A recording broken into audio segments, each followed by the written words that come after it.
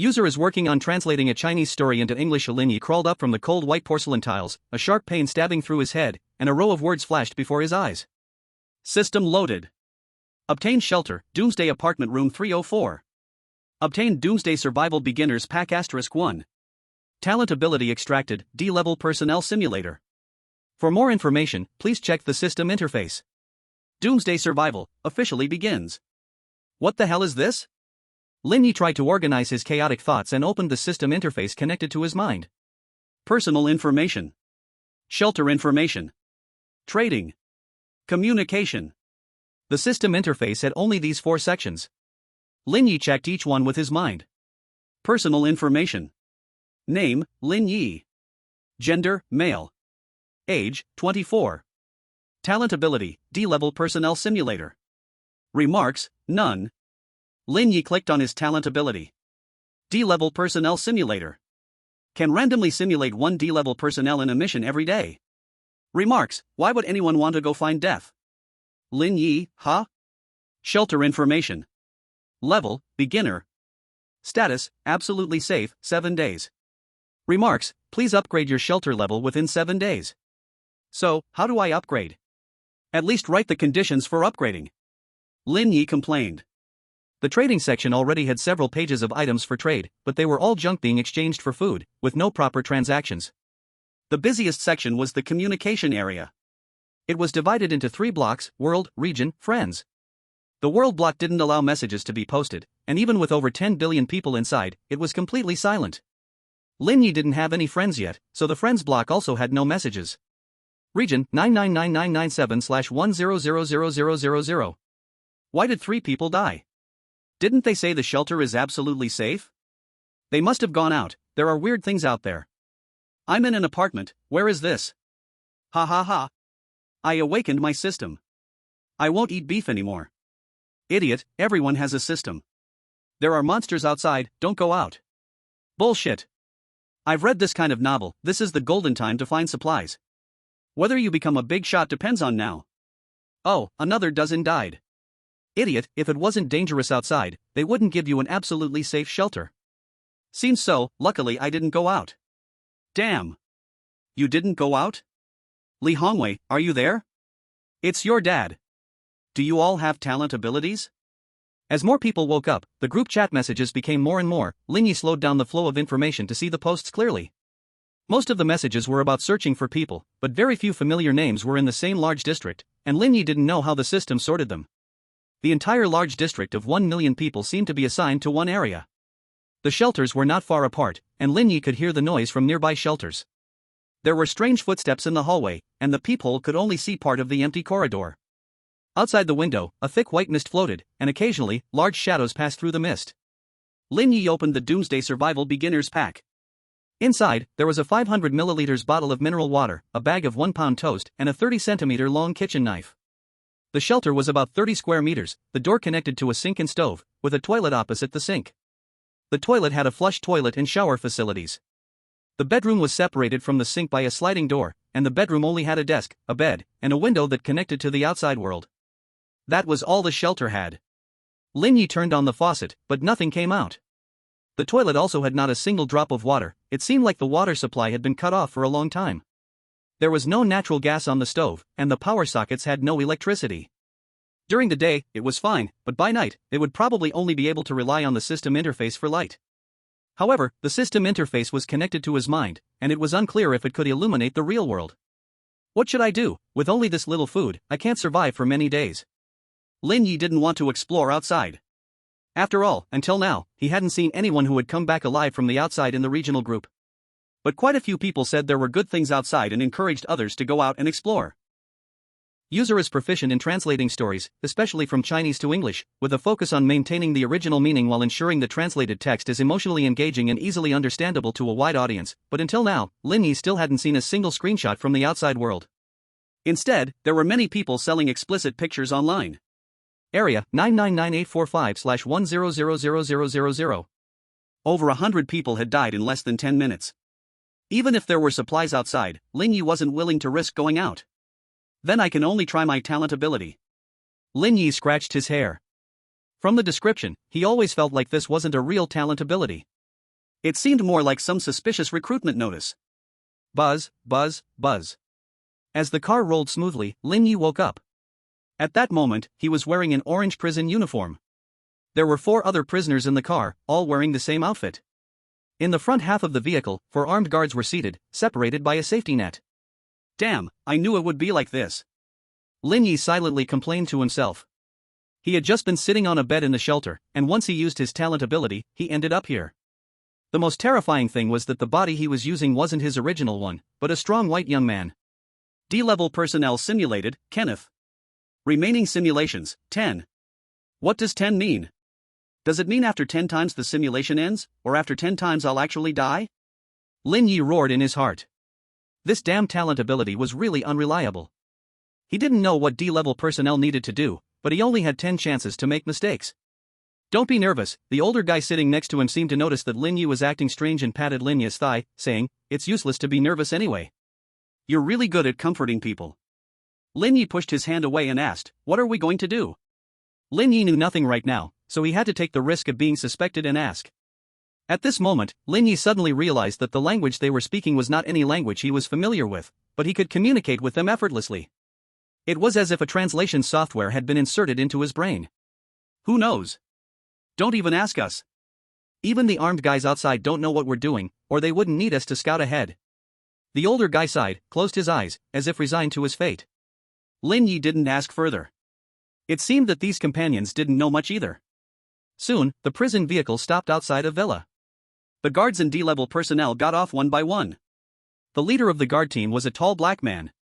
Number 1. A D-level personnel stepped forward, and the guards put a helmet with surveillance on him before letting him enter the villa alone. A few guards watched the surveillance on their laptops. 5 minutes passed, and the leader suddenly said, "Number 2. Another D-level personnel stepped forward. It was clear he was nervous, his legs trembling. Number 2 also put on the helmet and entered the villa. After a few minutes, the leader spoke again. Number 3.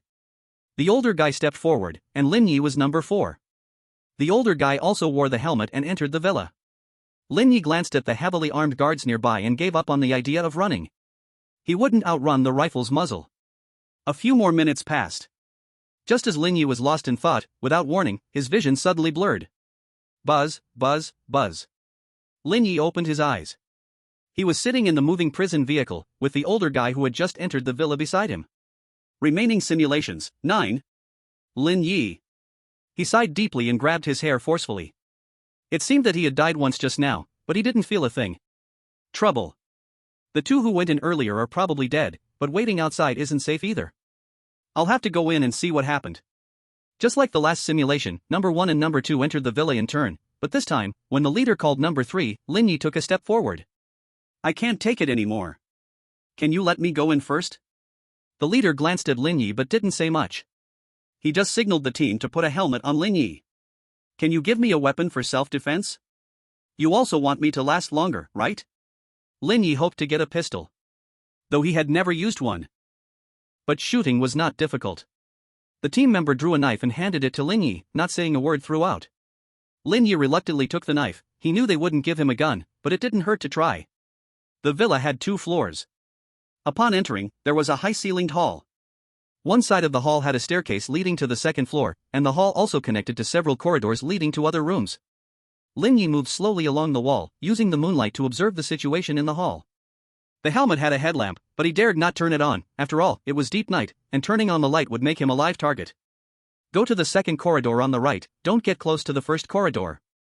The captain's voice came through the earpiece. Had he talked to any other D-level personnel before? Lin Ye felt a trace of doubt, but he didn't disobey the order. After all, he knew nothing about this place and had no idea where to go. He continued moving along the wall and, when passing the first corridor, Lin Ye instinctively glanced inside. At the end of the corridor hung something orange. Lin Ye's pupils shrank. For the first time in his life, he felt that having sharp eyesight wasn't always a good thing. There hung his D-level team member, the body disassembled and reassembled like building blocks. It still maintained a human shape, but if you looked closely, it had no human features, resembling avant-garde art hanging there. If not for the obvious orange prison uniform scraps, Lin Ye would have had a hard time recognizing it as anything. Shit. Lin Ye was startled and unconsciously took a step back. Behind him should have been the empty hall, but Lin Ye's back hit something. Lin Ye recoiled as if burned by boiling water, but his body didn't react as he wished. In the last moment, he saw his own broken body. Buzzing. The deafening sound of his racing heartbeat shook his ears, and even though there was a gap of time, even though he knew the enemy couldn't catch up, Lin Ye still couldn't calm down. His body was fine, moving freely, but in less than half an hour, he would have to face that thing again, the one that could disassemble his body at will. Remaining simulation attempts, 8. Damn, this is really... What do I do? What do I do? What do I do? 8 times left. What happens after that? Will I go back, or... The intense fear gripped Lin Ye's heart, preventing him from organizing his messy thoughts. He slammed his head with force to force himself to calm down. Deep breath. The first floor is dangerous, there are creatures that can disassemble people. The 2 who went in first have already been disassembled. Should I go directly to the second floor, or... No, going in directly might lead me to the disassembling thing. 8 simulation attempts left. I can try going to the second floor first. If that doesn't work, I'll be the first to go in. The prison truck soon stopped in front of the villa. The third time entering the villa, Lin Ye was already prepared to be killed. This time, he entered the villa as the third person. Just like last time, the captain ordered him to check the second corridor on the right. This time, Lin Ye didn't follow the order. Instead, he quickly rushed toward the stairs leading to the second floor. As he guessed, the disassembling creature was active on the first floor, and until he rushed up to the second floor, he was unharmed. The stairs led directly to the second floor living room. On one side of the living room was a row of large floor-to-ceiling windows, and in other directions were various rooms. In the center of the living room's coffee table was an unusually eye-catching black box. It was even darker than the night itself, yet it was impossible to ignore. The lid of the box could be slid horizontally, and it had already been opened 3/4 of the way, leaving only a quarter still on the box. Lin Ye unconsciously walked over to the coffee table. The box was a cube the length of an arm, and its interior was pitch black, making it impossible to see what was inside. Open the box completely, and your task will be complete. Afterward, you can shed your identity as a D-level personnel. You can freely choose to leave or join the organization. User has provided a Chinese story for translation into English. They have requested a direct, emotionally charged translation with simple vocabulary and no changes to the original expressions. The captain's voice echoed in his ear, and Lin Ye instinctively raised his hand, yet a strange sense of discomfort blocked his actions. Open the box. The first time I was outside, but suddenly I died. Hurry, open the box. The captain didn't speak when exploring number 1 and number 2. Open the box, all pain will end, and you will receive the reward you deserve. Can it really end? Lin Ye slowly withdrew his right hand, gradually turning his head. Outside the floor-to-ceiling window, 4 pairs of eyes were staring at him intently. The captain and 3 team members were impaled on black pillars, smiling as they stared at Lin Ye. In the distance, more black pillars were rising from the ground, with people impaled on them. Number 4, open the box. The captain's cold voice came through the earpiece, urging Lin Ye to act quickly. Lin Ye did not hesitate and turned around, about to close the box. The lid of the box was very cold, so cold it reminded Lin Ye of the icy, piercing water from a winter water pipe. As Lin Ye pushed the lid, he felt the heat inside his body rapidly draining. Before he had even pushed it halfway, he could no longer feel his body. The substance his body depended on for survival was completely depleted. Not long after, Lin Ye lost all consciousness. Buzzing. Lin Ye woke up again from the nightmare, with his familiar brother beside him. Remaining simulation attempts, 7. 3. The Abyss Box. Lin Ye sighed. He felt that if he closed the strange box, this simulation would end, but he couldn't close it. The box is 3/4 opened. Did the 2 people before open it? No, the box was opened, triggering an abnormal phenomenon, and we were sent here. Closing the box requires some energy. Does opening the box also need energy? Did the 2 D-level personnel and the captain accidentally provide the energy to open the box? If I go in first, can I easily close the box? Soon, the prison vehicle stopped again in front of the villa. Lin Ye didn't waste words. He stepped forward and let the team member put on his helmet. No one objected. After all, this was a death mission, and no one would refuse Lin Ye to go first. With the helmet on, Lin Ye quickly walked into the villa. As soon as he entered, he saw a figure hanging upside down in the center of the hall. The figure opened its eyes, the blood-red pupils faintly glowing in the darkness. At the moment he saw the figure, Lin Ye's body began to break apart into small pieces. These pieces twisted and turned from the center, reconnecting, and finally reassembled into a brand new object. Buzzing. Remaining simulation attempts, 6. Lin Ye stared blankly into space. He didn't feel pain, but some kind of twisted sensation beyond his nervous system lingered on him, making it impossible for him to move even a finger for a while. Luckily, this twisted feeling soon faded, and Lin Ye could think clearly again. I can't go in first. The first one in will definitely die. I can only try the second one. If the second doesn't work. The prison vehicle stopped in front of the villa again. This time, Lin Ye waited for number 1 to enter before stepping forward and requesting the second person to enter the villa. Still, no one stopped him from entering. Lin Ye skillfully put on the helmet, waiting for the captain's order. A few minutes later, the captain ordered Lin Ye to enter the villa. Lin Ye didn't hesitate and quickly walked into the villa. This time, the shadow was no longer in the center of the hall. Lin Ye didn't waste time looking around but ran straight to the stairs leading to the second floor. On the second floor, the black box was placed on the coffee table, just like before, but the lid was open less than 1/4. Sure enough, opening the box consumes life. Those ghostly things must have come out of the box. Lin Ye didn't waste any time and rushed to the coffee table to try to close the box. Wait! What are you doing? The captain's voice came through the earpiece. It might really be the captain's voice, or maybe it wasn't. No matter what, Lin Ye ignored it. If he failed again this time, he might have to choose a more extreme method. The lid of the box was still cold, although the heat dissipated more slowly than last time. Lin Ye gradually lost all sensation of his body. Even worse, it seemed like something was getting closer behind him. There was no sound, no other changes in perception, yet he could feel it. Lin Ye's body began to twist and split, but fortunately, he could barely feel his body now, so he managed to force the lid of the box shut.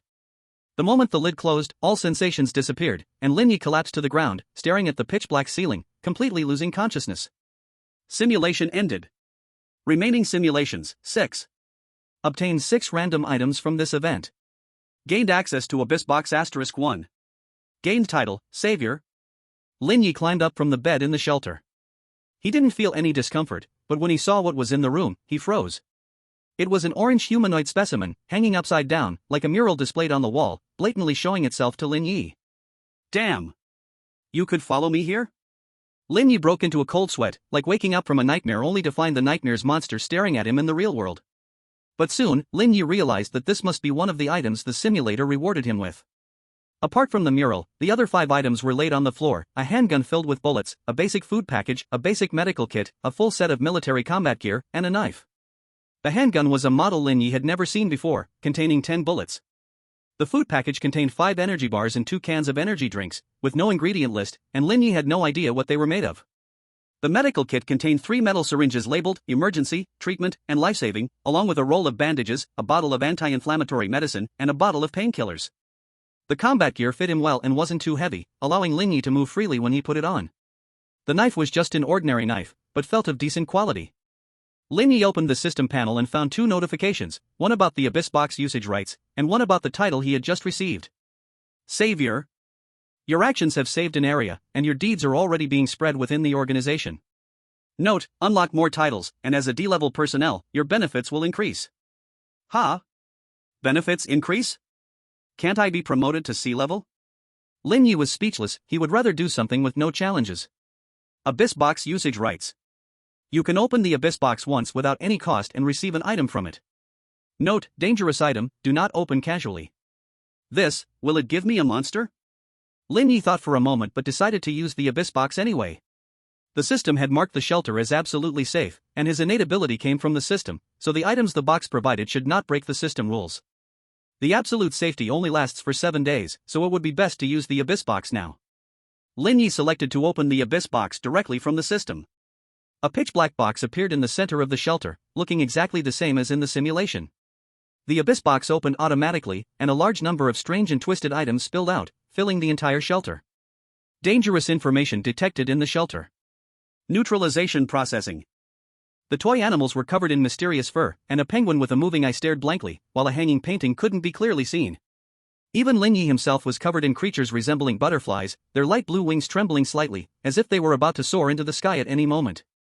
For nighttime activities. For a moment, Lin Ye didn't know what to choose. Every item in the room was peculiar. Not even a treasure appraisal master could take a guess, let alone him. Lin Ye wasn't in a hurry, though. It wouldn't help even if he was. After all, he couldn't understand any of the things here, so he decided to pick something he liked. First, he ruled out anything that could move. After being neutralized, everything could move. What about before it was neutralized? Wouldn't it fly away? What if the neutralization was temporary, and the items slowly recovered after 7 days? That would be troublesome, so it was better to choose something more controllable. In the end, Lin Ye chose a red card deck. The material of the box was unknown, and a faint golden ring was drawn on the dark red surface. Inside the box were 100 cards with unknown materials, but no matter how many cards were drawn, the deck would automatically refill. Any card drawn would disappear on its own.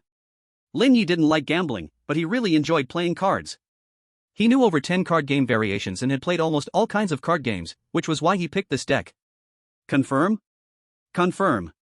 The strange items in the room began to disappear, including the card box he was holding in his hands. Some items clearly didn't want to leave the sanctuary, but they were forcibly taken back into the abyss box, and in the end, the abyss box slowly disappeared, leaving nothing behind. Fully neutralizing. Process complete. Obtained abyss relic, card box. Please draw today's card. A card box suddenly appeared in front of Lin Ye. He reached inside, and without thinking, shouted aloud. My turn. Draw a card. The card material was unknown, but it felt like some kind of creature's skin when touched. The back of the card was covered in intricate patterns, while the front depicted a creature resembling a goose. The card vanished, and a blood-red creature, possibly a large goose, appeared in Lin Ye's sanctuary. Lin Ye? Large goose, honk? The four eyes met, and Lin Ye stared for a long time, still not understanding what use this goose was. It seemed to sense Lin Ye's confusion, and the large goose gracefully lifted its wing, pulling out a steaming bowl of goose leg rice from the void and pushing it towards Lin Ye. Can you make anything else? Lin Ye asked. Honk honk, no. Can I have another bowl? Honk honk, no.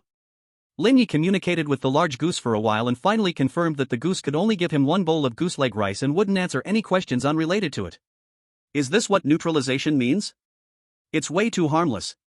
Lin Ye silently took a photo of the goose leg rice and sent it to the group.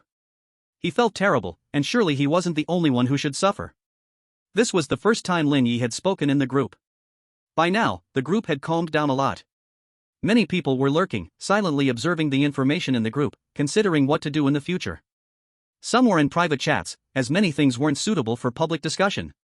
But Lin Ye's photo quickly brought all the lurkers out of hiding. Holy crap! Goose leg rice! Oh my god, system, someone's hacking. Dude, where did you get the goose leg rice? Did you go out? It's still hot, did you make it yourself? Big brother, please, let me have a bite of that goose leg, please. Hungry, hungry, rice, rice. Will you sell it? Name a price. Lin Ye, you're jealous, right? It's a gift from my talent. Lin Ye wasn't lying. His talent gave him the abyss box, which opened the card box, and from that, he drew the large goose, which gave him a bowl of goose leg rice. After reading Lin Ye's message, others weren't so jealous anymore. In fact, they felt a bit sorry for him, since having the talent for goose leg rice seemed kind of miserable. What's your talent? Goose leg talent, it's terrifying. Nice, can you give me a bowl? Please, big brother, can you draw a few more bowls? A lot of us are still hungry. Has anyone ever gone out and come back alive? Are your abilities really this cheerful? Lin Ye, I can only exchange one per day, and I don't even know if I'll be able to exchange again tomorrow. While scrolling through the group chat, Lin Ye ate his goose leg rice. Many people wanted to add him as a friend, but he couldn't be bothered to respond. The time spent in the simulator seems to synchronize with reality, but Lin Ye wasn't sure whether his real body stayed in the shelter during the simulation. By the time he arrived here, Lin Ye only had the clothes on his back and nothing else. It seemed like everyone else was in the same situation. Lin Ye quickly finished his goose leg rice. The sky outside darkened, and just as he lay down on his bed, ready to take a nap, a notification suddenly popped up in front of him. Night activity started. Tonight's activity, maze exploration. Do you want to join? 9:59.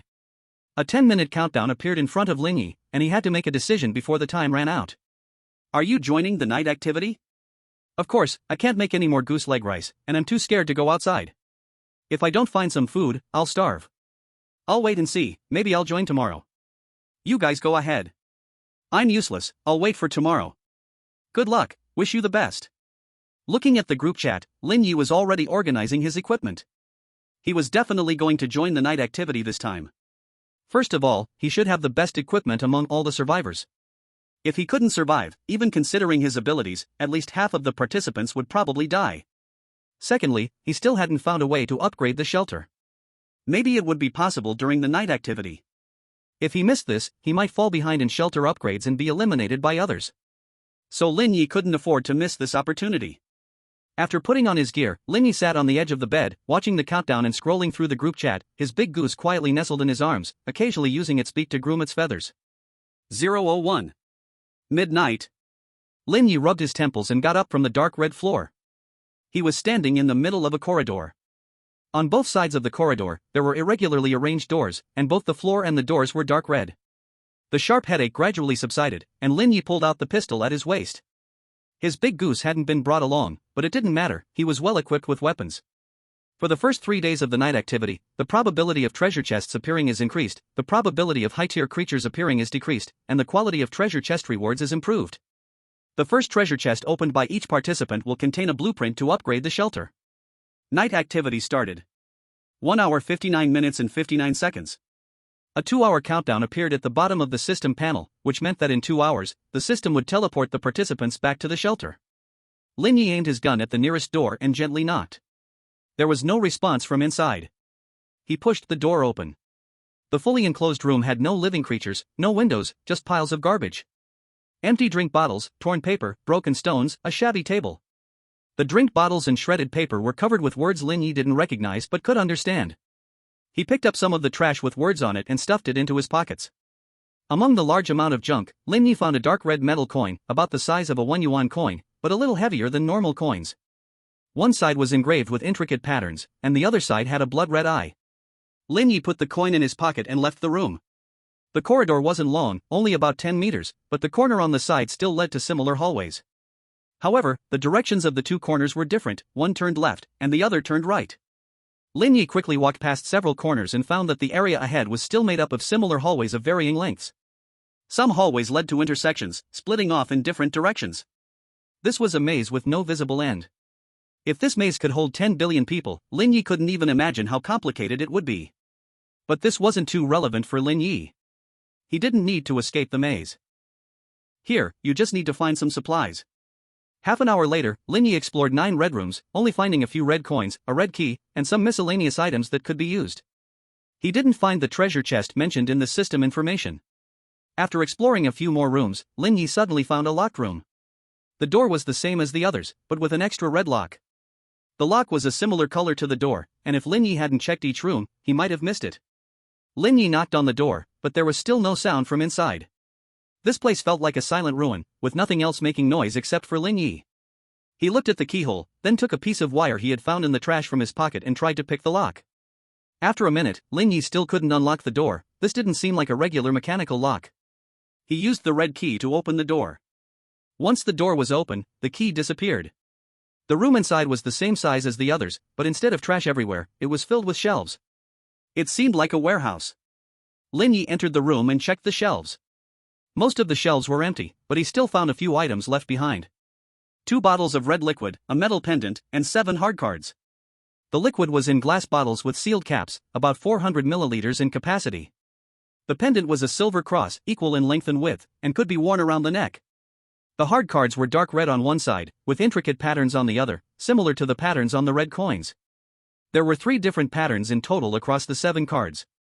Lin Ye put these items into the backpack he had found in the trash pile earlier. Although he didn't know what these items were for, he decided to take them for now. Just as Lin Ye was about to leave with the backpack, he suddenly heard footsteps. The footsteps came from the end of the corridor, not the direction he came from.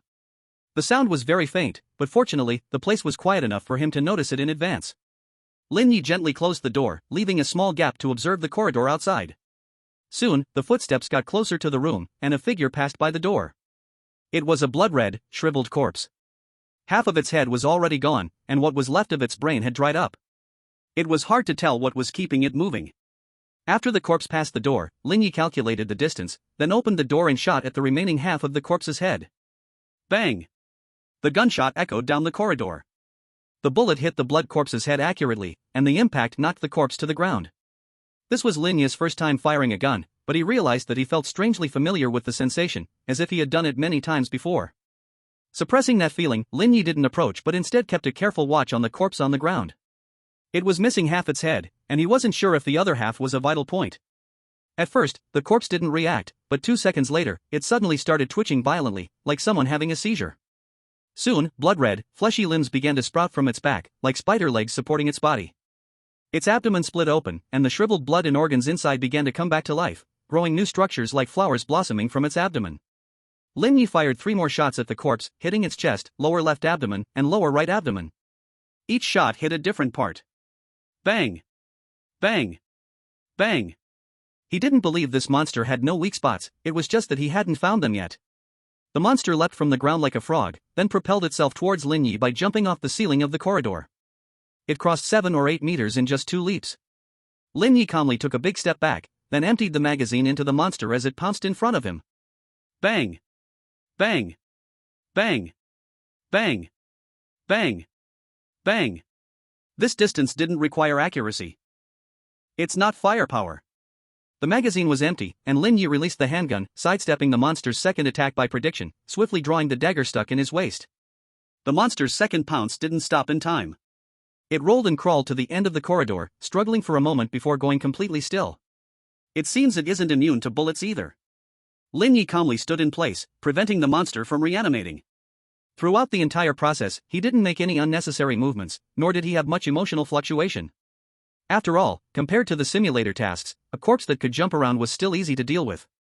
After a few minutes, Lin Ye approached the monster's corpse. By then, the body had completely lost its human form. Apart from some scattered parts, it was hard to see any traces of humanity. Lin Ye pulled out his dagger and began to dissect the body. The various tissues of the body were mixed together. At first, Lin Ye was still wondering how this thing moved, but later, he slowly gave up on thinking and started studying the strange tissue structures on the monster. 10 minutes later, Lin Ye sheathed the dagger with satisfaction and continued exploring. On the monster's body, Lin Ye found a keychain with 5 identical red keys. These keys seemed to be mere tokens for opening doors, unrelated to locks. After that, Lin Ye stopped opening rooms without locks, since most of them only had trash inside.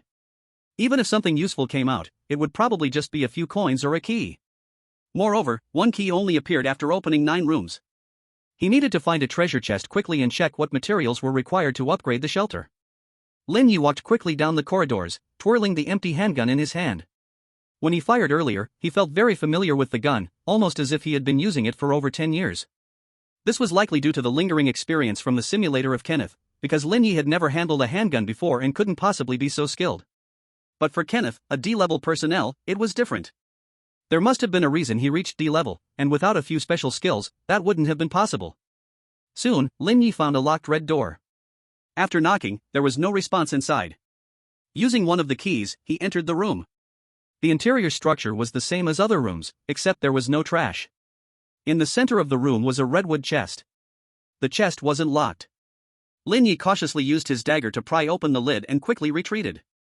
Contrary to what he expected, there were no dangerous items inside the chest, nor did a blood corpse jump out. 6. Redwood treasure chest. The chest disappeared once opened. Inside, there were 3 items, a shelter upgrade blueprint, a hard card, and a bottle of red liquid. Do you want to use the shelter upgrade blueprint? Use. Please collect 10 mutated organs from non-tiered mutated creatures as shelter upgrade materials, 0/10. Non-tiered? Mutated creatures? Mutated organs? Lin Ye hurriedly left the room and returned to the spot where he had dissected the blood corpse. He pulled out his dagger and cut off the most unusual part of the blood corpse. Do you want to submit the mutated organ? Yes. The abnormal part disappeared. Looking at the system, he saw that the shelter upgrade task now showed 1/10. So killing 10 blood corpses can upgrade the shelter, that's not too bad. Although blood corpses were hard to kill, in the end, they were just mutated corpses. Lin Ye wasn't familiar with them before, but he wouldn't waste so many bullets next time. However, using a dagger to deal with a blood corpse was very dangerous. Lin Ye decided to use his talent ability tomorrow to get some bullets before seeking out the blood corpses again. After obtaining the mutated organ, Lin Ye continued to search for locked rooms. After walking quickly for more than 10 minutes, he finally found the next locked room. Using a red key, he opened the door. Inside was another redwood treasure chest. Upon opening it, the chest was filled with bread and mineral water. The contents of the 2 treasure chests were completely different. Maybe treasure chests come in different models, containing different things. Lin Ye put the items he found into backpack number 2. There was still food in the shelter, but in this situation, the more food reserves, the better. After walking for a while, Lin Ye encountered a fork in the road that was a little different from the others. It was a straight corridor without rooms, stretching endlessly ahead, still in dark red. Lin Ye drew his dagger and cautiously moved forward along the corridor. After walking about 1,000 meters, he finally reached the end, where there was a pair of large double doors. Could it be a boss behind the door? Lin Ye pushed open the large doors. Behind them was a square hall. The large door he entered was on one side of the square, and on the opposite side, there was another red double door. To the left was a redwood door, and to the right, a dark red metal door, which still had a lock on it. Approaching the wooden door, a prompt appeared in front of Lin Ye. Do you wish to leave the red maze early? No. Since there was no danger at the moment, Lin Ye wasn't in a rush to leave. He moved closer to the metal door, and another prompt appeared. First time entering a special room, the door is automatically unlocked. The lock disappeared, and the metal door opened automatically. Inside was an ordinary red room. What was different from other rooms was that in the center of the room was a dark red pedestal with a glass bottle on top. The bottle was filled with dark red liquid, and floating inside it was an eyeball. Lin Ye picked up the glass bottle and placed it in his backpack, then carefully checked the room once more to make sure nothing was overlooked before leaving. He pushed open the opposite double doors, revealing another long corridor. Lin Ye glanced at the time. There were still 20 minutes left to explore. Lin Ye had been conserving his stamina in case he encountered monsters. Now, he could speed up. He quickly ran down one corridor after another, and when there were only 5 minutes left on the countdown, he found another locked room. He opened the room, and inside was another redwood chest. The chest contained several bottles of red liquid, a few hard cards, and a red metal key. This key was clearly different from the previous red key. It should be the key to a special room. Lin Ye put these things into his backpack and continued exploring nearby rooms. The countdown was almost up, and there was no time to find another locked room. Before the countdown ended, Lin Ye also found a few red coins in a pile of trash. Footsteps were heard outside the door, but the countdown had already reached 0, and Lin Ye returned to the shelter. 994759/10000000. In one exploration mission, over 2,000 people died. After entering the red maze, the communication function of the system was disabled, so once the exploration ended, a lot of messages flooded the group chat. Damn! Finally back. I was trapped in a room by a zombie for 2 hours. Shit. Almost didn't make it back, luckily I ran fast. Did you guys find treasure chests? I only found some red coins. I opened a chest. Apart from a shelter upgrade blueprint, I only found 2 bottles of unknown liquid. What? How do you upgrade the shelter? Can you share the blueprint? The blueprint is one of the materials for upgrading. Everyone needs to get a copy of it to improve the shelter's level. So many people died, good thing I didn't go. Heh, during the first 3 days, you are guaranteed to open a blueprint from a chest, but after that, the probability of finding chests decreases. What? Anyone know where to get mutated organs?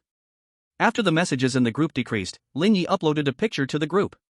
It was the image taken by the system when he was cutting the mutated organs earlier. Goose leg bro? Why aren't you posting fresh pictures of the goose leg modification anymore? Wait, isn't that a zombie? Big shot, you killed one? Awesome. I don't even dare go outside, and the big shot has already killed a zombie. Zombies aren't that hard to kill, just give me a weapon, hit it in the head, and it's done. Judging by what you said, you haven't gone out, huh? That's the kind of trash zombie from the movies, right? I work out regularly and am pretty strong for an average person, but those damn zombies run faster than me. My strength is greater than yours. Even if I smash my head, I won't die, I can still transform. Thousands of people have died because they encountered zombies. I'm just lucky, with good talent and abilities, otherwise, I wouldn't have come back. Exactly, although I haven't encountered zombies, anyone brave enough to take on tasks must have some skills, but so many still died. These zombies must be very tough to deal with. Lin Ye, you guys stop for a moment, I'll share some relevant information. After Lin Ye spoke, a period of silence passed, and the chat group of nearly 1 million people slowly quieted down. It wasn't because what Lin Ye said was particularly useful, but because the information was closely tied to everyone's life. No one wanted to die. Then, Lin Ye posted the information he gained in the maze in the simplest and most understandable way. Even people who weren't very smart could understand what they should do next. Lin Ye, I believe that the mutated organs are the key weakness of the mutated creatures. In the end, I did manage to hit the mutated organs, but after all, I fired 10 shots. It's possible the monster just died from exhaustion, so I suggest you all act with caution. Boss, you're awesome. Thanks for sharing the information, may you have a peaceful life forever. Sigh, 10 blood corpses are just too hard to handle, it feels like it's impossible to level up. Hold on, bro, where did you get a handgun? Lin Ye, I can trade my talent for goose leg meals, so why can't I trade my talent for a handgun? What kind of godly talent is this? I also want a talent that can exchange for goose leg meals. 7. Trade and Mutual Aid Association. Lin Ye, I also got some bread and bottled water, limited quantity. If anyone needs it, PM me. I'll trade for maize products. The highest bidder wins. I still don't know the value of those things, so you decide if you want to trade.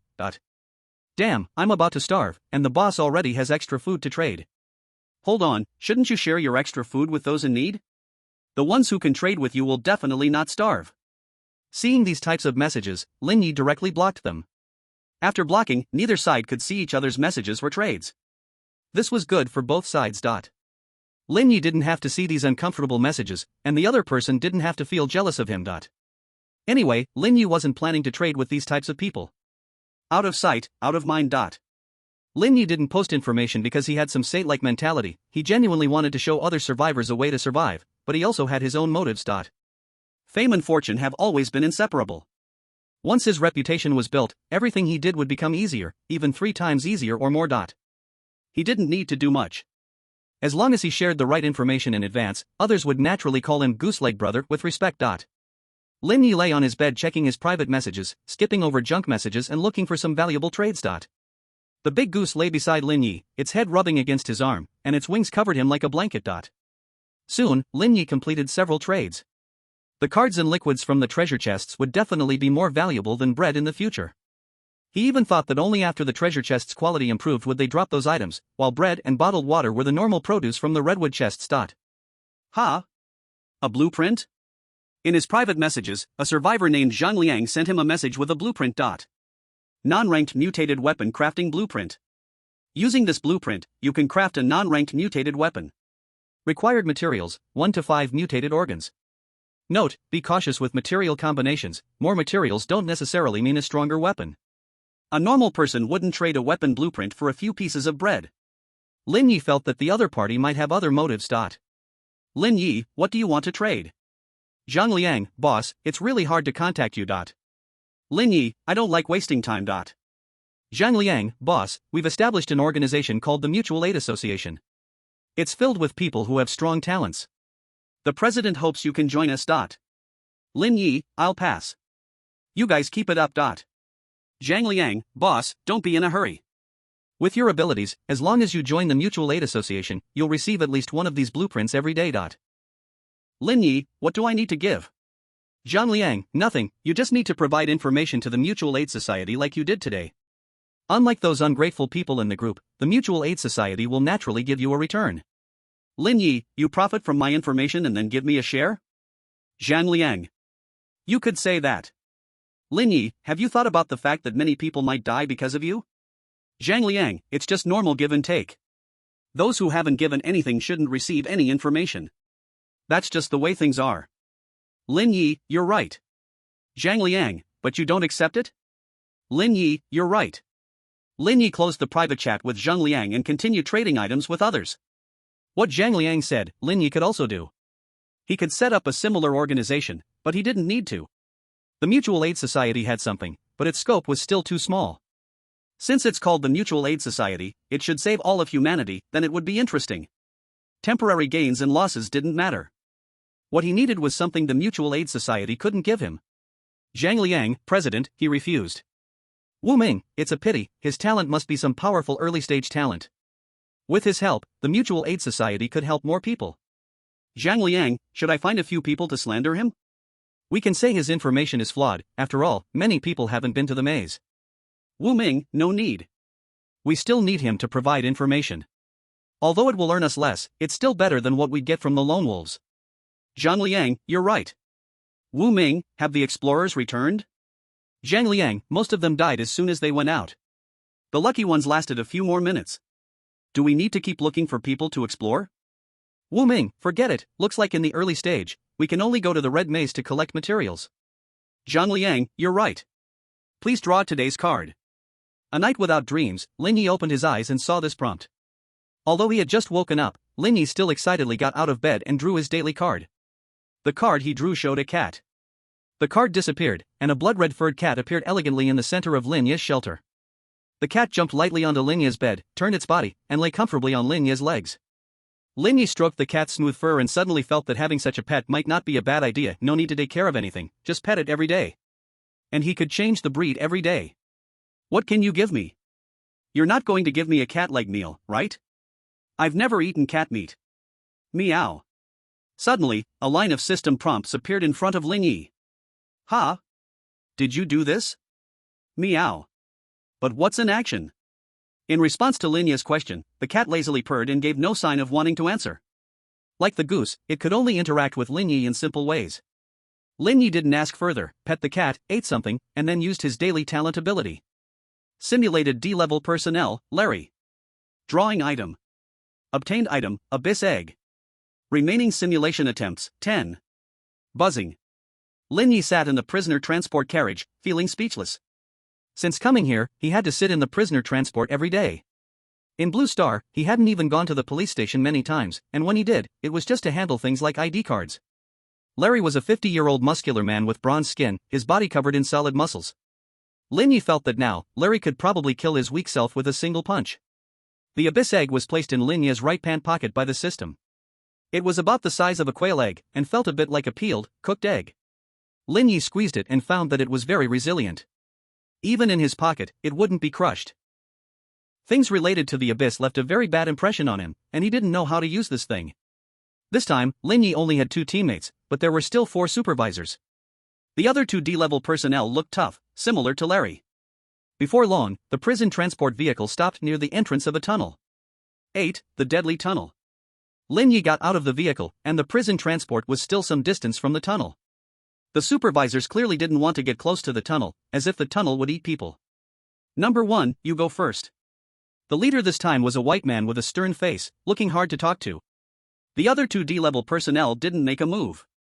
Unfortunately, this time number 1 was Lin Ye, so he couldn't have someone else scout the path for him. Lin Ye stepped forward and had the supervisor put on his helmet for him. Can you give me a weapon? Lin Ye asked as usual.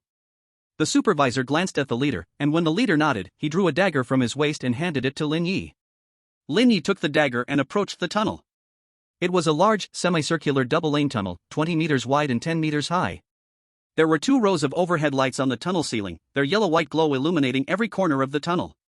Lin Ye entered the tunnel on the right side. There was no one and no vehicles inside, just a long passage with no end in sight, and no clue about where it led. After walking for about half an hour, Lin Ye hadn't encountered anything, and there was no sound in his earpiece. The tunnel occasionally had some bends but no forks, only forward or back. This time the difficulty is a bit low. I've been walking for half an hour and haven't met any monsters. Last time, I had to restart several times in just half an hour. Lin Ye thought boredly. Just then, everything in front of him went dark, as if the tunnel lights had all gone out at once. Lin Ye stood still. Everything around him was pitch black, with no light at all. There was only his heartbeat and breathing, and no other sound. After waiting for a while and seeing that the lights didn't seem to be turning back on, Lin Ye hesitated and took a step forward. That step seemed to press a switch, and the entire tunnel was suddenly lit up. Lin Ye squinted his eyes. The sudden change in the environment required him to adjust. At this moment, Lin Ye suddenly noticed a shadow on the left side of the road diagonally ahead. He widened his eyes sharply and, in the blurry afterimage, barely made out the figure. It was a tall, humanoid monster. Its body was covered with wriggling flesh strips, its limbs were long and narrow, and its waist and abdomen were filled with bone spurs. A dark blue-black tail grew from its back. Lin Ye turned and ran. With only a dagger, he definitely couldn't fight this clearly dangerous monster. Tunnel God. I just thought about it. Don't really send me a bunch of monsters. The monster let out a crazy roar and charged at Lin Ye, like a wild dog that hadn't eaten in days. Lin Ye's vision went black, but it was only for a moment. The next second, the overhead lights turned on, and the monster behind him suddenly stopped moving. Ha! Lin Ye turned around and saw that there was no monster behind him. Everything that just happened seemed like a hallucination. What the hell? If he weren't sure that his mind was normal and that this tunnel was problematic, Lin Ye might have thought he was going crazy. Lin Ye hesitated for a moment, then turned back to the place where he had encountered the monster. This time, the lights hadn't gone out, and there were no traces of any monsters. Damn, this is creepy. Lin Ye grabbed his hair tightly. This mission was even more troublesome than last time. He wasn't sure if he should continue or turn back right now. Forget it. This simulation is just a one-way street. Let's see what happens if I keep going forward. Anyway, I have 10 chances to simulate. Lin Ye continued forward. The tunnel was eerily silent, with only the sound of his footsteps. Give me a cup of milk tea. No, let me bump into a milk tea shop. Let me encounter a few monsters, preferably ones that are a bit smarter. Let me return to Blue Star, and give me another 100 million. Lin Ye walked while silently making a wish in his heart. The timing of encountering the monster earlier was too coincidental, making him suspect that this tunnel might have a wishing function. However, his wish didn't come true, and the tunnel remained eerily silent. After walking for another few dozen minutes, the overhead light went out again. This time, Lin Ye didn't stop. The darkness flickered and disappeared. Lin Ye widened his eyes, looking toward his diagonal front, while silently muttering in his heart. This time the intensity is a bit low. It took an hour to encounter a monster. Last time, I had already restarted several times in half an hour. Sure enough, a figure appeared in Lin Ye's diagonal front on the left side of the tunnel, but it wasn't the monster he had imagined. It was one of the D-level personnel who came with him in the same vehicle. Why are you back? Is there something up ahead? Why are you ahead of me? The two of them spoke almost at the same time. Lin Ye was stunned for a moment but quickly realized the other person thought he had turned back. But he hadn't turned back. There were no forks in the tunnel. Unless the other person started from the other end, to get ahead of Lin Ye, they must have passed him. Would the supervisors take him to the other end of the tunnel? Is this some sort of experiment? Is he lying to me? Did he pass when the lights went out? But what's the point of doing that? Is he really a D-level personnel? Could he be some kind of mimic monster? Confused thoughts tangled in Lin Ye's mind. Too many uncertainties made it impossible for him to come to a conclusion. He didn't know if he should trust the person in front of him. What did you say? What do you mean you're ahead of me? Are you confused? Jesse eyed Lin Ye warily, his right hand moving toward his waist. Sorry, the light went out earlier, right? I might have gone the wrong way. Lin Ye quickly apologized. He didn't want to get into a conflict in this situation. He was strong, and the other person wasn't weak either. One wrong move could waste a simulation attempt. Earlier? You mean just now? You're hard to understand. Are you a foreigner? Seeing that Lin Ye had a good attitude, Jesse didn't continue to draw his weapon, but he still didn't approach Lin Ye. Have you only experienced the lights going out once? I've encountered it once before. Lin Ye didn't approach the other person either. They both needed a certain safety distance. Oh, I see. Maybe it's a different section of the tunnel. I just experienced the lights going out for the first time. It was pitch black around me, I couldn't see anything. I waited for a while in place, then when I moved forward, the lights came back on. Jesse complained. I had the same experience. Lin Ye scratched his hair hard. This place was even more troublesome than he had imagined. Well, since you turned back, let's go back together. After walking for so long, we can't see the end, and there's no sound from the earpiece. I've wanted to turn back for a while, but I was afraid those bastards would shoot me if I did it alone. Jesse licked his dry lips and said. Okay, let's go back together. They shouldn't kill us, maybe just make us walk once more. Lin Ye agreed. After getting closer to Jesse, Lin Ye suddenly felt something was off. The other person looked exhausted, in worse condition than him. Sigh, after walking for so long, I'm a bit hungry. Luckily, I ate more before coming in. Jesse sighed and said. How long have you been in here? Lin Ye felt a moment of darkness in front of his eyes, and heard a reply. Almost 3 hours. I'm really exhausted. 9. Mobius strip. Lin Ye quickly took a step back, but Jesse had already disappeared, just like that monster. Not a trace was left behind. Damn. Lin Ye turned around and walked back. If that D-level personnel hadn't lied to him and wasn't mentally disturbed, then the anomaly in this tunnel was likely related to time. Lin Ye had never dealt with anything that could change time, but just imagining it made him feel it would be a huge headache. No, I can't jump to conclusions yet. It may not be a time anomaly, there could be other possibilities. Lin Ye walked back, not knowing how long he had been walking, but it certainly surpassed the time he had spent going deeper. The tunnel ahead was still just a long passage. The entrance has disappeared. Oh no, am I going to be trapped here? Lin Ye cut some pieces of clothing and threw them on the ground, not stopping his steps, moving towards the direction of the entrance. After walking for a while, darkness suddenly enveloped him. Having experienced this situation twice, Lin Ye was somewhat experienced, something must have passed by ahead. Taking a step forward, the darkness vanished, and a figure appeared diagonally in front of the passage. It was another D-level personnel. Why did you turn around?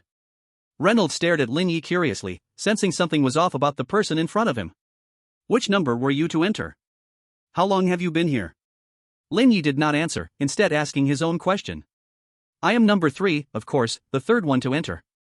As for how long, probably a few hours, I don't have a watch, so I don't know how long it's been.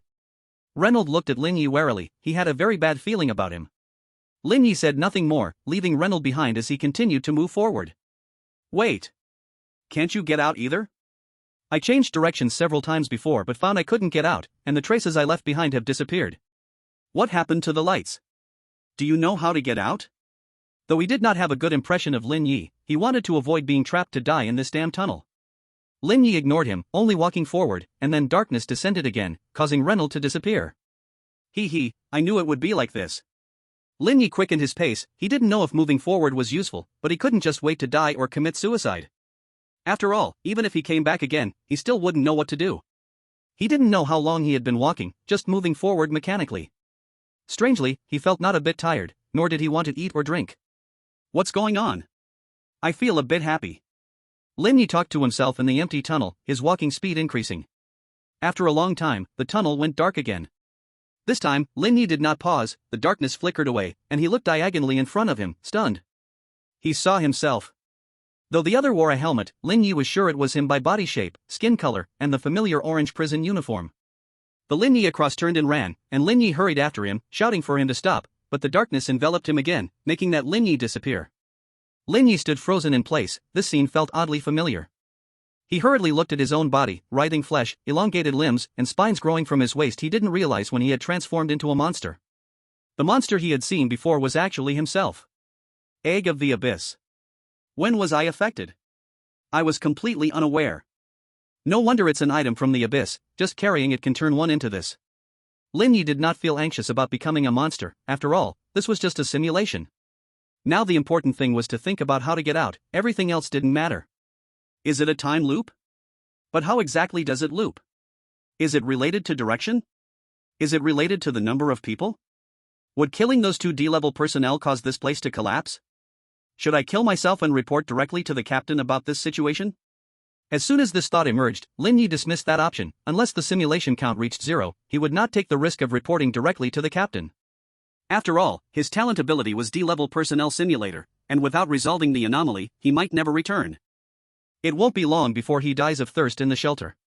So, he must handle the abnormalities of the tunnel on his own. While thinking, Lin Ye's steps never stopped.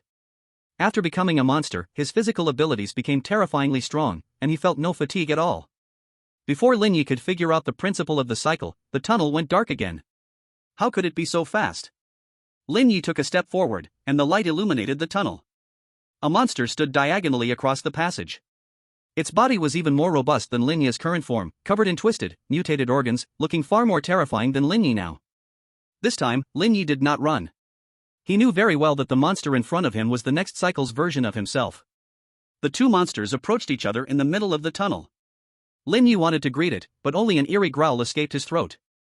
The next cycle's Lin Ye had already anticipated this situation. He tore off a strip of flesh and let dark red liquid pour onto the ground. Then, the next cycle's Lin Ye began to dip the flesh strip into the blood and write on the ground. The monster's fingers were twisted and strange, and he could barely grip the strip of flesh like painting, writing distorted characters. Kill me. Lin Ye hesitated not at all. He directly thrust his forelimb into the other monster's chest, thoroughly ruining his vital organs. He trusted himself, and since the other had written the message about the simulation, no matter what, killing him would start the next simulation. After Lin Ye struck a few more times to ensure the other was completely dead, he let the corpse go. Just as Lin Ye was about to continue forward, he suddenly saw some scars on the corpse's skin. Perhaps the monster's recovery ability was strong, so these scars had healed, but still left some marks on the surface. They were 3 mathematical symbols representing infinity, with the symbols intersecting each other, forming a strange symbol. For a moment, Lin Ye didn't understand what he was trying to express. Could it be that this road was endless? Even if that were the case, there was no need to draw 3 infinities, one would be enough to convey despair. But soon, Lin Ye realized that it wasn't 3 infinities, but 3 Mobius strips. 10. Research on mutation. No one understands Lin Ye better than himself, so he quickly followed his line of thinking. A Mobius strip is a kind of infinite loop in topology. Lin Ye didn't understand this structure deeply, so he probably just thought the current situation resembled a Mobius strip. The 3 Mobius strips represented 3D-level personnel. So we haven't entered the same tunnel? There are just connection points between the strips? Lin Ye thought about the strange light-off phenomenon. Perhaps it was a special effect caused by the intersection of 2 Mobius strips. If I don't move forward, the light will always be off. But as soon as I take a step forward, the light will immediately illuminate the tunnel, and at that moment, I will inevitably meet the person on the other strip. If I don't move, we will never meet. Lin Ye looked at the ground beneath his feet. So we are walking on the ring of time? As long as I don't move forward, I will forever remain at a certain point in time, so the light will always be off. As soon as I move forward, I will leave the intersection, and the person will disappear. So direction doesn't matter. The only choice I have is to stay or move forward. Not long after I entered, I met the version of myself who had become a monster and completed the first cycle. The 3 rings intersect. Each ring has a point of intersection with the other 2. The number 2 and number 3 that I encountered before were not the number 2 and number 3 from behind me, but the ones that circled back and hadn't yet met themselves. But why does I want me to kill him? Why not loop a few more times? Shouldn't we be looking for a way to break the cycle? Going back now is just starting over. Hasn't I found the way to break the cycle but didn't tell me? No, this is too important, I couldn't have said nothing at all. I only left the Mobius ring as a hint, suggesting that I haven't figured out how to break the cycle yet. Then why the rush to get out? The last chance. I can't hold on anymore, I can't proceed to the next simulation. What could stop me from doing the next simulation? What could prevent me from even being able to commit suicide? The Abyss Egg. The Abyss Egg causes bodily mutation. If it continues, I'll lose control, to the point where I can't even kill myself. The monster out of control will keep looping, and I'll be trapped here forever. But won't the monster kill itself in the cycle? No, every cycle, the monster becomes stronger. Without I cooperating, I can't kill myself in the next cycle. And I can't kill me either, because without me, I wouldn't exist. So if I can figure out how to make I kill me, maybe the cycle will end? No, that's too risky. My understanding of time is too shallow, trying it carelessly might trigger unknown risks. Right now, there are still patterns here. Once a time paradox is triggered, I might completely lose myself in the time tunnel. Lin Ye kept walking, his serious physical mutations starting to affect his mental state. It felt like someone was whispering in his ear. He couldn't understand what they were saying, but it never stopped. Occasionally, shadows flashed across his vision, but when he looked closely, there was nothing there. If this continues, it won't be long before he becomes a real madman. Forget it, don't think so much. The cycle will be handled by the next version of myself. For now, I just need to walk towards the inevitable ending. Lin Ye relaxed and checked his condition as he walked. Suddenly, he realized that he seemed to have fewer mutated organs compared to the next cycle of himself. Were they grown later? But why are they all on the surface of the body? No, mutated organs of the blood corpse grow internally. Could it be because of the Abyss Egg's unique nature? But what creature would grow vital organs on the surface? They're not decorations. Ah! Could it be that I induced this myself? But why would I induce mutated organs to grow on the surface of my body? To commit suicide. That's it. Mutated creatures have unusually strong vitality. If I don't do something, I might not even be able to kill myself. So I need to move the mutated organs that will grow next to the surface of my body. Lin Ye began to study his body. After starting his research, he realized that after turning into a monster, he seemed to have gained a sensory ability different from the 5 senses. This sense was incredibly powerful. Without needing to see, he could feel the surroundings, and even directly sense what was happening inside his body.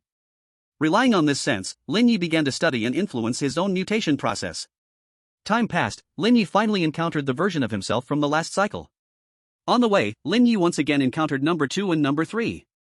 This time, they saw him and immediately ran, as the current Lin Ye looked too terrifying.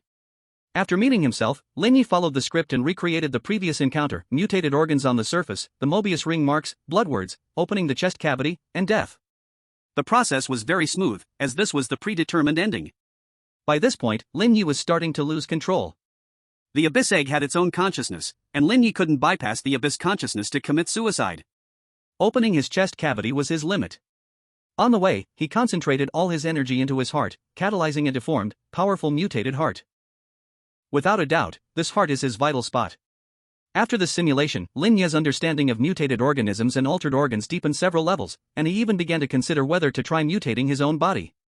He didn't want to become a monster, he was merely envious of the strength of the mutated creatures. The human body has its limits. No matter how much one exercises or practices skills, one can only get infinitely close to that limit, and no amount of effort can break through it. And mutation is the key to breaking limits. In fact, the term mutation is not entirely accurate. It is an evolution on a level of life, but it requires precise control of dosage. Once it exceeds a certain limit, it will mutate into a monster. Mutating into a monster not only distorts the body but also greatly impacts the mind. Buzz buzz buzz. Lin Ye opened his eyes. He was sitting in the familiar prison vehicle, facing the D-class personnel number 2. Remaining simulation times, 9. There are 9 simulation times left. If not for the fear that the original body might have an accident due to prolonged time, perhaps I should simulate here a few more times to study the mutation process in detail. Lin Ye suddenly realized that his strong gifted ability is not in obtaining resources, but in experiencing abnormal events to gain experience and using the simulated body to study mutation. 11. Abyss Consciousness. Lin Ye was the first to enter the tunnel again. Unlike the previous simulation task, the order of entering the tunnel does not significantly affect whether the event can be resolved. Communicating with the captain and letting personnel 2 and 3 enter first might trigger unknown troubles. It can be tried, but it's unnecessary. Lin Ye did not take any actions that would affect the future course. This time, he did not want to drastically change the outcome of the last simulation, but simply wanted to be calmly killed by himself. Time loops are very dangerous. Relying recklessly on simulation times might lead to a situation where even suicide becomes impossible. He wanted to take one simulation time to think about how to safely end the time loop. Lin Ye did not throw away the Abyss Egg. This thing is very troublesome, and throwing it away might lead to unpredictable consequences, while keeping it could cause his mutation. Without the Abyss Egg, Lin Ye could communicate with his next loop self continuously, and each simulation would allow more time for thought. But without the Abyss Egg, he couldn't delve deep into the mutation process, making it hard to say which side is better. This time, Lin Ye quietly sensed his body condition while moving, to prevent becoming a monster without realizing it like last time. Perhaps due to a cognitive issue, this time he could clearly feel that the Abyss Egg was affecting him. After walking for about half an hour, Lin Ye's vision turned dark, and taking a step forward, he saw himself, already transformed into a monster, appear diagonally across. Lin Ye approached himself, and just as he was about to ask a question, Monster Lin Ye suddenly spoke. "It's okay, this time I controlled the mutation process, retaining my language ability, but I probably won't be able to speak in the next loop." His voice was hoarse and sounded a bit off, but it was still easier than communicating by writing with blood. "Get to the point, we don't have much time left. Have you found a way to end the loop?" This was Lin Ye's first time speaking to himself. It felt a bit strange. "Don't rush, we are standing at a certain temporal node. As long as we don't move forward, we have infinite time." Monster Lin Ye appeared calm, as if everything was under control. "What are you talking about? Our bodies are still in the shelter. Can you be sure the time here is synchronized with the shelter? What if the simulation time stacks? I'm scared to go back and find out I've starved to death." Lin Ye felt a bit strange. Self shouldn't overlook such a simple matter. Monster Lin Ye's composure slowly faded. He seemed to only now realize the problem. "I may not be able to help you anymore. This simulation has failed, just kill me." Lin Ye did not rush to act. He needed to understand what went wrong. What happened? The abyss is more terrifying than I thought. As I deepen my understanding of the abyss, the influence of its consciousness on me deepens. I'm already trapped. You must kill me, or I will enter the next cycle. Monster Lin Ye tore open his own body and handed his dagger to Lin Ye. "Don't rush, we still have time. Just like you said, we stand at a time node, and the abyss consciousness will not deepen its influence on you." Lin Ye looked at himself before him, unsure whether the other was acting or had truly forgotten. Because time is cyclical, since the loop has already started, he must have experienced a conversation like this once before, only at that time, he was in his own position. No, the abyss is far from that simple. Time and space cannot block the abyss's influence. Walking by the edge of the abyss, no, I have already plunged deep into it. Monster Lin Ye showed a strange smile, spread his arms, and allowed his body to fall freely toward the ground behind him, blood spraying from his chest and drenching Lin Ye. Lin Ye did not dodge. Instead, he quickly advanced, stabbing a few more times, completely killing himself. The other seemed to be reminding him of some information, but he couldn't understand what he wanted to express and could only continue forward. As Lin Ye walked, he sensed the changes in his body. Under the influence of the abyssal egg, a large amount of free energy from the air surged into Lin Ye's body. In this situation, Lin Ye could only influence the mutated areas. It was hard to slow the rate of mutation, and there was no way to attempt moderate mutation. With the immersion of free energy, Lin Ye's heart was the first to undergo mutation, gradually forming his first mutated organ. The moment the mutated heart took shape, Lin Ye sensed a broader world. It was an abyss that couldn't be seen to the bottom and had no visible boundary. It was hollow, it was the world, it was everything. Lin Ye stood at the edge of the abyss, looking into it, as if seeing many things, yet seeming to see nothing at all. What are you saying? Our bodies are still in the shelter. Can you be sure that the time here is in sync with the shelter? What if the simulation time is stacking? I'm scared that when I go back I'll find myself starving. Snapping back to reality, Lin Ye found himself standing before him again. I might not be able to help you anymore. This simulation has failed, just kill me. The Lin Ye across did not act but instead asked. What happened? The abyss is more terrifying than I thought. As I deepen my understanding of the abyss, the influence of its consciousness on me deepens. I've already fallen in, you must kill me or I will enter the next loop. Lin Ye tore open his own body to reveal the mutated heart, offering his dagger to the other self. Don't rush, we still have time. Just like you said, we're at a time node, the abyss consciousness won't deepen its influence on you. The Lin Ye before him said. No, the abyss is far from that simple, time and space cannot block its influence. Walking by the edge of the abyss, no, I have already plunged deep into it.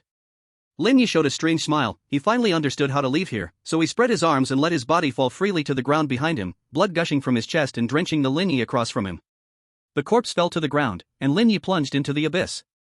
Buzz buzz buzz. Lin Ye opened his eyes, he was seated in a familiar place, beside level 3 personnel number 3. Remaining simulation attempts, 8. The simulation hasn't ended, must I survive to leave the tunnel? Or do I have to resolve the anomaly? Never mind, it's all the same. Lin Ye already knew how to handle this tunnel. As long as he connected the abyss and the tunnel, the abyss would help him solve all problems. In fact, during the last simulation, Lin Ye had already solved the tunnel loop, but perhaps because he had died at that time, a new simulation began, and this time he just needed to come out alive. Yes, he just needed to hand everything over to the abyss. Lin Ye showed a strange smile. 12, mutated card. Lin Ye entered the tunnel again.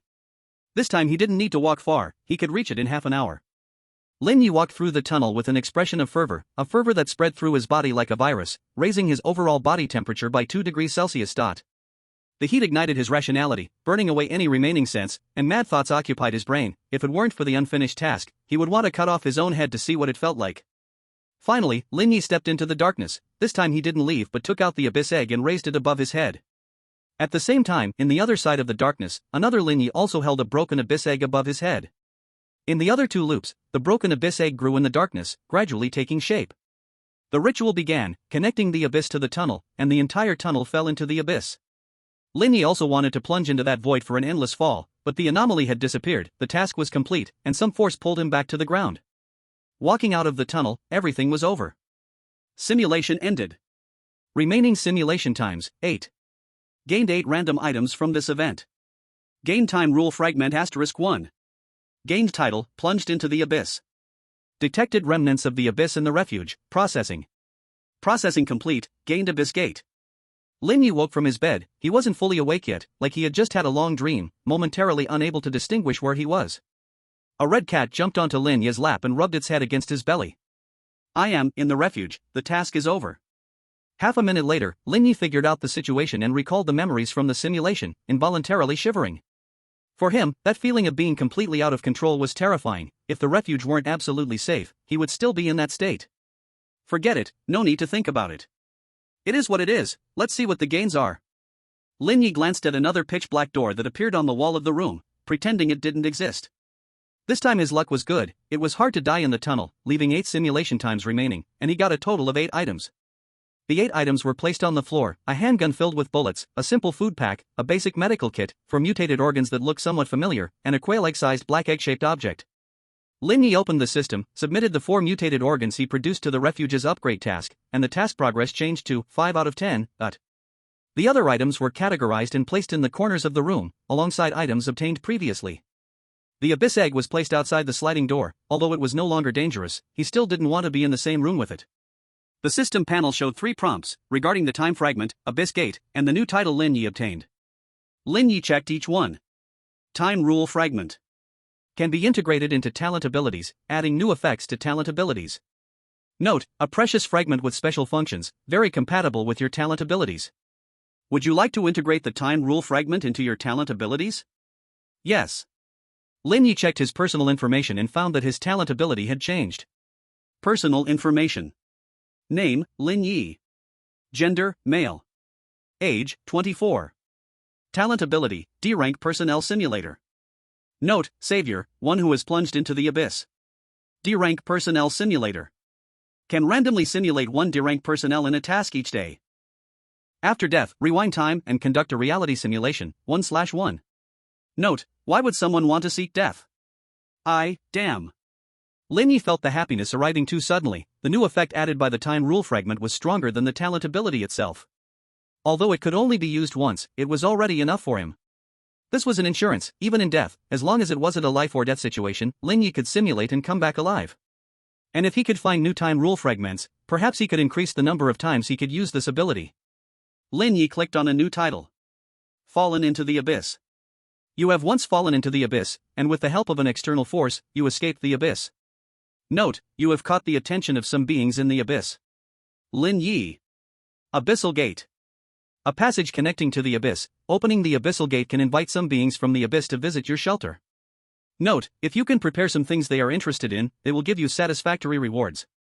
Lin Ye looked at the pitch-black door and decided not to touch it for now. The shelter was indeed absolutely safe, but what if those so-called abyssal beings didn't leave? It should be known that absolute safety only lasts for 7 days. After 7 days, Lin Ye would be the one suffering. Lin Ye glanced at the time. This simulation only took a few hours, and it wasn't even noon yet. Outside the window was still foggy, nothing could be seen, and there were some noises outside the door, but he couldn't see anything through the peephole. Lin Ye took out an energy bar and a bottle of mineral water, opened the communication interface, and began to have lunch. As soon as he opened the communication interface, Lin Ye saw a bunch of messages with pictures. At first, he thought they were lewd images, but upon close inspection, they were all pictures of body mutations. Look at my Qilin arm. I feel like I can smash a blood corpse with one punch. Arm picture. But the diamond leg is stronger. I kicked 2 zombies to death with one kick. Leg picture. Masters, do you have any extra mutation cards? I can trade food. Seeking arm mutation card. Will trade for leg mutation card. Who has red liquid? High price offered. Where's goose leg, bro? Have you mutated? Any mutation strategies? I mutated my organs. What's the use of that? Abdominal picture. Damn. Rare card. Although I don't know what it's useful for. You can cut it open and see. Bro, I'm a student, seeking a mutation card, preferably for limbs. The one upstairs has a mutated brain, right? Why isn't it dark yet? My diamond leg is already itching to move. The group was filled with messages about mutation cards. Lin Ye scrolled up and quickly found the reason. A survivor accidentally used that kind of dark red card. The card mutated his right arm. He was scared and sought help in the group, which instead triggered a wave of mutation frenzy. Using mutation cards was very simple. Just stick the card on the skin, and after a few minutes, the card would merge into the skin, and the mutation would occur automatically. Mutation cards have different patterns, and cards with different patterns mutate different body parts. Currently, the most popular were arm and leg mutation cards, and these types of mutation cards happen to be the most numerous. However, the mutation required a large amount of material and energy, and that survivor ate all the food in the shelter without effect, and he only completed the mutation after drinking a bottle of red liquid. 13. Second Night Exploration. Lin Ye stared in confusion at the chat group. These people were really bold. He didn't even dare to casually mutate his body. Is this what they call ignorance breeds fear? Lin Ye didn't share the dangers of mutation in the group, he just replied. Lin Ye, I didn't mutate. It feels pretty dangerous, I'm a bit scared. The reason he didn't promote the dangers of mutation was that Lin Ye also had only a superficial understanding of it. He wouldn't say much about things he didn't understand deeply. Since the system allowed them to obtain mutation cards. This shows that using alienation cards is also part of survival, and this is something Lin Ye cannot interfere with. After finishing half of a tasteless energy bar, Lin Ye opened the trading interface. He compared the patterns, kept one of each for himself, and put up the remaining alienation cards for arms and legs for exchange of cards for other parts and other items. Before long, Lin Ye received a private message from Zhang Liang. Zhang Liang, hello, brother Lin. Lin Ye, what's up? Zhang Liang, brother Lin, do you know about alienation cards? Lin Ye, I have some understanding, but not deep enough. I'm afraid to mislead others, so I haven't shared it. Zhang Liang, can you tell me about it? Lin Ye, alienation is very dangerous, it's best to wait a bit longer. Zhang Liang, is that all? Lin Ye, yes. Zhang Liang, do you see any alienation cards here that you need? Zhang Liang sent a few pictures of cards. Lin Ye, I don't have the fourth one yet. Zhang Liang immediately initiated a trade to give the card to Lin Ye. Zhang Liang, can you tell me more? Lin Ye, the principle of alienation is that the body absorbs energy for enhancement, and the alienated organs are the phased results of enhancement. Alienation must be maintained within a certain limit, otherwise, it can cause extremely serious effects on the body and mind. But this limit is hard to maintain, it's easier in the shelter. In the red maze, breathing and activities automatically absorb this energy to enhance your body. So, I don't recommend you use alienation cards. Zhang Liang, so even if we don't use alienation cards, we can still alienate our bodies by moving in the red maze? Lin Ye, no, the energy absorbed from breathing and activity affects the body very slowly and cannot compare at all with using alienation cards. What I mean is, if you use the cards and then go to the red maze, there won't be an immediate effect, but if you keep at it for too long, you'll be finished. However, since the system allowed you to obtain the cards, it means there will be a way to solve this situation later. But if you don't use them now, you might die outside too, so I don't want to say much, it's your decision whether to use them or not. Zhang Liang, understood, thank you for your explanation. Lin Ye, no need to thank me, you've paid for it. Zhang Liang, President, I finished asking. He wanted the number 4 card, here's the screenshot. Wu Ming, thanks for your hard work. Indeed, the number 4 card is the rarest, there are only 2 in the club. Zhang Liang, should we inform the members about this information? Wu Ming, tell them in tears, only inform core members about the red maze part. Zhang Liang, received. Wu Ming, don't use those alienation cards yet, the risks are too great. If you need anything, let me know. Zhang Liang, yes, thank you for your concern, President. Time quickly passed to the evening. Lin Ye had just finished the remaining half of an energy bar when he received a system prompt. Nighttime activity begins. Tonight's activity, explore the maze. Do you wish to join? 9:59. Yes. Lin Ye only took half a minute to put on his equipment, everything he needed was already packed in his bag, ready to go at any time. 10 minutes passed quickly, and Lin Ye put down the cat, watching the countdown reach 0. Midnight. Lin Ye rubbed his head and got up from the dark red ground. The surrounding corridors and rooms were still familiar. His backpack and weapons were all fine.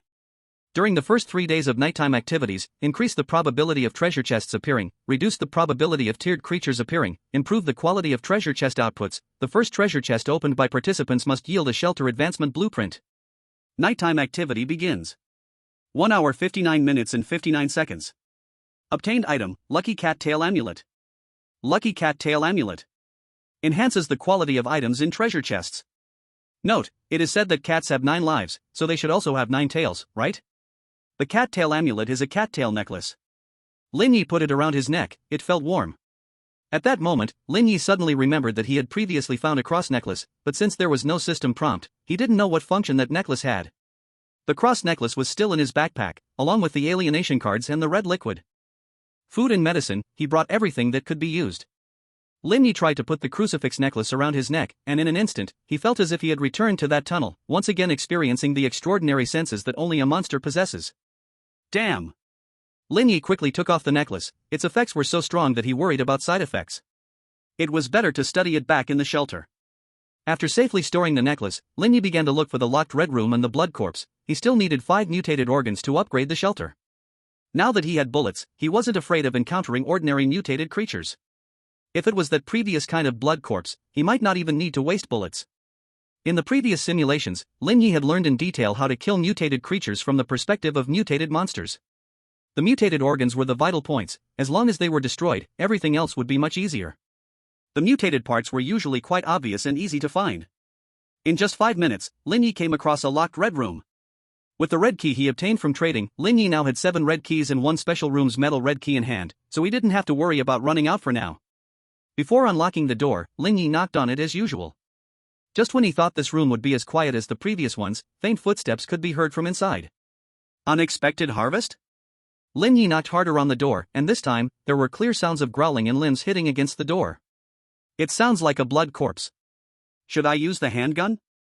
It feels a bit wasteful. Those living D-level personnel usually had close combat skills, and Lin Ye had learned a couple of moves after simulations.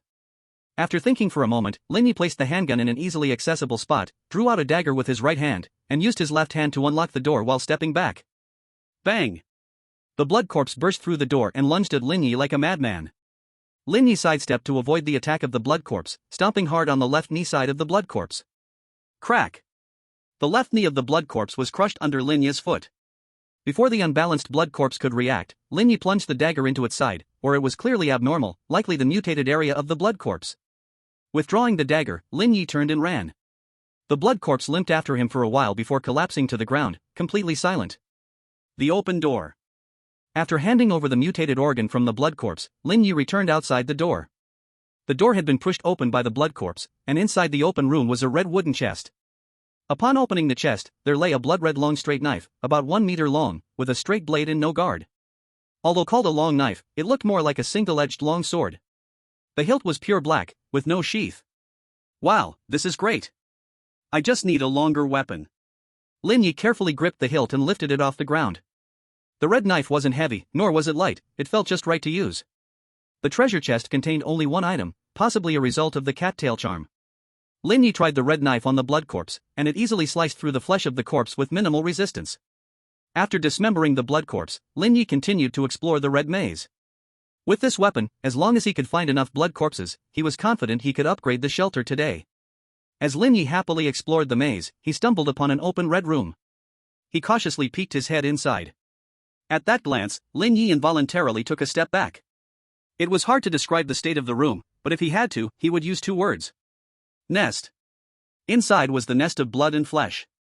The floor, walls, and ceiling were all smeared with writhing blood and flesh, various remains piled and glued together to form some kind of new creature. Most eye-catching was a dismembered man. He was scattered around the room, mixed in with other things. What the hell, what is this thing? Even Lin Ye, who had experienced many storms, was shocked by the scene in the room. It was abnormal, something beyond reason. Before Lin Ye could react more, the monster in the room had already noticed him and launched its attack first. The entire corridor began to shake, heaps of flesh and blood squeezed out of the room, roaring and rushing towards Lin Ye. Lin Ye turned and ran. This monster was not something he could deal with in any way. Don't run! Help! Have you eaten? Hello? Various voices came from the flesh and blood. The loudest was that of a man's head, still connected by a few strips of meat, desperately crying for help. Lin Ye could not save it, he was the one who wanted to shout for help. The monster wasn't too fast, but it definitely couldn't be called slow. Lin Ye could run slightly faster than the monster at full speed, but he couldn't keep that up forever. At most, he had a few more minutes before he would tire out. Once the monster caught up from behind, it would be his turn to be torn apart. Lin Ye tried to create distance from the monster, but even with half a corridor between them, the monster showed no signs of stopping and continued chasing behind him with an unyielding determination. Actually, Lin Ye could find a room to hide, but that would cut off his escape, and being blocked at the door by the monster would mean certain death. So now, he could only run forward and hope to find a way to escape from here. Half a minute later, Lin Ye began to slow down. He could still hold on, but after a little longer, he would be unable to fight back. Lin Ye took out a cross necklace from his backpack and put it around his neck. He didn't know if it had side effects, but he urgently needed the ability to perceive the monster's mutated parts. After wearing the necklace, Lin Ye felt dazed. A flood of chaotic information he had never noticed rushed into his brain. At that moment, it felt as if he had ascended a dimension, moving from a lower dimension to a higher one. But this sensation lasted only a short while. Soon, Lin Ye returned to normal, as if the extraordinary senses were just an illusion. However, he still retained a little perception. Combined with his previous simulated experience, he rediscovered a faint glimpse of extraordinary senses. He could feel his body moving violently, with tight muscles, a heart racing too fast, and a brain bursting with sparks. His life was burning fiercely. In comparison to the monster closely pursuing him, it wasn't so obvious. If Lin Ye was a burning torch, then the monster behind him was a flow of lava. There was a fundamental difference between them. Lin Ye slowed down. He needed to be a bit closer to the monster so he could perceive it more clearly. Since he couldn't escape, he had to think of a way to deal with it. Based on what Lin Ye had sensed, a reckless head-on confrontation was completely hopeless. His chance lay in those 10 bullets. Only by hitting the monster's vital points with those 10 bullets could he have a chance to survive. Lin Ye pretended to be exhausted, allowing the monster behind him to close the distance. 20 meters, 15 meters, 10 meters, 9 meters. When the distance between the monster and Lin Ye reached 8 meters, the monster suddenly paused, and then several whooshing sounds came from behind. Puff! Puff! Puff! Puff! Lin Ye sensed something was wrong when the monster paused. Before the sounds rang out, he leaped to the ground, rolling and scrambling around the corner of the corridor. Flesh and blood, like bullets, smashed against the wall, leaving behind red marks. If Lin Ye had reacted a moment later, if he had no perception ability, he would have been torn apart by those bloody projectiles. After rounding the corner, Lin Ye got up. He didn't turn around to escape again but pressed himself against the inner side of the corner. He drew the handgun from his waist, waiting for the monster to come closer. He was too close to the monster, with no safe distance left. Continuing to run meant only two possibilities, either being shot to pieces by the monster, or dodging bloody bullets and being caught and torn apart by it.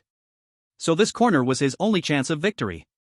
Lin Ye closed his eyes, sensing like invisible tendrils spreading outward, time stretching endlessly at this moment. 4 meters.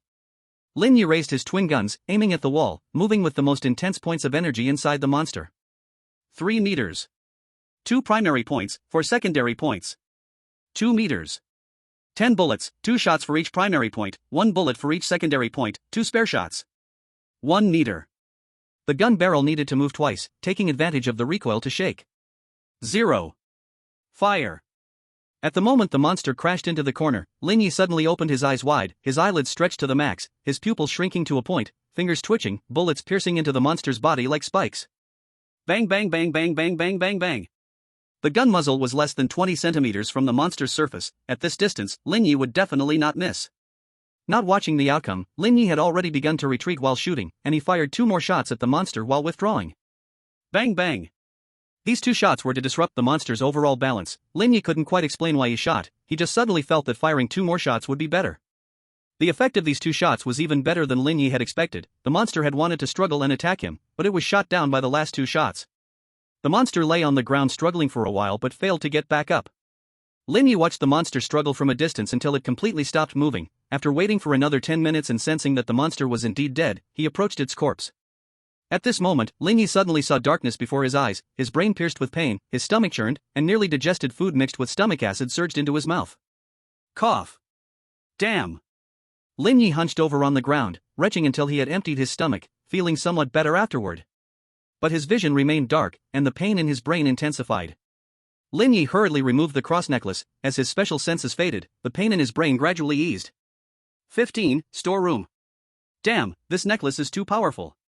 Lin Ye helplessly collapsed onto the ground, staring at the dark red ceiling, with occasional snowflakes and golden stars flashing before his eyes. After lying for over 10 minutes, the aftereffects of the cross necklace finally faded. Lin Ye got up from the ground, walked over to the corpse, and started to process it. This monster was different from the previous blood corpse. They were not on the same level of life at all, and the corpse was quite valuable. Lin Ye spent half an hour completely disassembling the mass of flesh and blood, discovering 6 mutated organs inside. He dissected these mutated organs. Their internal structure was complex and chaotic, highly mutated, and extremely unstable. So this monster is so chaotic. Lin Ye couldn't find the right word to describe this monster for a moment. Continuing the dissection, Lin Ye documented the structures of these mutated organs, eventually finding some irregular dark red crystals inside 2 major organs. Calculus? No, it should be energy crystals, otherwise, these organs would struggle to produce such high energy when moving. Lin Ye found a small bag to collect the crystals. He was very interested in these energy crystals. He submitted 4 mutated organs to complete the task and properly stored the crystals and the remaining mutated organs. Lin Ye ate something, returned to the open room, found a mutated card he didn't have, collected the card, and then continued exploring down the hallway. He was in a pretty average state now, with no bullets left. Encountering another monster would be troublesome. Fortunately, this place was big enough, with sparse population, and it would take a long time to encounter a monster. With 15 minutes left on the countdown, Lin Ye encountered another red corridor without rooms. Lin Ye quickly ran to the end of the corridor, pushed open the red double doors, and found the same hall. On the opposite side were red double doors. To the left was still a mahogany door, but this time the right side was a pale yellow locked room. Quite a variety of choices. Lin Ye knocked on the door, confirmed there was no sound inside, and first tried the red key. After it didn't open, he used the special room's metal key to unlock the door, and once opened, the metal key disappeared. He pushed open the door and found a pale yellow standard room inside. Inside the room were 2 machines. Lin Ye looked and quickly understood their functions. It was too obvious. The maker of these machines likely wanted to create machines that even an idiot could use. On the left was a vending machine, and on the right was a receiving machine. The currency was red coins, and the goods were displayed in a glass cabinet. Although there were no product descriptions, Lin Ye recognized some of the items inside. Red liquid, 1 red coin/bottle.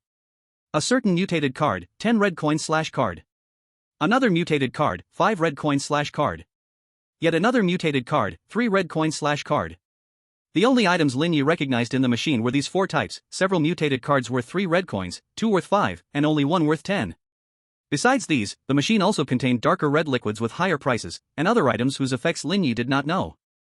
The most expensive was a blood-colored bone knife worth 100 red coins, and he had no idea what effect it had.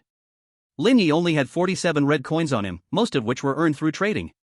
I'm so poor, I can't buy anything. Lin Ye wanted to buy a magical item like a crucifix necklace, rather than consumables like cards or nutrient liquids. It's not that cards and nutrient liquids were useless, it was just that at this moment, Lin Ye didn't need these consumables as much as he needed simple and useful items. But even the cheapest item needed 50 red coins, which he couldn't afford.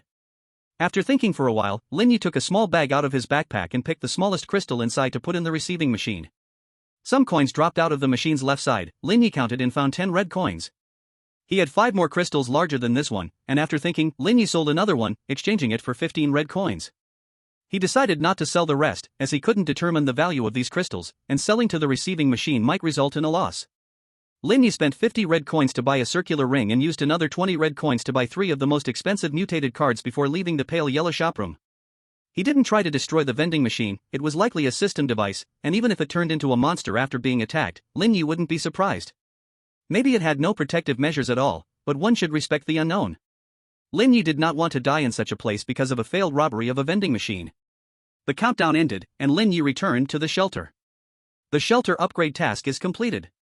Do you want to upgrade the shelter's level? Yes. As soon as Lin Ye returned to the shelter, he received this prompt, but in his eager gaze, the shelter showed no changes. Level up completed. Lin Ye quickly checked the shelter information and found that the information had changed. Shelter information. Level, Tier 1. New features, infrastructure, basic information exploration. Status, absolutely safe, 14 days. Note, please upgrade your shelter level within 14 days. Lin Ye studied for a while before he understood the new features of the shelter. First, there was infrastructure. The shelter now had water, not just tap water, but electricity and gas could also be used. However, Lin Ye didn't have many devices that could use electricity and gas for now. At night he could turn on the lights, so besides looking at the chat group and sleeping, at night, one can still do other things. Lin Ye happily took a shower and boiled a kettle of water. The shelter is absolutely safe, so he didn't think there would be any problem with the water. If the system wanted to kill him, there were many other ways to do it. Unfortunately, the water from the shelter cannot be traded, otherwise, Lin Ye could sell drinking water in large quantities. Another basic information scanning function is exactly what Lin Ye needed to check item information. Now, Lin Ye can view item information through the system. For example, red liquid is nutrient solution. Nutrient solution. Edible, can supplement some special energy and nutritional ingredients. Note, please drink in moderation, otherwise, the consequences are your own responsibility. Number 2 Mutation Card. Use on the surface of a living being to induce mutation. Note, collecting cards number 1 to 10 will bring special surprises. Number 4 Mutation Card. Use on the surface of a living being to induce mutation. Note, collecting cards number 1 to 10 will bring special surprises. Besides number 1 and number 3, Lin Ye had already gathered the other 8 mutation cards. Number 2 was found in that monster room, number 4 was given by Zhang Liang, and number 5 and number 6 were bought in the store with red coins, the other models he had before. Among them, number 10 mutated the arm, number 9 mutated the leg, number 8 randomly mutated an organ in the abdomen, the other cards had not been used by anyone yet. 16. Radio. Cross necklace. Wearing it enhances perception abilities. Note, long-term wearing will cause irreversible effects on the brain. Red coin. A currency for trading. Note, a universal currency that can be used in many areas. Active eyeball of a first-order creature. A good piece can be transplanted. Note, after transplantation, there is a certain probability of using the eyeball's original abilities. Spliced human form. An almost perfect artwork. Note, perhaps you can learn cutting and splicing skills from it. Abyss egg. An egg-like object produced by the abyss, now harmless, can hatch. Note, I guess there is an abyss worm inside, what do you think? Red blade. A first-order knife weapon produced by the red maze. Note, inject spiritual energy, can easily cut through the flesh of first-order creatures. Mixed energy crystal. Edible, can provide energy. Note, the taste is average. Spiritual energy ring. Can quickly absorb spiritual energy from the environment to enhance the wearer's body. Note, a good low-level item. Red key. Key to unlock the red room. Note, can only unlock ordinary rooms. Damaged mutation organ. Edible, can provide certain special substances. Note, shelter upgrade material. K1 pistol. A low-end firearm mass-produced by the organization, now only used by basic members. Note, balanced power and recoil, it is a very excellent gun. Energy bar. High-calorie food mass-produced by the organization, one can support a normal adult male's nutritional consumption for a whole day. Note, ignoring taste and texture, this is probably efficiency. Lin Ye spent some time looking through all the items one by one, learning a lot of information he didn't know before.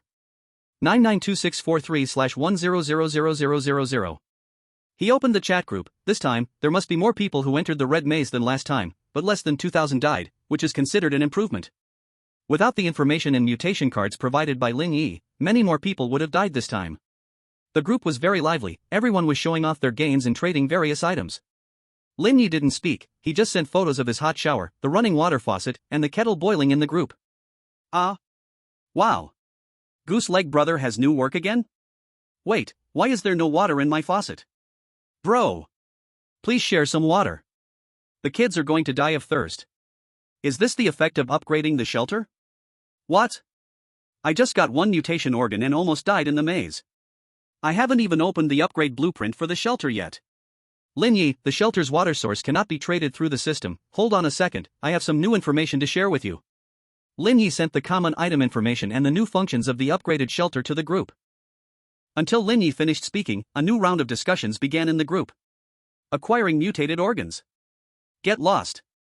You need 10 mutated organs to upgrade the shelter. If you can't upgrade the shelter in 7 days, who knows what will happen?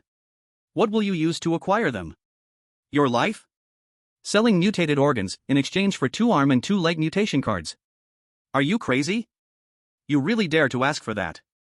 If I had that many mutation cards, I'd use them to kill blood corpses myself, okay? I turned all night just to encounter one blood corpse. Where does Brother Gooseleg get so many mutated organs? Probably exchanged with his talent abilities. Damn, are your talent abilities that fierce?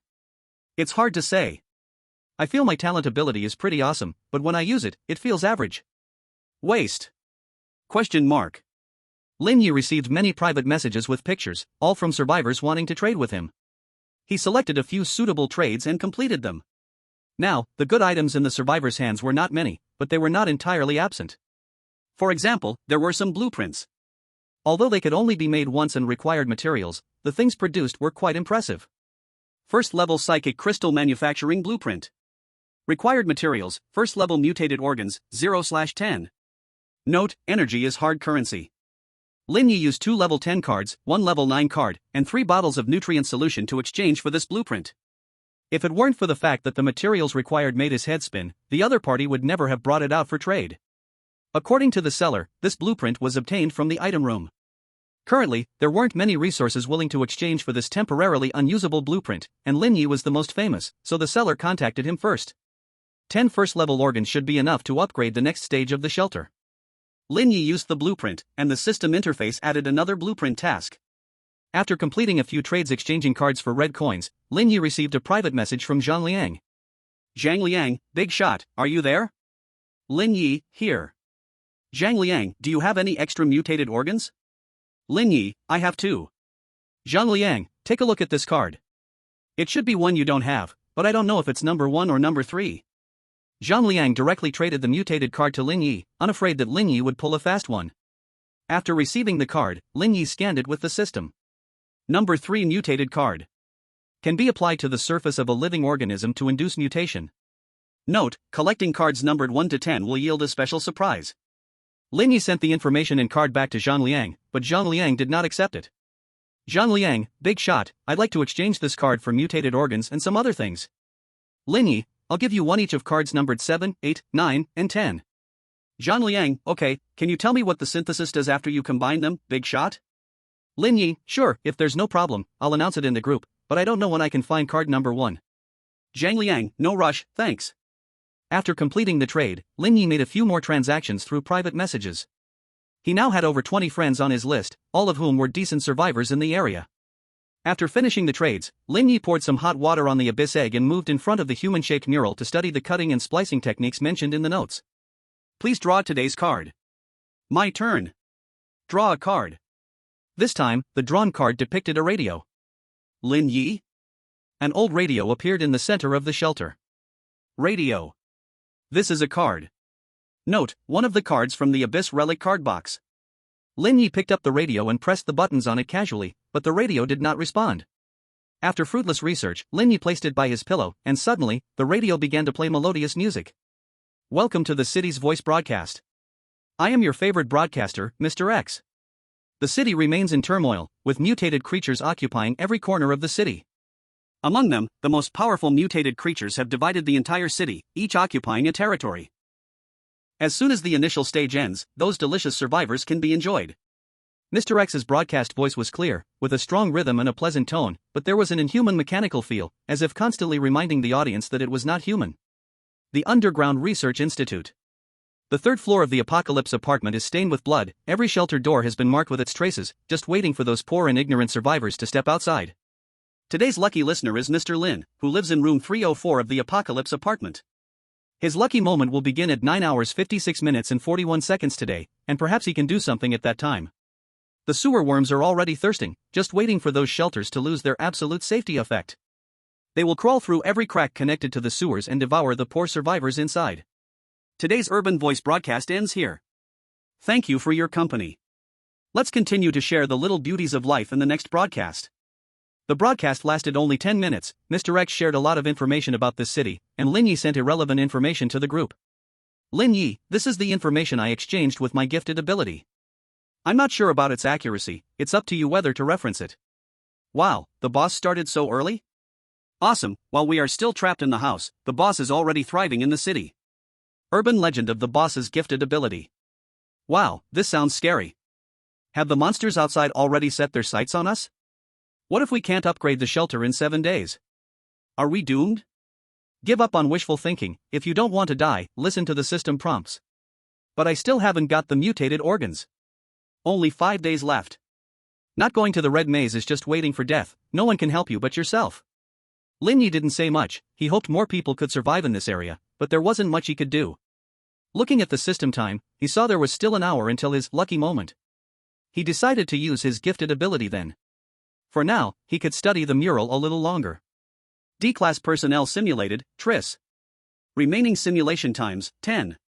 Buzzing. Lin Ye opened his eyes in the familiar prisoner transport vehicle. This time he simulated a sturdy white male around 30 years old, full of strength. Inside the vehicle, besides the driver, there were 3 D-Class teammates and 4 supervisors. The transport was driving on a road in the suburbs with no buildings or pedestrians around. 10 minutes later, the transport stopped outside a factory, and they got off one by one, with supervisors standing nearby with guns. The captain smiled broadly as he stood in front of them and said, "Last night, the organization suddenly lost contact with a research institute in the suburbs. Now I need you to go in and check the situation. You are all elite D-Class personnel who have survived at least one mission. I believe you won't let me down. Of course, I'm not a devil. The organization will provide you with basic weapon support, and I hope you can come back alive again. Do you have any questions?" D-Class personnel number 1, Hans, was the first to ask. "Can I ask what this research institute is studying?" "Good question, mutated creatures." The captain replied with a smile. "What weapons can we take in?"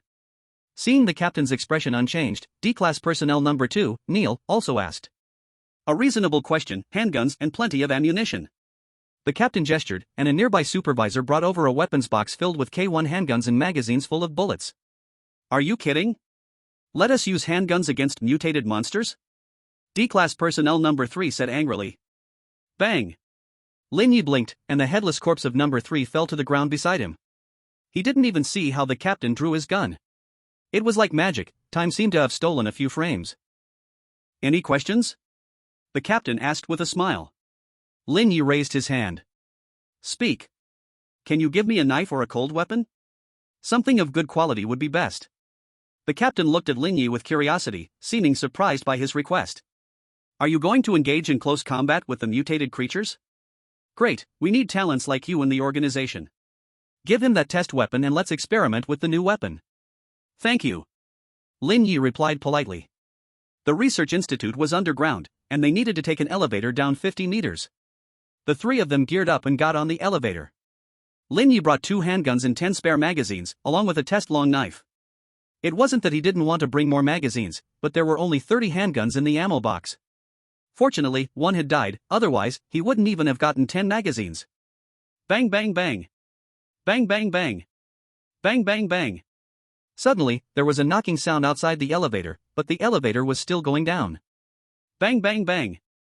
Bang bang bang. Bang bang bang. Bang bang bang. Soon, not only from outside the door, but knocking sounds came from all angles of the elevator. What do we do? Hans tightly gripped his handgun, knowing that he had survived previous abnormal events purely by luck. Now, just thinking about those past abnormal events made him tremble a bit. I'm more of a thinker, usually not responsible for fighting. Neil didn't like using handguns, even though he used them fairly well. Relax, it's just some mutated creatures. Aim at their abnormal parts, that's their weak point. Of course, some mutated creatures have more than one abnormal part, which requires a bit of experience. Lin Ye was the most relaxed, he still had 10 simulation attempts left, faced familiar mutated creatures, and had 10 magazines. This was much easier than the previous 2 simulations. Truly a lucky moment. He had never fought such abundant battles before. Have you ever seen a mutated creature? Neil asked curiously. That was all in the past. Lin Ye wasn't sure if Triss had encountered mutated creatures, so he chose to be vague. But he didn't plan to hide his knowledge about mutated creatures since they would engage soon. Deliberately hiding could raise suspicions. Lin Ye drew the experimental long knife and tested its weight. The knife looked a bit like the red blade but was heavier, making it tiring to swing fully. Until the elevator stopped, the knocking sound ceased, and the elevator door opened automatically. Outside was a narrow metallic corridor. This corridor won't shoot lasers, right? Lin Ye couldn't help but complain in his heart. The corridor was covered in blood, yet there were no bodies, not even a single limb or piece of meat left behind. Lin Ye stepped out of the elevator first. He glanced at the space between the elevator and corridor, finding nothing inside. The corridor was eerily quiet. Apart from their footsteps, there was not a sound. Lin Ye walked in the front, and until the end of the corridor, nothing strange appeared. Using the highest level access card given by the supervising personnel, he opened the big door, and inside was the laboratory hall. The underground disappearance. The structure of the Underground Research Institute was quite complex. They had no map and could only rely on the instructions from the supervising personnel through their earpieces. First, go to the -7 floors of the Research Institute to retrieve the research data. The elevator isn't safe, use the safety passage. Following the captain's instructions, the 3 of them made their way around for a long time, passing through several access controls before finally opening the door to the safety passage. Is there really a need for such a safety passage? Lin Ye didn't know much about research institutes, so he had no idea if other institutes also had such safety passages. Entering the safety passage, the 3 of them went down the stairs, quickly arriving at the entrance to the underground 7th floor. After passing through several access controls to enter the underground 7th floor, the corridor branched out like tree limbs, with various laboratories lined up on both sides. Lin Ye could see inside the laboratories through the glass windows. They were in disarray, as if a storm had swept through them. The access control did not fail, and no one knew how it came to be like this. Following the captain's instructions, the 3 of them ventured deep into the experimental area. After passing through a long corridor filled with access control doors, they finally reached the laboratory they were looking for. This laboratory was not big, with no research equipment, only a few laptops and a cold storage unit for important specimens. Most importantly, there was actually a female researcher in the lab. This was the first living person they encountered since entering, though it was also possible she was not living. Lin Ye did not rush into the lab but waited for the captain's instructions, as the captain should know the other party's identity. Oh, Dr. Caroline is still alive. Number 1, give the helmet to Dr. Caroline. Hans quickly took off the helmet, knocked on the glass door of the lab, and shouted loudly. Dr. Caroline. The captain asked me to give you the helmet. Caroline looked at them cautiously, like a frightened squirrel. Shoo. Lower your voice, it will hear us. Dr. Caroline said nervously and hesitated before opening the glass door of the lab. After taking the helmet, Dr. Caroline quickly closed the glass door and hid behind the desk. We aren't going to take her out, right? That's a hassle. Perhaps because he was not wearing a helmet, Hans spoke quite casually, but he probably didn't consider that Lin Ye and Neil were still wearing theirs. After a while, Dr. Caroline began operating the computer, eventually pulling out something like a USB drive and taking out some specimens from the cold storage to put in her backpack. Take the doctor out. The captain issued a new instruction, but the communication was choppy and finally went silent. They had lost contact with the ground, deep underground, 100 meters down. Snap. The lights went out, and the entire research facility was plunged into darkness, but soon the lights came back on. It seemed the backup power had taken effect. Faint tremors echoed from a distance, as if hundreds or thousands were running in the corridor. What's going on? Why did the lights go out? What's that noise? What did the captain say? Hans roughly guessed what was happening but was unwilling to face the reality. Lin Ye threw off his helmet and stepped briskly into the lab, pulling out the trembling Dr. Caroline from under the desk. Doctor, a huge swarm of mutated creatures is already on the way. We don't have a map of the lab, so we need you to lead us out, and we will ensure your safety. Of course, you can choose to go back under the desk. Never mind, to spare you suffering later, I'll help you end all of this. Saying this, Lin Ye drew his gun and pressed it against the doctor's forehead, waiting for her to make a choice. To live in pain, or to die quickly, this was the question. Dr. Caroline trembled as she grabbed Lin Ye's wrist. She was terrified, scared to death, but she did not want to die. She was only in her 20s, with so much left to research, so many things she wanted to try. Lin Ye grabbed Caroline by her collar and lifted her up, looking into her eyes as he asked, "Have you made up your mind?" A multitude of footsteps approached. The nearest mutated creatures were only a few corridors away from the lab. "Follow me. We'll exit through the ventilation system." Dr. Caroline understood. Rather than waiting to die, it was better to fight for her life. Under Dr. Caroline's guidance, Lin Ye quickly opened the laboratory's ventilation duct. The four of them crawled into the vent one by one, with Lin Ye first, Dr. Caroline second, Hans third, and Neil bringing up the rear. As Neil crawled into the ventilation duct, a horde of mutated corpses was already rushing into the lab. The power outage seemed to have compromised the research facility's access control system, and the glass door could not withstand the furious strength of those mutated creatures. The laboratory's ventilation system is segmented. We can't escape directly through the ventilation, but we can go to other laboratories.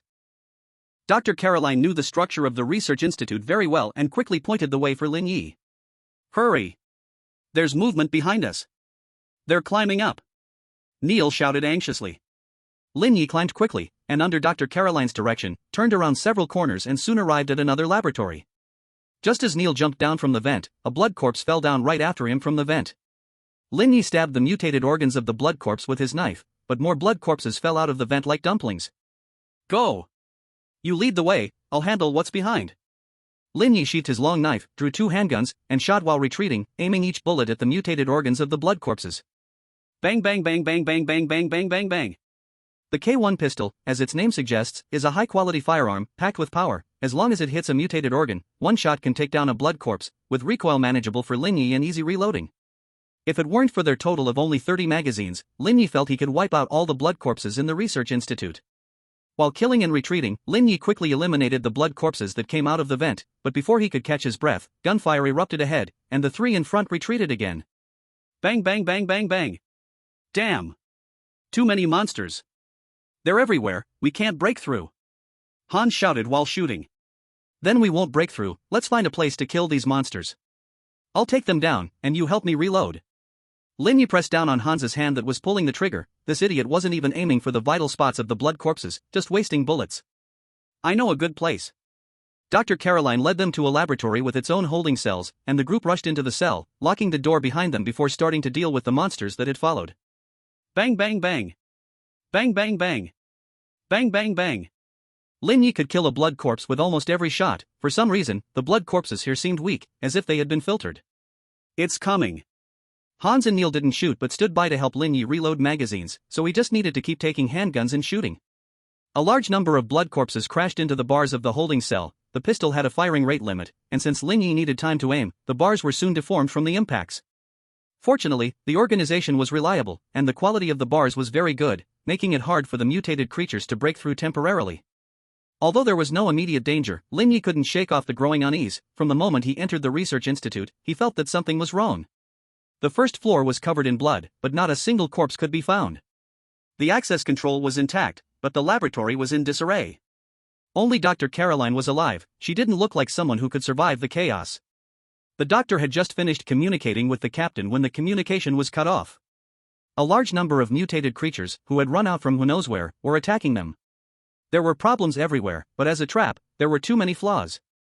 It was as if someone wanted to achieve a certain goal, but their head wasn't quite right. "Boss! We're running out of magazines!" Hans shouted loudly. Lin Ye suddenly stopped shooting, holstered his handgun, and pulled out his long knife, stabbing each blood corpse that collided with the holding cell. "You're too slow. If the cell fails, we're done for." Neil didn't understand why Lin Ye had stopped. Although there were not many magazines left outside, he calculated that Lin Ye still had at least 6 magazines left, and if they pressed on a bit longer, it was entirely possible to kill all the mutated creatures. "It's fine, the cell won't break, the mutated creatures will be gone soon. I'll conserve some bullets for later." Lin Ye calmly shot down the blood corpses from behind the bars, practicing his knife skills and cutting techniques while slicing the blood corpses. Before coming here, Lin Ye used to wield a kitchen knife the most, but cutting dead things and cutting things that move feel completely different. Fortunately, he had simulated the skills of a certain D-level person who knew a bit about cold weapons, so he wasn't starting from scratch. But compared to a handgun, his proficiency with a knife was still too low. Moreover, using a knife to cut people is very physically exhausting, especially when striking bone. The recoil presses down on the thumb and half of the palm goes numb. After chopping through a dozen or so blood corpses, the number of blood corpses rushing at them outside gradually became fewer. Just as Lin Ye had expected, once they stopped firing, the tide of blood corpses would soon subside. The remaining few are for you. I'll take a rest for a while. He tossed the long knife to Neil, reloaded his 2 pistols, and took all the remaining magazines with him. After doing this, Lin Ye found a corner and sat down to rest. If his guess was right, it wouldn't be long before something would come looking for them. Aren't we going to leave now? Dr. Caroline was just a researcher. Although she vaguely felt that something strange had happened earlier, she didn't think much of it. Now, she was only focused on how to leave this place. Hans and Neil were different, though. Both of them were survivors of extraordinary events. Without Lin Ye saying much, they already started to make some connections. We can't get out, Dr. Caroline. I remember you mentioned before that it can hear. What does that mean?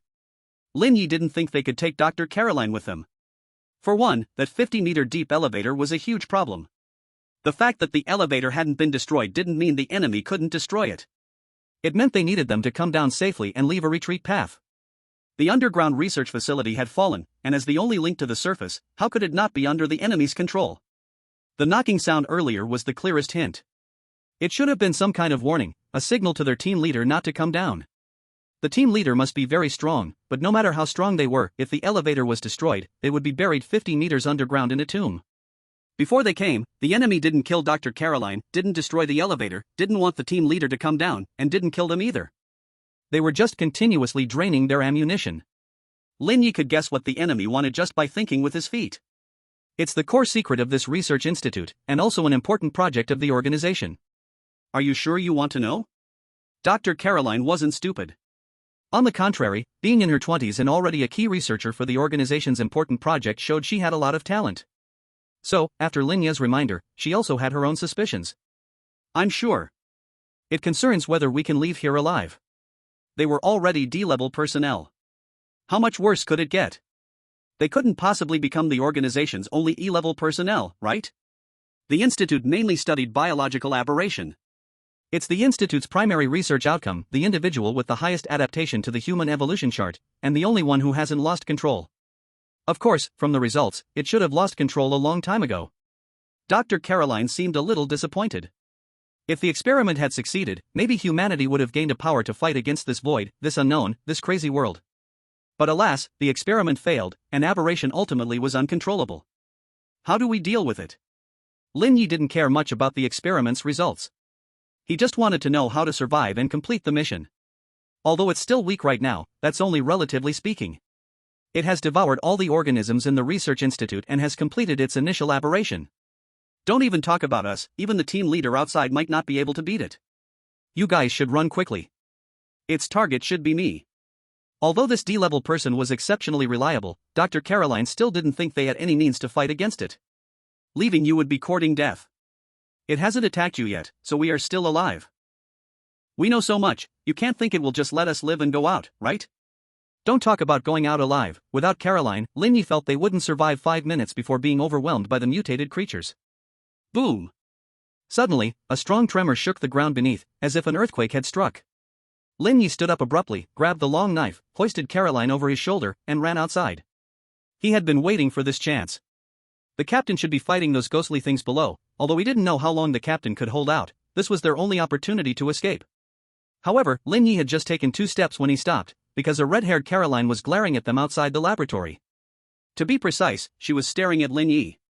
Lin Ye was not polite. He drew his pistol and fired 3 shots at the laboratory window. Bang! Bang! Bang! The bullets were suspended in midair by an invisible force, halting between Lin Ye and red-haired Caroline. For a moment, Lin Ye didn't know what to do. Caroline was right, a power that could freeze bullets in the air was beyond their means to fight against. At least, it was beyond his half-bottled knife skills. Should I restart? But this thing is so strong, even if I restart, how can I handle it? Suddenly, Lin Ye felt something was off. How could he give up so easily? Had he been simulating too much? If he thought he could restart this time, what about next time? What about the time after that? What about 10 times later? What should we do? The bullets can even be stopped, we can't fight back at all, we should just surrender. Hans suddenly said in a low voice beside him. Lin Ye was suddenly awakened, and he looked towards red-haired Caroline, who seemed to be getting closer. He, so that's how it is, what are you afraid of? Lin Ye laughed. He wasn't afraid of the other side using tricks, but he was scared if the enemy was a numerical monster, then it was truly unbeatable. What did you say? Red-haired Caroline spoke for the first time, her voice carrying an unusual murkiness. I said, you should attack directly. If she acted directly, Lin Ye might not react correctly. She probably was accustomed to using language and abilities to manipulate others, forgetting that her most direct, quickest, primal, and effective weapon was violence. Without any hesitation, Lin Ye pulled out his 2 guns, expressionless, aiming them at Dr. Caroline. Only when Lin Ye shifted the aim did her expression finally change. Bang! Bang! Bang! Bang! Bang! Bang! Lin Ye emptied the magazine without reservation. All the bullets were blocked in front of Dr. Caroline, the casings clattering to the ground, clearly showing her struggle over a distance. Quickly reloading, Lin Ye pointed one gun at red-haired Caroline and the other at Dr. Caroline, firing simultaneously. The bullets no longer hung in the air but veered off at an angle, grazing past them. Lin Ye rapidly emptied every magazine on him, then without any pause, he drew his long knife and charged towards red-haired Caroline. No testing, no communication, no hesitation, only the desperate struggle to the end. It was either you die or I die. Red-haired Caroline began to retreat. The entity she had abandoned was almost wiped out by the captain, leaving her little time, but she lacked the courage to fight Lin Ye. From the moment of its birth, it had always been in control of the situation, never being forced to face these lowly beings in a direct fight. Just now, blocking the bullets had consumed a large amount of its spiritual and mental energy. Although it still had the power to fight, it no longer had the assurance of victory. But if given just a little time, it could crush these annoying lowly beings like squashing bugs. Lin Ye chased the small figure ahead like a madman, hacking wildly. Although each hack was deflected by invisible power, he didn't stop but rather swung faster. After swinging dozens of strikes with all his might, Lin Ye was nearing exhaustion. Now it entirely relies on willpower and the resilience of life to forcefully hold on, but it can't last for a few more seconds. Lin Ye is ultimately just an ordinary human. No matter how much he consumes, he can never match the monster. The red-haired Caroline seemed to notice that Lin Ye was at his end, and couldn't help but show a triumphant smile. Bang bang bang! Bang bang bang! Gunshots rang out as Hans and Neil appeared by Lin Ye's sides. They lacked the courage to fight the monster head-on but were not willing to give up their chance at survival. Their magazines were empty, but they still had bullets in their guns. Taking advantage of the moment when the red-haired Caroline was blocking the bullets, Lin Ye steadied himself after sheathing his knife. He took a deep breath and then swung with all his might for his final strike. Die! The blade slowed by invisible energy, but hearing Lin Ye's roar, a surge of searing energy erupted from the knife handle, blasting out from the blade, directly neutralizing the energy barrier in front of red-haired Caroline. With a clean and decisive cut, Lin Ye severed the head of red-haired Caroline. Damn, it's voice activated? You could have told me that. This was the first time Lin Ye got angry in the simulation. He really wanted to kill that insane captain, but unfortunately, he couldn't win. Who would give someone a weapon for testing without explaining how to use it? Lin Ye threw the long knife into Caroline's heart, quickly drew out both guns, and utterly smashed her head. Bang bang bang bang bang bang! He had exhausted his magazine, but there were still some bullets left in his pistol as a backup. After doing all this, Lin Ye stepped forward to pull out the long knife, thoroughly shattering Caroline's body. After finally winning, he didn't want to die due to not finishing the job. So, did it die? After finishing the job, Lin Ye returned to Dr. Caroline's side to ask. I'm not sure. If its main body was killed by the captain and it didn't split into other forms, then it should be dead. Though she understood Lin Ye's strategy, Dr. Caroline still felt a hint of fear towards this man who shot without hesitation. So that means it's not dead. Lin Ye didn't believe the other party had no backup plan at all, but as long as it didn't come out to interfere with his mission, he wouldn't go for the root cause. That was the organization's job. Moreover, with such a large research facility, he couldn't root it out completely. Not long after, the captain arrived with several supervisors and took a careful look at the body Lin Ye had hacked to pieces. Since no clues could be drawn from it, the supervisors collected the body. You all did very well, even better than I expected. You truly are elite D-level personnel. Now you can go back and look forward to the next mission. The captain happily looked at Lin Ye again. How's the experimental weapon? Is it good to use? You should have told me it's voice activated. I rarely talk while cutting people. If it weren't for luck, we would all be dead here. Lin Ye was still upset, otherwise, he wouldn't have said these things. Voice activated? What are you talking about? Is the experimental weapon voice activated? The captain looked at the nearby supervisors. We were just trying to experiment on how to activate this weapon's power, turns out it's voice activated. The supervisor took out a small handheld computer to record the new information and said to Lin Ye. Thank you for your contribution to the organization.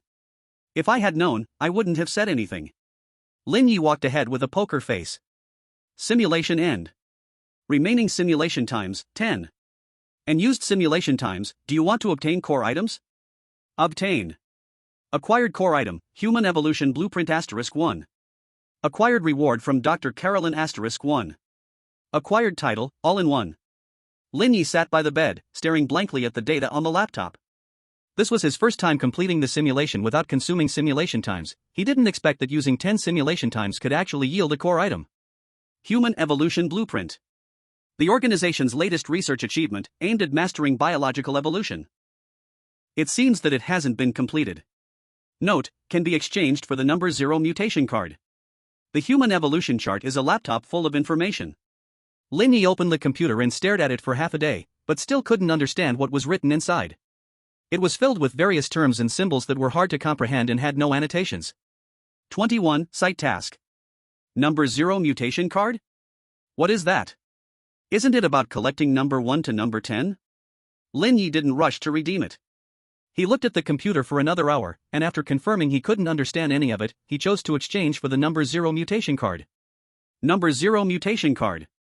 This is a special mutation card. Note, collecting cards number 1 to number 10 will yield a special surprise. I thought there would be some hints in the system introduction. If I had known, I wouldn't have rushed to redeem it. Lin Ye missed the puzzle games that came with the laptop a little. He had played for more than 50 minutes earlier, and it was quite interesting. Lin Ye looked at the system. He still had 2 hints left to check. Dr. Caroline's gratitude. This is Dr. Caroline's heartfelt thanks to her savior. Please use it wisely. Note, as a young woman, she struggled for a long time before choosing this gift. Dr. Caroline's gratitude was a long gift box the size of a shoebox, which was placed in the center of the shelter. Lin Ye pulled on the complicated pink ribbon and opened the box lid. Inside was a very exquisite silver pistol. It was called a pistol because it had only one grip, but as a pistol, its barrel was really long, almost like a short submachine gun. CL0 Psychic Pistol. This is a new type of energy weapon made with Dr. Caroline's participation. After filling with flesh and blood, the pistol will automatically absorb psychic mutation bullets from the surrounding environment. Note, Mom no longer needs to worry about me running out of bullets. Lin Ye was very satisfied with this gift. The magazine of CL0 was a flesh extractor that could automatically extract the essence of flesh and blood when placed on a corpse. Also, Lin Ye discovered a detachable structure in the stock, which contained a translucent crystal. First level Psychic Crystal. Can provide psychic energy for devices. Note, energy is real hard currency. Damn, it doesn't need bullets, but it needs psychic crystals. How does it feel more expensive? Luckily, I have the blueprint for making first level psychic crystals. After playing with the pistol for a while, Lin Ye looked at the last system hint. All in. Going all in is an art. Even the most fervent gamblers will be amazed by your recklessness and courage. Before despair comes, struggle with all your might. Note, did you think I was joking with you? If it weren't for the simulation, would I really shoot at Caroline? Looking at this title, Lin Ye couldn't help but think. He ate half an energy bar and poured some hot water on the abyss egg, then continued studying the combined human-shaped mural. This time, he would intermittently wear the cross necklace. This not only enhanced his perception but also made him get used to the extraordinary sensations while wearing the cross necklace. He also tried wearing the psychic energy ring, but there was no so-called psychic energy in the shelter. This might be related to the shelter's absolute safety attribute. Psychic energy could lead to biological mutations, and staying in a psychic environment for a long time might not be a good thing. Time flew by while focusing on one thing. In the blink of an eye, it was almost time for the night activities again. A large number of newcomers in the group decided to participate in tonight's activities since, after all, only in the first 3 days would opening boxes guarantee the shelter upgrade blueprint. Nobody knew the probability of opening blueprints 3 days later, and as long as they were still normal people and still wanted to live, they wouldn't miss this opportunity. At this moment, the radio on the bedside suddenly played cheerful music. Welcome to the City Voice broadcast. Now we have a prize-winning guessing activity. I am everyone's favorite announcer, Ms. Y. Mr. Lin in apartment 304 of the Doomsday apartment, guess what tonight's night activity will be? A maze exploration B, Carnival Feast C, Warfront D site task. No way. Lin Ye felt a deep malice. He didn't expect the system to change the task on the third day. This was actually a choice of topics. Those who chose to join the task on the first day were the brave took risks, got ahead of the progress, and earned the rewards they deserved. Those who chose to join the task on the second day were the wise gained safe and stable exploration opportunities. Those who chose to join the task on the third day were the weak could only make a last-ditch effort. If they did not participate on the third day, they would most likely end up dead. No one should get a fourth chance. Lin Ye suddenly had a strong premonition that the schematics for upgrading the shelter would be extremely hard to obtain 3 days later. This night's activity would be the last opportunity. I choose D. Lin Ye liked the number 4, 4 was his lucky number. Correct answer, the prize has been sent, please check. Lin Ye opened the communication interface and sent a message. Lin Ye, I just got news that tonight's nighttime activity will turn into a site task. After today, the schematics for upgrading the shelter will be extremely hard to obtain. Don't ask me what a site task is, I don't know either. Actually, Lin Ye did not know if his guess was correct, but he decided to gamble his reputation by sending this message. He could have said it with less certainty, but he didn't like compromise. It was all or nothing, no third option. Ha! Big shot, you can't be joking. No way? I prepared for 2 days to explore the maze and even got a red key. We'll know if it's a joke in a bit. The big shot has never given false information. Then aren't we screwed? I've never even killed a chicken, just waiting to sneak into a locked room to open a chest. So exciting, I've long found maze exploration boring. I'm looking for nutrient solution and mutation cards. Prices are negotiable. The system prompt hasn't come out yet, aren't you afraid of being fooled? Is the big shot idle enough to fool you? It will be too late when the system prompt comes out. The prize for the guessing game is a key. Universal key. Can unlock certain doors after use, January 1st? Note, not that universal. Lin Ye's private messages were about to explode. He replied to a few people he had a good relationship with and began to pack his things. Nighttime activity begins. Tonight's activity, site task. Do you wish to join? Join. 9:59. Damn, the big shot really wasn't wrong. It's over, we're dead. Not joining means we're dead. Since it's come to this, let's go for it. Do you think the big shot could be wrong? Will it change back to maze exploration tomorrow? The chance for the shelter upgrade schematics won't decrease much anyway? What do you want me to say? I can tell you anything, as I've already drawn the schematics. That hurts, bro. Site task, is that to execute tasks at a station? Hard to say, a site isn't just a station. Big shot? Goose leg brother? Can you analyze this? The big shot already said he doesn't know, why are you asking him?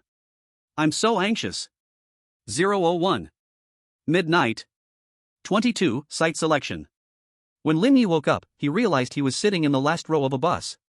Not a single piece of equipment was missing from his backpack or on his body. Inside the bus, a few passengers were scattered around. Lin Ye glanced over and counted a total of 12 people, not including the driver. At this moment, the bus was traveling on a road, with thick woods outside. Suddenly, a new screen popped up in the system interface, something like a chat room and a chat application. There were currently 4 people in the chat room. One person sent a message. Li Ji, hello everyone, do you know what's going on now? Each speaker had their avatar next to their name, and Lin Ye quickly found a passenger in the bus who looked like the profile picture.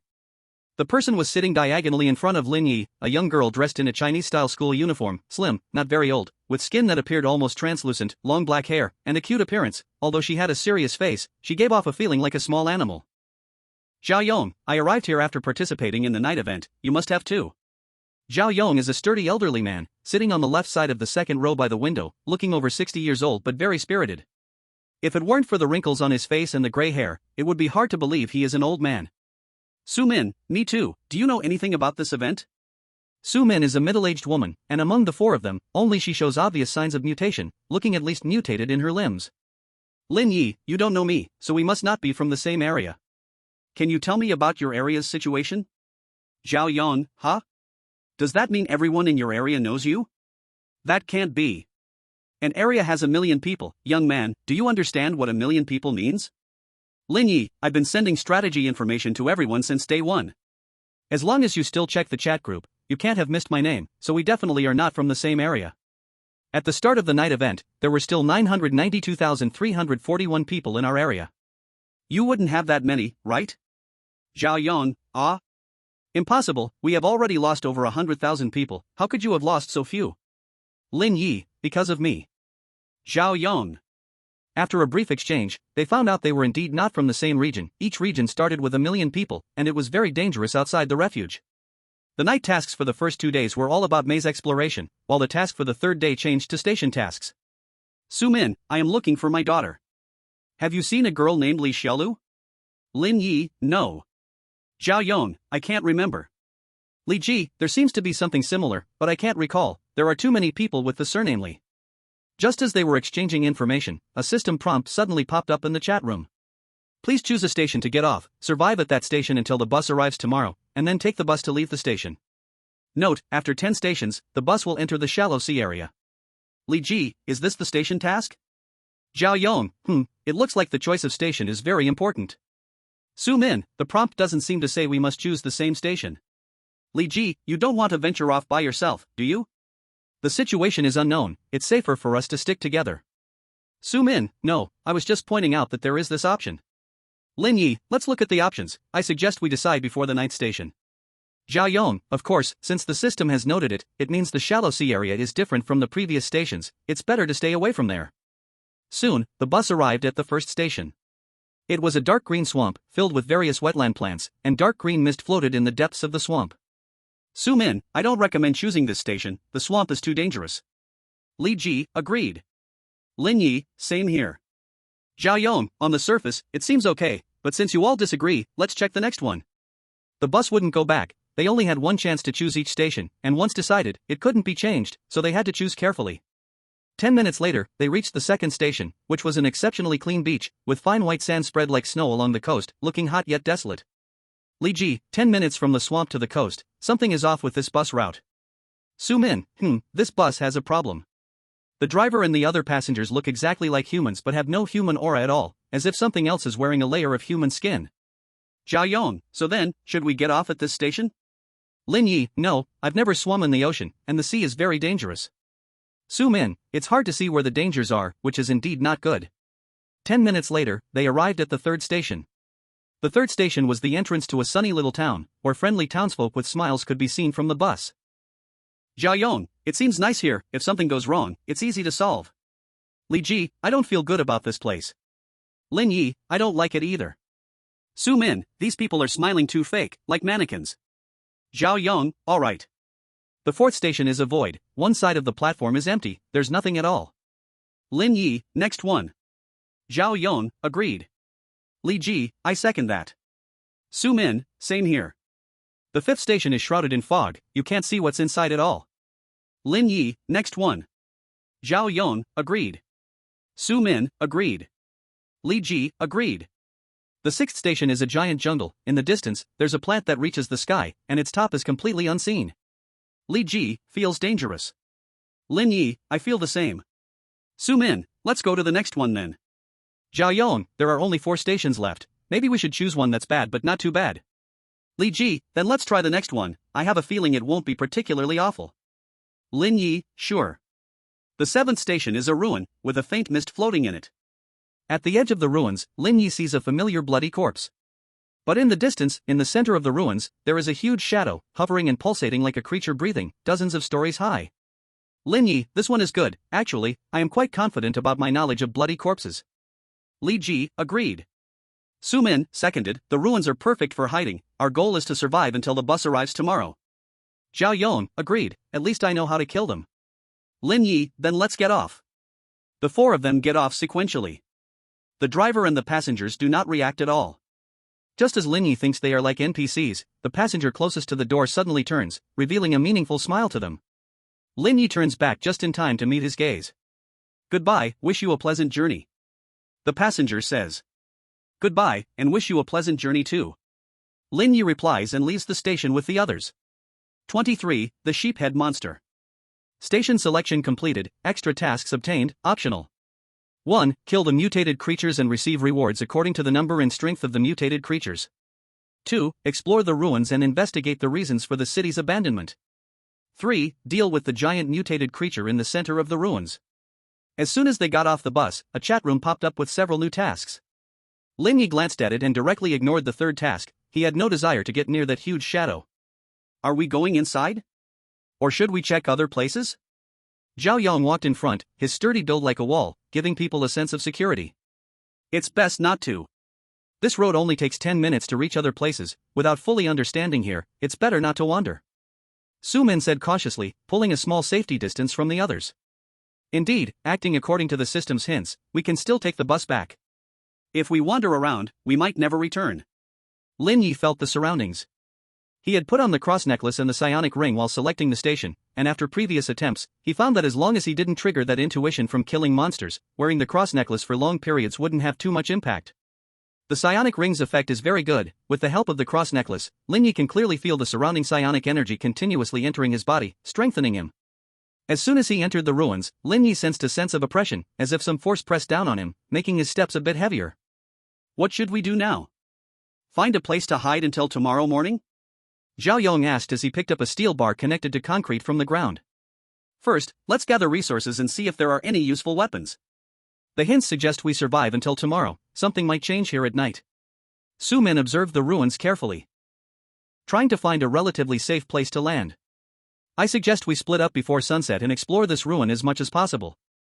We can contact each other through the group chat if we need to, which is our advantage. If they were a group of ordinary teammates, Lin Ye wouldn't have made such a suggestion, but these teammates all felt quite reliable. Okay, I'll go that way. Li Ji pointed to the east side of the ruins and said. Then I'll head west. Su Min said decisively, completely unwilling to get near the massive shadow at the center of the ruins. I'll check the center. Old Zhao was rather domineering, directly preparing to explore the center of the ruins. Then I'll just wander around. You can find me if you need anything. Lin Ye looked at the shadow in the distance through the thin mist, faintly sensing a bad premonition. There were mutated creatures everywhere in the ruins. Relying on his senses, Lin Ye carefully skirted around areas with stronger mutated creatures, cautiously searching for useful supplies while also using the bodies of the blood corpses to reload his handgun. According to the layout of the city, Lin Ye quickly found a commercial street. Although the commercial street had already turned into ruins, he still found a gun store on the street. There were many blood corpses wandering the street, mixed in with some mutated creatures that had already developed mutated organs. Furthermore, the street only had some abandoned vehicles. There were no large obstructions. Making any noise would easily attract many blood corpses, making it impossible to deal with them one by one. Lin Ye had no bullets on him, only a red blade and a CL0 handgun that was in the process of mutation. He could hardly handle so many blood corpses. I have to find another way. If possible, Lin Ye didn't want to walk into those narrow alleys. Not to mention that mutated creatures might be hidden in the corners, even the unstable structures in the ruins could be fatal. Lin Ye had played a game before where the protagonist could die instantly just by using the climbing skill. Fortunately, he did not have that deadly passive ability. Lin Ye chose a somewhat wide alley to enter the ruins, holding the red blade in his hand and moving forward slowly. It was clear that this place was not in the same time zone as the safe haven. He couldn't see the sun and didn't know how long until it got dark, but he would try to return before nightfall. There were not many mutated creatures hiding in this alley, and they weren't very strong. Perhaps the stronger ones had already run out to seize territory. Lin Ye easily dealt with the blood corpses he sensed using the red blade. After absorbing spiritual energy through the psychic ring, his physical abilities were notably enhanced. As long as he stabbed in the right place, ordinary blood corpses didn't need a second stab. With each blood corpse he killed, he slowly figured out some techniques. After dealing with a mutated wild dog, Lin Ye finally entered the gun store. The store was extremely quiet, the gun racks were empty, and there were bloodstains and shells everywhere on the floor. Lin Ye quickly found the store's warehouse, where the door was slightly ajar, and behind the door, a monster was poised to strike. The monster was separated from Lin Ye by only a door, and it clearly knew Lin Ye's location and was ready to attack him. Lin Ye sensed the monster as well. It had only one mutated organ, but this organ was exceptionally active. Its level of activity even surpassed that of the previous monster, which had multiple mutated organs. Lin Ye drew the CL0 handgun that was tucked into his waist. The bullet had not fully mutated yet, but it was already usable. Just as he prepared to shoot the monster through the door, the creature suddenly moved. The stillness and the explosion happened in an instant. The door was shattered into pieces, and in the blink of an eye, the monster appeared right in front of Lin Ye. A sheep's head, a human body, animal limbs of varying lengths, and a thick tail. This was a monster made up of parts from various creatures. Lin Ye quickly stepped left to avoid being smashed into a pulp. Boom! The sheep-headed monster crashed into the wall, shaking the entire gun store several times. The wall was struck with numerous cracks. Bang! Bang! Bang! Bang! Bang! Lin Ye shot at the back of the sheep-headed monster repeatedly. Its mutated organs lay in the chest cavity, allowing him to hit that spot from behind. All 5 bullets hit their mark, but the sheep-headed monster only sustained minor skin injuries. The bullets, not fully mutated, lacked strength and became lodged in its muscles under the influence of its energy. Lin Ye quickly created distance, but the gun shop was small, and the entrance was right by the sheep-headed monster, leaving him little room to move. The sheep-headed monster turned around. It was slightly shorter than Lin Ye, covered in thick muscle fibers, brimming with energy, its mutated organs pulsing with power, ready to unleash a deadly strike at any moment. Bang! Bang! Bang! Bang! Bang! Lin Ye aimed at the sheep-headed monster's mutated organs and continued to shoot, not because he thought it would help, but because he had to suppress the monster in front of him, or he might be killed instantly. The sheep-headed monster used its forelimbs to block the bullets. Lin Ye's eyes lit up. If he could break through its defenses, there would be a chance. Bang! Bang! Lin Ye's wrist suddenly jerked, and 2 bullets precisely exploded the sheep-headed monster's eyes. The sheep-headed monster let out a piercing scream, its forelimbs wildly smashing toward Lin Ye, protecting its chest. Even without eyes, it could sense Lin Ye's position, but its perception was far less clear than actual sight. It could only grasp his general location. Before night falls, Lin Ye sensed the subtle connection between the sheep-headed monster's mutated organs and limbs, moving in advance to dodge its charge. Seeing its charge fail, the sheep-headed monster continuously increased its speed, swinging its forelimbs, trying to tear Lin Ye apart. Lin Ye's full attention was on the sheep-headed monster. Although his physical abilities had improved somewhat, he was still no match for a monster that did not need to fear consequences. One mistake, and he would die here. He did not want to waste precious simulation attempts in a place like this. Lin Ye was pushed into a corner. The room was small, and he had lost his escape route. The sheep-headed monster paused for a moment, opened its mouth, and prepared for a final charge. Bang!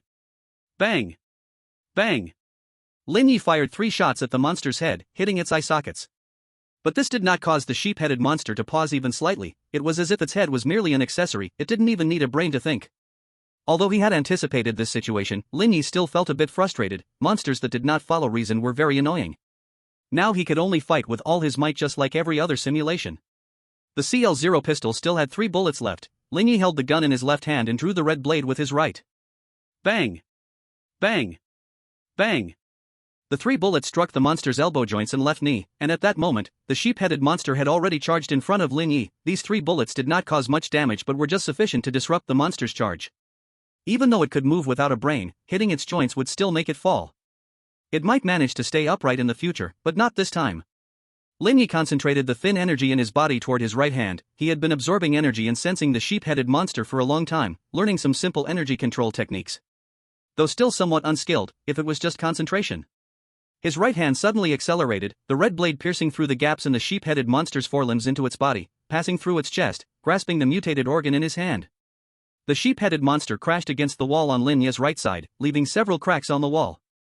Lin Ye pulled his right hand out, shaking off the weakened sheep-headed monster, and conveniently stowed the mutated organ in his backpack. Thud! Thud! Thud! Thud! Chaos erupted nearby, the sound of hurried footsteps. Something was banging against the gun shop door. Just moments ago, the sheep-headed monster made quite a disturbance, and now a large number of mutated creatures were gathering towards the gun shop.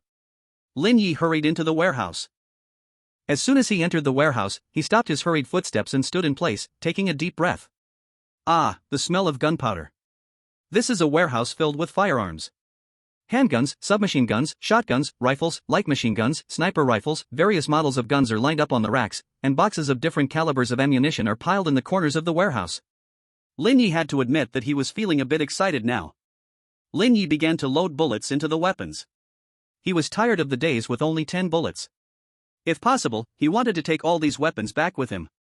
As for the monsters outside, let them talk to the bullets. Lin Ye, I managed to get a batch of military arms. I'll transport them with a vehicle soon. Have you found a safe house?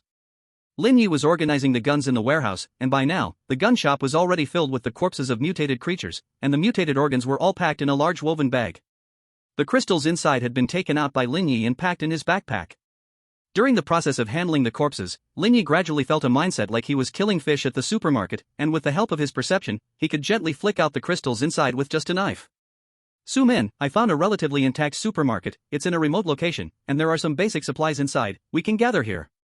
Li Ji, I got some special things. I'll bring them back to you soon. Zhao Yong, there are many mutated creatures in the center of the ruins. I took care of a few. Lin Ye found a flatbed cart, piled the loot on it, and pulled it to the supermarket Su Min found.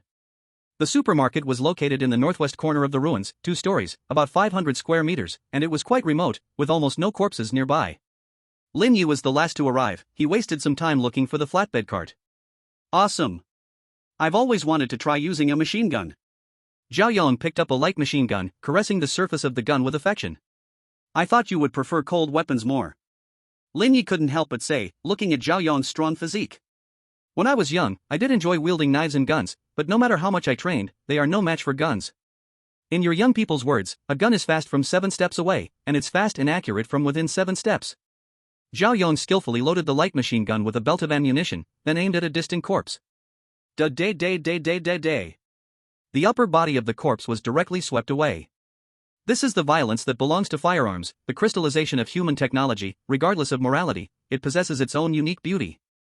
Su Min also chose a few handguns to carry. Even though she had never used a gun, she could learn. As soon as Lin Ye entered the supermarket, he saw Li Ji squatting in the corner, staring at several blood-red, oval-shaped objects in a daze. Those things were just a little shorter than the crouching Li Ji. Is this not? Lin Ye unconsciously took a step back. He loved classic movies, especially classic horror films, and he could even recite lines from them. It's not an alien egg, although it does look a lot like one. I just cut one open. There's some kind of creature's larvae inside, but it's not a bug. It has plant characteristics and animal features. I don't know what it is. Su Min pointed to a nearby desk, on which lay a cut-open red egg. The internal structure of the red egg was unusually chaotic. If you ask me, they should all be blown up and thrown out. In movies, those who study such things never end well. Just right, Lin Xiaogu brought back a lot of weapons. We can use them as targets for practice. Zhao Deyi, fiddling with the machine gun, warily distanced himself from the corner of the room. He didn't like those eggs, feeling like monsters might jump out from inside. We must figure out what we are going to face, know ourselves and know our enemy. Lin Ye took a new red egg and placed it on the nearby freezer to begin dissecting. Just as Su Min said, the internal structure of the red egg was quite chaotic and complex, with some plant structures mixed in with animal organs. It combines quite well, just as it was meant to be. Lin Ye compared the dissected red egg with Su Min's, finding that the structures of the 2 red eggs were very different, like 2 kinds of creatures. Are we just going to wait here until tomorrow morning? Zhao Yong fiddled with the machine gun out of boredom as the sky outside grew darker, about to enter the night. I don't think we can stay here safely until tomorrow. Su Min sat by the window, continuously observing the changes outside. I feel the same. Don't you think our team is too strong? Your gifted abilities shouldn't be weak, right? Lin Ye was fully armed, placing a large number of weapons within easy reach. Indeed, I've been doing pretty well on our side. I have some martial arts skills, and with my talent related to physical enhancement, my combat power should be quite good among all survivors. Zhao Yong did not hide his gifted ability, as there was nothing to conceal anyway. My talent is related to mutation. If there were a power ranking, I should be quite high in the entire area. Su Min said modestly. Compared to you, I'm not very good at fighting, and I don't know how to use guns. My gift is related to luck. I can see where is safer. Li Ji actually didn't like her gifted ability very much. She used to have bad luck, working hard to achieve her goals but gaining nothing. After obtaining this gift, everything turned around. She could get resources that others struggled for just by relying on luck, without taking risks. This contrast left her a bit confused and guilty. This gift felt somewhat ironic to her. Oh? So where is safer right now? Su Min was quite interested in this talent. If luck could be quantified, then it was also a kind of science.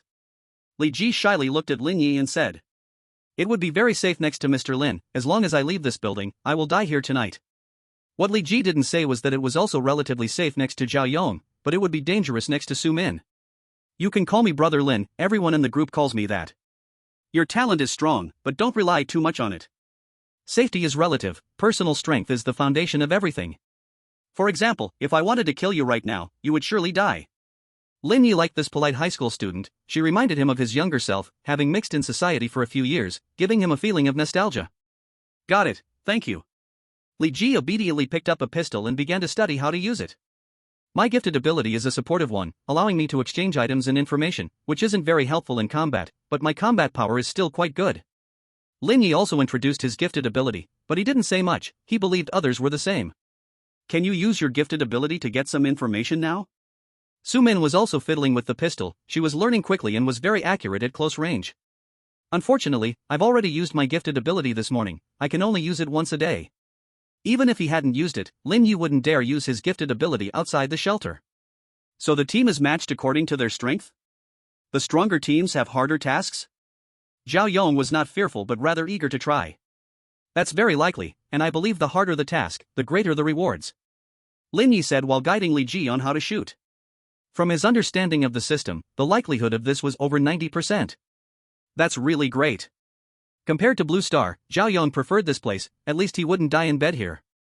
While the few of them were chatting, the sky had completely darkened. The supermarket had a generator for power, and once the lights were on, they were very noticeable in the dim ruins, but the nearby mutated creatures did not come to attack them. Because the giant shadow in the center of the distant ruins moved, the entire ruin shook in response. A large number of various mutated creatures surged out from beneath the shadow, spreading like a tide from the center of the ruins to all around. All the creatures in the ruins were attacked indiscriminately, the tide washed away all beings in the ruins and carried their corpses back to the nest. Lin Ye and Zhao Yong set up a machine gun on the second floor, shooting at the mutated creatures rushing towards the supermarket, while Su Min and Li Ji provided cover fire from the side, causing many mutated creatures to fall in front of the supermarket. But these mutated creatures seemed endless, while their bullets were limited. If this assault continued for a while longer, they would have to fight those mutated creatures up close. What should we do? We can't hold on much longer like this. Zhao Yong shouted amidst the gunfire and the monsters' roars. Don't worry. There are many narrow areas in the supermarket. When the ammo runs out, we can lure them in and deal with them slowly. First, guard the stairway. If we can't hold it, each man for himself. Li Ji, if you can't handle it, find a place to hide. Lin Ye shouted back. Got it, don't worry about me. Li Ji hurriedly replied. Soon, the ammo ran out. The group pushed the remaining firearms to the stairway to continue shooting the mutated creatures, which appeared like half-finished products, each one unique in shape. Lin Ye and Zhao Yong took turns shooting, while Li Ji reloaded, and Su Min dealt with the nearby monsters. The four worked together seamlessly, holding out until the bullets ran out, without the monsters breaching the stairs. By this time, the first floor was already piled high with corpses of monsters. Looking at the monsters still flooding into the supermarket, Lin Ye sighed and said, each man for himself. If I had known, I would have found another gun shop. I was just thinking of bringing back some bullets. Lin Ye never imagined that so much ammo could be used up. Although it was every man for himself, the three did not rush to leave but continued to stand at the stairway, preparing to hold out a little longer. Lin Ye drew his red blade, Zhao Yong picked up a rebar mixed with concrete, and Su Min was empty-handed. The three stood like a dam against the tide, and soon, the stairs were filled with corpses. The mutated monsters climbed over the stacked bodies to rush in front of them to meet their end. In the beginning, they were still managing well. Zhao Yong even had time to guide Lin Ye's knife movements, but humans are not machines. Under the dual exhaustion of stamina and energy, someone soon got injured. The first to get hurt was Su Min. Women's physical strength is generally not as good as men's, plus she had no weapon, making her more vulnerable. Fortunately, her innate ability was very strong. Being injured not only did not lower her fighting power but made her even braver. Where she occasionally needed 2 punches to kill a mutated creature before, now she could destroy one with just a single punch. The second to get injured was Zhao Yong. Although the old man was experienced and brave, he was getting on in years, and his endurance was somewhat lacking. As time went on, he couldn't keep up with his reactions. Lin Ye was in good shape. The effect of the spiritual energy ring was obvious, and with the perception from the cross necklace, he could control the flow of spiritual energy to every exhausted part of his body. So among the three, only Lin Ye remained unscathed. Li Ji was also not idle. She had been helping on the side, occasionally switching places with the injured to cover for a few minutes. Her saying she was not good at fighting was clearly modesty. As Lin Ye became more proficient in controlling the spiritual energy, he swung his blade more smoothly. The spiritual energy flowed within him, enhancing every point of power, and his movements grew faster. Just as he was immersed in cutting the monsters and honing his skills, a group of creatures that were clearly different from the other strange ones charged into the supermarket. First stage mutated creatures. This group of monsters was mutated to a level similar to the sheep-headed monsters, each having unique appearances, but all difficult to deal with. If they rushed to the second floor and got close to them, there is no doubt, they are doomed. If it were the Lin Ye who had just started his night activities, he could handle at most 2 monsters, no more than that. But he was no longer the Lin Ye from back then. After this period of practice, Lin Ye had a new understanding of spiritual energy and cutting techniques. What should we do? Should we run? Zhao Yong also noticed those mutated creatures. He still had an ace up his sleeve, but there were too many of them. Even if he desperately took down a few, he would still be overwhelmed by the remaining mutated creatures. We can't run, we're not as fast as them. Besides, it's not dawn yet, and outside there are mutated monsters. Where can we run to? Let's each rely on our own skills. Su Min was ready to fight desperately. She hadn't even used her gifted abilities yet. Don't panic. Lin Ye struggled to squeeze out 2 words. His left hand gripped the cross necklace, while his right hand firmly held the hilt of the red blade. Spiritual energy surged into the blade, turning it a bright, vivid red, as if red light flowed over it. His perception was pushed to the limit, and most of the supermarket was within his awareness. Go, die. Lin Ye swung the red blade with difficulty, but he was not cutting the monster in front of him, he was targeting something more fundamental. An invisible blade of spiritual energy surged from the red blade, influenced by the concept of cutting, stimulating the spiritual energy of the entire supermarket, sweeping across it like waves. Lin Ye only made the initial move, and his control over the blade of spiritual energy lasted just an instant, the rest followed its own momentum. But even in that instant, the strike drained all of Lin Ye's spiritual energy and strength. Lin Ye barely tore off the cross necklace, then completely exhausted, he fell backward. Fortunately, Li Ji had been standing behind them. As Lin Ye fell, she caught him in her arms. In contrast, the mutated creatures did not receive such treatment. Spiritual energy is a force that can enhance physical qualities while also completely destroying organisms. Depending on how it is used, its nature can change. At first, the spiritual energy blade simply sliced through the bodies of the mutated creatures, cutting them into halves. But as more and more spiritual energy was involved, the raging spiritual energy swept through the entire supermarket like an avalanche, reducing all the mutated creatures within its reach to minced meat. Though it was not as specialized as Pinduoduo, it was not far from it. Old Zhao looked at the devastating scene before him and couldn't help but gasp, exclaiming, "What the hell? This young man." Su Min was also startled, she now completely believed Lin Ye's previous boast, and even thought he might have been a little modest. Li Ji carried Lin Ye to a chair by the wall. It was her first time being this close to a man, but given the urgent situation, she couldn't care less. "Are you okay? Do you need us to do anything?" Lin Ye did not answer. He was in a very poor state, that strike had drained his strength and spiritual energy, and he could not recover for a while. Additionally, overusing the cross necklace caused his head to pound, making it hard for him to concentrate and leaving him dizzy. After a while, Lin Ye regained some clarity. Su Min and Zhao Yong were downstairs dealing with the still-alive mutated creatures, while Li Ji stayed by his side to take care of him. "How is it outside?" Lin Ye took out 2 bottles of nutritional liquid from his backpack and drank them quickly, feeling a little better. "Those mutated creatures are the last batch. It's not dawn yet, but no more monsters have come this way." Li Ji somehow got a wet towel, helping to wipe Lin Ye's forehead. The cool feeling of the towel seemed to relieve his headache a little. "It's not over until dawn." Lin Ye pressed his temples with one hand and drew out the CL-0 handgun with the other. After dealing with the mutated creatures in the gun shop, he used the corpse of the goat-headed monster to reload the gun, but even now, the mutation had not ended. Though he could still use it, its power was certainly not as strong as when the mutation was in effect. Li Ji suddenly turned her head to look at the wall to the side. That was the direction of the center of the ruins. "It seems like something is coming. A very terrifying thing," Li Ji said uncertainly. Her gifted ability seemed to have some issues. As long as she stayed near Lin Ye, even in that situation, she did not feel any danger, which had never happened before, leaving her unable to confirm the accuracy of the information obtained through her ability. "It should be a near first order or just a first order mutated creature. Tell them to come up and deal with it, we should be able to go back." Lin Ye leaned back in despair, resting all his weight on the chair's back. For now, he was powerless, and the upcoming battle could only be left to his reliable teammates. "My gifted ability is divided into active and passive. I haven't activated the active one yet. If it's just a near first order mutated creature, I should be able to handle it." After hearing Lin Ye's analysis, Grandpa Zhao confidently patted his muscular chest. "I also haven't used my gifted ability yet, leave it to us." Su Min looked out at the pitch-black ruins. After her body underwent extensive mutation, her senses became very sharp, so she wasn't as optimistic as Zhao Yong. "It's coming." Li Ji suddenly pointed at a shadowy corner outside the window. There stood a girl with black hair and red eyes, an unremarkable young girl. She tilted her head, looking at the window, observing them from several dozen meters away. Her eyes did not shift at all, nor did she blink. Lin Ye unconsciously tensed his body, but before he could react further, the girl had already vanished from her spot. Crack! The sound of shattering glass rang in their ears, and the false sense of safety that distance provided suddenly vanished as the girl appeared on the second floor of the supermarket. Humans survive through experience, so they cannot deal with situations that exceed their understanding. Lin Ye didn't understand first-order creatures, leading to a misjudgment of their strength, falling into the illusion that a first-order creature was just a stronger mutated being. This nearly became the cause of his death. The girl seemed to view Lin Ye, this useless person, as the greatest threat in the supermarket, making him her top priority target for attack. If it weren't for Zhao Yong forcibly blocking in front of Lin Ye with his skill and experience, Lin Ye would have already been torn apart by the girl. But this came at a cost. Zhao Yong paid the price for Lin Ye. The girl plunged her hand into Zhao Yong's abdomen, effortlessly pulling out his intestines, with various liquids gushing out of the wound like a fountain.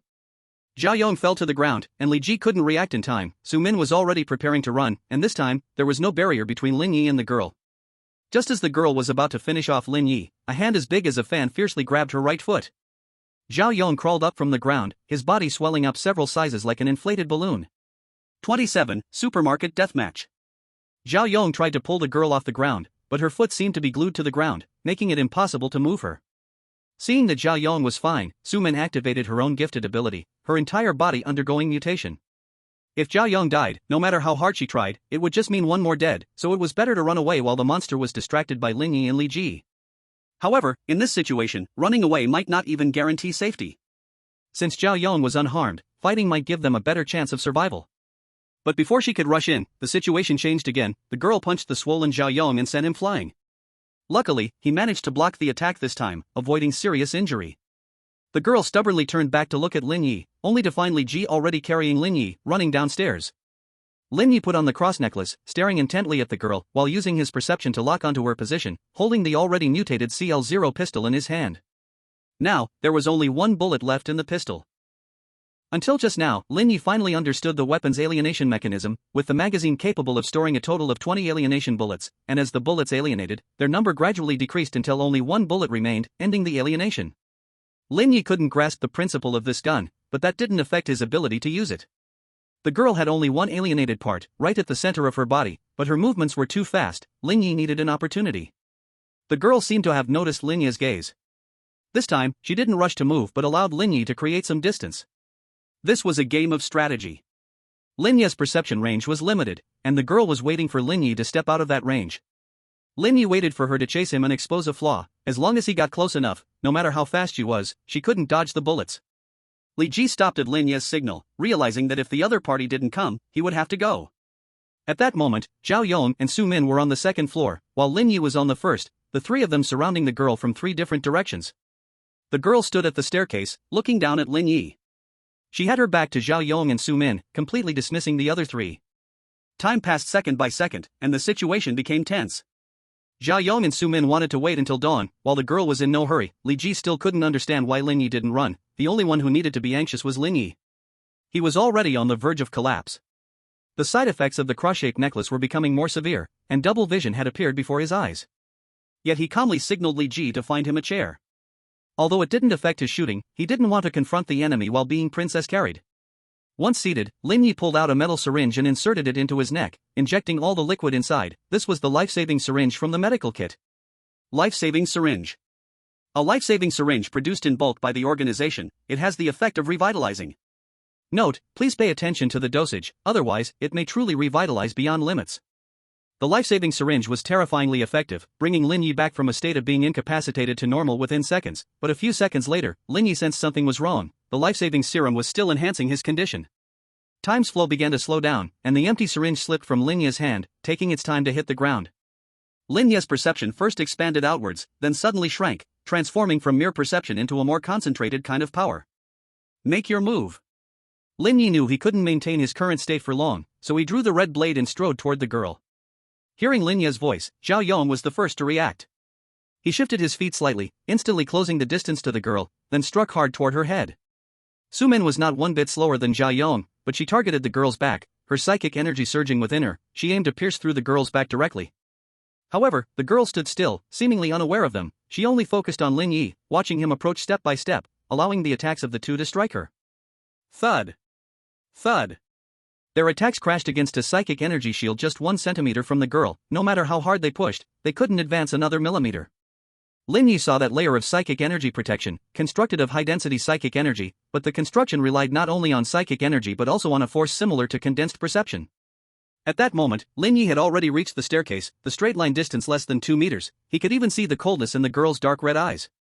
Even at such a distance, the girl still showed no intention of moving because she had long sensed that Lin Ye possessed a power that could threaten her. She could easily kill Lin Ye if she acted, but if Lin Ye found an opportunity, he might be able to severely injure her. Lin Ye wasn't trying anything flashy.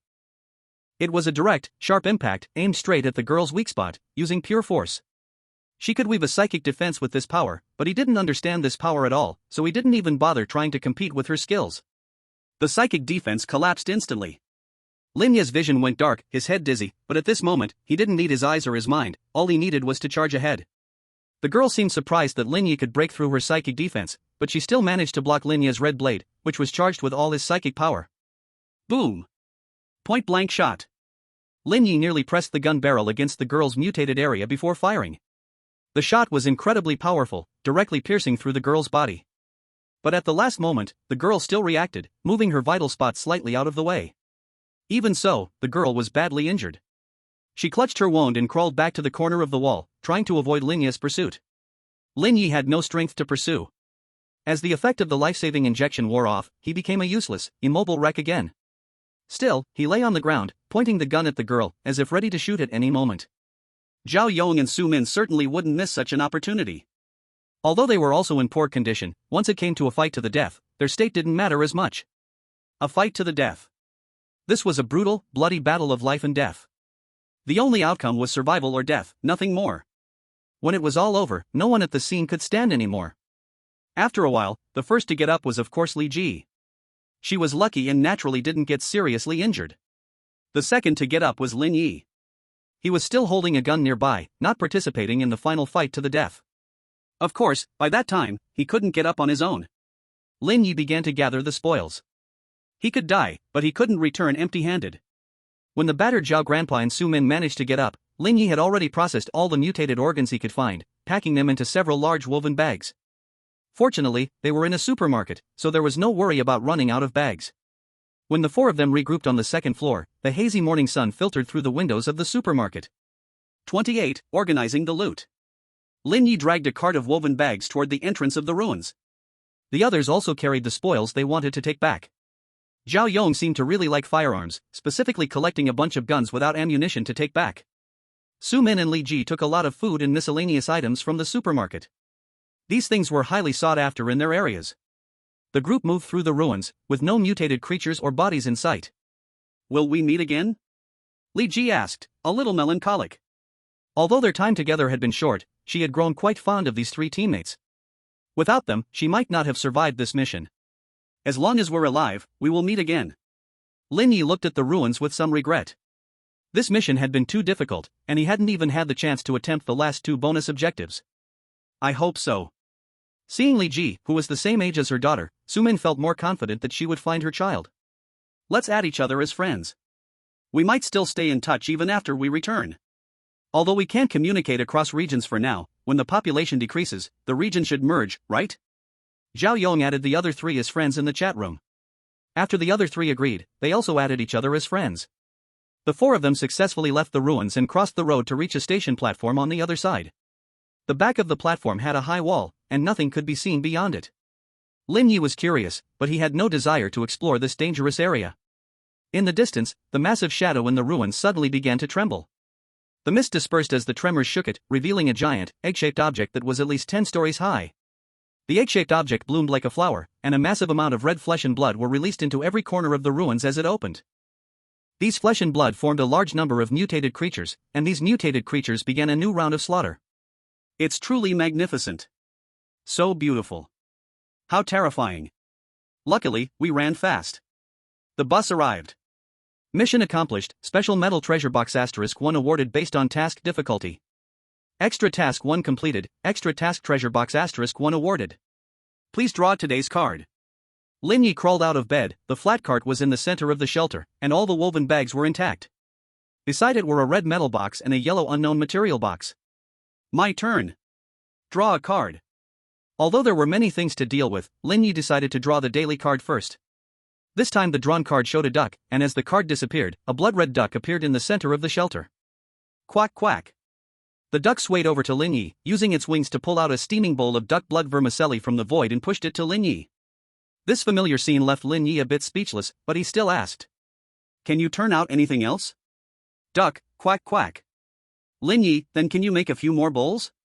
Duck, quack quack. Lin Ye, oh? You can make 2 more? That's not bad, a bit better than a goose.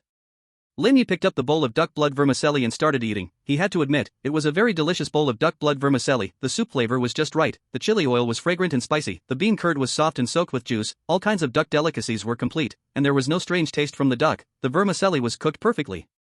The only regret was that he couldn't add more vermicelli. Lin Ye finished the whole bowl in one go, leaving not a drop of soup. After finishing the duck blood vermicelli, the side effects of the cross necklace completely disappeared. Lin Ye wasn't sure if it had anything to do with the duck blood vermicelli. Now came the joyful moment of opening boxes, and Lin Ye first opened the red metal treasure box obtained from completing the main mission. It contained many things.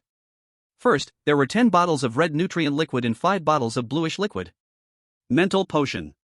A potion that can restore mental power, very precious. Note, liquidized mental power. So the power condensed from perception is mental power? That makes sense. A bottle of colorful liquid looked very precious. Integration potion. Essential potion for advancement. Note, please use after meeting various criteria. What are the criteria for advancement? A completely black card, inscribed with intricate patterns. Basic rune mutation.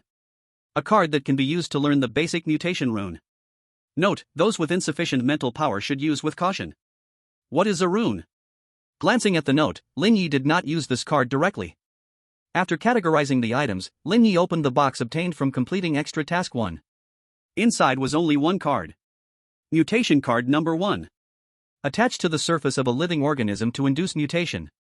Note, collecting cards number 1 to 10 will give a special surprise. Have collected mutation cards number 1 to 10, would you like to deduce your unique evolution path?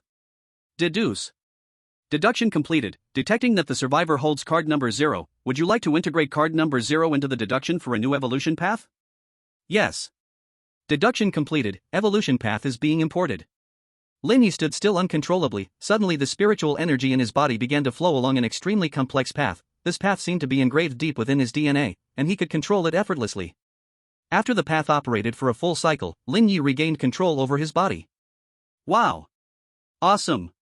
The spiritual energy in Lin Ye's body was quickly exhausted, but as long as he absorbed spiritual energy, he could strengthen his body according to the path. Unfortunately, there's no spiritual energy in the shelter, but even if there was, I couldn't keep the path running, or my body would undergo mutation. Lin Ye drew a very simplified circuit diagram on paper that only went through the main organs, following his unique path, and he planned to send it to the group later. Opening the chat group, it was quite lively after just finishing the night activities. 786392/100000. Thanks to Lin Ye for giving me the courage to go out. If I don't upgrade the shelter in 7 days, I'm definitely going to die. Yes, as long as we participate in the site missions, we can get treasure boxes, and opening them will definitely give us blueprints to upgrade the shelter. Fortunately, I went out. The tasks weren't too difficult. Although the loot was average, I brought back a box of braised pork canned food. Ha, those of us who are alive thank the boss. Those who are dead can't say anything. So cool. Those upstairs probably didn't participate in the site tasks, right? The people who teamed up with me are so envious. No one shares information for free with them, and when the mission started, only 700,000 people were left. So sour. My team is the same. Thank you, boss. Yeah, I shared the information the boss gave me with them, and each of them gave me 5 red coins to show their gratitude. Don't pay attention to them, they're definitely too scared to leave the shelter. They'll die in a few days, why bother with them? Yeah, it's better to talk about the box of canned food I brought back.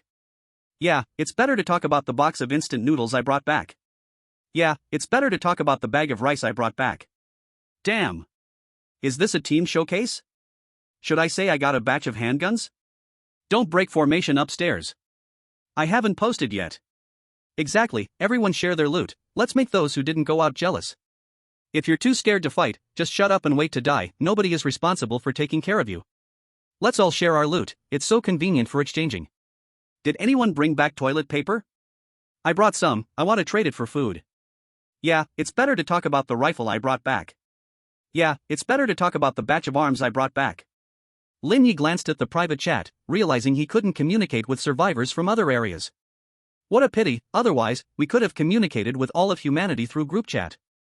Lin Ye placed the 4 alien eggs next to the abyss egg and poured some hot water on the abyss egg. Li Ji shared the eggs with them and said she felt they might be useful later. Besides the suspicious alien eggs, Lin Ye also brought back 200 mutated organs and some common supplies. It's a pity there were no smaller refrigerators in the supermarket, otherwise, Lin Ye would surely have brought one back. After sorting the loot, Lin Ye posted a picture of duck blood noodles in the group. The boss is here. Hello, boss. Wow, the boss is eating well today. I really want to eat duck blood noodles. But now, I'm not the same as before, sharing a picture of braised pork canned food image. Sharing a picture of instant noodles, food image. Sharing a picture of a table full of stir-fried dishes, food image. Damn, has the upstairs boss already upgraded the shelter? I upgraded too, was it difficult? +1. I'm going to stew some meat to eat, it's so great to have gas. I'll take a hot shower first before chatting with you. MD, so envious, I still need 2 mutated organs. After this night activity, quite a few survivors collected 10 mutated organs and upgraded their shelters, so many chefs were posting food pictures in the group. Lin Ye, everyone stop for a moment, I have something to say. After a while, the group gradually quieted down. Lin Ye, I gathered the mutated card sets from 1 to 10. Once collected, the system will derive a unique evolution pathway based on each survivor. We can strengthen our bodies by absorbing spiritual energy through these pathways. The pathways are very complex. I drew a simplified version for you to refer to, pathway image. Lin Ye, however, guiding the spiritual energy to strengthen the body along the pathways isn't easy, I can't help with that. Lin Ye, this time, I brought back a batch of mutated organs, I will hang them in the trading area shortly, 10 red coins each, limited quantity, while supplies last. 10 red coins aren't expensive, after searching for 2 hours in the red maze, one could easily find 20 red coins. In fact, Lin Ye could sell them at a high price, even double the price, but it wasn't necessary, 2,000 red coins were enough for him for now. Wow, the mutated organs in the trading area are going for 20 red coins now, the boss is impressive. What else is there to say? Without the boss, at least 200,000 people would have died in our area. Ha? Collecting mutated card sets? I have only encountered 7, 8, 9, and 10. Hey, can you tell us how you gathered them? Hee, I have numbers 5 to 10, just missing 1 to 4. Idiot, obviously the smaller numbers are rarer. This route map is just too abstract. What do you know? This is called art. Even though I don't want to speak badly of Brother Lin, it really is quite abstract. Then go find an art student from an art school to share the evolution route with you. Stop talking, hurry to the trading area to grab the mutated organs. There are so many people in need right now, I feel like I could sell them for a few red coins. No way, give the kids a chance. My shelter hasn't upgraded yet. Lin Ye quickly listed 200 mutated organs in the trading area, and within a crowd of hundreds of thousands, the 200 mutated organs sold out just as soon as they were listed. The room filled up with 2,000 red coins, and Lin Ye no longer feared going to the store without money. Red coins greater than 1,000, would you like to convert them into system virtual currency? Convert. The red coins disappeared, and now Lin Ye could trade red coins through the system. After trading the mutated organs, Lin Ye began to check private messages. Many people wanted to trade with Lin Ye, but almost nothing interested him since he already had the red blade and the CL0 pistol. He looked down on regular weapons. Zhang Liang, Brother Lin, are you available? Lin Ye, available. Zhang Liang, do you have any extra mutated organs? The Mutual Aid Association is willing to buy them for 15 red coins each, no limit on quantity. Lin Ye, none left. Zhang Liang, alright, if you want to know what it takes to obtain each type of mutation card? Lin Ye, wait a moment. Zhang Liang, okay. Lin Ye, I've already sent it to the group, you can check there. Zhang Liang, thank you. Lin Ye, no problem. Zhang Liang, do you have extra cards 1 through 4? Lin Ye, no. Zhang Liang, okay, I won't disturb you further. Lin Ye closed the private chat, picked up the duck, lay down on the bed, and began his daily simulation. When he came to himself, Lin Ye found he was standing in a dark red room, wearing a familiar prison uniform, and there was no one around. Already simulated D-level personnel, Jason. Remaining simulation attempts, 10. Damn, why is there no loading this time? Where are my teammates?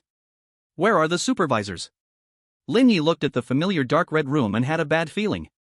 Jason was a white man around 30 years old, covered in strong muscles, with quite good physical condition. Lin Ye familiarized himself with the body and pushed open the door, seeing the familiar hallway. Damn, how come there's a red maze here too? This is bad, I don't even have a dagger. If I run into a blood corpse that's fine, but what if I run into a first-tier creature? I'm doomed. Lin Ye explored a few nearby rooms, inside were only some trash, and he found nothing useful, no red coins or red keys. An hour later. Lin Ye looked at the seemingly endless hallway, feeling a bit deflated. He admitted he had overthought it, there were no monsters here. There were no supplies. More importantly, there were no rooms or doors to leave. This place had nothing. It was like an abandoned game map, a maze corridor that infinitely looped like a glitch. I can't die here, can I? Lin Ye felt a bit anxious. Even if he had 10 simulation attempts, could he really get out of this maze? After all, each simulation started over, and it didn't mean anything how far he had gone before. Don't panic. I can make it through time loops. There has to be a way to get out of here. Lin Ye gripped his hair tightly and tried to recall the routes he had taken before. If he died in this simulation, he at least wanted to ensure he wouldn't repeat the same route next time. Lin Ye started conserving energy. He could no longer think about the body in the shelter, but had to prioritize ensuring he could leave here within 10 attempts. After walking for another hour, Lin Ye finally confirmed that going this way likely wouldn't lead him out. In just these 2 hours, he had passed nearly 100 intersections, and he had been moving outward. No repeated paths have been taken. This place is just that big. Lin Ye came to a stop. If you keep doing something without any reward, it means you may need to change your direction of effort. After the supermarket condensed the spiritual power, Lin Ye completely gained the ability of spiritual power. Although it is not as powerful now as when the supermarket injected it, normal use of spiritual power does not cause negative effects on the body. The simulation cannot bring in items, nor can it use one's own body, but it seems not to restrict spiritual power. Lin Ye sat cross-legged on the spot, began absorbing and guiding the spiritual energy around to strengthen his body. He couldn't run his evolution circuit using Jason's body, so he had to strengthen his body using the basic circuit he summarized. After just over 10 minutes, Lin Ye completed a basic cycle. Once familiar with it, Lin Ye got up and began jogging in the corridor, absorbing spiritual energy while running for circulation. Just like that, Lin Ye ran for another hour. It seems I can't run out. I can't run back in a few hours either. Lin Ye began to make the final sprint. After exhausting his stamina, he committed suicide. Remaining simulation times, 9. Lin Ye opened his eyes in the starting room. This time he didn't rush to leave. During the previous tedious exploration, Lin Ye didn't give up thinking. The system's description of his talent ability is, randomly simulated D-class personnel in the mission. So I am in a mission, and the question I need to think about now is, why did the organization throw a D-class personnel into such a place? Even if it is a consumable, it should be used to its full value before being discarded, not wasted at will. Even for scouting, I should have been given a helmet. Lin Ye checked his surroundings and the initial room, but did not find any surveillance equipment. Is it an accident? But can an accident be considered executing a mission? No. So it's not an accident, this is a mission arranged by the organization. But what is my mission? Why wasn't there even an introduction? Lin Ye checked his surroundings again. This time he checked very carefully, and finally found a line of writing on the inner thigh with a marker. Consciousness experiment, combination of reality and consciousness. From the handwriting, direction of writing, and types of words, it all indicates that this line was written by Lin Ye. But he has no memory of writing this line. The handwriting is messy. I must have been in a hurry when I wrote it. Is this really a consciousness experiment? But when I awoke in the room, I saw the system prompt. If these words were indeed written by me, shouldn't I have already received the system prompt at that time? And in a consciousness experiment, would committing suicide reduce the simulation times? Lin Ye grabbed his hair, suddenly thought of a possibility. Could it be that these system prompts are fabricated by my consciousness? If that's the case, when I exhaust 10 simulation times, will I wake up? Suppressing this dangerous thought, Lin Ye closed his eyes and began to imagine that this was not the Red Room, but his own sanctuary. After a while, Lin Ye stealthily opened one eye and found that the familiar Red Room was still around him. Then he tried a few more times, all of which failed. One cannot truly deceive oneself, especially someone smart like Lin Ye. Outside the door is a vast sea. No, I just went out. I know the outside is a red corridor. Combination of consciousness and reality means this is not merely a world of consciousness. I cannot change the fact that this is a red maze, but maybe some other things can reasonably appear here. Let's brainstorm. Red maze, distorted beings, why is there nothing here? Right, maybe the red maze is supposed to be this way. Without the influence of a system, distorted beings cannot survive here, but since I can get in, other distorted beings should be able to get in too. This is the organization's task. So something should happen. Let me think, a mutated creature, best to be impressive, something that could appear here. Footsteps echoed in the corridor. A girl with black hair and red eyes pushed open the door, smiling at Lin Ye in the hallway. Oh, I'm doomed. Lin Ye forced an awkward yet polite smile. This wasn't a mission site, and without any weapons, he was just waiting to die. Perhaps exhausting the 10 simulation attempts wouldn't be so bad. Now Lin Ye recognized the girl's appearance, so even if he restarted, she would still push open that door.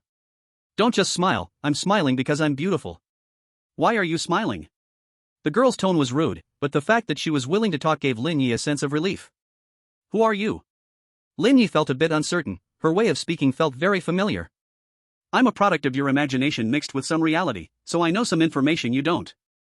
The girl answered directly and plainly, which was quite similar to Lin Ye himself. What is this place? Lin Ye got straight to the point. I don't know. The girl answered confidently. How do I get out? Lin Ye continued to ask. I can get you out, but do you really want to go? The girl replied with a hint of meaning. What do you mean? Thinking of a possibility, Lin Ye felt a heavy heart. You know what it means. Consciousness experiments are naturally used to study consciousness. The girl walked in front of Lin Ye and leaned her head against his chest. So this is targeted at me? Lin Ye suddenly looked up, suspiciously scanning the surroundings. You are cautious, but you don't understand that as a D-class subject, your behavior will surely differ from your original self. One time is fine, but after 2 or 3 times, the organization will notice it, especially after the last mission. Dr. Caroline is still alive. As long as they compare, the abnormalities will be revealed. The girl circled around Lin Ye, then looked up to meet his gaze. From Lin Ye's angle, he could see the deep coldness in her eyes. She was smiling, yet there was no hint of joy. What should I do? Lin Ye decided to hear the girl's advice. Do nothing. After all, this is just a consciousness experiment, they can't lock onto you. As long as you do nothing, it will naturally end. The more you do, the more problems arise. If I directly send you out, that would be the most troublesome. Your consciousness will be completely locked by the organization. Or. The girl sat down in the corner of the room and patted the spot next to her. Or what? Lin Ye sat beside her. Or make a big fuss, letting them know the cost of provoking you. You're joking? What cost could provoking me have? Lin Ye almost laughed out loud. You can deceive anyone, but you cannot deceive yourself. I am you in a different gender. If you didn't have such thoughts, how could I say it? The girl rested her head on Lin Ye's shoulder, holding his hand. You are not me, otherwise, you wouldn't suggest something so foolish. I know very little about the organization. How could I possibly risk opposing them? Lin Ye pushed the girl away. He felt that she indeed had similarities to him, but at the core, she was somewhat different. Don't you think that's exciting? Plus, you underestimate us. Opposing the entire organization is unrealistic, but if it's just the peripheral branches, it's easy to wipe them out. The girl closed her eyes and pulled out a blood-red popsicle with 2 wooden sticks, breaking one in half and handing it to Lin Ye. Can you get out? Lin Ye looked at the popsicle in confusion, tasting it. It was cold and tangy sweet, very delicious. It depends on your choice. If you choose to blend in, then I'm just a fleeting image, and this popsicle is already the limit. But if you're ready to teach them a lesson and show them you're not to be messed with, then I am the storm sweeping across the world. The girl licked the popsicle slowly, unfazed. The words spoken are quite dangerous. Can you not choose for yourself? Lin Ye felt a bit strange, he did not think he could command the girl. Of course I can, but I am you. How could I harm myself? Besides, I will disappear sooner or later, and in the end, you will bear the responsibility. I'm not that irresponsible. The girl said with certainty. Thank you very much. Lin Ye expressed his gratitude sincerely. Fortunately, the girl wasn't like the doppelgangers in cliché novels who always wanted to kill the main body, otherwise, it would be troublesome. There's still a bit of time, let me teach you something. The girl extended her hand, and spiritual energy gathered in her palm, forming a thin layer of spiritual protection. Lin Ye's eyes lit up. This was a technique that could withstand Zhao Yong and Su Min's full attack. It looked very advanced. You can do this? To be precise, only I can do this. The girl said proudly. The first-tier creatures from that quest site can only use it, but the remarkably wise me can teach you how to use it. Awesome. Teacher Lin, please teach me. Lin Ye said shamelessly. Lin? Never mind, it sounds like I'm your daughter. Just call me Xiao Yi. Alright, teacher Xiao Yi. Student Lin, the so-called spiritual protection is actually the external manifestation of rune application. Runes? Yes, runes are a bit like the legendary words of power. God said, let there be light, and so there was light. But runes are nowhere near as easy to use as words of power. Runes are mental characters. Using the mind as a guide and spiritual energy as a foundation, it is the ultimate technique for manipulating all things in the world. When you cut with that knife in the supermarket before, you were also using the external manifestation of the rune cutting. That's right, the mural contains the runes of cutting and merging, and its rank is not low. What I'm going to teach you now is the protection rune. The protection rune has a wide range of uses, and many spiritual items and relics are engraved with protection runes. They can do more than just serve as shields. Xiao Yi did not continue explaining but grabbed Lin Ye's collar, pressed her forehead against Lin Ye's forehead, and then closed her eyes. A large amount of complex information flooded into Lin Ye's brain. If he hadn't produced mental power, he probably wouldn't have been able to hold on for even a moment. By consuming mental power, Lin Ye quickly received this information, but it was only a temporary reception. To fully digest and even use it would take a long time. We can do this because we are almost the same person. Don't do this kind of thing with others, their heads might explode. Mental contact is the most dangerous way of contact. If you want to learn runes, it's best to rely on the system's rune cards, other methods are unreliable. Xiao Yi reminded him. I understand. Thank you, Teacher Xiao Yi. Lin Ye rubbed his head. This experience was pretty good, just a bit of pressure in his head. Ah, time is running out, it's time to say goodbye. Xiao Yi looked through the roof, gazing far into the distance. What will happen to you afterwards? Despite the brief time spent together, Lin Ye felt like he had met a longtime friend. He rarely felt this way. I don't know. The red maze is born from the combination of your consciousness in this place, it should collapse when you leave. My existence is more complex, and I am a conscious entity. I also don't know what will happen to me later. Xiao Yi seemed to have come to terms with it, completely unconcerned about what she would face next. I've thought about it, I should go out and teach them a lesson, let them know the consequences of provoking us. A crack appeared in the roof as Lin Ye decided to take a gamble. He didn't know if this would change anything, but doing or not doing was itself a change, also part of the result. Forget it, although deep down I have a desire to destroy everything, I am still essentially you, so goodbye for now. Xiao Yi smiled and rejected Lin Ye. Will we see each other again? Lin Ye did not continue to extend the invitation. Essentially, they were the same kind of person. As long as we are alive, we will meet again, right? Yes. The two smiled, feeling relieved, as the red maze began to collapse, and Lin Ye's consciousness gradually blurred. Since it has started to collapse, I should be able to do something out of line without being discovered. Lin Ye disappeared, and Xiao Yi stood on the remaining red floor in the void, murmuring to herself. Lin Ye awoke from the hospital bed, wearing an exaggerated helmet, with various instruments by the bedside, and a man in a white coat standing next to the instruments, his breast pocket filled with a row of markers. In the corner of the room stood several fully armed regulators. He's fine, bring in the next one. The regulators then took Lin Ye back to his own room, or rather, a solitary cell. As soon as he entered the cell, Lin Ye lost consciousness. Simulation end. Remaining simulation attempts, 10. And used simulation attempts. Do you want to acquire core items? Acquire. Acquired core item, consciousness upload device *1. Acquired Xiao Ye's gift box *1. Acquired title, consciousness awakening. After getting up from the bed, Lin Ye glanced at the system time, realizing that less than 2 hours had passed, and the duck was still on the bed. The flow of time in that conscious world seems to be much faster than in the shelter world. Of course, there could be other possibilities, such as instability of time in the conscious world, etc. Lin Ye didn't think much about it or bother with the simulation gains. He had just lost a friend and now only wanted to eat a bowl of duck blood noodles. 32. The third night exploration. After enjoying the delicious duck blood noodles, Lin Ye felt a bit better and began to examine the complex machine in the center of the room. Consciousness upload device. A device developed by the organization that can upload consciousness to the spiritual world, but due to the randomness of the uploads, many D-level personnel have died during device testing. Note, can be exchanged for a ticket. The consciousness upload device was the complex equipment next to Lin Ye's hospital bed, filled with many buttons of unknown use and lacking a user manual. Lin Ye researched it for a while and found he couldn't even open the switch. It seemed to have some sort of safety certification technology that required certain conditions to be met. Exchange for a ticket. Although he didn't know what a ticket was, it was better than a pile of scrap metal, at least it wouldn't take up space. The consciousness upload device disappeared, and a white ticket of unknown material appeared at the center of the shelter. Lin Ye picked up the ticket and checked the system introduction. Ticket. A credential for consciousness to enter the spiritual world. After use, it randomly enters a relatively stable spiritual world. Note, the ticket changes color after each use. White represents a shallow, safe area. Oh? Spiritual world? Sounds a bit dangerous. I'll keep it for now, to use later when needed. After putting the ticket away, Lin Ye opened Xiao Ye's gift box. Inside was only a black card with intricate patterns. Basic rune, collapse. A card that can be used to learn the basic collapse rune. Note, those with insufficient mental power should use with caution, except for Lin Ye. As expected of teacher Xiao Yi. Lin Ye did not use the card immediately. He had not finished digesting the protective rune yet, and it was not suitable to learn new knowledge now. Looking at the last system prompt. Consciousness awakening. You awakened in a dream, only to find yourself still in the dream. Note, in the spiritual world, consciousness is the foundation of everything.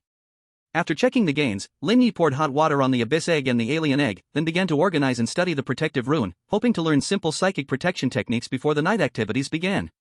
After all, the 3-day rookie period had passed, and according to system prompts, tonight he would likely encounter a first-tier psychic creature. And it was still unknown what event would occur tonight. The afternoon passed quickly, and the night activities were about to begin. Lin Ye organized his equipment and finished his last bowl of duck blood noodles before the night activities started. Took a moment to touch the duck. After all, the night activities might end by tomorrow.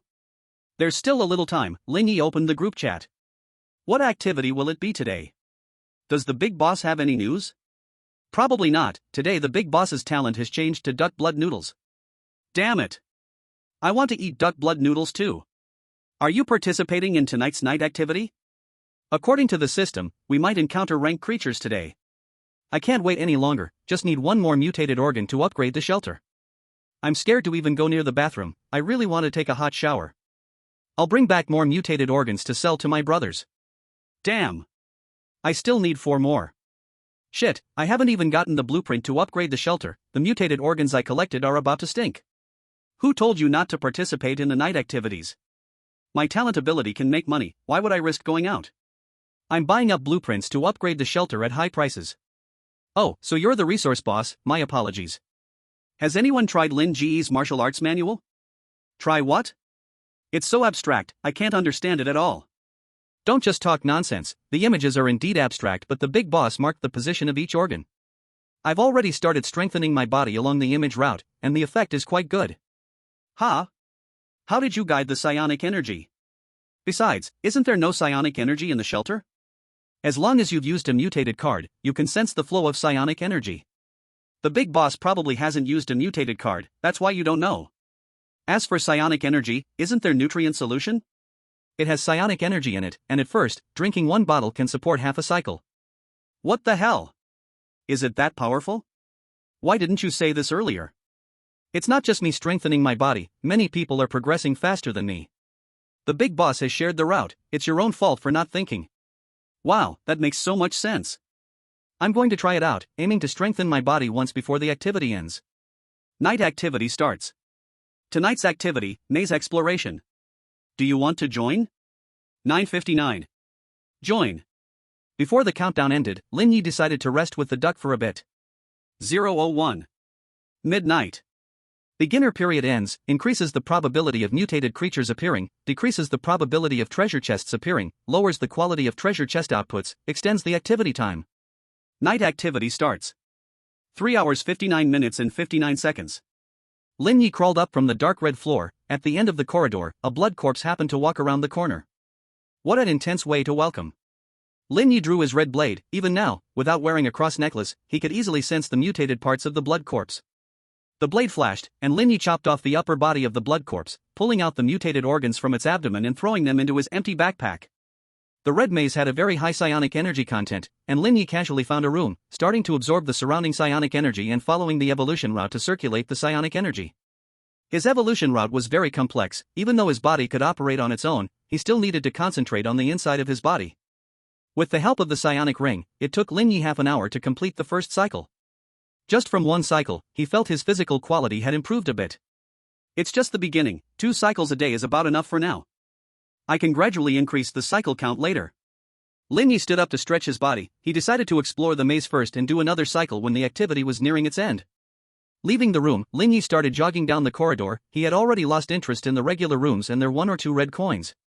Only locked rooms had value worth stopping for. As he ran through 1 or 2 corridors, Lin Ye encountered a mutated creature. There were blood corpses as well as other mutated animals. The system had indeed increased the appearance rate of mutated creatures. Dealing with these mutated creatures didn't waste much of Lin Ye's time. After passing through 8 corridors, he finally came across the first locked room. Using the red key to open the door, inside was just a redwood treasure chest. Opening the treasure chest, there was a bag of 10 pounds of rice inside. It's okay, not heavy. Lin Ye picked up the rice and left the room, continuing to jog down the corridor. After running 6 more corridors, Lin Ye once again found a locked room. Using the red key, he unlocked the door, and inside was still a redwood treasure chest. No way. Lin Ye had a bad feeling. He opened the treasure chest, and inside were packaged meat and vegetables, totaling about 3 or 4 pounds. 33, arrogant first-level being. Putting the meat and vegetables into his backpack, Lin Ye continued to jog down the corridor. To be honest, the treasure chests were producing too abstractly. He was already considering whether to continue wasting keys. Not to mention, if he kept this up, he was afraid his backpack would not be enough. With so much food, he couldn't possibly finish it all by himself. The shelter had no refrigerator, so fresh meat and vegetables couldn't be stored long-term. As for selling to other survivors, Lin Ye didn't think he was the only one who could find food. Luckily, the car that Li Ji had given him was stocked with quite a few seasonings, or Lin Ye wouldn't know how to handle these ingredients. After running through 10 corridors, Lin Ye encountered the third locked room. If I open another one and it's still food, I won't open anymore. Having made up his mind, Lin Ye used the red key to open the door. This time, there was no treasure chest inside the room, but a long-lost shelf. It was a storage room. Lin Ye carefully searched every corner of the room and found 5 bottles of nutritional liquid, 3 mutation cards, 1 metallic key for opening special rooms, and 1 dagger. The mutation cards were all of later numbers, and the dagger had a 7 cm blade with a wooden gray handle. It looked very sharp and seemed to be a psychic item similar to a cross necklace. Putting these items into his backpack, Lin Ye continued to explore the maze. This time, after running for half an hour, Lin Ye didn't encounter a single locked room. Just when he felt strange, he stumbled upon a dark red corridor with no rooms. So that's it, but there are no monsters in the corridor, so the monsters shouldn't be in the front hall, right? Lin Ye reached the end of the corridor, put down the rice and backpack full of supplies, and pushed open the red double doors. Inside was still the familiar hall, but standing in the middle of the hall was a figure. He. The figure was dressed in a pitch-black robe, wearing a hood, and beneath the hood came a creepy, dry laugh. Can you speak? This was Lin Ye's first encounter with a mutated being willing to communicate. Thank you for opening the door, I thought this time would be in vain.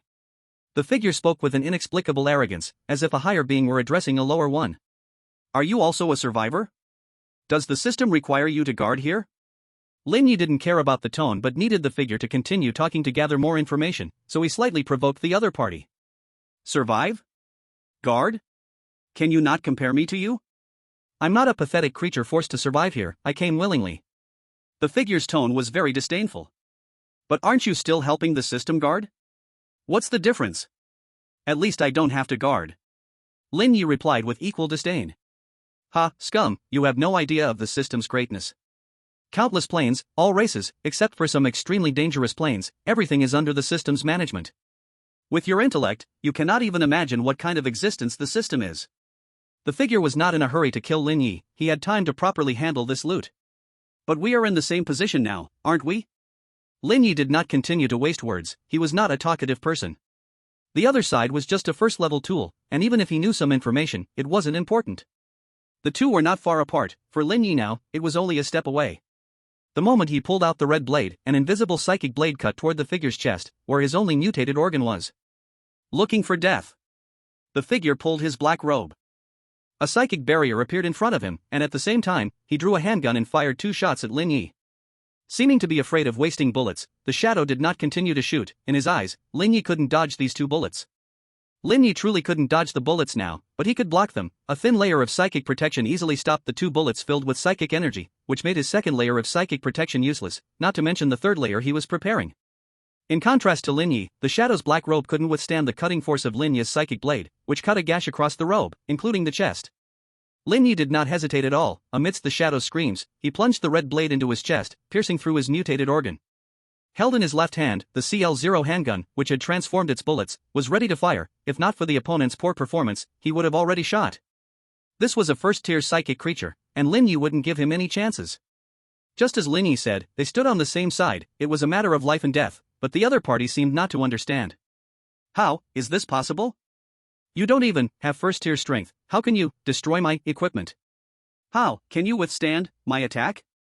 The shadow's desperate voice was broken and intermittent. Until facing death, he still didn't understand what had happened.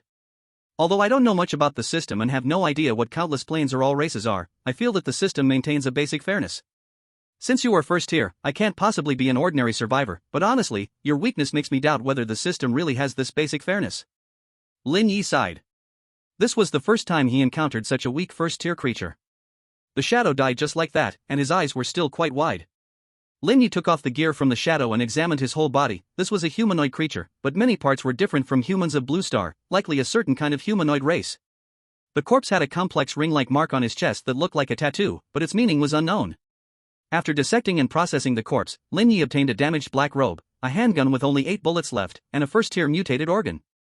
He submitted the mutated organ to the first-tier psychic crystal manufacturing blueprint task, and the task progress now showed 2/10. He had also obtained one first-tier mutated organ from the previous station task, needing just 8 more to complete it.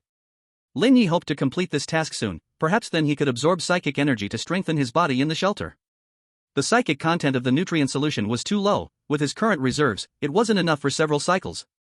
Moreover, he couldn't keep drinking the nutrient solution. The thing was mainly used for supplementing nutrition, and it was noted that it shouldn't be consumed in excess. After dealing with the mindless mutated creature guarding the door, Lin Ye began to check the several doors in the hall. These doors were still the same as before. Opposite a pair of red double doors, to the left was a departing mahogany door, and to the right was a locked dark red metal door. Item room? Just right, I got a special room's metal key. Using the metal key, he opened the door. The inside was still an ordinary room with a dark red platform, but this time there was a manufacturing blueprint placed on the platform. Game room invitation. After putting away the blueprint, Lin Ye did not hurry to leave the room. Instead, he closed the door and began to absorb psychic energy to strengthen his physical qualities. Halfway through the cycle, Lin Ye suddenly felt an unusual hunger, and it took several bottles of nutrient solution to recover. This was probably the correct use of the nutrient solution, to supplement the material basis for the body during enhancement, rather than to provide psychic energy. Half an hour later, Lin Ye completed his second cycle of the day. There was still more than an hour until the activity ended. Taking all the supplies, Lin Ye continued to explore the maze through the red double doors on the opposite side. After that, Lin Ye opened several locked rooms, and inside were treasure chests filled with various foods. As the countdown was about to end, Lin Ye opened the last locked room, but unfortunately, it was just a rosewood treasure chest inside. I wonder what's inside this time. Please no rice, 1 bag is enough for me for a long time, and no fresh food either. It would be best if it were canned food, or any junk food that can be stored for a long time. With great anticipation, Lin Ye opened the treasure chest, only to find a colorful piece of paper that looked completely ridiculous. Well, at least it doesn't take up space. Putting away the paper, the countdown ended, and Lin Ye was teleported back to the shelter. Back in the shelter, the duck had not disappeared, but unfortunately, there were no duck blood noodles left to eat. Lin Ye organized various foods and put the mutated organs on the shelf for 10 red coins each, before starting to check the event rewards. First were a few items of unknown functions related to psychic energy. Sacrificial dagger. Stick the dagger into the heart to offer a sacrifice to the god. Note, a ritual tool, please use with caution if you are not familiar with this kind of ritual. Lin Ye. What the hell is this? Is it for stabbing someone else or stabbing yourself? Throwing the dagger into the corner to collect dust, Lin Ye continued to look at the next item. Black robe. An entry-level psychic item mass-produced by the Ring organization, can release simple psychic protection. Note, damaged, not worth repairing. Psychic handgun. An entry-level psychic item mass-produced by the Ring organization, can discharge bullets infused with psychic energy. Note, the bullets are more valuable than the gun. What the hell is the Ring organization? They seem pretty sketchy. Lin Ye did not know whether the other party was a member of the Ring organization or had bought items from them. If it was the former, then the Ring organization probably wasn't that impressive. Combining this with the ring-shaped mark on the corpse, Lin Ye felt the former possibility was quite high. The handgun was okay, it still had 8 bullets inside, but the robe was useless and was casually thrown into the junk pile by Lin Ye. Next was the biggest gain from this event, an unknown blueprint. Low-level concentrated nutrient extraction device blueprint. Materials needed: first-level mutated organs, 0/10, second-level mutated organs, 0/10, third-level mutated organs, 0/10. Note, concentrated ones are all essence, much more useful than a juicer. With a puzzled expression, Lin Ye used this blueprint. In the short term, he wouldn't even see a third-level mutated creature, let alone gather materials. Finally was that colorful piece of paper. Game room invitation. Use the invitation in the shelter, survivors will be teleported to the game room. Note, the game room is a safe area, please choose your preferred form of entertainment. Game room? Lin Ye didn't rush to use the invitation, he planned to wait until the simulation ended tomorrow to give it a try. If there was enough psychic energy there, he wouldn't have to absorb energy during the nighttime activities. After sorting out the loot, Lin Ye made himself a hearty dinner and then opened the group chat to enjoy his meal. 784264/1000000.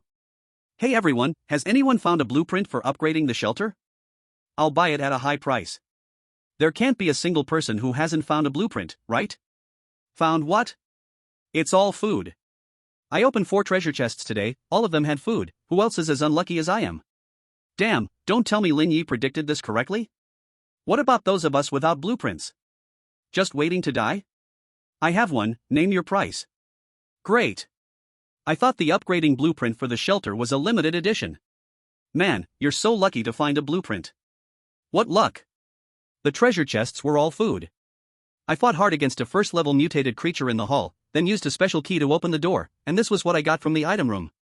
At that time, I thought it was some amazing blueprint, then came back and found out it was this crap. You name your price, but unless there's something good, I won't trade. That's rich, thought you were a lucky one. Unexpectedly, it's an African. Are you sure it's an African? Many people still don't have the blueprint. This blueprint could save lives. What good things do you think the survivors hiding in the shelter could have? This is someone who can fight first-level mutated beasts, show some respect. No, you should have upgraded the shelter already, right? Since it's an extra blueprint, just sell it for cheap, it could save a life. Sorry, it's already sold. Don't send me private messages, the buyer offered me an irresistible price, and I'm very satisfied. Ha? It got sold already? It's that resource big shot. The moment the event ended, he started collecting blueprints. Awesome. So what should we do without blueprints? Wait to die, what else can we do? Lin Ye, the system won't push us to the edge. I think you all can likely open blueprints by using the item room. You can also try opening more treasure chests. A low probability doesn't mean there's none. Of course, this is just my guess.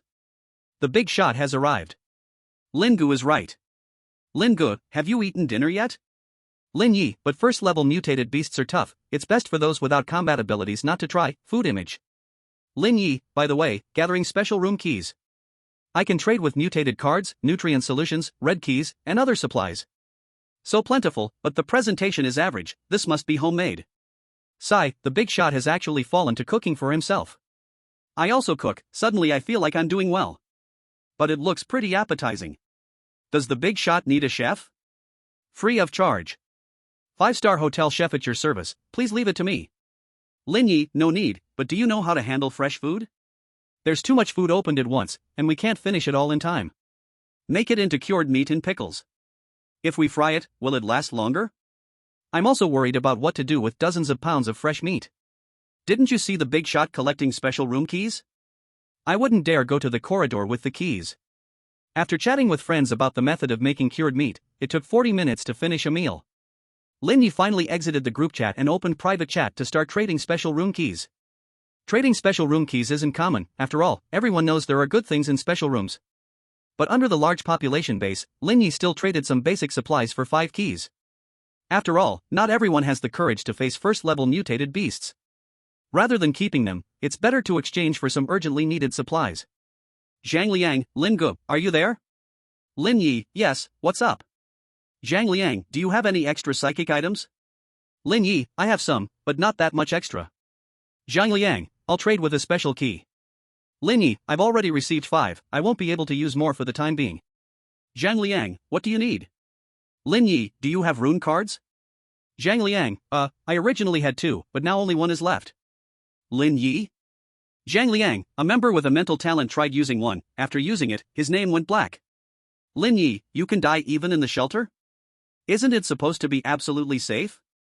Zhang Liang, we analyzed that he might not be dead but was determined by the system to be unable to survive any longer, that's why his name went black. The rune card really affects oneself, so it might not be covered by the shelter's protection. Lin Ye, what's the remaining card? Zhang Liang, basic rune, speed. Lin Ye, I'll trade you a psychic pistol and a psychic ring, the pistol still has 8 bullets in it. Zhang Liang, okay. The two quickly completed the trade, and both were very satisfied with the transaction. For Lin Ye, the psychic pistol is trash, the psychic ring is fairly useful, but it only gives a difference of 30 to 40 minutes per cycle, which can be shortened with practice. For the Mutual Aid Association, the psychic ring is simply a divine weapon, especially since they don't have an evolution path, guiding psychic energy is far harder for them than for Lin Ye. Moreover, they are currently too afraid to use rune cards. No one wants to die in the shelter. Basic rune, speed. Cards that can learn the basic speed rune. Note, those with insufficient mental strength should use it cautiously. Putting away the card, Lin Ye dared not casually use this dangerous card, and he had not yet fully digested the protective rune. Plus, with cutting, stitching, and collapsing, he couldn't use this card for a while. After simply handling the remaining fresh food, Lin Ye poured some hot water over the abyss egg and the alien egg, then lay on the bed holding the duck, closed his eyes, and continued to digest the protective rune until he fell completely asleep. Please draw today's card. My turn. Draw a card. This time the card showed a girl in a nun's outfit, and before Lin Ye could react, the card vanished, and a girl in a blood-red nun's outfit with silver hair appeared in the center of the shelter. Hello? Lin Ye felt a bit nervous. It was the first time a young woman had entered his room. The girl's body was covered by a simple but heavy blood-colored nun's outfit, with a pure red nun's hat on her head, her eyes covered by a piece of red cloth, and the nun's outfit was adorned with twisted and chaotic symbols. These symbols resembled runes, but Lin Ye could not understand them. Wearing this strange nun's outfit, the girl gave off a mixed sense of holiness and eeriness. Nevertheless, it was Lin Ye's first time understanding what so-called holiness felt like. The girl knelt silently in the center of the shelter. Seeing the girl did not respond, Lin Ye did not approach her. It was not out of fear of any consequences, but rather it was the most basic respect for a lady. Using the reserved ingredients, Lin Ye made 2 breakfasts and placed one in front of the nun. If she did not eat, he could have it for dinner. After finishing breakfast, Lin Ye lay on the bed and began his daily simulation. Influenced by Lin Ye stood in the center of the church, unaware of anything unusual. But Gregory, who entered with him, was obviously different. He seemed influenced by some unknown factor as he slowly stepped up to the pulpit. Lin Ye cooperatively sat on the bench, ready to listen to his cellmate's sermon. However, as soon as Gregory stepped onto the pulpit, he began tearing at his own cheeks like a madman, while his body started to twist and contort. After he completely ripped off his facial skin, his entire body compressed into a cube about 30 centimeters on each side, with the torn skin perfectly resting on top of the cube. Nice performance, isn't it? I don't know when it started, but the pews in the church were already filled with various humanoid creatures wearing different outfits. The one talking to Lin Ye was a gentleman in a gray suit, face obscured, sitting next to him. Generally speaking, just a fool who takes desire as faith, afraid to face himself, even turned into a box, the contents would still be no surprise. Lin Ye casually said. You're not wrong, but I'm sorry I can't feel your faith, otherwise, I would love to see what's in your box. The man in gray was very interested in Lin Ye, but he couldn't sense Lin Ye's faith, so he couldn't take action against him. It might not be as interesting as you think. Can I leave now? Lin Ye didn't think he could complete the simulation so easily, but he had to try to escape this place. Of course, take that box with you, consider it a gift from me. But even if you leave this church, without choosing a deity to believe in, you can't possibly leave here alive. The man in gray was very friendly toward Lin Ye. After all, Lin Ye did not believe in his god, so Lin Ye was a guest of the church, and he always treated guests this way. Thank you. Lin Ye said no more, walked up to take his companion's box, and left the church. The moment he picked up the box, a line of prompts flashed before Lin Ye's eyes. Received a gift, complete the simulation while carrying the gift, and you can take the gift back to the refuge. As soon as Lin Ye stepped out of the church, he stopped in his tracks because outside was not the prison van and guards, nor was it the suburbs before entering the church, but a wide white stone path, with various church-like buildings lined up on both sides. I knew I couldn't get out. Though Lin Ye had already guessed this, the situation still gave him a headache. So I must choose a deity to believe in to leave. But once I have a faith in a deity, I become part of the church, and the things inside would be able to act against me. Moreover, believing in a deity should be related to the mind. Leaving for the refuge might not escape the so-called deity. That isn't even the biggest problem. Lin Ye grabbed his hair, his expression troubled. He didn't feel he could believe in a deity. This wasn't about willingness, it was about whether he could do it. Even if Lin Ye wanted to believe in a deity, he didn't think he could manage it. Faith is not something you can just speak of, it requires full devotion. If one tries to half-heartedly believe just to appease a deity, the outcome would certainly not be much better than his cellmate's box. Forget it, I'll take it one step at a time. Lin Ye walked along the stone path toward the next church. The distance between the two churches wasn't far, just a few hundred meters, but for some reason, he could only see the full appearance of the church up close. The second church was a milky white domed church, and a pale-faced priest in black robes stood outside the church, somewhat resembling a girl trying to attract customers outside a barbershop. Hello, would you like to come in and take a look?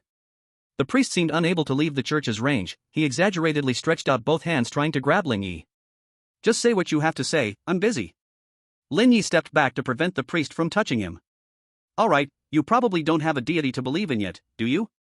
Unbelievers cannot leave here. If you believe in my Lord, I will not only ensure your safe departure, but my Lord will also grant you unmatched power. The priest wore an exaggerated smile, his face full of impatience. He looked less like someone recruiting members and more like a starving person encountering a feast. Tell me the specifics, don't give me useless information. Don't treat me like a beginner. What level is your deity? Do you grant runes? Are there evolution paths? How far can you support me? Lin Ye was not polite at all. He was prepared to try joining the church later, so he wanted to understand the situation first. Deities have levels too? You get stuff for joining? Why didn't I? The priest was obviously taken aback by Lin Ye's professional terminology. For a moment, he even felt like the beginner Lin Ye had mentioned. Hey, turns out you know nothing, what a waste of time. Lin Ye bypassed the priest and continued toward the next church, leaving the priest lost in thought outside the church. The third church was built from piles of bones. From a distance, Lin Ye felt a strong sense of unease. So he didn't approach at all and walked around the church directly. The few churches he passed by looked incredibly evil, seeming as though it wasn't trendy unless there were a few corpses displayed outside. After walking for half an hour, Lin Ye finally came across a church that looked passably decent. This was a pure black spire church with a conservative architectural style, giving a sense of clean and simple beauty. This church made Lin Ye feel an inexplicable familiarity, but he couldn't remember where he had seen it before. Upon entering the church and seeing the huge hollow in the center, Lin Ye instantly understood why he felt familiar. This was a church related to the abyss. Lin Ye wanted to turn and leave but found that the space behind and nearby had already filled with the hollow. Aside from beneath his feet, there were no other footholds in the church. A nun fell headfirst in front of Lin Ye. She silently stared at him upside down. Do you nuns not like to talk? Lin Ye was now very regretful. Ever since being chosen by the system, he had not encountered anything good. The moment he felt that familiarity, he should have turned to leave. You are closely connected to the abyss and will fall into it sooner or later. How about believing in my lord and finding a backup in advance? The nun was very friendly, like Mr. Gray. Not for now. Let's talk when I'm falling into the abyss. Lin Ye didn't dare to get involved with the abyss again. He wanted to find a deity that was not so powerful to get a name. What a pity, then you can leave. Just jump down to exit. The nun looked at Lin Ye, seemingly urging him to hurry and jump. Lin Ye looked at the dark void below. He neither jumped down nor answered, just stared down, waiting for time to pass. 5 minutes later, the nun could no longer hold back. It seemed that maintaining this state was not without cost. Thus, the ground restored, and the church's main door appeared in front of Lin Ye. Lin Ye still didn't move. He couldn't be sure whether the ground would disappear again, or even if what he saw was truly the ground.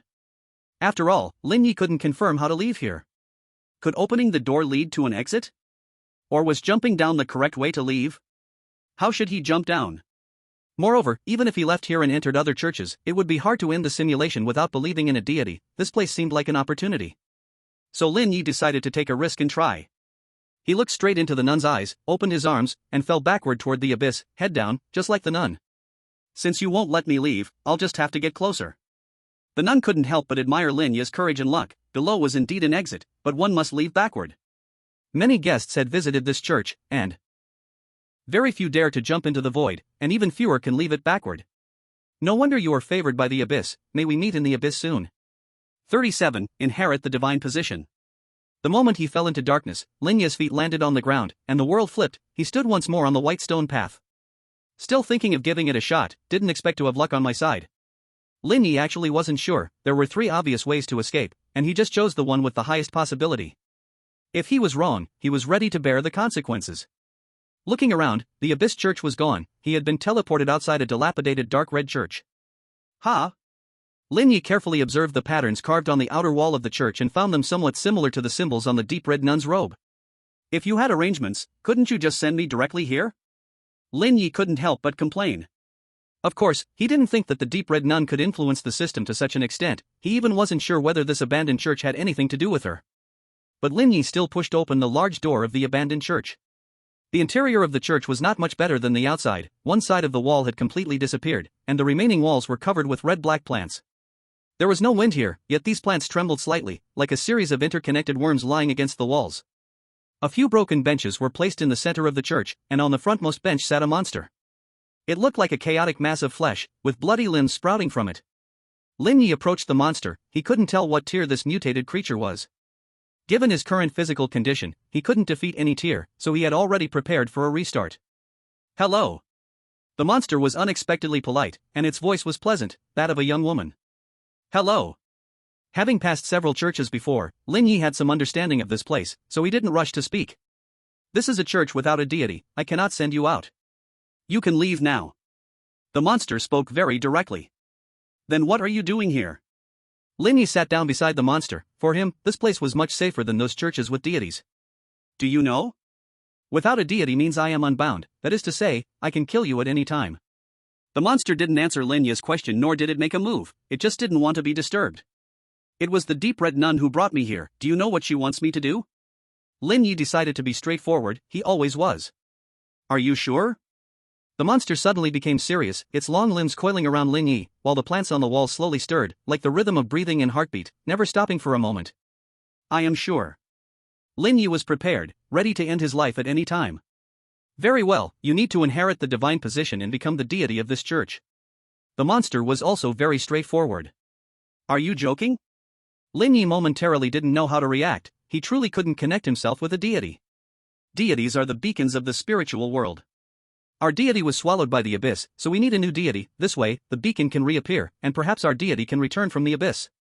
I don't know why the nun chose you as the new deity, but I respect her choice. After all, she was once the closest person to the deity. The monster didn't waste words or speak difficult theories, it explained their purpose clearly in just a few sentences. What do I need to give up? And what can I gain? As long as the price is right, Lin Ye wouldn't mind taking on a new job. Do you know about runes? If you inherit the divine position, you will gain a systematic knowledge of runes, and even knowledge beyond the runes. As for the cost, the divine position is the cost. You will become a beacon and will no longer be able to worship other gods.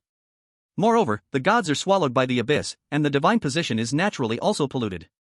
But you are already connected to the abyss, so this is not so important. After the monster finished speaking, it looked at Lin Ye, waiting for his decision. How could the pollution of the divine position by the abyss not be important? Lin Ye questioned. As long as you come into contact with the abyss beyond a certain limit, only by becoming a god can you resist the erosion of the abyss. This is unrelated to time, distance, or dosage, it is only related to mental will. Of course, some powerful relics and certain beings can also block this erosion. The monster glanced at Lin Ye and continued with implication. You are lucky, but you won't always be this lucky. I agree. Lin Ye did not think the system could always protect him. The door to the abyss was on the wall of the shelter, and sooner or later, he would have to control that door himself. Moreover, from what the monster described, the god seemed to be a profession with an inherent rune system, similar to being promoted to a god. Very well, the transaction is complete. The monster tore open its own body, taking out a shining light particle from inside and placing it above Lin Ye's head. The light particle flowed into Lin Ye's body like liquid. Lin Ye felt nothing, as if the light particle did not exist at all. Is this over? Lin Ye felt he had been tricked. This god, with no sense of ceremony and no feeling, was too much like a scam. You are too weak now, you don't even have the qualification to connect to the divine position. If you force a connection, your brain would explode. But don't worry, you are now the god of this church. As long as you leave the church, you can leave this place and return to the original world. The monster pulled its chest flesh together like a zipper and pulled out a card from its stomach, which was like a pocket, and handed it to Lin Ye. This is a gift, my Lord God. I will always pray for you here. Received a gift. Carry the gift to complete the simulation and you can take the gift back to the shelter. Lin Ye took the card.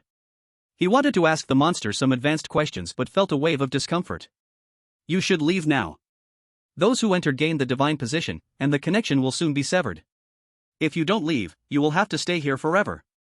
Goodbye. Lin Ye stood up and walked to the church door. Before pushing open the big door, he turned back and said, My name is Lin Ye, but I don't know your name. You can call me the Saintess, as for my name, I have long forgotten. Stepping out of the church, the prison cart and the guards were still in place. They clearly did not expect Lin Ye to come out alive. Simulation ended. Remaining simulation times, 10. And used simulation times, do you want to obtain core items? Obtain. Obtained core item polluted divine position *1. Obtained Mr. Gray's gift *1. Obtained Saintess's gift *1. Obtained title, God. Lin Ye woke up from the bed, the deep red nun was still kneeling in place, her position and the breakfast beside her unchanged. 38, Carnival Feast. Looking at the time, it wasn't even noon, the simulation didn't consume much time at all. Lin Ye began to check his loot. The divine position did not appear in the center of the shelter, it seemed to have merged with him.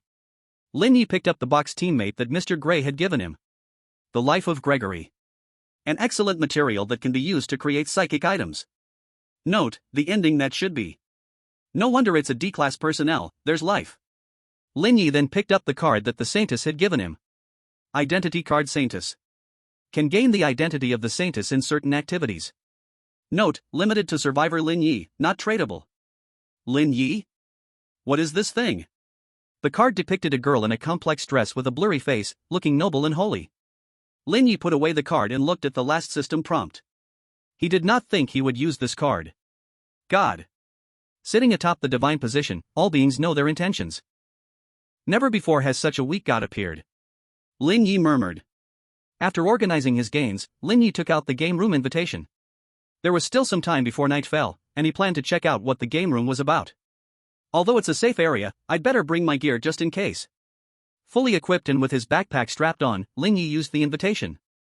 The invitation disappeared after being used, and so did Lin Ye, who was fully armed. The game room was not a single room, but a large game area composed of many game rooms, each containing a game.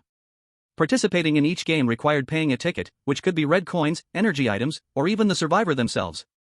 Winning the game would earn back the ticket and provide game rewards. Lin Ye was not the only survivor here. After all, in a region with hundreds of thousands of people, it was inevitable for someone to receive an invitation. Upon observation, Lin Ye noticed that the survivors who came here had mostly traded with him and were among the best in the group.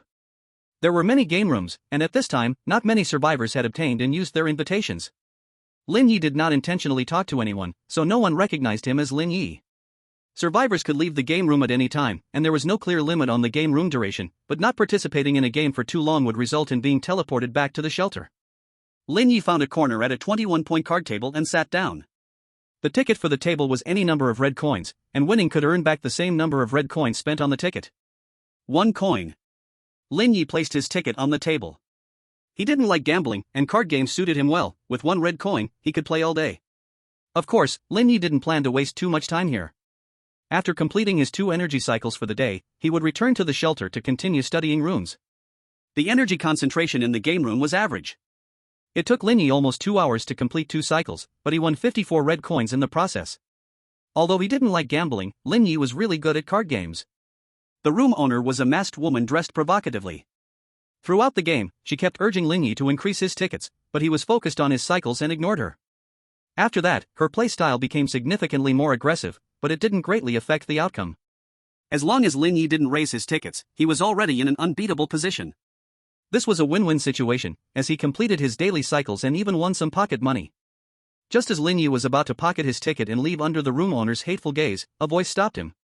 "Sir, do you need a game room card?" The speaker was a handsome young man in a server uniform. "What's the difference between a card and an invitation?" Lin Ye asked. "The card can be used multiple times, and some special games require a card to participate." The man replied with a smile. "How can I get a card?" Lin Ye was not interested in special games, but he needed to come here every day for his energy cycles. "This is a game room, so of course you play games." The man smiled even wider, as if he was very pleased with Lin Ye's response. Lin Ye returned the smile but left the game room without hesitation. He didn't have to absorb energy in the game room. When the possible costs greatly exceed the gains, a deal cannot be made. So, Lin Ye didn't continue to waste time. Back in the shelter, the nun was still kneeling in the same spot, silent. Obtained a game room key card from the server. Ha. Lin Ye glanced at the system introduction of the key card. Game room key card. Using the key card allows entry into the game room. Note, only VIPs of the game room can obtain the keycard. It is a symbol of identity. Putting away the access card, Lin Ye continued to study the protective runes and took out the black robe from the pile of junk, trying to carve protective runes on it. The black robe is made of a material that can withstand the energy of the runes. Previously, Lin Ye threw it into the junk pile, but now it has been put to good use. The shelter has no energy, so Lin Ye could only use the energy from the crystals to outline the runes. Although the energy inside is mixed and cannot be absorbed, it can definitely be used to carve the runes. At first, the rune carving did not go smoothly. Using runes and carving them on items are 2 different techniques. After several failures, Lin Ye finally succeeded in carving a protective rune on the black robe. Lin Ye tested it and found that by injecting energy into the rune, the energy protection could be activated, but after being triggered once, the rune would disappear. Lin Ye carved the rune again and then cut off the piece of fabric with the rune using a dagger. Simple protective item. Can be activated with energy to generate energy protection, becomes ineffective after 1 use. Note, can add, must be related to the item with correct information. Can I add a note? Lin Ye thought for a moment and added a note. Simple protective item. Can be activated with energy to generate energy protection, becomes ineffective after 1 use. Note, made by Lin Ye. Before the nighttime activities began, Lin Ye studied the runes. The black robe had already been torn into pieces. Although there were many failures during the process, he still managed to make over a dozen simple protective items. Nighttime activities begin. Tonight's activity, Carnival Feast. Do you want to join? 9:59. Ha! Although Lin Ye already knew there were other nighttime activities, he didn't expect to encounter one so soon. It won't be that there are 4 days left and each day has an activity, right? Lin Ye had a strong premonition that the possibility was very high. He opened the group chat, which was already buzzing. Is there a new activity? Where's Big Brother Lin? Is there any news about this activity? Lin Ye, I don't know what this activity is, but I do know 4 kinds: maze exploration, carnival feast, site tasks, and warfront. I guess there will be one each day for the last 4 days, but that's just my guess. Ha! Doesn't that mean there's no maze exploration? Warfront? It sounds very dangerous. If it's dangerous, just don't go. That's true. What about this activity? I haven't gathered enough materials to upgrade the shelter. I'm just short one. I can participate in the upcoming site tasks. I want to take a chance, even if I can gather enough materials to upgrade the shelter now. What about later? If I don't participate in nighttime activities, I'll eventually be eliminated by the system. You're right, I'll take a chance too. I'll pass, I'll just try to survive another day. Lin Ye, I made a batch of protective items.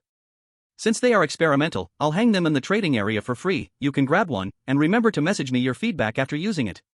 Lin Ye, because these are free experimental items, I won't take any responsibility for any problems, so use them cautiously. After speaking, Lin Ye hung the more than 10 simple protective items in the trading area. Ha! Big Brother is back with something new? Damn! Didn't get one. Ha, I grabbed one. That's the speed of someone who has been single for 30 years. Damn! The internet is lagging. What lag? Do you think this is a campus network? I've never seen the system lag. Really nice, I just happen to need a protective item. Share the system introduction, let's take a look. Simple protective item, just open it yourself. Holy crap! Big Brother can already create energy items? Big Brother is amazing. Lin Ye, help me test these out. If they work well, I'll gather more materials to make some more. Got it. Got it. I'm heading to find a first-level mutated creature for a duel. Did you all get one? Just here saying got it? Lin Ye chose to join tonight's activity, putting on his equipment and sitting on the bed waiting for the countdown to end. Unfortunately, there were no little animals to pet today. 001. Midnight. Carnival begins. Do anything you want to do? There are no rules tonight, the only thing that can limit you is the principles deep within your heart. Embrace the world in flames and revelry, or destroy yourself. Lin Ye woke up on the circus stage. The stage and the audience seats were empty, blinding lights shining on the void. Stepping out of the tent, outside was a silent amusement park, tall buildings standing in the distance. This is a corner of a certain city. What luck, running into a noob who hasn't even reached the first level. Are you a lowly creature chosen by the system, or just an idiot here by chance? A bird-headed humanoid creature walked into the amusement park, with a malicious grin on its bird face, slowly approaching Lin Ye. As the distance between them shrank, Lin Ye silently adjusted his breathing, readying himself. The bird-headed man had 2 mutated organs, but the degree of mutation was average, not even as good as the last brainless guy in a robe. However, to prevent any hidden tricks like runes, Lin Ye still used his mental power to sense its every move. The bird-headed man, however, approached Lin Ye with no guard at all, swaggering closer. You're getting too close. An invisible blade cut through the spiritual energy, while a tangible blade sliced through the body. Before the words fell, the bird-headed man collapsed, both of its mutated organs severed. Kill the enemy, all of the enemy's items enter the loot space. After the feast ends, loot will be sent to the shelter. Obtain Carnival Potion *1. The bird-headed man's corpse vanished, leaving nothing behind. I see, it's really a feast. Lin Ye sheathed the red blade back at his waist and picked up the potion bottle from the ground. It was a bottle of orange-red translucent potion, about 200 milliliters, sparkling with orange light. Only in the shelter could the item information be checked, so Lin Ye also didn't know the purpose of this potion. Storing the potion, Lin Ye came to the bottom of the Ferris wheel, the top of which was the highest point of the amusement park. Finding the control panel, he pulled the switch, and the nearly 200-meter-tall steel wheel began to slowly rotate. Lin Ye boarded the Ferris wheel. Although it's frequently featured in various works, it was his first time riding this kind of attraction. And this time, he was alone. You can't do this, riding the Ferris wheel alone is too sad. Xiao Yi suddenly spoke up. Unbeknownst to him, Xiao Yi sat in the seat opposite Lin Ye. How did you get here? Is this the spiritual world? Although he didn't show it, seeing a friend in this place made Lin Ye quite happy. Not yet, this is the carnival feast, naturally, everything is possible. Xiao Yi sat obediently in her seat, watching the scenery slowly rise outside the window. So you thought riding the Ferris wheel alone was a bit lonely, and that's why you appeared? Lin Ye truly felt a bit pathetic, even imagining a female friend similar to him keeping him company on the Ferris wheel. No, it's because I wanted to come and keep you company. Xiaoyi stood up and sat next to Lin Ye, resting her head on his shoulder. Lin Ye looked at the city outside the window, silently memorizing the city's terrain, the tranquil atmosphere giving him a long-lost sense of peace. The academy, commercial street, hospital, underground waterway, theater, city center, library, these places are very dangerous, but you must choose one to occupy and hold until dawn. Xiaoyi closed her eyes, whispering softly in Lin Ye's ear. Do you have any suggestions? Lin Ye preferred the library and theater, disliked the hospital and underground waterway, but he was willing to accept his friend's advice. The library is good, but the theater suits this carnival better. Rather than giving beneficial advice, Xiaoyi cared more about Lin Ye's feelings. She was not a good child. Then let's go to the theater. Should we go now or wait until it's almost dawn? Lin Ye almost never trusted others, but he favored the other self a little. Let's go now. The place will become your nest. The longer you occupy it, the higher your chances of winning. Xiaoyi took out the carnival potion from Lin Ye's side. Tasted a sip. Hiss, it's so bitter. She stuck out her tongue and fed the rest of the potion to Lin Ye. Lin Ye did not refuse. Since the system provided the potion, he had to choose whether to drink it or not. Now, Xiaoyi helped him make that choice. As the potion entered his mouth, before he could taste it, an unstoppable wave of exhilaration spread through every cell of Lin Ye's body. He.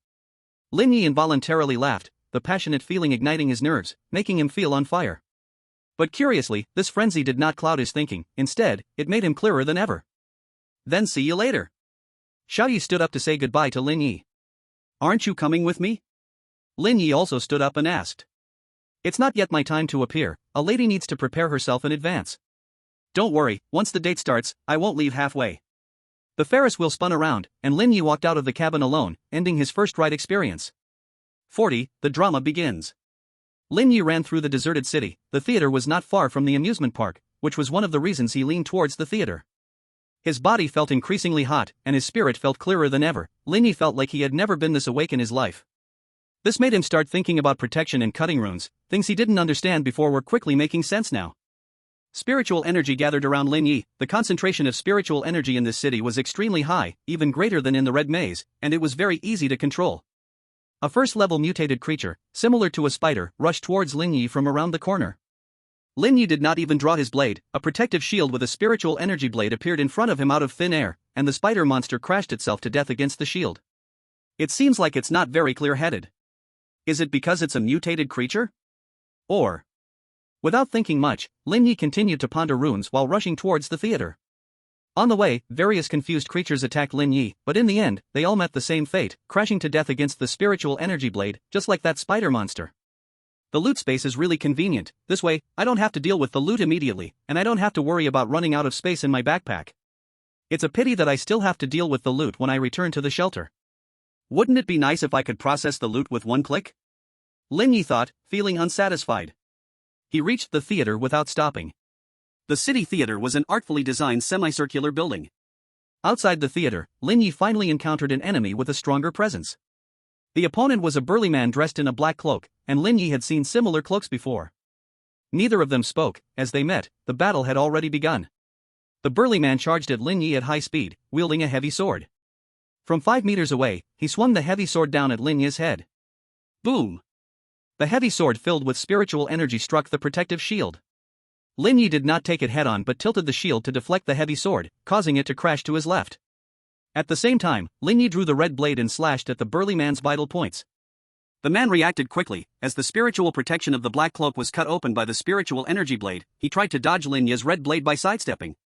But Lin Ye had already predicted that he would try to dodge, and since the heavy sword was aimed to the left, it was very likely that the opponent would dodge to the right. So, the red blade cut towards the right side. This slash directly severed the burly man's left hand, which he had used to block, and then cut through his abdomen, violently shredding the mutated organs inside with rampant spiritual energy. The burly man's corpse vanished, and Lin Ye sheathed his sword and walked into the theater. The theater had 2.5 tiers of semicircular seating, the ceiling was high, and the stage shimmered under the lights. Lin Ye walked step by step onto the stage. He stood in the center, continuing to ponder protective and cutting runes. The effect of the frenzy potion was unusually good. Problems that usually took him a long time to think through could now be resolved quickly. Chaotic knowledge does not need to be organized, it will naturally arrange itself in the mind, as if it is also celebrating. Taking out the basic rune collapse card, Lin Ye directly used the card, and a flood of knowledge about collapse surged into his brain. However, this knowledge did not have a negative impact on him. Just like when he obtained the protection rune, someone bore the burden for him. Lin Ye began to absorb this knowledge, slowly learning and understanding what he received. He wanted to take this opportunity to quickly digest the runes, leave this place, and go learn more about runes. Doing so would require exponentially more time and effort. The theater was relatively peaceful. Occasionally, a confused first-order mutated creature would burst into the theater, but they only left behind patches of blood on the stage. After killing the first mutated creature in the theater, Lin Ye felt a certain connection with the theater beneath his feet. After that, with each creature he killed in the theater, Lin Ye felt that this connection grew stronger. This was probably why Xiao Yi had urged him to come here as soon as possible. With the strengthening of this connection, Lin Ye's mental perception range continuously expanded, soon encompassing most of the theater. As long as he killed a few more mutated creatures, the entire theater would be under his control. Lin Ye continued to study rune knowledge. He almost wanted to use the remaining 2 rune cards right here, but when he thought of that unfortunate guy at the Mutual Aid Association, he suppressed his adventurous spirit. Forget it, there's still a lot of rune knowledge I haven't absorbed. After I finish absorbing it all, I can study the methods of using the runes. There's no rush to use those 2 cards. Lin Ye continued to study runes while killing the enemies that broke into the theater. As time passed, the enemies that invaded the theater seemed to grow increasingly frenzied. This madness not only manifested mentally but also physically. After dealing with a mutated creature that had split its head in 2, Lin Ye felt a hint of weakness. It was not fatigue, his body and mind were in an excited state, and he felt no tiredness, but he sensed a slight weakness after the celebration. This feeling was not uncomfortable, instead, it was somewhat pleasant. Nevertheless, it also indicated that his body was nearing its limit. I can't keep going like this. Maybe I can inscribe some runes in the theater. Lin Ye began to manipulate the mental force that had covered the entire theater to carve runes on the walls. At this moment, the theater was no longer an ordinary theater, its walls could fully support runes and spiritual energy. Before coming here, Lin Ye had crafted spiritual items, but after the recent study of runes, his skills had undergone a fundamental change. The spiritual items he had made before now seemed like crude doodles to him. While studying the techniques of rune carving, Lin Ye inscribed various runes throughout the theater. This was a precious experimental opportunity. After all, such high-quality spiritual buildings were rare. More and more mutated creatures surged into the theater, but this time Lin Ye did not need to act. They were cut down by invisible blades of spiritual energy, leaving behind pools of blood at the entrance. It's a pity that the corpses entered the spoil space, otherwise, I could try stitching runes as well. Lin Ye had previously studied cutting runes and only had a superficial understanding of stitching runes. If he had the stitched items, he could delve deeper. After a while, no more mutated creatures entered the theater, as if all the nearby mutated beings had been wiped out. At that moment, someone suddenly knocked on the theater door. Come in. For polite people, Lin Ye also offered appropriate courtesy. An armed humanoid creature walked into the theater, glancing only once at the interior of the theater. He left the theater with just one sentence. Sorry to disturb you. Lin Ye did not pursue, he actually did not like killing. It was just that many times, only violence could solve the problem. Some rational beings entered the theater afterward, but upon seeing the situation inside, they chose to turn around and leave instead of attacking. 41 Guests at the banquet. Just when Lin Ye thought tonight would last until the end of the event, someone knocked on the theater door again. But this time, the sound was a bit strange, the material of the thing knocking was different. Come in. Lin Ye spoke. A giant, bloated brown bug squeezed into the theater. If the entrance hadn't been wide enough, it would have almost gotten stuck.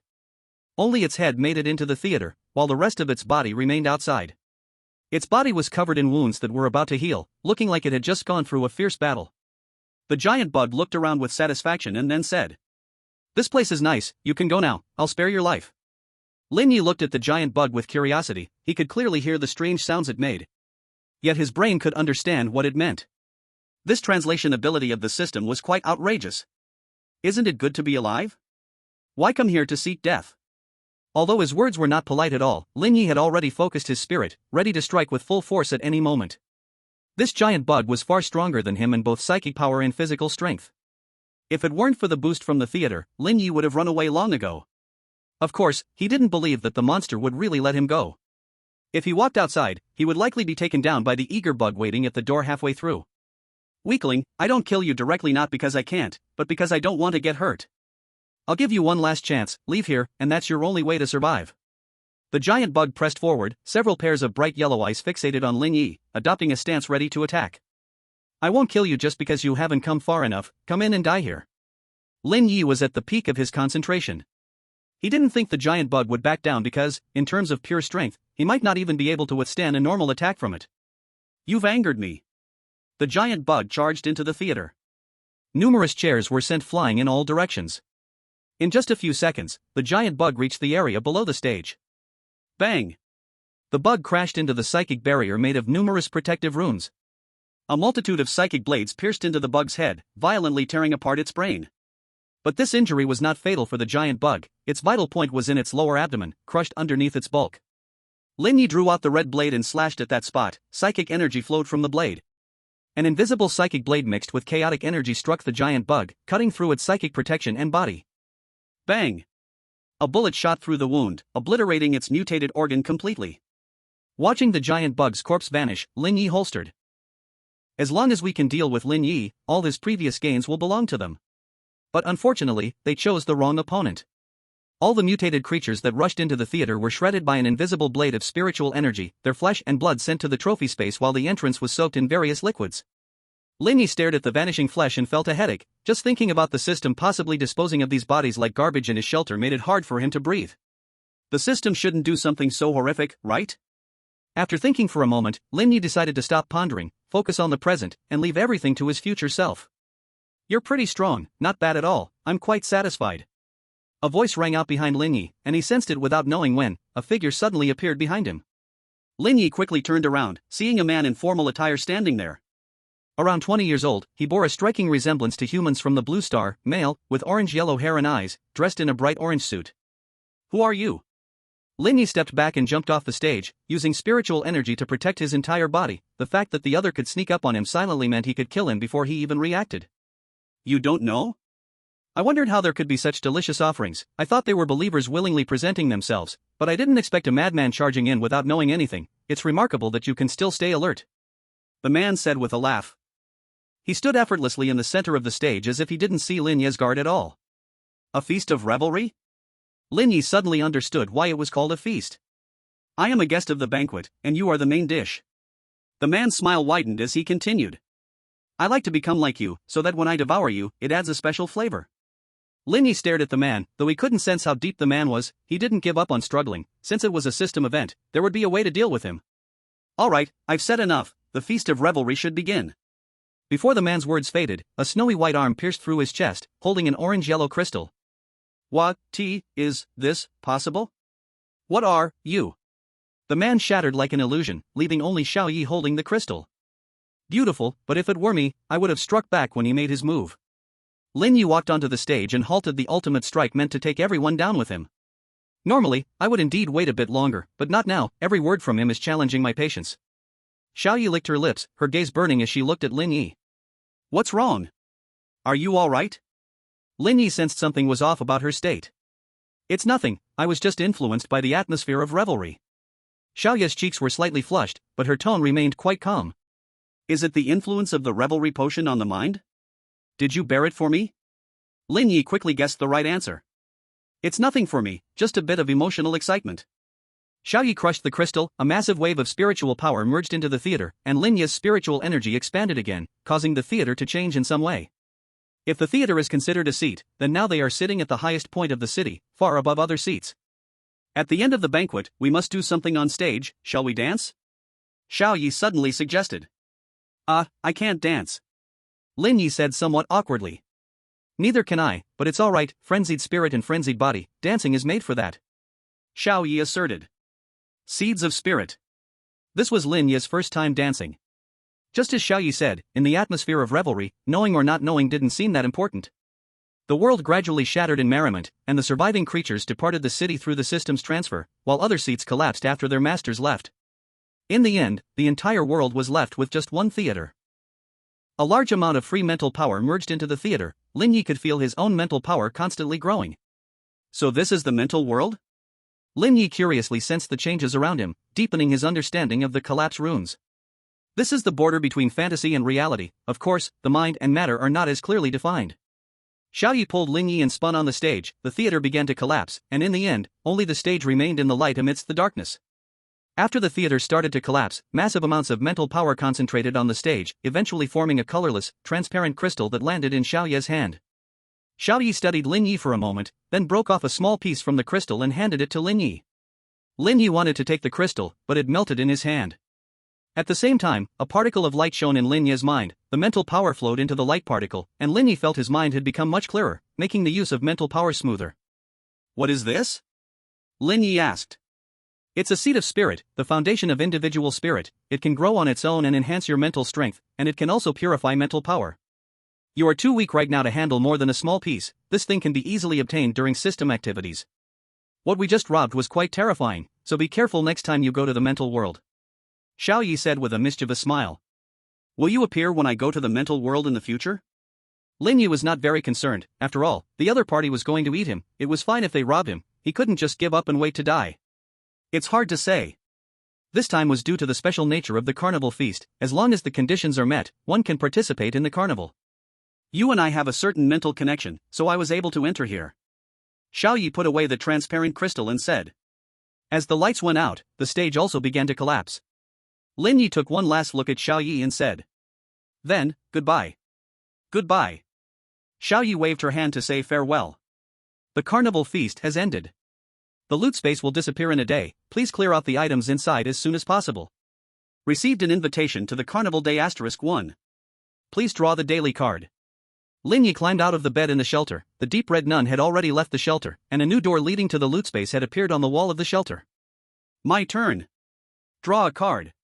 Not thinking about the bodies in the loot space for now, Lin Ye decided to draw the daily card first. This time, the card depicted a blood-red owl. As the card dissipated, a blood-red owl appeared in the center of the shelter. It rotated its head, and its yellow outer ring and black inner circle eyes stared directly at Lin Ye. Lin Ye could see himself reflected in its eyes. This looks like it won't eat me, quite cute actually. Lin Ye tried to pet its head, and instead of resisting, it leaned its head closer. Coo. Ha? You said you can help me deal with the loot? Coo. That's great, the loot space is up to you now. Coo. Do you need my help? You can't handle heavy things? Of course, I will help. After conversing with the owl for a while, Lin Ye discovered that it seemed to be under some sort of restriction, only able to communicate with him about certain assistance-related matters.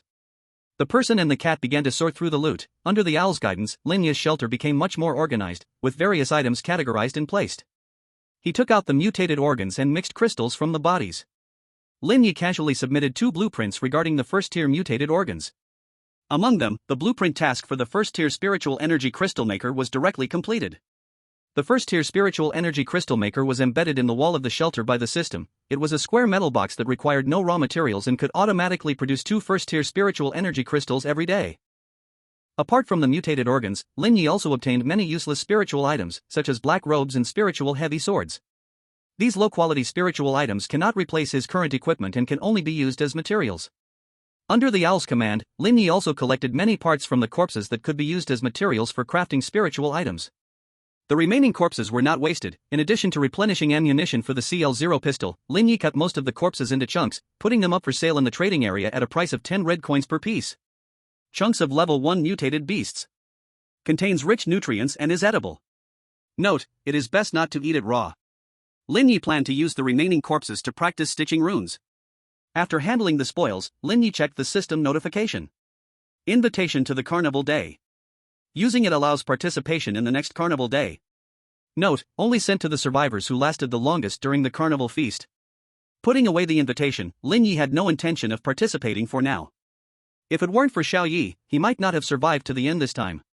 Carnival day would definitely be even more dangerous, and he wasn't qualified to participate yet. Do you eat? Goo goo. Then forget it. Lin Ye started preparing breakfast for himself and poured some hot water on the abyss egg and the mutated egg. Goo goo. Why pour water? Water is the source of life. I want to try hatching them, so I poured hot water to simulate a warm environment. Can you hatch eggs? Goo goo.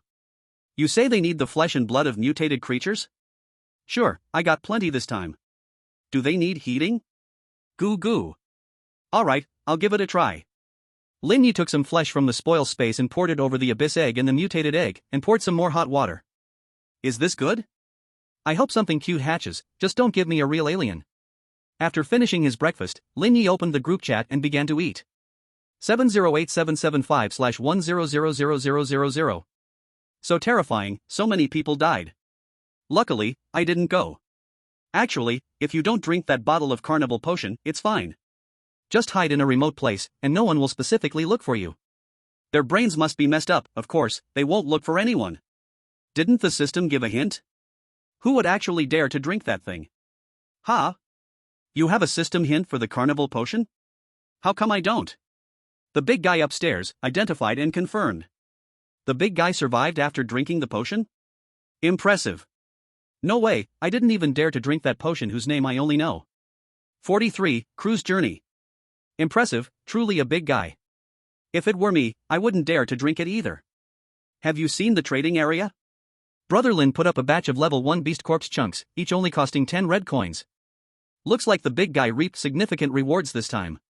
Speaking of which, didn't the big guy send a batch of spiritual items before? How was the effect?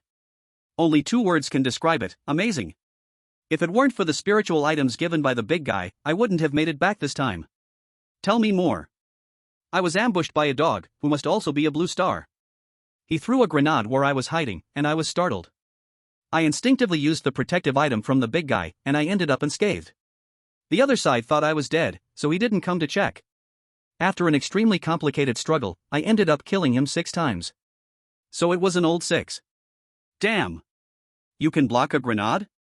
Big brother, that's spiritual protection. Regular gunpowder weapons can't penetrate at all. The stuff the big guy sent is also high-end.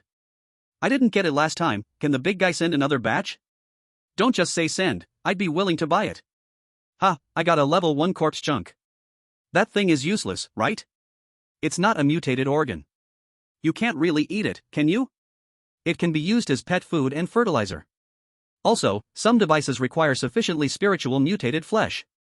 It's only 10 red coins, getting it is a profit. Ha! I thought it was useless.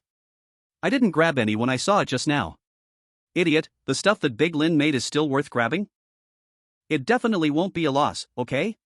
I grabbed one, 20 red coins came out. Damn! It's all gone already. After finishing breakfast, Lin Ye left the shelter to the owl and lay on the bed to start his daily simulation. Simulated D-level personnel, Z'd. Remaining simulation attempts, 10. Lin Ye woke up from the soft bed, next to it was a set of black formal clothes. Oh? Has my treatment improved? Lin Ye thought optimistically about his first title he earned. However, before he could feel happy for too long, a fully armed supervisor rudely pushed the door and walked into the room, saying, "Get dressed, it's time to go." Lin Ye did not resist. Although he could now deal with these ordinary supervisors, given that his task was to handle abnormal events, plus the powerful captain and unknown organization, he could forgive the others' rude behavior. Dressing up, Lin Ye followed the supervisor downstairs. Z'd was thin but not weak at all, although he couldn't compare to Lin Ye's physical condition now, he was definitely much stronger than the old man from last time. Gathering in the hotel lobby, it was still the familiar 4-person supervisory team, led by a scruffy middle-aged man, along with a woman and a child. Following the captain out of the hotel, Lin Ye discovered the port was right outside, and a huge cruise ship was sailing in. The cruise ship was dozens of meters high, and from the side, you could see a dense array of windows on the hull. The cruise ship will leave the port in an hour. You need to retrieve a black briefcase from cabin 1904 and put another identical black briefcase there, then disembark in time. Of course, you can also choose to leave with the cruise ship. I look forward to that choice. The captain revealed a malicious smile. Is there anything to pay attention to? Why 3 people? Does this kid really have to go? Lin Ye directly asked. The captain glanced at Lin Ye and replied.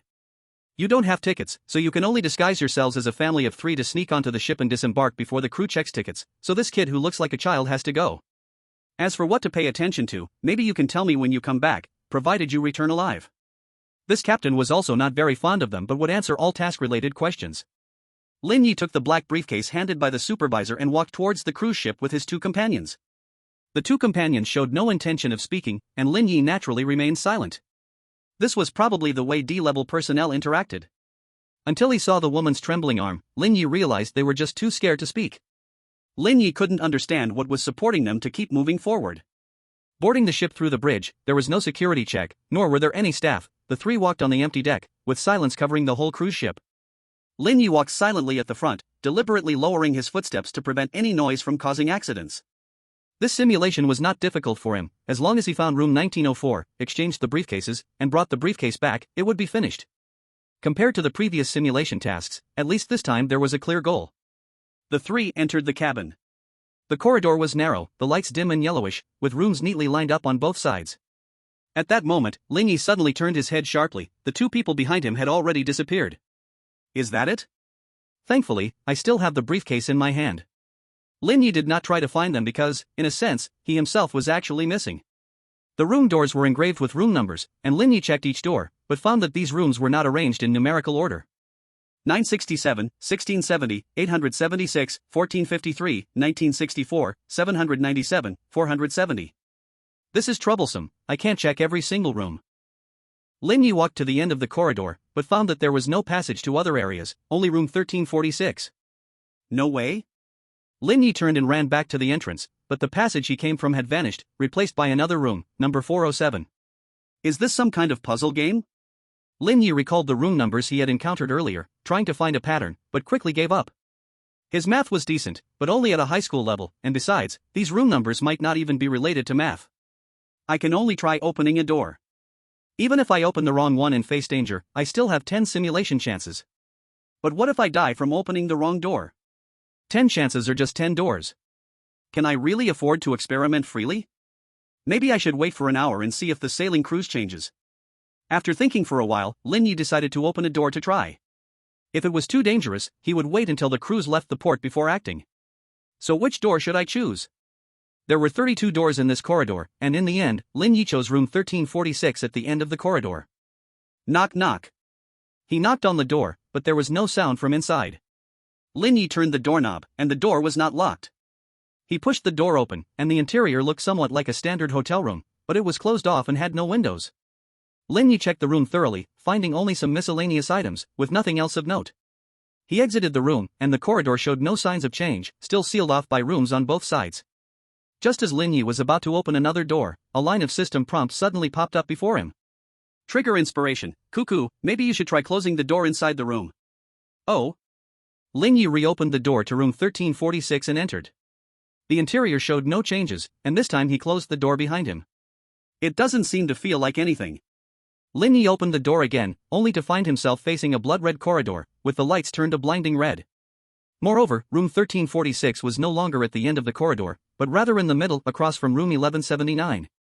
Lin Ye quickly shut the door and waited a moment, then reopened it, still facing room 1179. His sharp sense of awareness evoked a feeling of crisis in him, but he was unaware of where the danger lay. Lin Ye stepped into the corridor and closed the door behind him, waiting a few seconds before entering room 1346 again and shutting the door. When he opened the door, he still faced the red corridor and room 1179. After multiple attempts, Lin Ye abandoned the idea of using room 1346 to escape the corridor and prepared to open the next room. Walking around the corridor, he noted that this red corridor had the same layout as the previous one, with 32 rooms, and a room at each end of the corridor. Upon confirming that there was no room 1904, Lin Ye tried to memorize these room numbers, finally choosing to open room 966 at the end of the corridor. He could not discern the arrangement pattern of these rooms, perhaps opening a room in the same position could provide some clues.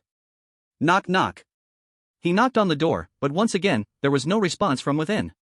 Lin Ye turned the doorknob, and the door remained unlocked. Swish!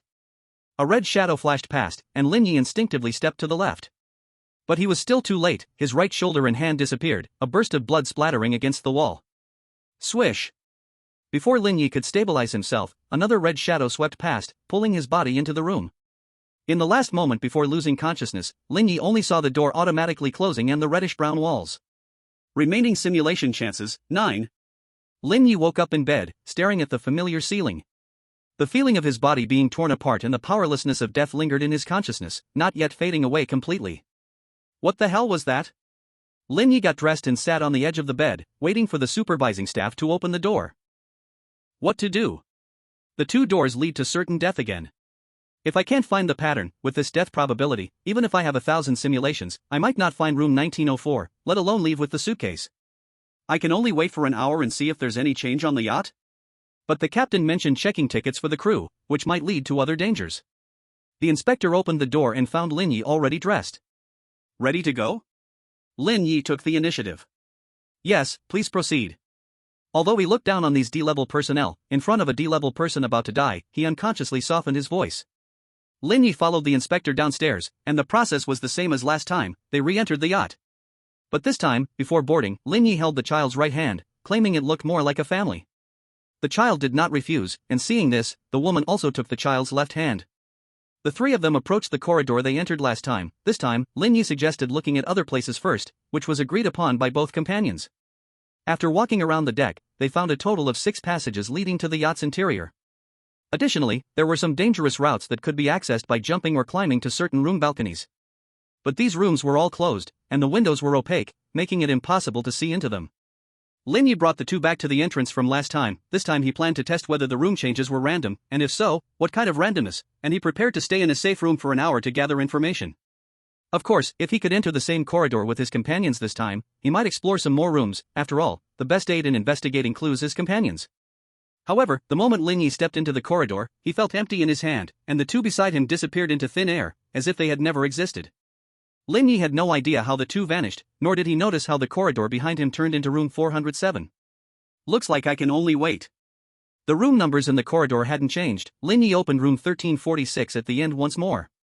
Closing the door, outside the back door was a corridor glowing red. The room numbers in the corridor had not changed, including room 966 at the end. This time, Lin Ye did not continue exploring other rooms but returned to room 1346, preparing to wait an hour to see if there would be any changes. During this hour, Lin Ye did not plan to waste time. He intended to practice using spiritual energy protection with Zeed's body.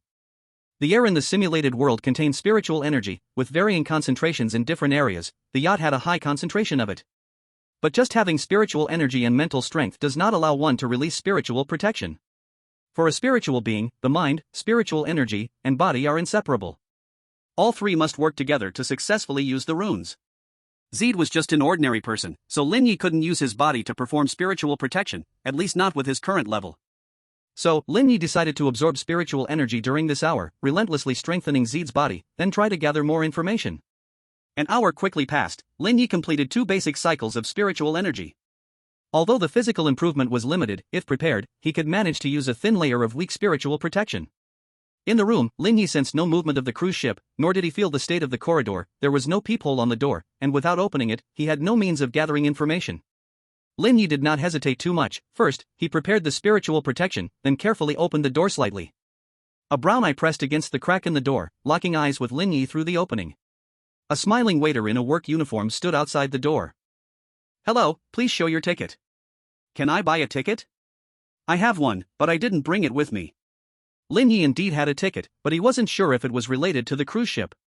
The waiter's smile faded, but he didn't do anything else. He just stared at Lin Ye with a blank expression, as if evaluating the situation. "You do have a ticket, but you didn't bring it on board. This situation is quite rare, so I'm in a difficult position." The waiter remained outside the door, not entering the room, which gave Lin Ye a glimmer of hope. "Could you tell me more about the cruise? I almost got lost when I boarded just now." Lin Ye tried to test the waters. "If you had boarded with your ticket, someone would have greeted you. Luckily, you didn't enter deeper corridors, otherwise, no one could have saved you." The waiter seemed to have received some message and his face once again twisted into a chilling smile. "Sorry, although we generally don't harm guests on the ship, since you didn't bring your ticket, the captain wants you to disembark as soon as possible." "Will you send me back? Or will I be dropped off at the next stop?" Lin Ye asked hopelessly. "Sorry," the captain said, "as soon as possible." The waiter didn't enter the room, just made a gesture to indicate Lin Ye should leave. Lin Ye walked out of the room on his own, heading down the corridor. Lin Ye tried to resist but found that he had completely lost control of his body and could only watch as he walked out. Though the corridor was still red, the rooms at both ends had vanished. Lin Ye noticed out of the corner of his eye that the room numbers on this stretch of corridor hadn't changed. After walking down a long red corridor, passing through a cabin door, the corridor changed to the ordinary kind, with dim and yellowish lights. Lin Ye saw room 1904.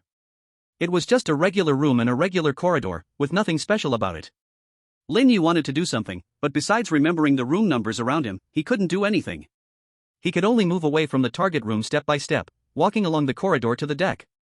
As soon as he stepped out of the cabin, Lin Ye was drawn to the scene outside. The cruise ship was sailing on a vast, pure white sea, the water so smooth that it looked like flatland, without a single ripple.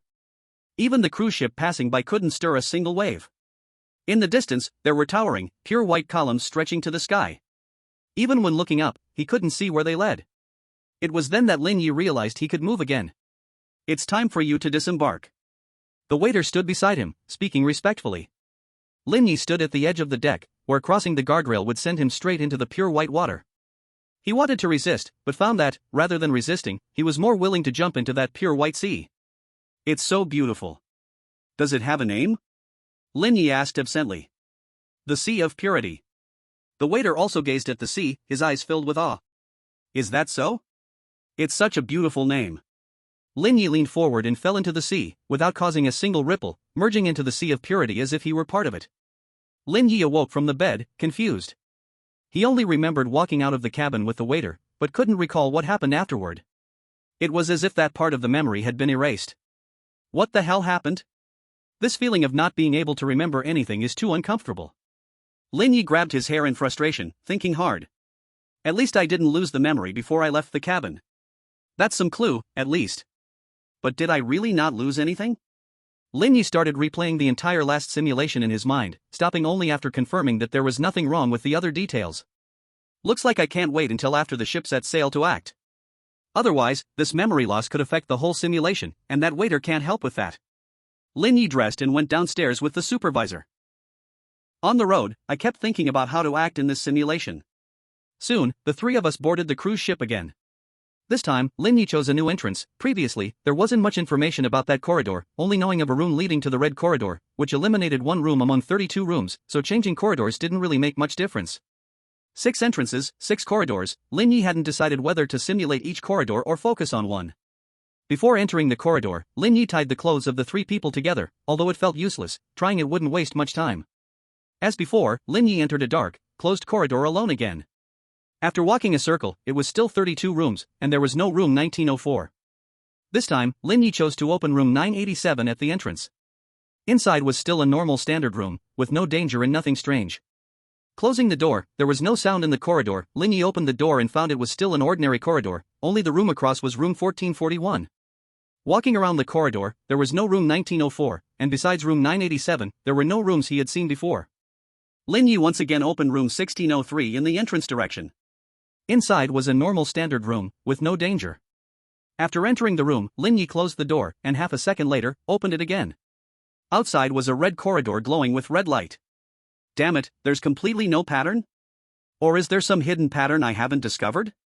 Lin Ye tugged at his hair and walked into the red corridor. After a circle, he still didn't find familiar room numbers. Do I just randomly open doors? Lin Ye was trapped in this corridor. As long as he didn't open a new door, he couldn't leave, and his time was running out.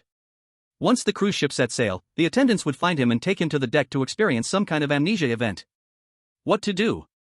No matter how he thought, Lin Ye couldn't find the pattern between the room numbers. He wasn't a mathematician who could mentally calculate formulas like in movies, nor was he sensitive to numbers. If it weren't for his high mental power, he wouldn't even remember those numbers. Perhaps there's insufficient information, or maybe there simply is no pattern. The rooms are all random. Lin Ye simply gave up on thinking, no longer considering those chaotic numbers in his mind, and pushed open the door in front of him casually.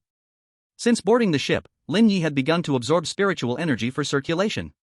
With the previous simulation experience and recklessly absorbing spiritual energy, he quickly completed a cycle this time.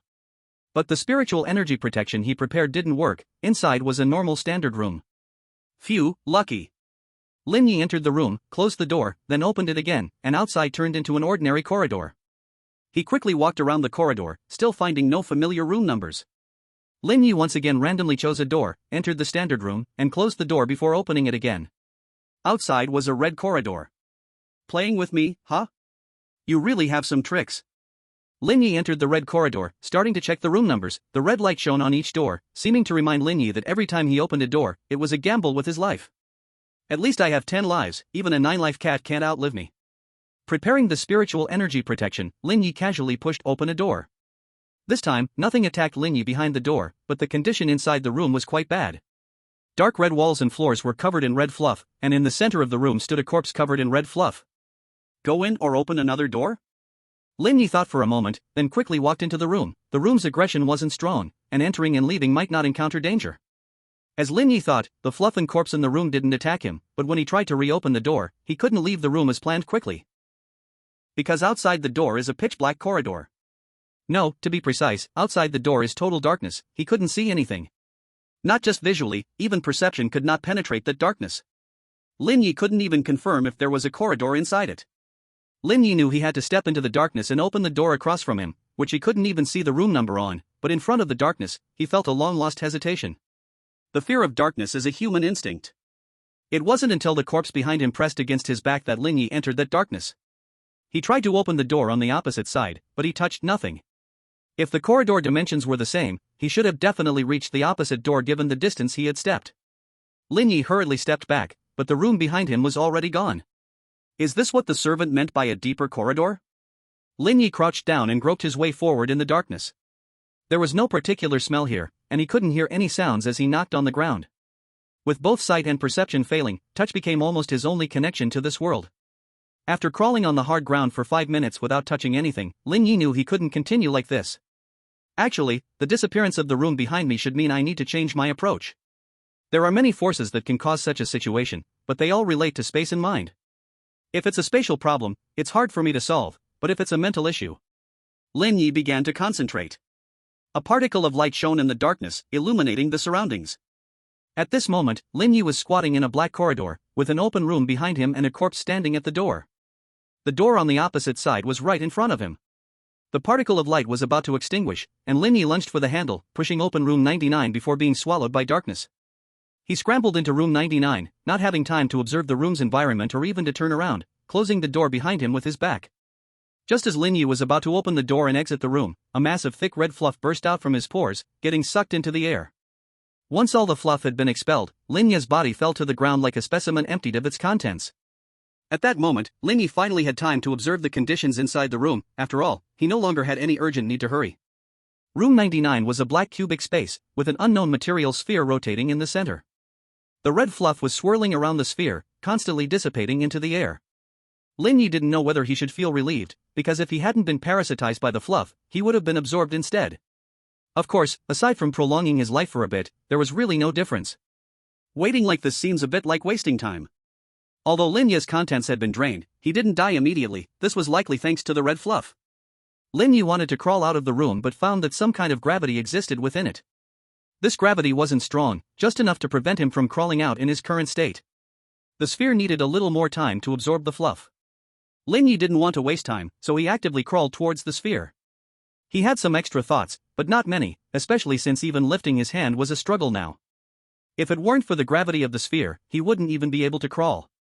Lin Ye crawled to the bottom of the sphere, flipped over, and looked up at the constantly rotating sphere, beginning to inscribe collapse runes. He wasn't sure if this would be effective, but it was better than waiting to die.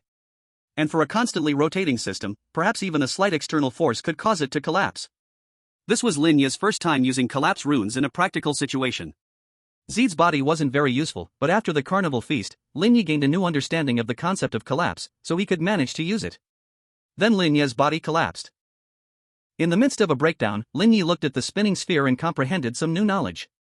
Remaining simulation attempts, 7. Lin Ye crawled out of bed and got dressed. This time he was ready to head to corridor number 3. With 7 simulation attempts left and 4 corridors remaining, he planned to visit each corridor once. If he still couldn't find a pattern, he might confront the organization, trying to rely on them to discover the pattern he couldn't find. To the organization, this was hardly even a problem. But this was an extremely dangerous choice, for the organization viewed him as an unreliable anomaly. Controlling and eliminating him would be the best solution over negotiation. Moreover, negotiation required equality. No one would negotiate with the weak, and to the organization, Lin Ye was the weak one. So Lin Ye felt that the outcome of this choice wouldn't be good. But he had no other options. Thousands of rooms were arranged disorderly, and every time he opened a door could lead to death. If he couldn't find the pattern, he would never find room 1904, let alone escape the cruise ship in an hour. Ready, Lin Ye followed the supervisors downstairs. As before, the 3 of them boarded the cruise ship. Do you have any mathematicians? Or anyone suffering from a math-related illness? Though he didn't look it, Lin Ye chose to ask just in case before entering corridor number 3. I haven't been to school. The woman looked at Lin Ye curiously. Since boarding, this man had seemed a bit odd. I graduated from elementary school, but I can do simple arithmetic. The little boy thought Lin Ye knew some information and hurriedly revealed his advantage to avoid being abandoned. Oh, that's really strong. You guys stay close? Wait, don't go in, I'm going in to change the box, you wait for me outside. Lin Ye said urgently, grabbing his hair. Only now did he realize that the variables weren't just room numbers or the order of opening rooms, they themselves were the biggest variables. If all three entered together, they would be assigned to different corridors. If each person was a variable, the arrangement of rooms would become incredibly chaotic. Even if his math skills were excellent, he wouldn't be able to calculate it. This was the reason he had always been unable to find the arrangement pattern of the rooms. 47, open means opened? Damn! How could I have not thought of such a simple thing before? Lin Ye wished he could slap himself because of such a simple reason. He had died so many times for nothing. Is this what they call being muddled by one's own involvement? Lin Ye explained the risks of entering the cabin to the two, and after ensuring they wouldn't cause trouble, he entered corridor number 3 alone. Just as he entered the corridor, before Lin Ye could finish looking at all the room numbers, he received a system prompt. Triggered inspiration, Gugu, this room feels good. Looking at the system prompt, Lin Ye didn't speak, but he had 1,000 words to say in his heart. Damn, so without those two variables, I don't even need to know math or solve puzzles, I just need to follow the system prompts to succeed. So the earlier lack of prompts was because all rooms were dead ends? That's why every time I opened a door, it was either a red corridor or a black corridor. That's why the cruise required a family of 3 to board, it was to increase the difficulty. So damn scheming. Lin Ye pushed open the door. Inside was a familiar ordinary standard room. Entering and exiting the room, outside was still the dimly lit ordinary corridor. Just stepping out of the room, Lin Ye received another system prompt. Triggered inspiration, Gugu, this room feels good. Although I could use my remarkable wisdom to calculate the pattern, it's indeed more satisfying to just open the door. A small opening doesn't count as opening. Next, Lin Ye relied on the system prompts, continuously entering and exiting rooms. Although he encountered red corridors, the open rooms held no danger. Until Lin Ye opened a door and found a water blue corridor. This corridor was very clean and tidy. User is working on translating a Chinese story into English, maintaining emotional impact while ensuring simplicity and clarity for readers of all levels. Not even a speck of dust could be found. The layout of the corridor was the same as the others, with 32 rooms. Lin Ye walked around the corridor, lightly knocking on the door at the far end of one side. There was no response. Lin Ye did not continue knocking. Instead, he walked to the other side of the corridor and knocked on the door at the end. This time, the door opened quickly. The room inside was much larger than the previous standard rooms, and it could be considered a luxury cabin on the ship. The room's occupant was a humanoid with skin so white it almost seemed transparent. The appearance was similar to a human woman, but she had numerous water blue tentacles growing from her body, and her eyes and hair were also water blue. Hello, I'm a lost passenger. May I borrow your door? Lin Ye was very polite, which had nothing to do with system prompts. He was a civil person who valued manners. Come in. It's rare for us to meet here. We still have some time before the ship departs. Sit down and have a cup of tea, the girl said, using her tentacles to pull out a chair opposite her, signaling Lin Ye to sit. Lin Ye did not let his guard down, nor did he grow overly suspicious. He simply sat naturally across from the girl. The girl poured a cup of water blue liquid for Lin Ye. He took a sip, and the tea tasted sweet, with a surprisingly good effect. After finishing it, he felt completely refreshed. Is there anything you need me to do? Lin Ye asked directly. He did not want to waste another simulation opportunity. Not right now, but there might be in the future. The mind and body are not in sync, and yet you can still control your body so smoothly. I think I can guess where you're from. I'm actually related to that. If you manage to survive, we might meet again later. The girl tore off a tentacle from her body and handed it to Lin Ye. Take this with you. It's a gift. Lin Ye took the tentacle, and it wrapped around his arm like a living thing. It felt soft to the touch. Thank you, goodbye. Lin Ye didn't say much more. He left the room with the tentacle. Outside was the ordinary corridor. Lin Ye continued following the prompts, entering and leaving rooms. Finally, just before the time limit was about to expire, Lin Ye found room 1904. That was tough. Lin Ye pushed open the door. Inside was just an ordinary standard room, but on the bed, there was a black briefcase. Finally, the first step is complete. Lin Ye carefully exchanged the briefcase. In previous simulations, he had never opened it. He didn't want to get too involved with anything related to the organization. Information exchange was a dangerous thing. Once you learned certain information, the exchange had already begun. The less you interacted, the safer you were. He took the briefcase and opened the door. Instead of another room, there was a dim corridor leading to the deck. So room 1904 was the exit. Lin Ye walked out of the cabin with the briefcase, bringing 2 surprised companions with him. The captain stared at Lin Ye in amazement and carefully took the briefcase. Every once in a while, the cruise ship stops there. The organization has been trying to recover this briefcase. Some captains have boarded the ship, but none of them managed to leave. Afterward, the organization only sent D-level personnel to try their luck. You can't be that scum. He would only force others to help him scout the way. He doesn't have the courage to enter the cabin alone.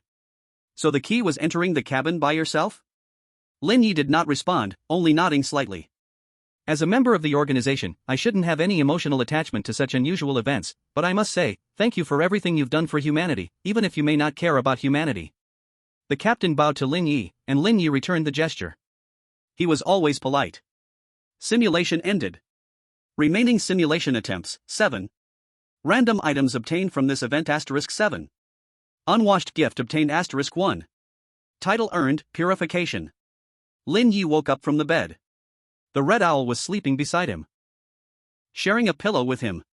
Lin Ye woke up not long after, and it also woke up. Thank you so much this time. Lin Ye expressed his gratitude sincerely, although he had amazing wisdom. Without system prompts, he might not find the right path before the simulation attempts ran out. Hoo-hoo. The owl jumped off the bed and continued to help Lin Ye handle the materials. Lin Ye began to check the spoils placed in the center of the shelter. Among them, there were 5 items he had seen before: a handgun filled with bullets, a simple food pack, a basic medical kit, a complete combat suit, and a dagger. This was basically an entry kit for the organization. The other 2 items were pure crystal. A pure crystal produced from the pure sea can be used to purify any material. Note, a very precious and rare crystal, please use it as soon as you open it. The pure crystal was sealed in a long black metal box the size of a pencil case. The crystal inside could not be seen before opening the box. When did I come across this thing? It can't be. Lin Ye looked at the next item. Silkworm parasite. Supplementary flesh and blood, can collect fresh silkworms anytime. Note, if you don't want to be parasitized, please do not carry unprocessed silkworms out of the shelter. Looking at the piece of flesh covered in red fur that kept trembling, Lin Ye felt unwell all over. Although the shelter was definitely safe, just thinking about how he had those furry bugs inside him during the previous simulation, and how he didn't realize most of his organs were devoured, made Lin Ye feel physically uncomfortable. Collect fresh silkworms. What use do I have for this thing? Hoo-hoo. Gugu jumped to the piece of flesh, pecked up a silkworm, and swallowed it. You say this stuff can be processed into high-quality psychic material? And it can also be used as a backup food ingredient, very delicious? Lin Ye had no prejudice. Blue Star also had many ingredients that looked disgusting but tasted good. How should I process it? Hoo-hoo. So troublesome, but I can give it a try. After learning how to process silkworms from Gugu, Lin Ye looked at the remaining system prompts. Gift from Wei Bai. Using it can obtain contact with Wei Bai. Note, this is a nutrient-rich, delicious, living tentacle, perhaps you can eat it. Use. The tentacle disappeared, and Wei Bai's name appeared in Lin Ye's private chat, but like other survivors in different areas, he couldn't send any messages. I wonder when I can communicate with survivors from other areas. Purification. Consciousness enters the pure sea, purifies, and then exits the pure sea. Note, purity has increased. So the time I lost my memory was because I was pushed into the pure sea? Lin Ye recalled carefully again but still couldn't remember anything. After organizing his gains, Lin Ye glanced at the time. There was still some time before the nighttime activities, so he decided to go play cards in the game room. Talent simulation, nighttime activities, psychic loops, learning runes, making psychic items, there were too many things he needed to do every day, but strengthening his physical qualities through the psychic loop was the foundation of everything, so he had to prioritize that. I'm going to play some cards, the shelter is up to you. Hoo-hoo. There were still not many survivors in the game room. Lin Ye casually found a card table and began today's psychic loop. With his skill level, even while distracted with the psychic loop, he could still earn some pocket money. Of course, even if he lost, it wouldn't matter. With one red coin in his hand, he could lose all day. Don't you want to play something special? Just as Lin Ye was happily enjoying his free psychic energy, the attendant who had given him the room card last time stood behind him at some point. You're too eager. You brought me the room card last time, and you come to find me this time. Even a fool knows there's something suspicious. Lin Ye threw out a big card, still holding a spade 3. It won't hurt to try, with endless psychic energy, items to enhance mental strength, rune albums, and... As long as you participate in the special game, you can easily obtain these things. The waiter was not angry, still wearing a charming smile on his face. No need, I don't suggest you continue to waste time on me. The 100 billion survivors, you've chosen someone who doesn't like gambling to promote. Lin Ye did not dislike the waiter. After all, he had given him a room card, allowing him to enjoy spiritual energy for free, so he didn't want to waste the other person's time. You are being humble. I have seen many hundreds of billions of people, but few have voluntarily given me a room card. If someday you need help, please consider the game room. The waiter did not continue to persuade Lin Ye. He had said what he needed to say. Lin Ye understood the waiter's meaning, but unless necessary, he would not participate in someone else's gambling game. An hour and a half later, Lin Ye completed 2 cycles of spiritual energy, and with the increase in mental power and familiarity with the spiritual energy cycle, the time for each cycle was also shortened. Lin Ye tossed the red coins in his hand as he returned to the shelter, and this time he earned 64 red coins again. After returning to the shelter, Lin Ye began researching runes and trying to create new spiritual energy items. Although the spiritual energy items he made now were not useful to him, it was a very useful skill that would eventually come in handy. Under Gugu's guidance, Lin Ye learned some handling methods for spiritual energy materials, which greatly helped in making spiritual energy items. At least he didn't have to cut the cloak into small pieces bit by bit. Time flew by, and soon it was evening. Lin Ye prepared a lavish dinner and shared it with Gugu. With some time left before the night activity, Lin Ye opened the group chat to enjoy his meal. According to the experts' speculation, tonight may be one of the 2 night activities, the station task or the warfront. I think it should be the station task. The remaining unexperienced activities will be the finale. I think so too. The station task is okay, you can hide and still get a reward. If you encounter reliable teammates, you can even loot some items. Indeed, last time I just blended in and got a box which had the shelter upgrade blueprint. Me too. Same here. Likewise. You guys are really something. Hee, someone is feeling defensive, I won't say who. Lin Ye sent a picture of the silkworm parasite and the system introduction to the group. Wow. What is that? So disgusting. The big guy is pulling a stunt again. No, I'm eating right now. Silkworm? I think I've seen that thing, but I can't recall where. It was mentioned in the intel the big guy gave earlier. There are silkworms in the sewers. If the absolute safety of the shelter fails, they will enter through the sewers and devour survivors. Ah. So scary?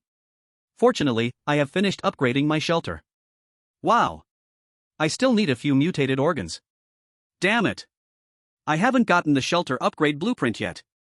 So those who didn't upgrade their shelters in time are doomed? That's too terrifying. Lin Ye, this is a new item I obtained. This silkworm is quite scary, and I haven't found a way to deal with it yet, so you'd better complete the shelter tasks quickly. Also, if today is a station task, can you send out the spiritual energy cycle circuit diagram? Charging is fine, but don't be too excessive. Saving a few lives is always a good thing. Received. Okay. The big guy is righteous. I think so too. Big guy, are there any new products this time? I'm willing to pay. Lin Ye, there are indeed, but these are not experimental items, so the price is 10 red coins each. Lin Ye sent the system introduction of the 2 new spiritual energy items to the group. Simple protective item. Can be activated with spiritual energy to generate spiritual protection. It becomes ineffective after 3 uses. Note, made by Lin Ye. Simple bone blade. Inject spiritual energy to activate a cutting attribute spiritual blade. It becomes ineffective after 3 uses. Note, made by Lin Ye. Lin Ye, I made 10 of each of these 2 spiritual energy items. Foggy Town. Okay, boss. Wow, such a powerful psychic item selling for just 10 red coins? I'm going to the trading area to buy it. Wait. Save one for me. I'm a student. You're useless. Ah, I got it. I'm useless. Really useless. I didn't even see it clearly before it was gone. You all should die. Night activities begin. Tonight's activity, station tasks. Would you like to join? Join. 9:59. I probably won't come back tonight. Lin Ye affectionately stroked Gugu's feathers. Compared to the previous card creatures, Gugu was simply a model worker. Gugu. Alright, see you next time. 001. Midnight. When Lin Ye woke up, he found himself sitting in a compartment of an old-fashioned train, one he had only seen in movies. Through the window, he could only see a closed tunnel, unable to tell where outside was. There were 4 people in the compartment, exactly matching the avatars in the chat room. The other 3 were a cute high school student, Zhou, a 40-year-old man with a scruffy face, Su Changyan, and a provocatively dressed 30-year-old woman, Hu Tingting. Lin Ye, Zhou, are you male or female? Lin Ye frowned and stared at the high school student across. He could use his psychic power to sense the other's gender, but that would be too impolite. Zhou, do you prefer males or females? Lin Ye, if you're asking about sexual orientation, then definitely female. Zhou, oh, then I'm female.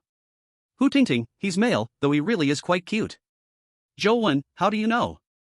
Hu Tingting, do you think how many men I've slept with? Zhou, sister, you really have a lot of experience. Hu Tingting, heh, I don't have experience pretending to be a man to seduce women.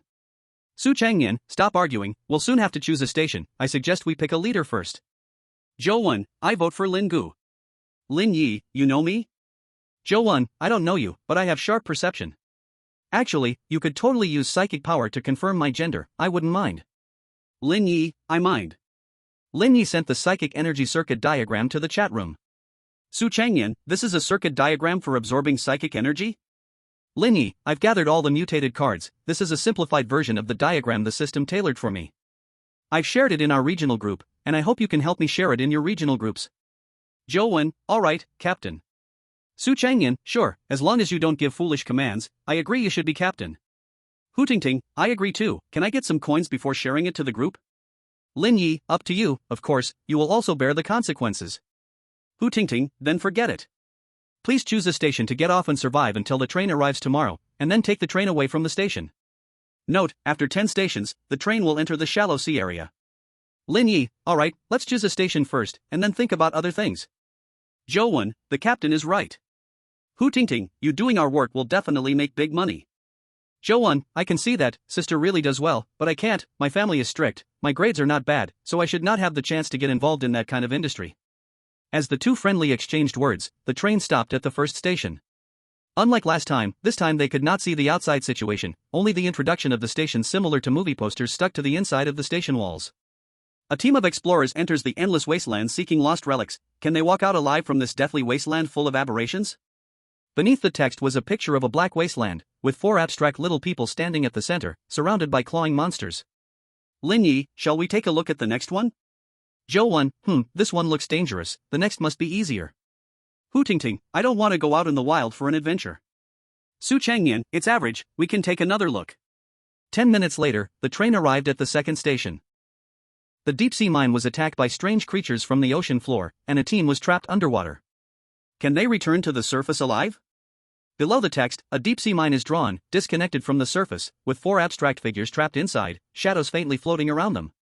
Lin Ye, exclude. Zhou, agree. Hu Tingting, agree. Su Changyan, agree. No one was willing to venture into the deep sea. The train started, and after 10 minutes, it stopped at the third station. Station introduction, a highly dangerous mysterious relic has fallen into Mingtian City. As a small team of the law enforcement department of Mingtian City, can they prevent the upcoming disaster? Below the text, a crowded city is drawn, with 4 noticeably more abstract figures squeezed among the crowd, drifting along with the flow. Lin Ye, too complicated, I suggest exclusion. Zhou, I think the same. Hu Tingting, but we have limited options. Isn't it enough to find that mysterious relic at this station? And as law enforcement, we should be able to receive official help. Su Changyan, I also think this station is good. As long as we can find the relic early, it should be safe. Lin Ye, do you know what a relic is? An extremely dangerous relic won't just appear in Mingtian City out of nowhere, there must be unknown causes behind it. Mingtian City should have many people, and night missions last at most 1 night. We have to identify friends and foes in a very complicated environment while also finding that completely unknown dangerous relic. I can agree to get off at this station, but are you all prepared to fight for your lives? If luck runs out, the entire city could become our enemy. Hu Tingting, I admit I was hasty before. Su Changyan, you mentioned the worst-case scenario, but it does make sense. The train started again, and 10 minutes later, it stopped at the 4th station. Station introduction, a remote small town is shrouded in strange fog. A team has been sent to check the situation in the town. Can they leave alive? Below the text, a fog-covered small town is drawn, with 4 abstract figures surrounded by mist, lost in the haze. Lin Ye, let's go with this one. It's not an extreme environment like the deep sea, and there aren't troublesome relics. Zhou and I have good mental strength, so we won't easily get lost in the fog. Zhou, agree. Hu Tingting, if you two are confident about not getting lost in the fog, then I agree too. Su Changyan, agree, but it's a pity the rewards here might be less. Lin Ye, just being alive when we get out is already pretty good. The 4 left the private room, there were no other passengers in the corridor, perhaps all were in their rooms. They got off the train, and the station had an entrance and an exit. The entrance was empty, while the exit was a light gate in a light green color. The four entered the light gate in turn and arrived at the foggy town. 50. Strange mutated creatures. Station selection complete, additional tasks acquired, optional to do. 1. Kill mutated creatures, receive rewards based on the number and strength of the creatures. 2. Explore the foggy town, investigate the cause of the fog. 3. Solve the abnormal incidents in the foggy town. 3 additional tasks popped up in the chat room, but Lin Ye was more concerned about where the 3 teammates had gone. At this moment, Lin Ye was teleported to a small supermarket. Outside the supermarket was a thick white fog, and there was not a single person around. Zhou, I'm in a room of a house. It seems something is moving outside. I'm afraid to use my mental power to sense it, so I don't alarm whatever is out there. Hu Tingting, I think I'm in a school cafeteria. Something seems off here, like something is moving on the walls. Su Changyan, I'm in a hospital ward, and there are strange sounds in the corridor. Lin Ye, I'm in a supermarket. I'm preparing to clear it out, you all gather here with me. Zhou Wen, received. Hu Tingting, received. Su Changyan, received. The 3 of them did not ask Lin Ye for help. The system assigned stations based on strength, and those who could team up with Lin Ye were not weaklings. Lin Ye began to check the supermarket. It only had 1 floor but covered a large area, with more than 10 large shelves, and there were also other areas like restrooms, an office, and a storage room, etc. While checking the shelves, Lin Ye discovered a small refrigerator that could fit into the shelter. I can take it when I leave.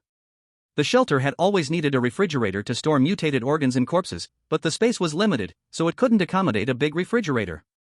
After inspecting the gaps between the shelves, Lin Ye started checking other rooms. Both the storage room and the office had no issues, and the restroom was the last one left. As Lin Ye approached the restroom, he sensed something hiding inside. It was a bizarre mass of blood and flesh, with a large number of mutated organs continuously functioning within the mass. He pulled out his red blade and used a mirror to peek around the corner. Although his perception was strong, humans are ultimately visual creatures, and seeing with his eyes made it easier to understand the situation. The interior of the restroom was packed with flesh. These masses had long lost their biological form and turned into an expanding mound that occupied space. Lin Ye put away the red blade, as he did not sense any danger from this mass of flesh. After all, it had lost most of its biological traits and showed no aggression at all. But how could it have mutated like this?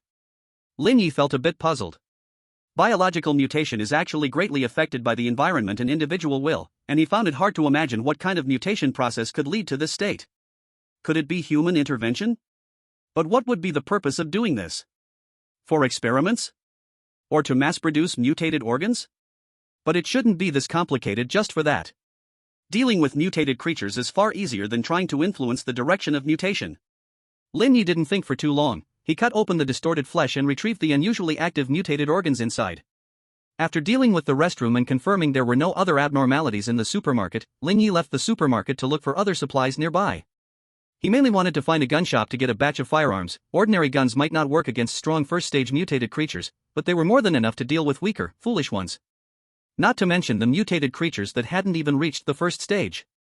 The small town seemed to have no gun shop, but Lin Ye found a batch of police equipment in the nearby police station. Although the firepower and quantity were not as good as the previous batch, they were still usable. When Lin Ye pushed the shopping cart back to the supermarket, the 3 team members were already waiting inside. Lin Ye, important matters should be communicated in the chat room. Something is off here. Those mutated creatures show signs of human intervention. I suspect someone is up to mischief in the town. I brought back a batch of firearms. Take what you want. I still don't know what happened here. People have turned into that ghastly form. Lin Ye feigned a puzzled expression. Zhou, I also feel something is wrong. Although the monsters here look terrifying, they aren't very strong, almost like performance art. Sai, I hope the investigation wraps up quickly. My girlfriend is still waiting for me to return to get married. Zhou Wen sighed.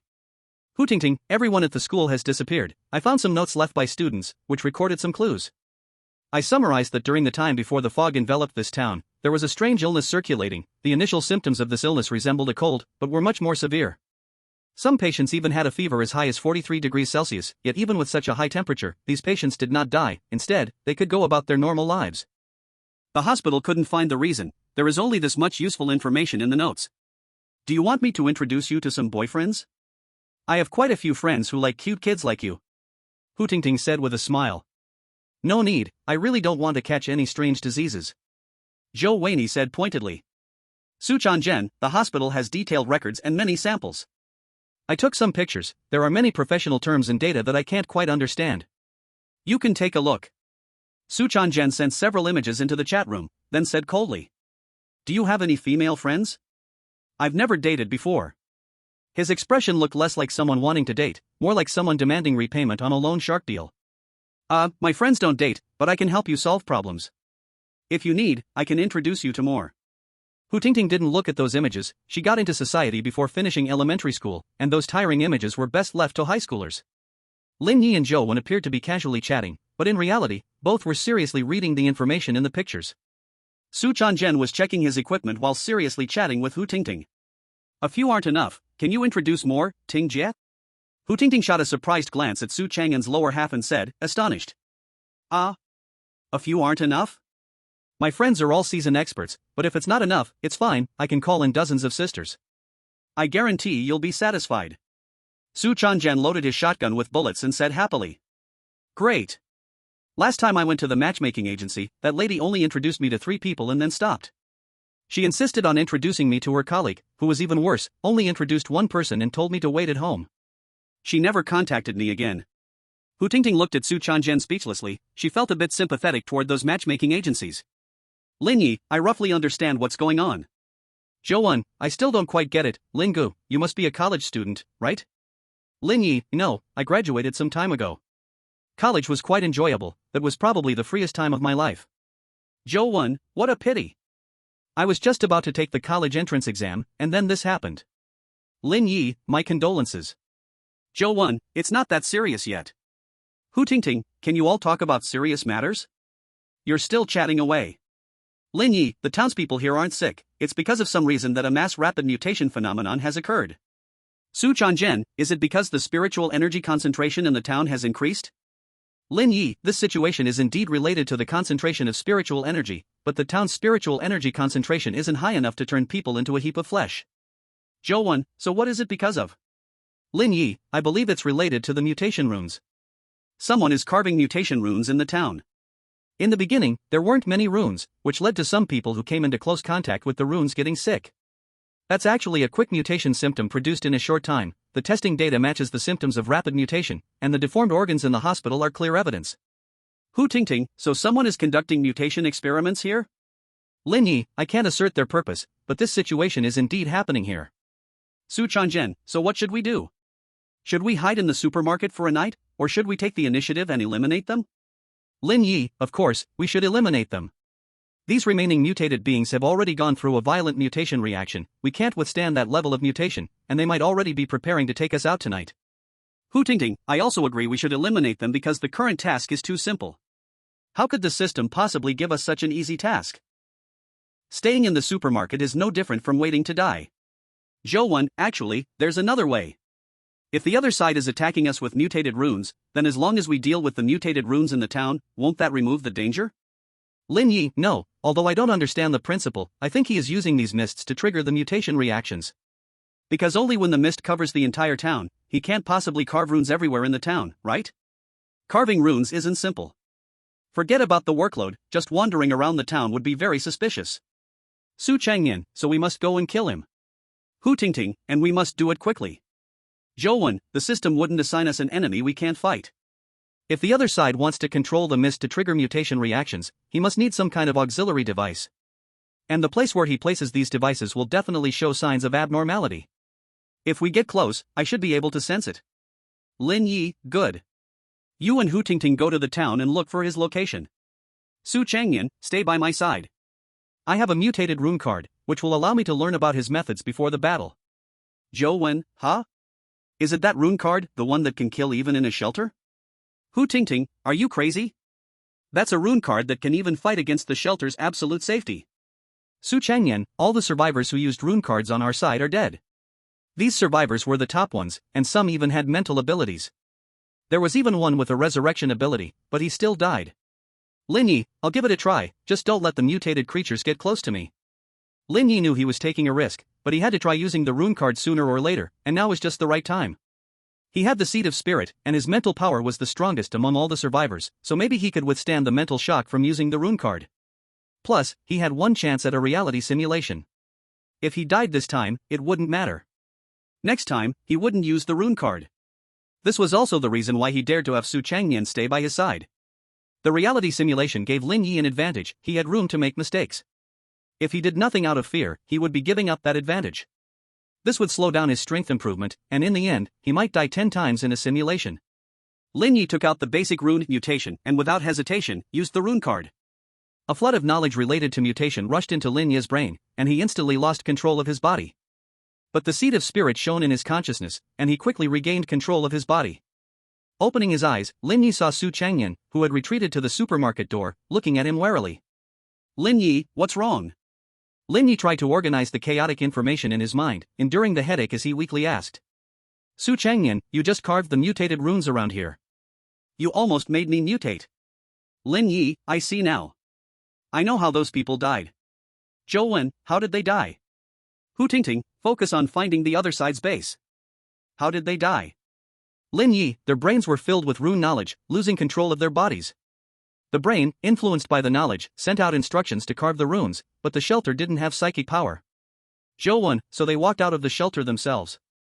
Hu Tingting, so the shelter's absolute safety couldn't save them because they weren't inside the shelter anymore. Su Changyan, I see now. Can we also use rune cards here? Lin Ye, hard to say. Without the shelter's protection, you might not be able to withstand the rune knowledge and could become an idiot. Zhou Wen, what if we tie ourselves up inside the shelter? Lin Ye, can you guarantee you won't break free? Hu Tingting, no, I can't. Unexpectedly, there was such a trap, it was too dangerous. Su Changyan, the system has already warned you, those with insufficient mental power should use it with caution. Zhou Wen, behind every system note, there is a warm reason. Hu Tingting, it really warms my heart. Zhou Wen, I found it, it's the church in the town, just north of the town. Lin Ye, great, you all come back first, give me half an hour to rest. Lin Ye took out a bottle of mental potion from his backpack and drank it in one go. His mental power instantly surged, and soon it exceeded his maximum mental capacity. Lin Ye consumed mental power to rapidly digest and organize the knowledge and skills from the rune cards. By the time the potion's effect ran out, he had digested almost everything. Lin Ye, are you all ready? If you are, we should go say hello. Zhou Wen, ready, should we report our talent abilities? Hu Tingting, my talent ability is related to combat. Su Changyan, me too. Zhou Wen, my talent ability is in the mental domain, it should be able to influence the opponent's use of runes. Lin Ye, my talent ability is more supportive, but usually, a first-tier mutated creature can't withstand my one strike. Zhou Wen, wow. Lin Ye, if there are no problems, let's set off, it's best to solve the issue before the opponent reacts. 52, the Redeeming Priest. The four of them drove towards the church. The car was a local brand, similar to an off-road vehicle, obtained by Hu Tingting from the roadside. Su Changyan was driving with Zhou Wen directing the way. Su Changyan floored the accelerator, creating a sense of high speed in the fog. Hu Tingting, should we first test the waters or just rush in? Lin Ye, rush in while testing the waters, it's best to solve the opponent in one go. Lin Ye concentrated, took out the CL0 pistol, closed his eyes, and pressed the gun against his forehead. The internal structure of the CL0 pistol was complex, but Lin Ye quickly found the already mutated flesh bullet in the flesh extractor. Lin Ye began to try to inscribe a temporary collapse rune on the bullet. It was his first time inscribing runes in such a complex environment with the gun having other runes already operational. He had to inscribe the rune into the bullet without affecting the normal functions of the other runes, which is why he didn't take the bullet out to inscribe the rune. First, he had to ensure the gun could be used. Zhou Wen, Brother Lin. There's a complex layer of psychic protection outside the church. Lin Ye, crash through it. Break into the church through the front door. Get ready for battle. Hu Tingting, huh? Su Changyan, got it. As he inscribed the final stroke of the collapse rune, the mutated bullet was about to collapse, and Lin Ye pulled the trigger at the church's front door. Boom! The mutated bullet hit a very strong psychic barrier, the collapse rune was triggered, and the psychic barrier began to collapse outward from the point of impact. The off-road vehicle crashed into the church without hindrance, the flying building debris was crushed by an invisible force, and fragments flew in all directions. The four quickly abandoned the car, which was also crushed by that force. In the center of the church stood a priest dressed in a black and white ritual robe, who merely crushed the off-road vehicle that had crashed in front of him without taking further action. Lin Ye also did not make any further moves but silently carved runes on the walls of the church. Although this church was not as good as the previous theater, it was still a decent source of psychic materials. What a pity, I was hoping to let you die without pain tonight, but you still came. This is the sad part of humanity, isn't it? The priest said with a face full of sorrow. Humans are not sad, what's sad is the foolish ones with abnormal minds. While Lin Ye carved the runes, he sensed the surrounding environment and checked the opponent's setup. That gun of yours should be unusable, right? I was originally planning to block you outside the church and wait until night to mutate you into materials. The priest suddenly probed. Maybe it's unusable, maybe it will recharge automatically, who knows? Lin Ye placed his hand on the hilt of the red blade, ready to strike at any moment. Fog poured into the church. Two alien-like monsters entered the church with the mist. This is my masterpiece, the essence of all life in the town. I'm waiting for them to come, what are you waiting for? The priest commanded the monsters to attack Lin Ye and the others, then began carving alienation runes inside the church. The church was the only safe place in the town, and if Lin Ye and the others had not barged in, he could have easily worn them down. The two monsters were made up of various highly alienated organs, pieced together and further alienated. Every part of their bodies, every piece of skin, showed traces of different humans left behind.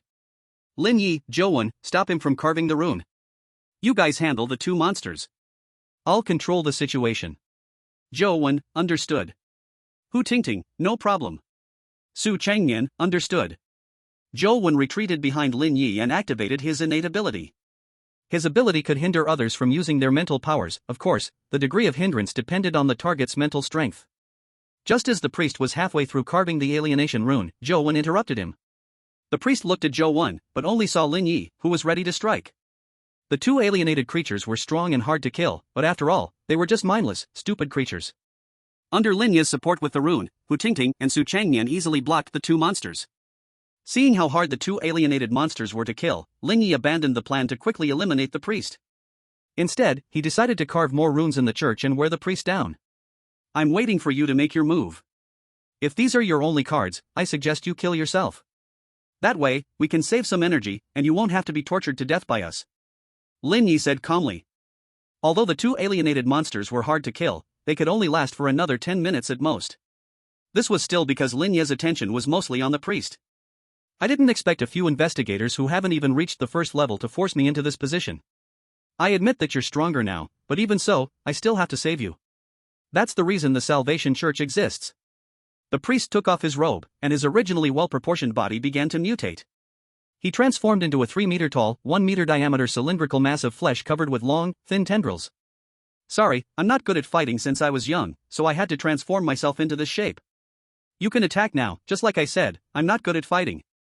Lin Ye swung a psychic blade, but it hit the priest's outer body and was blocked by a strange psychic shield, not even scratching the surface. At the same time, a large number of complex alienation runes appeared on the priest's surface. Under the influence of these runes, using psychic energy inside the church would accelerate bodily alienation. Zhou, Brother Lin, I can't influence the runes carved on him. Hu Tingting, the two monsters are mutating again. If this continues, before we even deal with them, we'll all mutate into monsters. Su Changyan, I can kill one, but after that, I won't be able to help anymore. Lin Ye, no need. Get ready. Soon, we'll move together to deal with the priest. Lin Ye used his psychic shield to block the attacks from the two alienated monsters and quickly began carving alienation runes on the church's walls. The difference between alienation and evolution lies in stability. Alienated creatures are inherently unstable. The priest's mutated creature, made from various alien parts, was an extremely unstable existence among alienated beings. But this instability was under the priest's control. He didn't need these creatures to exist for long. On the contrary, he needed them to carry and explode with power that the stable system could not withstand. The priest was an expert in alienation and naturally could control this power that could lose control at any moment. But what if Lin Ye joined in? Although Lin Ye is not an expert in mutation, he can use mutation runes. As long as he keeps carving mutation runes in the church, that delicate balance will be broken. The two mutated creatures will unleash their final power completely, and the priest will reveal flaws due to the imbalance. As a mutation expert, the priest naturally noticed Lin Ye's small actions. He hurriedly stopped urging the mutation runes on his body, but it was already too late. May I ask the divine? Lin Ye and the priest locked eyes, neither showing any sign of wavering, because both believed they were in the right and would achieve final victory. Are you ready? Lin Ye asked the priest. Come on, the priest replied loudly. The two mutated monsters exploded with their final power like bombs behind Lin Ye. Lin Ye initially wanted to resist with psychic protection, but at the moment of contact between the psychic shield and the energy, a dark sphere flashed through his mind, the same one he saw in the corridor of the cruise ship. At that time, it simply rotated normally and reversed Lin Ye's collapse rune back onto him. Thinking of the dark sphere, Lin Ye instinctively rotated to shield against the energy explosion. The energy explosion did not hit the psychic protection, instead, it strangely wrapped around Lin Ye and others, striking the unsuspecting priest. This was the reward it deserved. Without a moment's hesitation, Lin Ye and his companions unleashed their strongest attacks on the priest. The psychic blades, swirling with violent energy, sliced through the priest's body, and the energy-infused shotgun blasted apart his upper half. Zhou continuously used his innate ability to influence the priest's mental strength, while Hu Tingting quickly moved to the priest's side and stuffed a psychic bomb into his lower half. Boom! The priest's entire body exploded. Even so, the priest was not dead. A thin layer of psychic protection guarded the remaining quarter of his upper body as he retreated to the church's altar using his tentacles. This layer of psychic protection was extremely resilient. Lin Ye triggered the cutting rune and slashed several times, but he couldn't break through. Give up. This is a protective rune I have mutated multiple times. You are strong, but you still lack a bit in rune usage. Even in the face of death, the priest showed no fear, instead starting to instruct Lin Ye on rune usage. This layer of psychic protection is indeed strong, but you should be struggling to hold on, right? Without psychic support, no matter how strong the psychic protection is, it doesn't matter. Lin Ye did not stop attacking, a rather ominous atmosphere overflowed from the priest. You are right, but that's enough. Didn't you want to see my trump card? I'll show it to you now.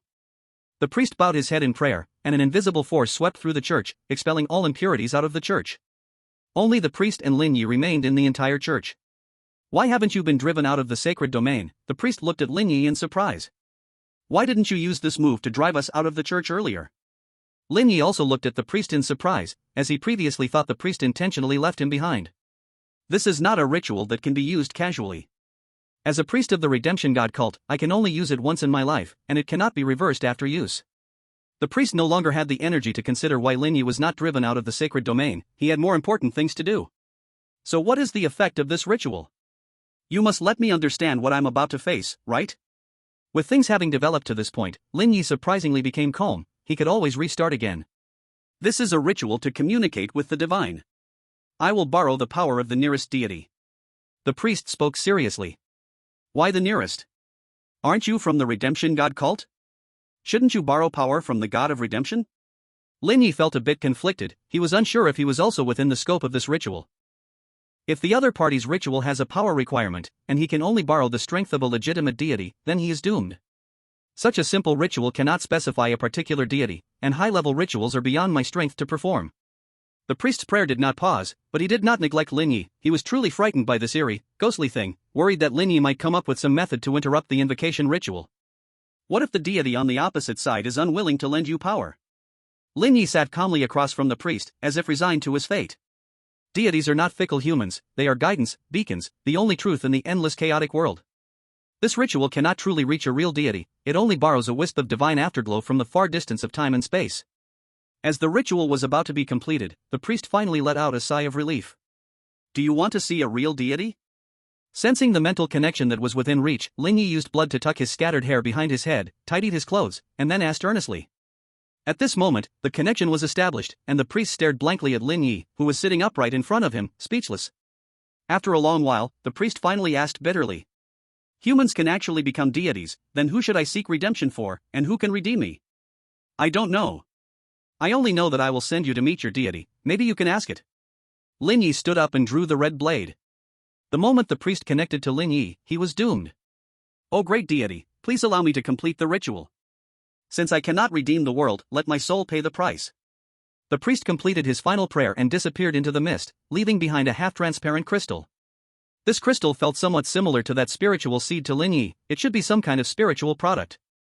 Putting away the crystal and picking up the priest's ceremonial robe, Lin Ye ensured that there were no other items left in the church before walking out. Brother Lin. You finally came out. We couldn't get in, and you didn't reply in the chat room. I thought. Zhou said excitedly. Where's the priest? Is it resolved? Hu Tingting asked eagerly. It's resolved. The town should be safe now. You guys can sort out the loot, just bring it back later. If anything comes up, just say it in the chat room. Lin Ye prepared to go back to the supermarket to take that refrigerator. That's great. I plan to bring back more daily necessities. It's so uncomfortable without shampoo. Hu Tingting happily dragged Su Changyan to go get free goods, while Zhou went to search for necessary supplies. Lin Ye went back to the supermarket alone to gather useful items in the shopping cart. An hour later, the mist dissipated, and the four of them each pulled their supply carts to the quiet entrance of the town. A light green door suddenly appeared before them, and the four of them entered the light door in turn, returning to the train station. Let's add each other as friends. Looking at the train approaching in the distance, Zhou said. The four added each other as friends. Lin Ye, see you next time. Zhou Wen, see you next time. Hu Tingting, then see you next time. Su Changyan, see you next time. The train arrived at the station, and the four boarded in sequence. Station task completed, rewarded special metal treasure chest *1. Extra task 1 completed, rewarded extra task treasure chest *1. Extra task 2 completed, rewarded extra task treasure chest *1. Extra task 3 completed, rewarded extra task treasure chest *1. Please draw today's card. 54, Clown Doll. My turn. Draw a card. Lin Ye climbed out of bed, mentally drawing cards. This time, the card showed a doll wearing a clown mask. The card vanished, and a half-meter-tall clown doll appeared in the center of the shelter. Lin Ye walked around the clown twice but couldn't tell what use this doll had. Hello? Just like a real doll, the clown did not respond. Lin Ye touched the clown puppet, its texture felt somewhat like real skin. All right. Lin Ye gave up on studying the clown puppet and began to sort through the spoils. First were 2 items from the priest. Spiritual crystal. A crystal formed by the combination of knowledge and mental power, using it grants access to the knowledge sealed within. Note, a highly pure spiritual crystal that requires no refining, it can be used directly. Black ritual robe. A ceremonial robe for clergy, wearing it increases the success rate of rituals. Note, it could also be a psychological effect. Putting the black ritual robe together with the sacrificial dagger he obtained earlier, Lin Ye directly used the spiritual crystal.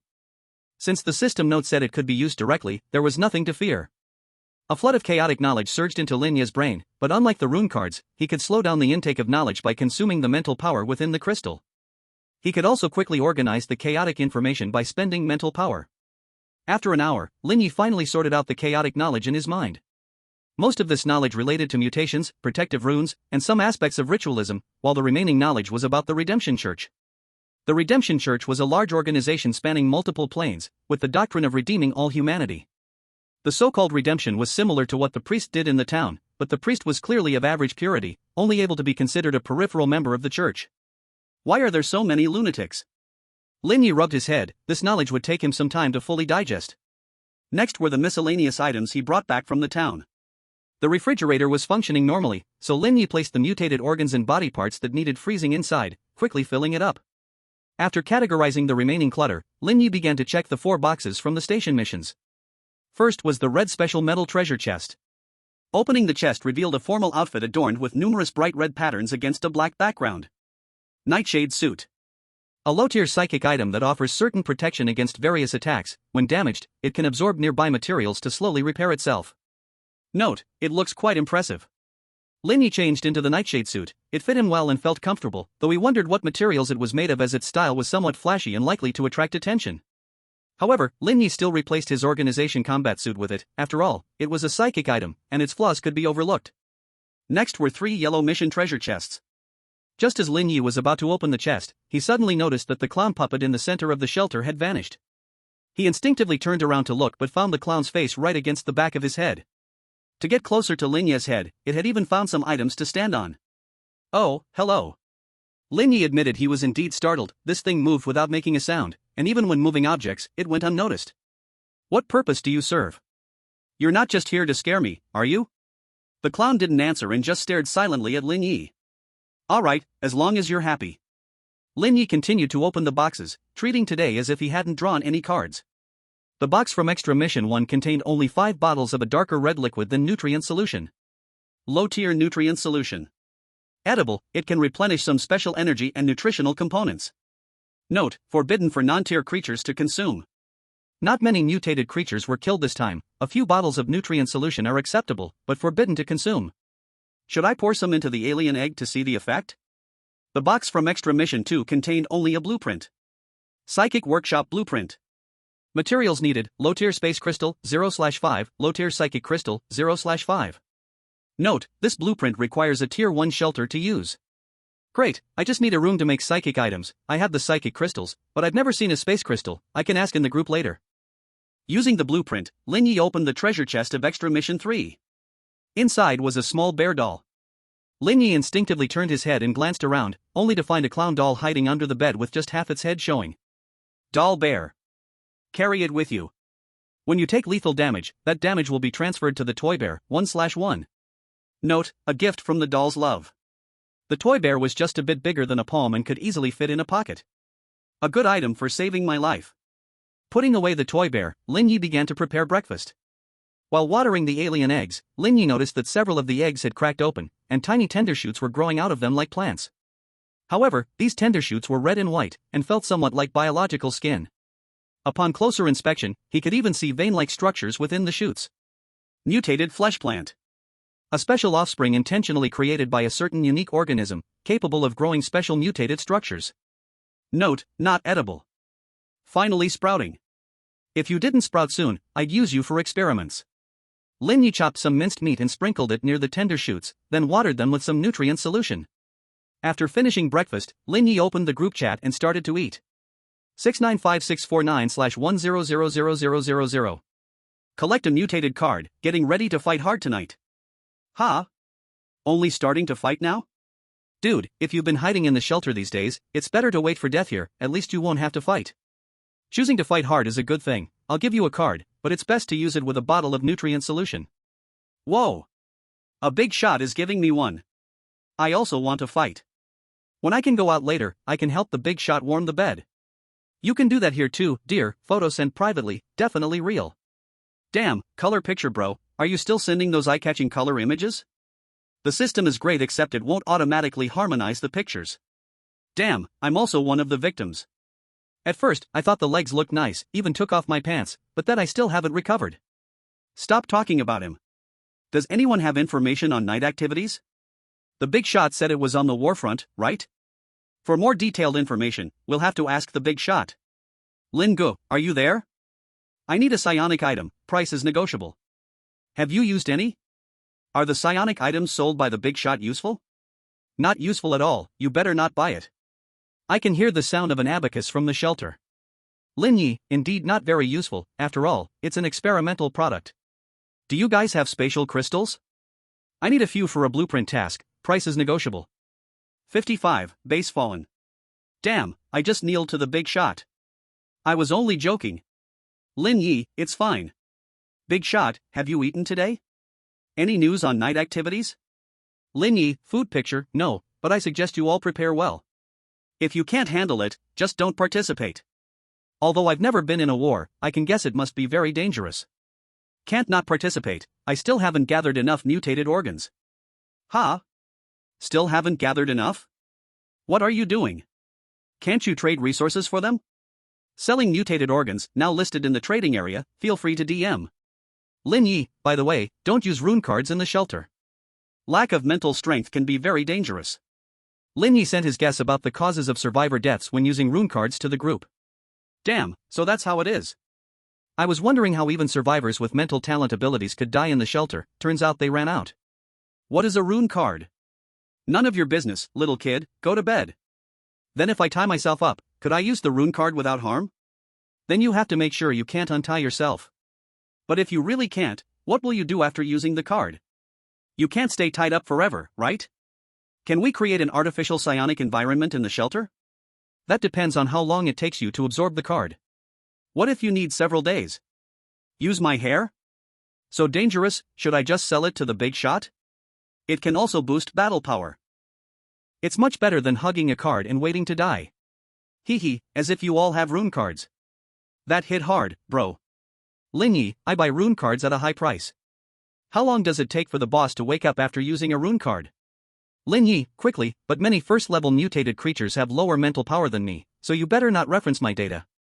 Awesome, no wonder you're the boss. Boss, how do I awaken my mental power?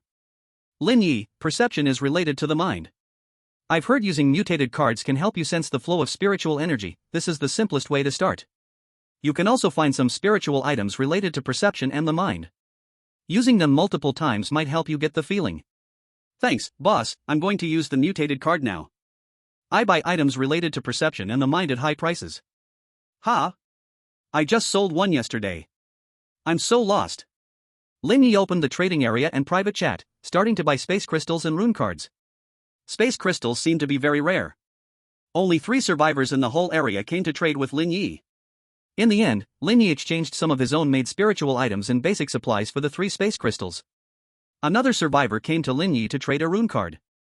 The other party hadn't upgraded their shelter yet. Getting this card was purely luck. Lin Ye exchanged a full set of basic supplies and his own made spiritual items for this unknown card. Basic Rune Strength. A card that can learn the basic strength rune. Note, use with caution if lacking mental power. Putting away the rune card in space crystals, Lin Ye picked up the clown doll hiding under the table and lay down on the bed to start his daily simulation. Simulated D-level personnel, Carl. Gain special skill, Deadly Joke. Deadly Joke.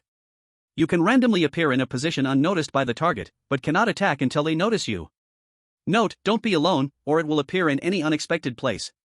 Remaining simulation times, 10. Lin Ye opened his eyes. This time, he wasn't in a prison cart, but lying on a bed in a single-cell prison. Carl is a young white male around 18 or 19 years old. He doesn't know how he got in here. Bang bang bang bang bang. Die. Monster. Help. Bang bang bang. Damn it. Quickly shut that damned door. Bang bang. Screams and gunshots echoed outside the cell, but soon, the noise stopped. Can this even be considered a task? It's basically a riot. Lin Ye moved closer to the prison door, listening to the sounds outside.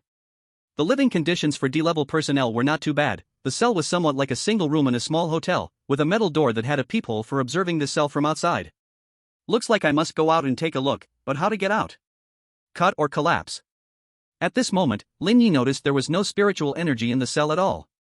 Not only spiritual energy but even his mental power was suppressed. Now, Lin Ye couldn't even sense what was happening behind him. This is troublesome, I'll have to try to pick the lock. Hopefully, the organization's lock is simple. Lin Ye looked down at the door lock but found that the prison door was not locked at all. Strange? Why is it open? Did someone deliberately open the prison door? Or is it some kind of abnormal effect? Lin Ye gently opened the door a crack to look outside, only to see a gray forest filled with humans. Those humans growing on the trees turned to look at Lin Ye together. In that instant, Lin Ye felt a heavy sense of crisis, but it was already too late. His head exploded, blood and brain matter splattering all over the cell. The headless corpse fell weakly to the ground. Remaining simulation times, 9. Lin Ye pulled his hair as he got up from the bed, sitting on the edge and lost in thought while looking at the door. The door that wasn't locked, connected, abnormalities. Just now, when I opened the door, my mental power returned to normal strength, and that area had a very high concentration of spiritual energy. So, the door is a passage connected to that area. But before, I could hear the commotion outside, so the passageway was not always connected. Is the act of opening the door the key to connecting that area? Could the area connected be related to the time the door is opened? In summary, an organization's base has experienced some kind of abnormal event, and under the influence of this event, opening the door could connect to other areas, and even things inside might run out from the door. My special ability is to randomly simulate a D-class personnel in a mission. This means that this event has already been judged by the organization as an abnormal event mission, and I have become a mission personnel. Why doesn't the organization send a team to solve the problem? Why was I transported to his body by the system? Because I am inside this base, and the organization cannot or does not want to send external personnel in to solve the problem. Opening the base gate will cause this abnormal phenomenon to spread to the outside world? This point is still uncertain. Lin Ye stopped thinking. He had roughly figured out what this simulation mission was to do. First, try to close the doors inside the base while finding a way to deal with the thing that caused the abnormal event. After confirming the time, Lin Ye cautiously pushed open the door of the cell. Outside was a bright corridor, with numerous cells lined up on both sides. There were some bloodstains and bullet marks on the floor, and not far away, the body of a guard lay there. 56. Battle Reflection. Lin Ye shut the door tightly behind him and quickly approached the body, finding a handgun, a dagger, and 2 magazines on it. There was a large hole in the left chest of the corpse, and the heart was already gone. The corridor, like the cells, had no psychic energy. Mental powers were also suppressed, so the whole base, where the doors were not opened, was likely in this state. Although he had not had psychic powers for long, Lin Ye still felt very uncomfortable, especially being unable to sense what was happening behind him. After replacing the magazine in the handgun, Lin Ye cautiously moved down the corridor, closing any open doors he came across. There were no people in those open cells. The difference was whether there were D-class corpses inside. These D-class personnel basically had 5 possible outcomes. Open the door at the wrong time, be killed by a monster, and leave a corpse behind. Open the door at the wrong time, be killed by a monster, and not even leave a corpse. Open the door at the right time, then die elsewhere. Not opening the door, hiding honestly in the cell. Not opening the door, hiding honestly in the cell, then getting killed by a monster that broke into the cell. But perhaps because the base had no psychic energy, those intelligent monsters were unwilling to come over. After walking for 5 minutes, Lin Ye hadn't encountered a single monster. On the way, Lin Ye also collected some weapons and equipment. He couldn't use psychic energy or runes now, and gunpowder weapons had regained dominance. This wasn't a bad thing. For him, not having psychic energy was the norm, while for those monsters, this place was the abnormal world. Lin Ye suddenly stopped in his tracks because a little over 10 meters ahead, where the corridor should be, had changed into a slowly spreading red puddle. The puddle came from an open cell door beside it. To close the door, he would have to approach the open unknown space and cross that puddle of uncertain depth. Lin Ye had no intention of getting close to that place. Simulation lives are precious, there is no need to seek death. Just as Lin Ye was preparing to go back and find another path, a humanoid creature with long limbs and a half-head covered in mouths rushed toward Lin Ye, shaking its head. But the monster quickly stopped before the puddle, cautiously staring at it. Lin Ye's eyes lit up, and he immediately used his special skill, Deadly Joke, on the monster. When used, there was no sensation. Lin Ye had no idea what had happened. He had already arrived behind the monster. "Hey!" Lin Ye warned the monster, while kicking it into the puddle with one foot. The monster did not react at all and fell into the puddle that should have been the hallway. At first, the monster struggled, but soon it went silent, its body completely submerged in the puddle, as if it had been swallowed by the water. Lin Ye hurriedly closed the door. He didn't want to check the situation inside at all. With the door shut, the puddle stopped spreading but did not disappear, and what remained was beyond Lin Ye's ability to handle. Lin Ye continued walking down the hallway, and soon he encountered the second gluttonous monster, which was gnawing on the corpse of a prisoner. Time seemed to rewind to when Lin Ye first encountered the blood corpse in the red maze, when he had to test the weakness of the blood corpse. The gluttonous monster suddenly turned its head, a multitude of long tongues stretching out from its mouth, pointing in Lin Ye's direction. Lin Ye drew his pistol and aimed at the monster's head, but he didn't rush to shoot. The distance was too far, and the monster might dodge the bullet. Without hesitation, the gluttonous monster charged at Lin Ye. Having already eaten several bipeds, it thought this was a food without resistance. Bang! Bang! Bang! 3 bullets accurately hit the gluttonous monster's head, chest, and lower body, and the monster let out a terrible scream, but it didn't stop. Instead, it continued to charge at Lin Ye despite being shot. Bang! Bang! Bang! Bang! Bang! Bang! Lin Ye unhesitatingly emptied the magazine, each bullet hitting the previous wounds.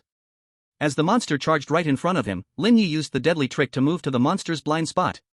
The monster quickly noticed Lin Ye's position, but by the time it turned around, Lin Ye had already reloaded his bullets. Bang! Bang! Lin Ye shot the monster down. He wanted to use deadly trick to move behind the monster again, but found he couldn't use the skill.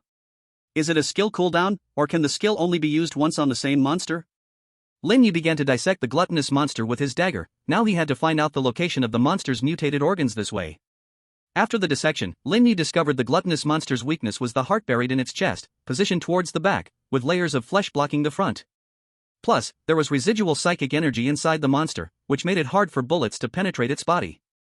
Lin Ye held the energy crystal taken from the monster's heart, contemplating how to use it. In the distance came the sound of creatures running. The recent gunshots had attracted more gluttonous monsters.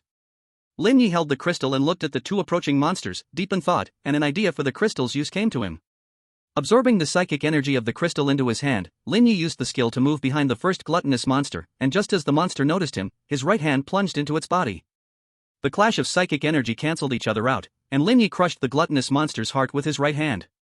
The second gluttonous monster was already close, and Lin Ye tried to use the skill again. This time the skill was successfully used without any obstacles. Each individual can only use it once, or is the skill cooldown calculated separately? It doesn't matter, anyway, with my physique, it's hard to wait for the cooldown. Lin Ye pulled out the crystal from the gluttonous monster's body. The previous one he had only managed to crush the heart, this one was much smoother.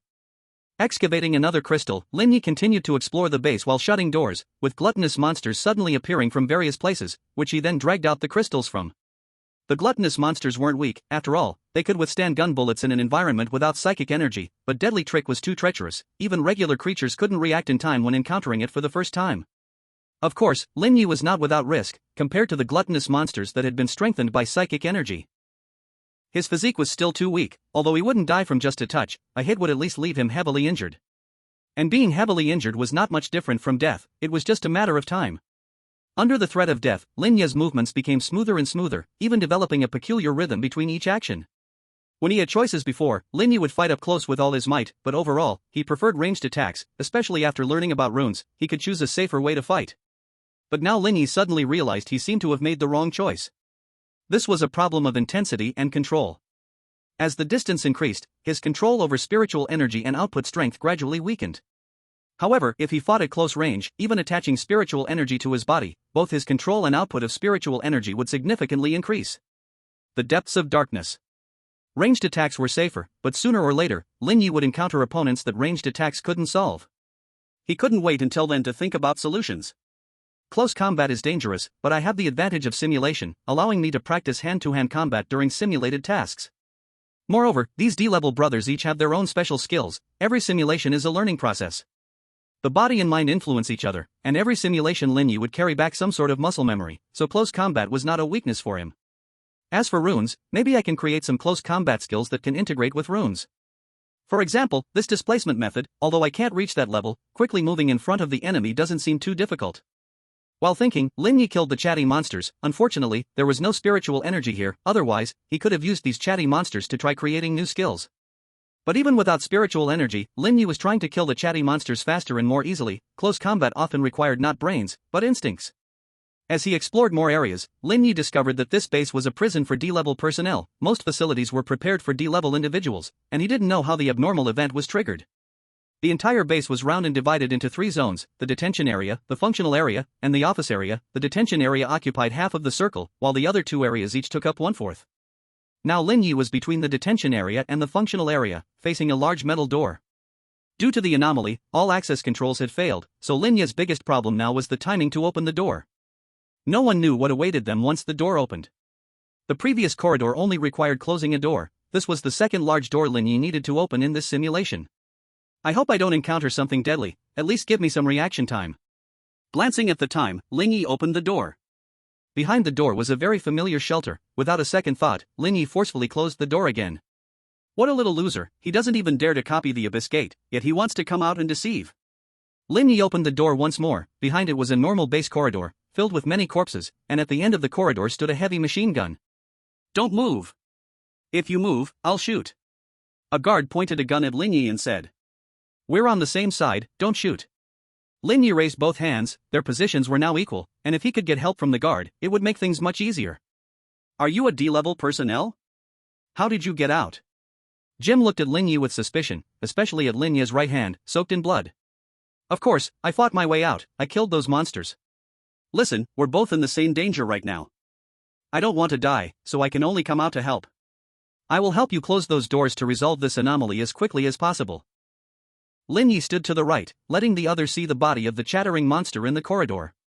How can I be sure you are not one of those monsters? Jim was sweating heavily. He really wanted to believe the other person, but they looked very strange.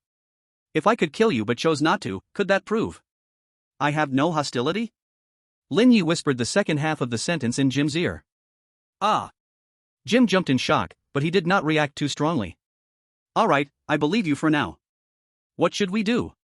Do you know what triggered the abnormal events? Lin Ye asked. If they could solve the fundamental problem, they wouldn't have to keep closing doors. I don't know. I'm just a guard, but the captain took the others to close the doors. The upper management ordered us to close all doors. Jim replied. Can you contact your captain? Lin Ye continued to ask. No, 10 minutes ago, I could still receive messages from the group, but in the past 10 minutes, no one has spoken, and no one has replied to my messages. Jim's tone was not very good. It was clear he had made some bad assumptions. That's why he cooperated so readily with Lin Ye, because he didn't know what else to do. Let's go. Lin Ye glanced at the heavy machine gun, signaling Jim to push the gun and follow. Where are we going? Jim instinctively asked. Of course, we're going to solve the abnormal events. Don't worry, I am a Class D personnel, and solving abnormal events is what I'm best at. Lin Ye walked towards the functional area, letting Jim push the heavy machine gun behind him. All the doors in the functional area were closed. The captain had done a thorough job. Only the office area and the other side of the detention area remained. They entered the office area very smoothly. Although they passed several large doors, these doors along the passage were all open, clearly left as intended escape routes. Lin Ye closed all the doors after passing through. The office area connected to the passage leading out of the base. They no longer needed to return here. Upon entering the office, they unexpectedly found that all the doors in the office area were closed, with only some passageway doors left open, and finally, only the detention area remained.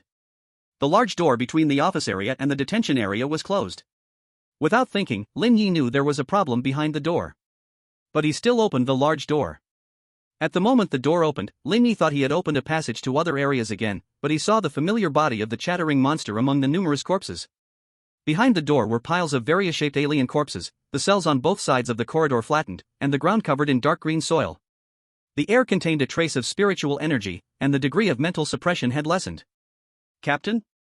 Jim picked up a half-corpse leaning against the door. From its position, it seemed like this captain had closed the door before dying. In the shadows deep in the corridor, shadows floated, and the bright lights flickered slightly, the rhythm like the breathing of some creature. Lin Ye quickly absorbed the spiritual energy in the environment. Although the organization's captain varied in strength, he did not think he would be much stronger than the captain now. He did not want to end up like this captain, dying tragically here. Jim nervously aimed the heavy machine gun deep into the corridor, his tense fingers resting on the trigger, ready to unleash fire on any appearing monster. Lin Ye focused his mind, trying to carve runes within his body. The degree of mutation in this body was very low, and he didn't know if he could succeed. Just as the two were on high alert, a shadow flashed by. Lin Ye instinctively stepped aside, but the shadow's target was not him. Jim's headless corpse fell to the ground. Until his death, he was unable to pull the trigger. There was no time to mourn Jim. Lin Ye rushed behind the heavy machine gun and pulled the trigger all the way in the direction the shadow had retreated. Tata-tata-tata-tata-tata-tata-tata-tat. The bullets lit up the depths of the corridor, and numerous shadows flashed by, completely shredding the heavy machine gun and the hidden Lin Ye behind it. Lin Ye sat up from the bed, glanced at the time, and began to think about what to do next. The speed of the shadows was fast, he hadn't felt any pain before being completely torn apart. Jim said that 10 minutes ago, messages could still be received in the group, which means the captain just encountered the shadow monster then. Should I wait until that time to go help, or go directly to check the situation? Lin Ye pushed open his door at the right moment and walked out of the cell. No, the shadow monster is too strong, even with me, we might not win. I have to assess the situation first. If I can close the door the shadow monster came in through ahead of time, I can eliminate this problem. Lin Ye first went to the corpse to grab the pistol and magazine. He had to kill the first monster with the pistol, or even if a monster appeared behind him, he wouldn't be able to break its defense. After grabbing the pistol, Lin Ye charged directly toward the shadow monster's direction. On the way, Lin Ye killed all the gluttonous monsters he encountered and absorbed all the collected spiritual energy crystals. Using the mixed spiritual energy within the crystals, Lin Ye carved a cutting rune on his right hand and a protection rune on his chest. Unfortunately, the speed and strength rune cards haven't been used, otherwise, I could try carving more runes on myself. Actually, Lin Ye also wanted to try carving a mutation rune to accelerate his body's transformation, but considering there wasn't enough spiritual energy here, he gave up that idea. Indeed, knowledge is power, that saying does not deceive me. The closer he got to the exit of the detention area, the more gluttonous monsters there were, and Lin Ye was killing them with increasing ease. There were no obstacles on the way, and soon Lin Ye approached the exit of the detention area. A gluttonous monster, with its entire head covered in mouths, stood in the middle of the road. Behind it was an open door, and countless gluttonous monsters were walking out from inside. Lin Ye did not use his skills directly. If this gluttonous monster was the one that killed him before, using skills directly would not guarantee a one-shot kill, and the timing of using skills was crucial. The gluttonous monster had already noticed Lin Ye, but it seemed more concerned about the door behind it than food. Bang! Bang! Bang! Lin Ye fired 3 shots at the heart of the gluttonous monster. A shadow flashed by, deflecting the bullets, and in an instant, it was in front of Lin Ye. Having seen this move before, Lin Ye was already on guard. He was ready to dodge before firing, but he still reacted too slowly, and his left shoulder was scraped by the shadow. The weak spiritual energy protection was useless, and the wound was deep enough to see bone, flesh and blood splattered everywhere. The shadow was the tongue of the gluttonous monster. Looking at its mouth-covered head, Lin Ye felt a chill run down his spine. Lin Ye directly used Deadly Joke on the gluttonous monster. The timing was off, but he had no choice left. Deadly Joke placed him beneath the gluttonous monster. As soon as he appeared, the gluttonous monster noticed his position, and Lin Ye thrust his right hand toward the monster's heart. His right hand shattered instantly. When spiritual energy clashed with spiritual energy, the weaker side would be completely crushed by the violent energy.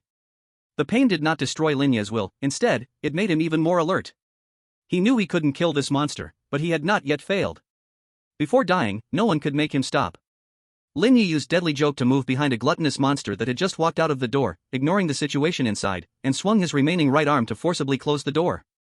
The gluttonous monster let out a series of piercing screams, and a large number of shadows shot out from its mouth, piercing every surrounding space indiscriminately like hedgehogs. Lin Ye narrowly dodged this attack by using Deadly Joke 4 times in a row. All the chatty monsters he targeted were pierced and torn apart. Ignoring the furious chatter of the monsters, Lin Ye continued to use deadly jokes to quickly escape the scene. Now the door was closed, and the chatter monsters were nowhere near as strong as last time. If that captain could deal with it, this simulation should be over. Lin Ye burst through the door connecting to the office area. This time, luck was on his side and he didn't trigger any anomalies. Before long, Lin Ye found the captain, who was closing the door with the monitoring personnel. He was a young man with a determined face. "Stop," the captain said seriously to Lin Ye. "Okay, but I have some intel to tell you." Lin Ye weakly sat down on the ground. A lot of blood loss had drained his strength, and even if the captain didn't let him stop, he could barely hold on. "What intel?" Seeing Lin Ye's miserable condition, the captain's tone softened a bit. Lin Ye told the captain all the intel about the chatter monsters. The captain didn't let go of his doubts about Lin Ye but still had the monitoring personnel help tend to Lin Ye's wounds. "Thank you." This was a heartfelt thank you from Lin Ye. He didn't want to start the next simulation at this moment. At the very least, he needed to confirm the captain's combat strength to plan how to act in the next simulation. Soon, the captain took them into the detention area. At this moment, the chatter monster was repeatedly opening and closing the prison door, trying to break open the previous passage. Without extra commands or communication, all the monitoring personnel opened fire directly upon seeing the monster. The grassroots staff of the organization were still using gunpowder weapons, which couldn't pierce the skin of the chatter monster but left shallow wounds on the surface. Shadows flashed by, each shadow killed a monitoring personnel, and screams echoed, yet not a single person retreated. The captain drew his long knife to fend off the shadows. He was the only one in the whole team who could barely keep up with the shadows' speed. But even he was only a powerhouse under the condition of no spiritual energy, capable of handling ordinary chatter monsters but couldn't deal with the chatter monster. Lin Ye also had no way out. He couldn't even use his hands and could only observe the situation from the side. Before long, all the monitoring personnel were killed, leaving only the captain fighting the chatter monster up close. The captain was clearly a close combat expert, relying on his predictions to hold his ground against the chatter monster. Though covered in wounds, he hadn't suffered any fatal injuries. But as time passed, the chatter monster gradually gained the upper hand. It was obvious the captain was about to collapse. Just as Lin Ye was thinking about how to help, the situation suddenly changed. The captain suddenly used some method to cut into the body of the chatter monster, which then used a full-range thrust, many tongues stabbing into the captain's body. Lin Ye hurriedly used his skill to teleport behind the captain. The captain's body was torn apart by the chatter monster, his long knife falling away. Lin Ye passed through the hunk of the captain's corpse, clamped the fallen long knife with his left elbow, and forcefully twisted his body to drive the long knife into the heart of the chatter monster. At this point, the chatter monster was already at its last gasp. It still wanted to take Lin Ye down with it, but Lin Ye glanced behind the chatter monster and saw another chatter monster running over. Lin Ye moved behind the other chatter monster and quickly turned to run. He didn't have the ability to deal with the chatter monster now. As a result, Lin Ye had just taken 2 steps when he stopped. Now he realized why the chatter monster was running. Before Lin Ye, there was no longer a hallway, only an endless expanse of red puddles that seemed to stretch to infinity. Backstab Master. Remaining simulation times, 7. Lin Ye actively jumped into the puddle. He wanted to test if he could pass over the puddle. The result was not good. As he passed over the puddle, many red threads entangled his body, pulling him down into the puddle. The puddle was very deep and completely bottomless. Not long after sinking into the puddle, he completely lost consciousness, and before losing it, he faintly felt something squirming inside him. "I need to close the door to the water pit first before I can go back to deal with the all-mouth monster. But to get through the door, I have to rely on the multi-mouth monster across the way. But what will I do when I come back? That means I still need to lure a multi-mouth monster over here as a springboard."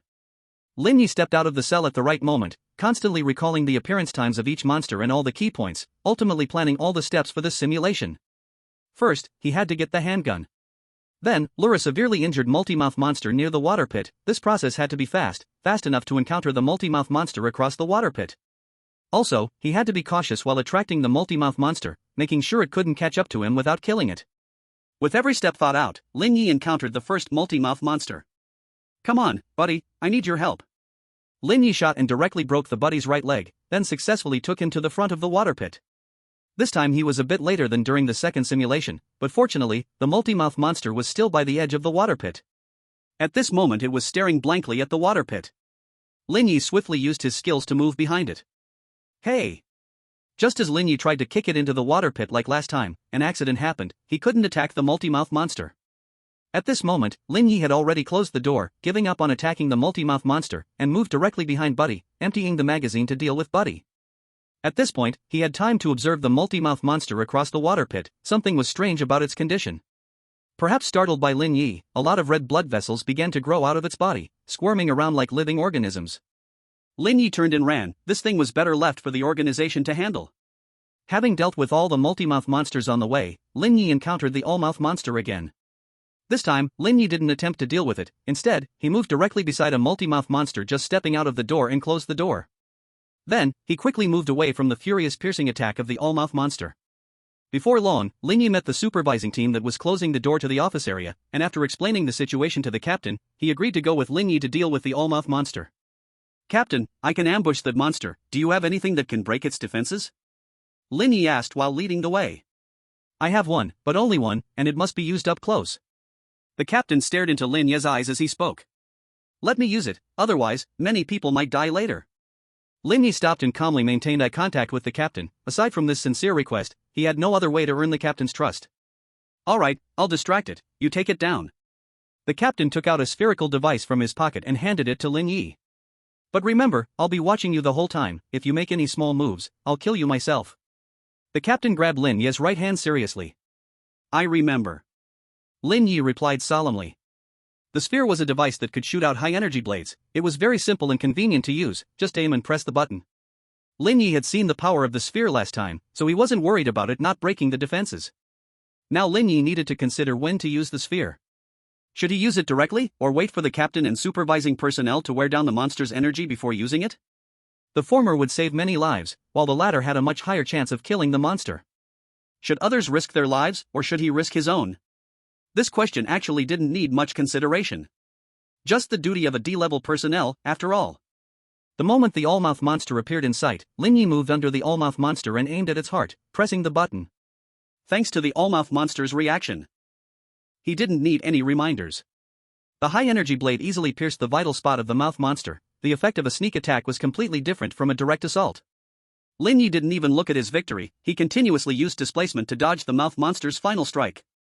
The black tongue pierced every corner around the mouth monster. If it weren't for the deadly joke being deviously crafted, Lin Ye would surely have been skewered and torn apart. "Looks like I am not needed."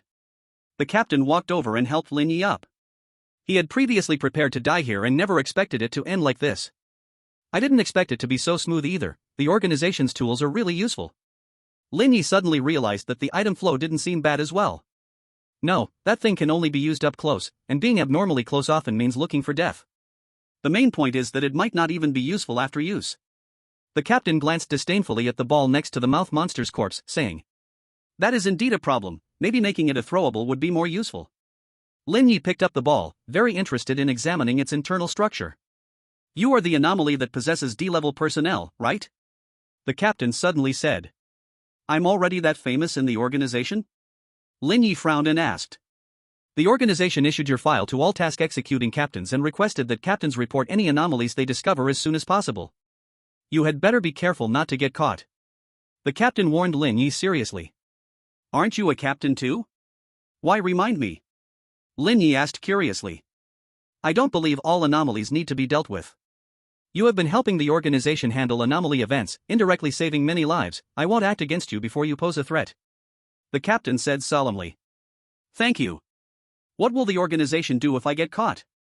Lin Ye continued to ask. "I don't know, but I guess the organization will extract your consciousness and turn you into an anomalous item for handling abnormal events." The captain completely did not hide the organization's attitude. They always treated anomaly events this way. If they can't control it, they destroy it. If they can't destroy it, they choose to isolate or negotiate. How friendly. It's time to deal with this anomaly event. Lin Ye didn't say much. This was expected. He never dreamed of being able to coexist peacefully with the organization. Simulation end. Remaining simulation attempts, 7. Gained random items X7 from this event. Gained title, Backstab Master. Lin Ye climbed out of bed. The clown doll was no longer on the bed. He had to admit he had underestimated this card creature before. 60. War Front. He found the clown doll in the gap between the bed and the wall and began to check his spoils while hugging the clown doll. Besides the familiar medical box, a K1 pistol filled with bullets, and a simple food pack, there were 4 new items this time. K1 shotgun. A low-end firearm manufactured in bulk by the organization. Currently, only basic members are still using it. Note, recoil is proportional to power. High-energy piercing blade sword. An experimental psionic weapon developed by the organization, it becomes scrapped after one use. Note, must be initiated at close range. Any door usage permission card. Using it will randomly lead to an unknown space through the nearest door. The passage can last up to 10 minutes, and closing the door can prematurely close it. 1/1.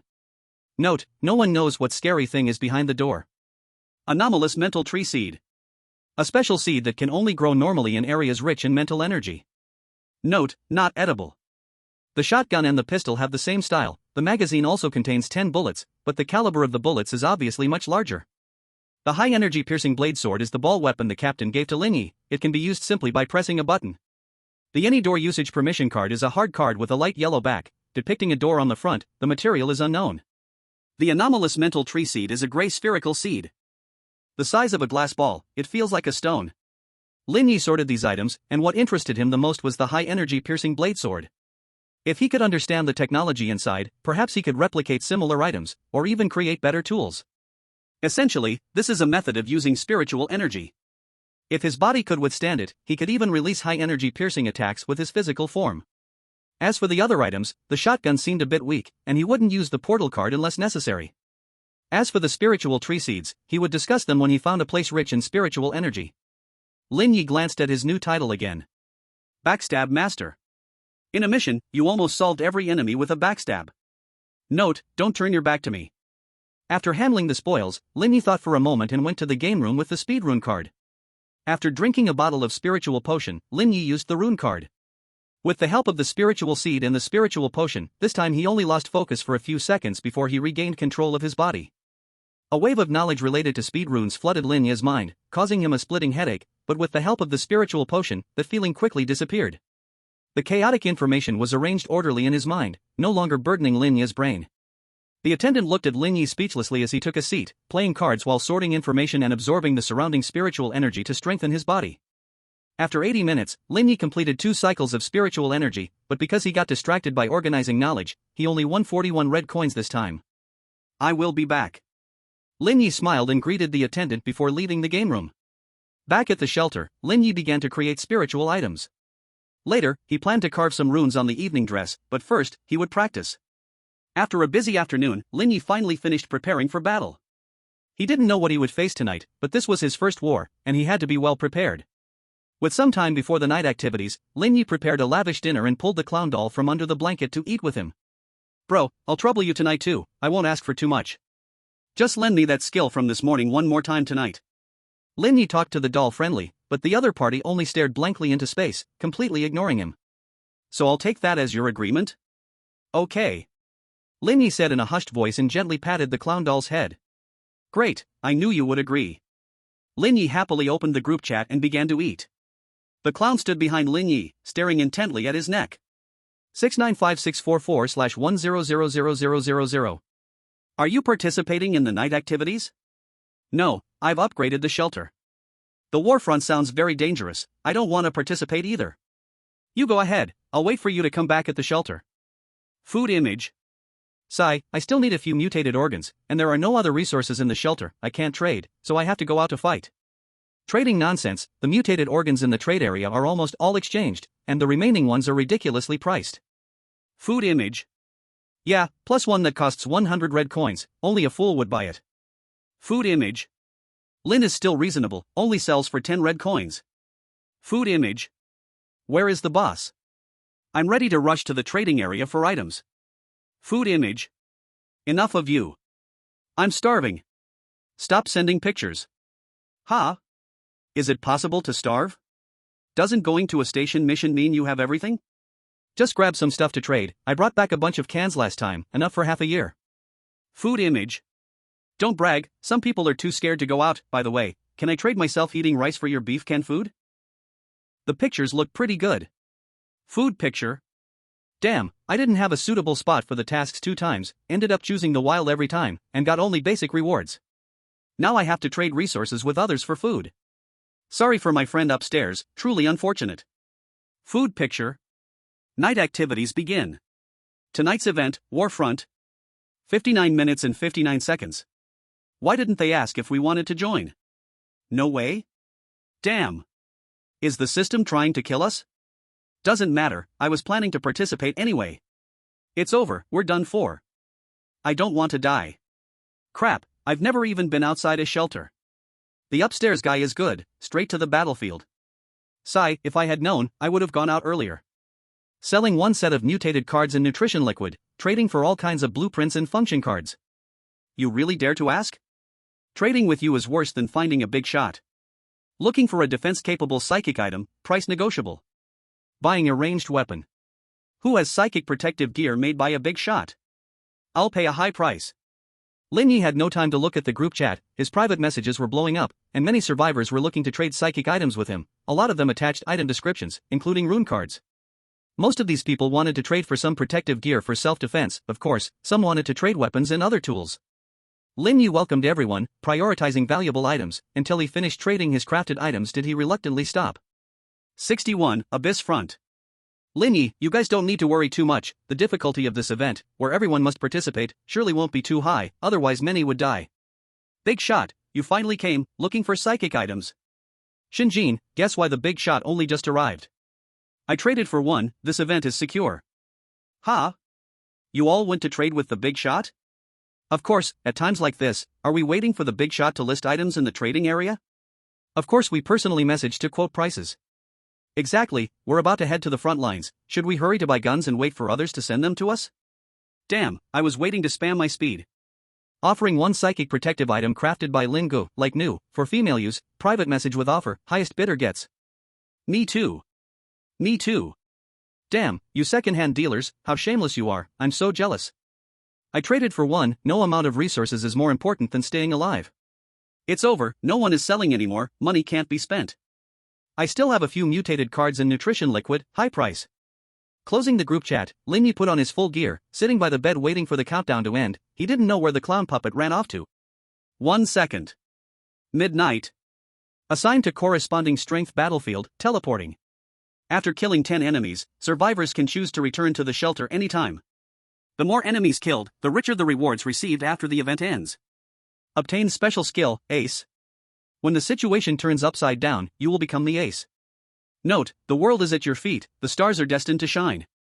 What the heck is this skill? I don't understand. Where is my movement skill? Lin Ye was ready to roam on the battlefield, but the most important movement skill was gone. I don't want the situation to turn upside down. I just want to casually take down weak monsters on the battlefield, I just want to hop around on the battlefield. Lin Ye looked sadly at the system prompt, wanting to try this skill, but the system told him he lacked the conditions. Before Lin Ye could emerge from his sadness, the teleportation already began. Psychic energy surged, the sky low and heavy with clouds. Lin Ye was teleported to a dark red wasteland. The wasteland was vast, meeting the sky in the distance, forming a gradient of black and white. All over the wasteland were pieces of corpses, some human, some alien, but mostly various insect corpses. A disorganized army was reinforcing defensive facilities, and Lin Ye was one of them. Not only were the clothing and equipment chaotic, but most members of this army belonged to different races. However, there were also some of the same race wearing neatly arranged military uniforms and carrying standard equipment. Kid, don't lose focus, come here and help. A middle-aged soldier in uniform shouted at Lin Ye. Really, who knows why they sent these mixed-breed foreign troops over here? They could have sent some logistics personnel instead, at least they can do some odd jobs. Another young soldier in uniform said disdainfully beside him. Of course, they are here to fill the lines. We need them to block those low-level bugs over here. The middle-aged soldier answered as a matter of fact. The battlefield was filled with abundant spiritual energy. Lin Ye took a deep breath of it and walked over to help reinforce the defensive facilities. If I had known, I wouldn't have looped in the game room. With so much spiritual energy here, the looping speed should be fast. Lin Ye quietly listened to the nearby conversations, gathering information related to the war. Before long, he had a certain understanding of this war. This was the Abyss Front. The Abyss periodically attracts planes to fall into it, and the Abyss invasion is the first step of this attraction. When a large number of Abyss creatures invade a plane, that plane will inevitably fall into the Abyss. So, whether to resist the Abyss invasion or delay time to find other planes to survive, the creatures of that plane must fight against the Abyss creatures at the boundary between the Abyss and their plane. This boundary is the Abyss Front. The unit Lin Ye was in was a coalition army made up of the Empire and other mixed foreign troops, belonging to the bottom of the miscellaneous types, the small fry among the small fry. Of course, what they had to face were just the low-level Abyss bug troops, merely cannon fodder, guarding only the edge of the front line. The orders given to them from above were merely to buy time, with no further expectations of them. Even if they were completely wiped out, it wouldn't have a significant impact on the battle. Even if they defeated this wave of enemies, it would only extend their struggle for a bit longer. This was a battlefield concerning the survival of races and planes. They were just disposable items, of little significance. Of course, all of this had nothing to do with Lin Ye. He only needed to think about how to get more kills. "They're coming!" the middle-aged soldier suddenly shouted. Lin Ye looked into the distance. A black line like a tide was rushing towards them from the boundary of black and white. The defensive facilities erected a series of spiritual energy barriers, and everyone drew their weapons, ready to fight. As the tide approached, Lin Ye saw the abyss bugs in their complete form. There were many types of abyss bugs: spiked shell bugs with hard shells, acid bugs flying in the air spitting acid, abyss worms lurking underground with huge mouths, and the rarer brain bugs with wings skilled in spiritual attacks, and so on. The first wave of bugs were all low-level cannon fodder. Before they even got close, they were turned into minced meat by massive ranged attacks. Lin Ye enviously watched his foreign companions use some machine gun-like equipment to spray fire at the bugs. He had no long-range attack methods and could only stand by and watch. But this situation didn't last long. These bugs seemed endless and quickly advanced on the remnants of their own kind until they reached the defensive facilities. A large amount of acid mixed with spiritual energy splashed onto the spiritual barriers, consuming the barrier's energy. Lin Ye struck out spiritual energy blades through the gaps in the barriers, each blade capable of cutting through one or two bugs. The spiritual energy on the abyss front was extremely abundant, and Lin Ye could hardly feel the consumption of spiritual energy. Groups of spiked shellbugs crashed against the spiritual barriers, brown-green bodily fluid splattering everywhere as the barriers gradually became ineffective. Lin Ye used his spiritual power to sense the situation in every direction around him. Once the spiritual barriers disappeared, they would have to engage in the most primitive, savage close combat with these bugs. In this chaotic battlefield, one might accidentally die from a distant attack that comes from nowhere. Lin Ye breathed in the spiritual energy, swiftly killing various bugs while the spiritual energy barrier had not completely disappeared, and noted the bugs' vital points and attack methods. If there had not been a lack of time, he would have wanted to dissect a few bugs to study their body structure. After Lin Ye swung out a blade of spiritual energy, the barrier in front of him flickered once and then completely vanished. 62. The tide rages. At the moment the spiritual energy barrier vanished, the real war officially began. A large number of spiked shell bugs surged like a tide into the defense line. Lin Ye dodged a long, spiked forelimb and used his red blade to kill the spiked shell bug that closed in on him, but immediately another spiked shell bug rushed in front of him. From a distance, a multitude of acid bugs in the sky sprayed acid onto the front line, showing no concern for their companions. The ground shook, and massive abyss worms with mouthfuls of serrated teeth several meters wide burrowed up from the earth, devouring the crowd. Lin Ye activated his nightdress, wrapping his body in a layer of mutated spiritual energy protection that blocked all attacks he couldn't avoid. At first, Lin Ye used his mental power to keep track of attacks from every direction, trying to evade, but soon he abandoned this inefficient observation method and shifted to sensing the energy intensity nearby. As long as the spiritual energy intensity did not surpass a certain limit, he would ignore these attacks, as such strikes were difficult to break through his mutated spiritual energy defense. Even if there truly was some kind of low-level, high-intensity ghostly attack, he had his teddy bear to fall back on, and in extreme situations, he had reality simulation, which allowed him to return to the shelter at any time. Therefore, Lin Ye completely entrusted his defense to the night dress and used the speed runes on his pants to quickly dart around the battlefield. As long as he moved fast enough, the attacks could not catch up to him.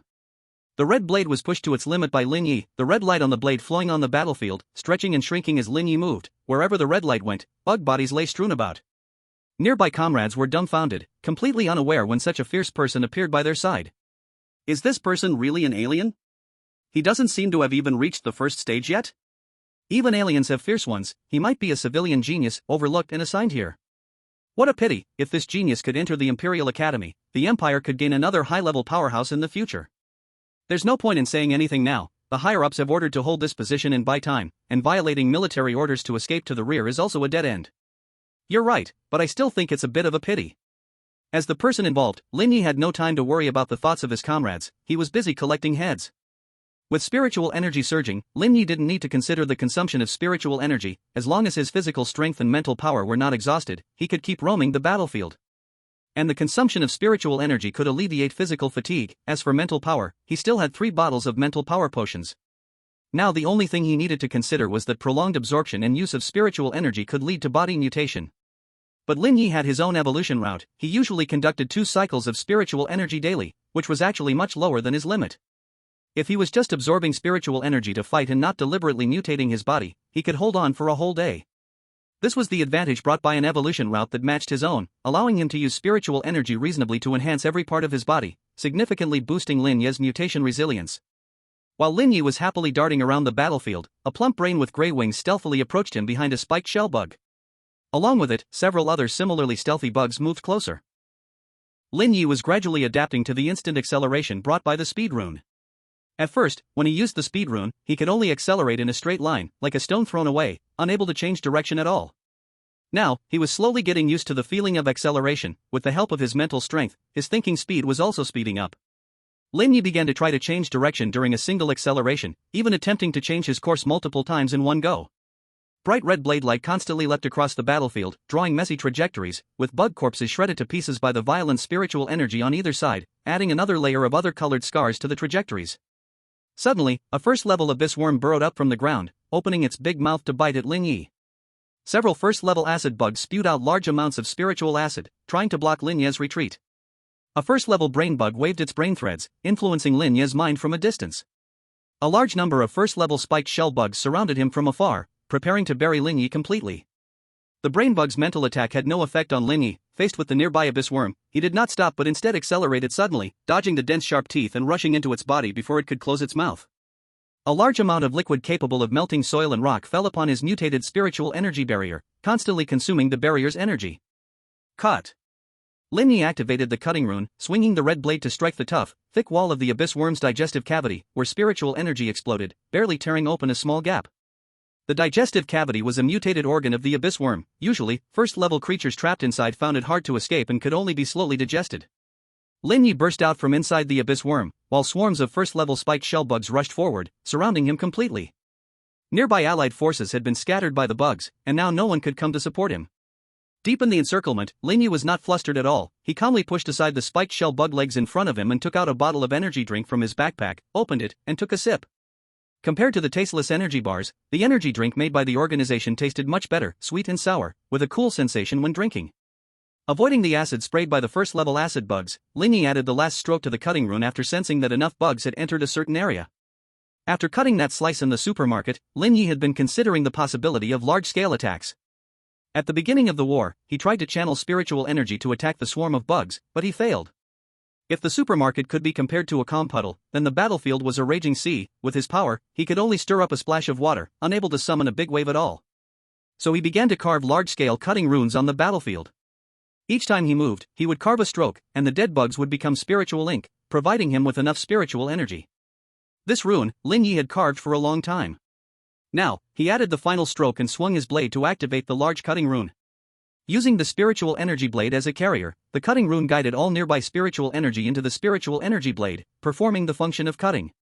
A massive amount of spiritual energy adhered to the spiritual energy blade, gradually incorporating more free spiritual energy, forming a spiritual wave carrying the concept of cutting, sweeping away all the creatures before Lin Ye completely. If viewed from above, one could see the bugs covering the wasteland being wiped away in large patches, with a red and green wave continuously spreading into the distance until the tide stopped. Upon seeing this scene, the entire battlefield seemed to quiet for a moment. Even those bugs with little brain could not help but move away from Lin Ye's direction. What the hell is that thing? I don't know either. Do any of you know him? No. How could such a monster be assigned to this army? Maybe he offended someone powerful. Lin Ye swallowed the last drop of the mental potion, activating the large cutting rune, consuming even more mental strength than he had expected.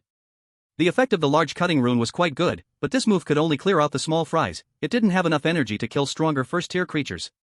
Lin Ye retreated back inside the defensive line. He was already prepared to withdraw. The previous ambush showed that these bugs were not mindless beasts. The enemy would definitely want to kill him next. He didn't even have the strength of a first tier anymore, and they had many ways to destroy him. The mission was almost complete. There was no need to waste his toy bear here. But he still had one special skill he hadn't used. Lin Ye had a slight obsessive-compulsive tendency. For example, when playing a game, he liked to clear complete maps before moving on to the next. If he didn't use this special skill and left, Lin Ye would feel uncomfortable for the whole day, and then be curious for a long time afterwards. Let's wait a little longer. If nothing happens, then I'll escape. After that, Lin Ye didn't get close to the front line. Instead, he stayed behind the battle line, using the energy blade to claim enemy heads. His allies thought he was hiding due to overexertion. Given his previous performance, no one found it strange. But it wasn't long before Lin Ye couldn't hide anymore. Because everyone in front had died. He could hide further back, and these soldiers wouldn't say anything. Even if these strangers said something, Lin Ye wouldn't care. But he was unwilling to hide any longer. Watching the people in front die was not a pleasant experience.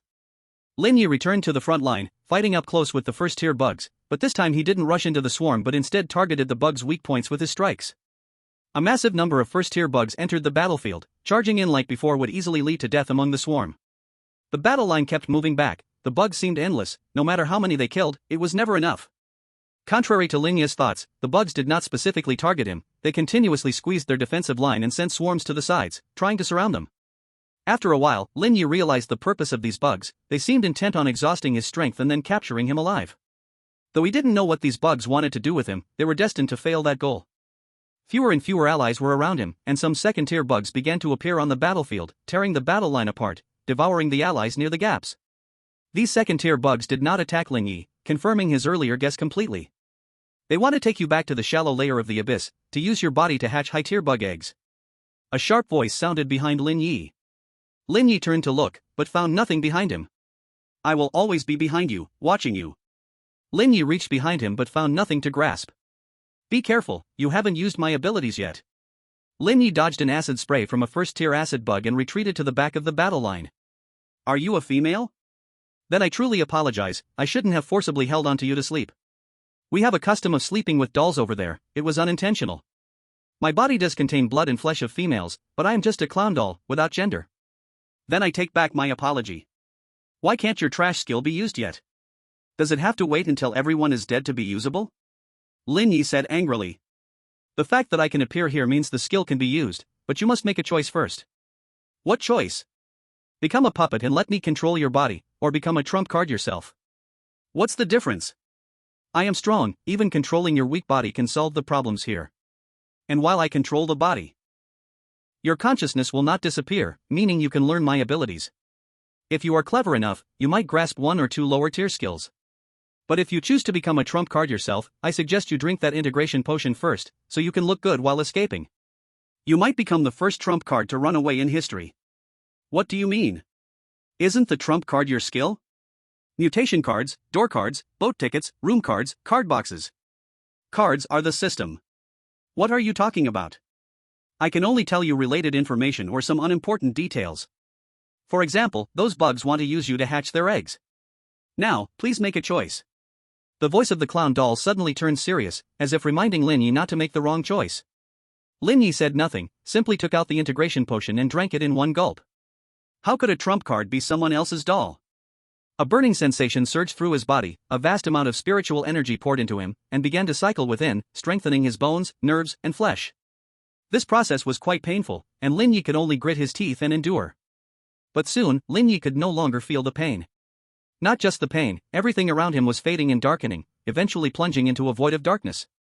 Lin Ye wandered through the dark, it felt like an endless deep sea, with no light or any signs, only a vast emptiness. Time seemed to lose its meaning. Lin Ye didn't know how long he walked until he finally found a particle of light in the darkness. Under Lin Ye's gaze, the light particle began to grow, illuminating that void like stars flickering in the high sky. Lin Ye opened his eyes, and the battlefield was still brutal, filled with dead bodies, but he had completed his first upgrade. The feeling of upgrading was quite good. Lin Ye even felt he could kill those second-tier bugs, but he didn't act recklessly because he sensed something extremely dangerous watching him from afar. Lin Ye directly used his special skill, the trump card. The clown vanished, leaving him with one last sentence. What a pity, I still wanted to use your body to dance. It's okay, I'll dance with you until today ends when I get back. Swish.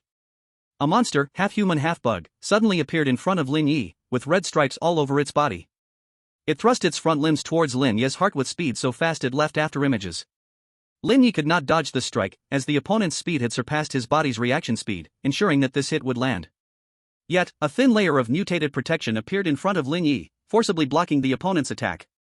Lin Ye didn't even glance at the dangerous third-tier abyss bug, instead, he stared blankly ahead, as if pondering an incomprehensible question. The bug, looking at its broken forelimb, quickly retreated into the swarm, gazing back at Lin Ye with confusion, not understanding why this weak human could hurt it. 64. Rune Combat Techniques. The trump card is an abnormal mental state. A mental state that allows for rapid thinking. It's not about understanding everything, but about controlling oneself to an abnormal degree.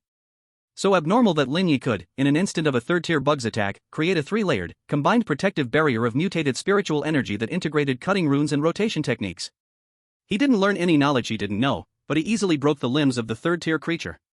Lin Ye wanted to use this state to think of some questions he didn't understand but found he couldn't do it at all. He could only use this mental state to find solutions to problems but could not actively think about the questions.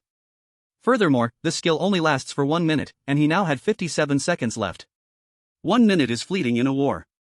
But for Lin Ye right now, it felt endlessly long. Suddenly, Lin Ye appeared next to a second-tier spiked shell bug. A knife stabbed through the mutated organ of the spine bug. This time, Lin Ye used a mix of acceleration and cutting runes for moving and attacking, so his speed was extremely fast that the second-tier creatures could not react at all.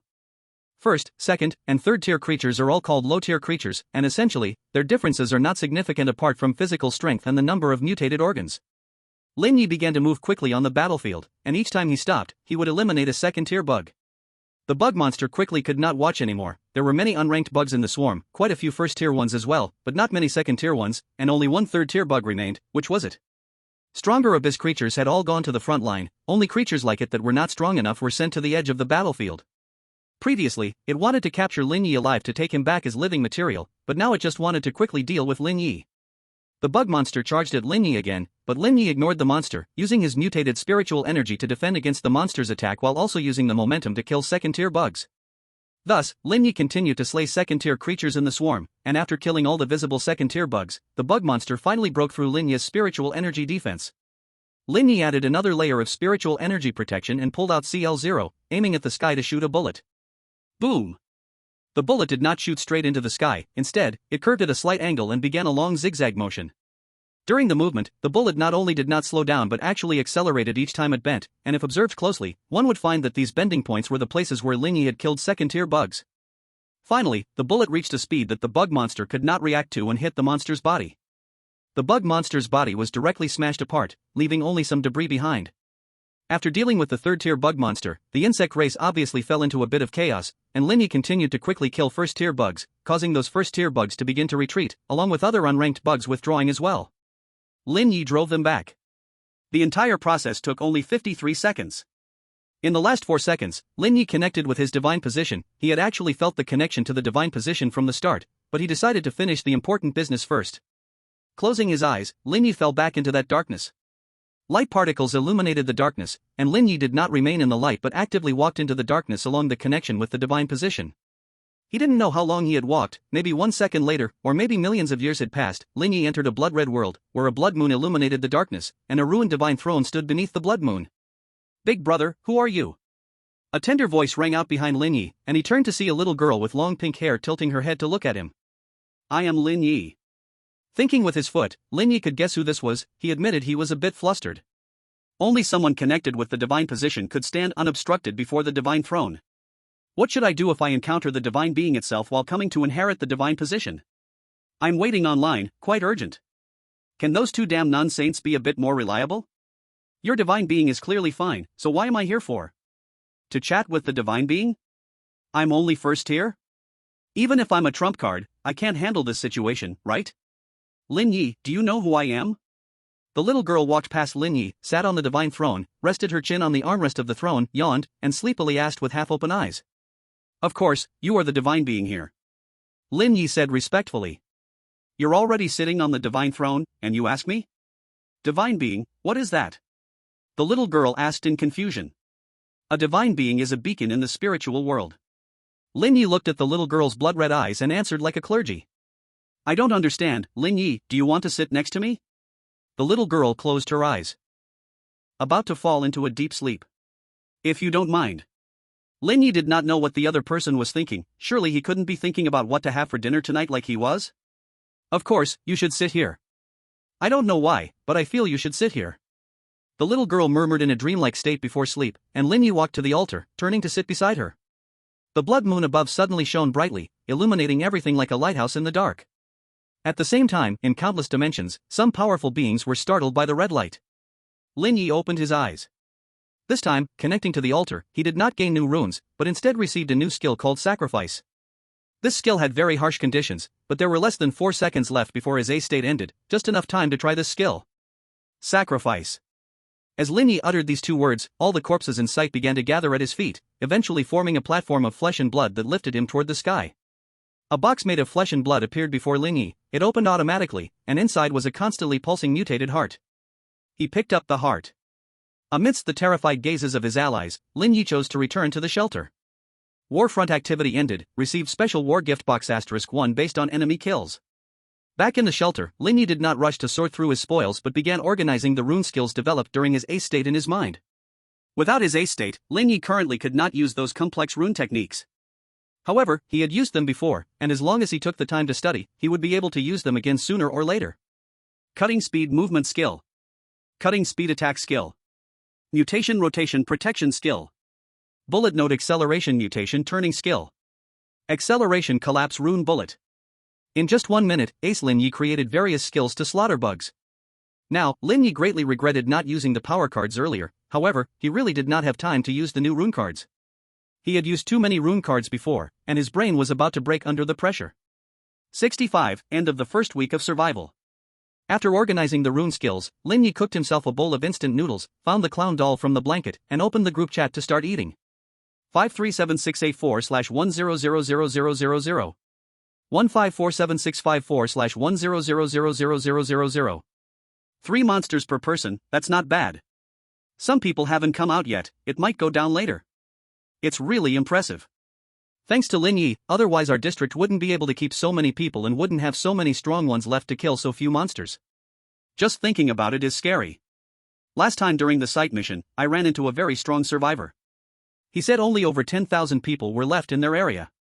If I got assigned there, I would most likely be done for. Just came out and still don't understand the situation. What does that population bracket below mean? Can't you tell? 1 million people, 10 monsters each, the remaining monsters will definitely need us to handle them later. Are we going to team up? I want to touch Brother Lin's thigh for some luck. Hard to say, it might be evenly distributed. Aren't you afraid the big shot might just take you out? Still want to get close? I'm a girl, the big shot shouldn't be that ruthless, right? Then it should be fine. After you're done, let me borrow it. Man, you really play in a twisted way. What if there's only one person left in an area? When he completes the mission and checks the system interface, wouldn't he be really broken? One person fighting 10 million monsters. Just thinking about it gives me a headache. Even a big shot would get beaten to death by monsters, right? Hard to say. What if the big shot uses their ability to swap for some psychic nuclear bombs? What the heck is a psychic nuclear bomb? Sounds powerful. Who knows? Have you used the psychic items made by the big shot? They're really useful. Luckily I grabbed one before, otherwise, I would have really been done for this time.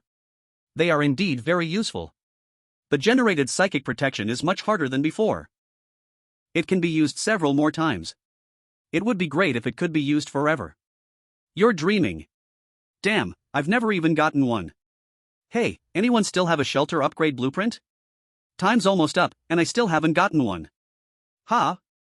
You've made it this far? You've got something. I thought everyone without a blueprint was dead by now. Maybe it's because of my special ability. So, were you hiding in a shelter before? The chances of getting a blueprint are so small. The chances of getting a shelter upgrade blueprint are even smaller. If one was really out there, it would have been sold by now. How come you're only buying it now? I left the shelter for the first time today. Before that, I was living off help from friends. Damn. Huh? You managed to survive? You've got a strong ability. Can you tell me about it? It's an invisibility ability. I stayed hidden until the war ended, but I secretly took some spoils, which I can trade for blueprints. You're really something. With an ability like that, why not leave the shelter? You could explore the red rooms while avoiding monsters and still do fine. I didn't dare. Maybe you can ask the monsters that break into the shelter for a blueprint. They might have one. Don't say that. If you go out and kill monsters, there's a real chance they'll drop a blueprint. Waiting around to die is worse than going out and fighting. He dares to go out and still made it this far? After finishing the instant noodles, Lin Ye started organizing his loot. The special war gift box was a pure black long box. Opening it, there was only a black and red card inside. War Summon. When you initiate a war, you can invite any ally who wants to join to come to your location, January 1st. Note, I am the army. This card is powerful, but I can't use it right now. Lin Ye put away the war summon and checked the other loot. Tier 3 mutated heart. A perfect mutated heart can be transplanted. Note, after transplanting, you can gain the abilities of this heart. The sacrifice ability was a skill for making mutated organs, and it required high mental strength. The more materials used when activating this skill, the better the final product would be, but it also required more mental strength. If it weren't for being in ace mode, Lin Ye wouldn't have been able to use this skill on such a large scale. Lin Ye held the mutated heart, unsure of how to use it. There was no doubt that this was an incredibly powerful heart, but Lin Ye had no desire to mutate his body. Plus, this was a tier 3 mutated heart, and his current physical strength wouldn't be able to handle it. Even if he wanted to use it, it would be impossible. After thinking for a while, Lin Ye tossed the mutated heart aside and grabbed the clown doll hiding behind him, dancing in the shelter. He always followed through on his words. As his body spun, Lin Ye let go of the trivial matters and began to enjoy the first weekend he had since coming here. Before coming here, he wasn't very positive about life, more of the type who didn't want to die but didn't particularly love living either. But after coming here, he wanted to live. Maybe only when truly facing death can humans understand how terrifying it really is. All survivors in this area have completed the warfront activity. Additional activity starting, please clear the remaining mutated creatures. 059. 058. Lin Ye looked at the countdown in front of him but didn't stop his movements. Instead, he closed his eyes and sped up his spinning in the shelter. He still had plenty of time before the countdown ended. 001. Midnight. The countdown ended, and Lin Ye was teleported to a 30 square meter white room. A tier 1 mutated creature stood in the center of the room. Lin Ye casually ripped off the mutated creature's mutated organ, without even using his red blade. Soon, a second tier 1 mutated creature appeared in the center of the room, meeting the same fate as the first one. Lin Ye continued to kill the mutated creatures, and when he killed the fifth one, he was sent back to the shelter. The clown doll disappeared, and the first week of survival in the apocalypse officially ended. Please draw today's card. My turn, draw a card. This time, the card showed a red chicken, and as the card vanished, a fully red-feathered chicken appeared in the center of the shelter. You should have come earlier, I already finished my instant noodles. What can you give me? Drumsticks? Braised chicken? Or poached chicken? Lin Ye picked up the chicken brother and asked curiously. After the duck and goose appeared, he knew this day would come sooner or later. Cluck, cluck. What did you say? You can help me hatch that abyss egg? Really? Lin Ye asked in surprise. Cluck, cluck. The chicken brother puffed out his chest and patted Lin Ye's shoulder with its wings. No wonder you're the chicken brother, I'll leave it to you. 66, Pitch Black Mine. On the 8th day of survival during the apocalypse, at 6:34 a.m. Lin Ye made a hearty breakfast and prepared the fresh, delicious silkworms requested by the hatching chicken brother. He opened the group chat and started eating. 535799/10000000. You phone, big brothers, please save me. There's really no way unless you go out to find a safe shelter, and the survivors inside have to agree to let you in. You really can survive, other survivors without upgraded shelters have all died, not even one lasting 10 minutes. You survived the whole night. Keep taking pictures, anyway, we're all going to die. Might as well leave some intel for the brothers. Come on, one useful photo, reward with food. You don't want to become a starving ghost, do you? Brother, you live in a residential area, and I live in an office building. Even if I let you into the shelter, you can't come. Lin Ye checked the previous messages and found that this person was the survivor with talent related to stealth from last night. All other survivors without upgraded shelters had died last night, and he was the only one still alive, posting some external information in the group. They had been in this city for a week but knew almost nothing about what was outside the shelter. All the explorers had died outside without exception. This couldn't keep going on. If upgrading the shelter at each stage required 10 low-level mutated organs, most survivors would gradually be eliminated, and they could only find ways to survive in this city without relying on the shelter. Many survivors had thought about this, so now many were urging Yufeng to explore the city outside the shelter, and some even offered him good prices. Yufeng, big brothers, I really don't dare to go outside. As soon as I stop using my talent, monsters will quickly burst in. It must be full of monsters outside, and the toilet has been making noise. I don't even dare to get near the door. It is indeed very dangerous. Didn't Lin Gu say there were silkworms in the sewer? Just thinking about it makes my scalp tingle. Then you can't even use water now? What's the point of hiding in the shelter? Yufeng, the shelter still has some supplies, and the water in the water bottle is enough to drink for now. Is there a big brother from a building who can let me hide in the shelter? I'm not nearby. Me neither. What are you thinking? The shelter is the basis for survival. Who would let a stranger into their shelter? If there really is such a person, you'd better be careful. Indeed, I don't want to be killed while I'm sleeping. You phone, I wouldn't do such a thing. Who knows? Sigh, it's too hard to talk about trust in a place like this. Lin Ye didn't speak. He wouldn't ask the other person to explore the city, nor would he give help without reason. After finishing breakfast, he played with the chicken brother for a while, then lay down on the bed to start his daily simulation. Buzz, buzz, buzz. The familiar prison vehicle outfit starts, and Lin Ye is getting used to the daily life of a D-class personnel. Simulated D-class personnel, Mason. Remaining simulation times, 10. Mason is a young man with yellow skin, well-proportioned, and has decent physical fitness. This time, there's only Lin Ye as a D-class personnel in the prison vehicle. The familiar 4-person team of supervisors.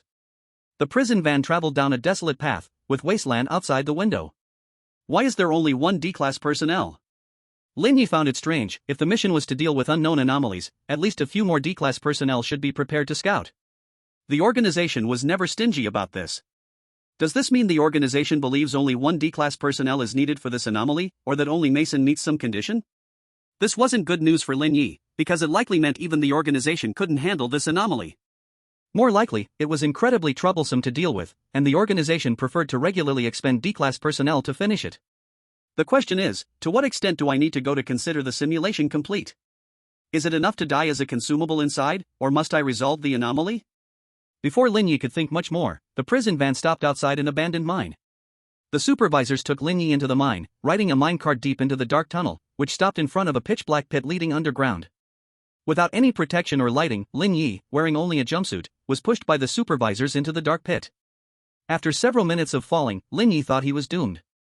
Even if there were an underground lake below, he had no reason to survive. However, there was solid ground below, and Lin Ye didn't die when he hit the ground. One of his legs was shattered, his insides were a mess, one eye was blinded, half of his brain was crushed, and he had multiple fractures all over, yet he simply didn't die. What the hell is this place? The intense pain made Lin Ye wish he could die immediately, but he didn't dare move excessively, because if he couldn't succeed in killing himself and lost all mobility, he might be trapped here forever. Lin Ye tried to move his body but found he couldn't move even a finger. Fortunately, there was a faint spiritual energy in the mine. Relying on it, he could try to alter his broken body. At that moment, he heard faint sounds nearby. Lin Ye sensed his surroundings and discovered several piles of putrid flesh similar to his own. These people were still alive, and no one knew how long they had been suffering in the darkness. Lin Ye didn't want to spend eternity here like these predecessors, so he hurried to speed up the carving of the alteration runes. The priest's depth of research into the basic alteration runes exceeded ordinary imagination. If he hadn't absorbed the spiritual crystal left by the priest, Lin Ye wouldn't have been able to inscribe alteration runes on this broken body at all. In just 10 minutes, Lin Ye had partially altered his body, successfully creating 2 limbs that could help him move.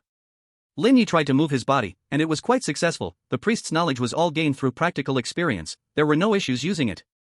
However, Lin Ye didn't start exploring the mine immediately. He needed to alter some offensive organs. Although he wouldn't die, if his body parts were stripped by enemies, it would be over for him. Although he didn't know if there were enemies here, it's better to be prepared.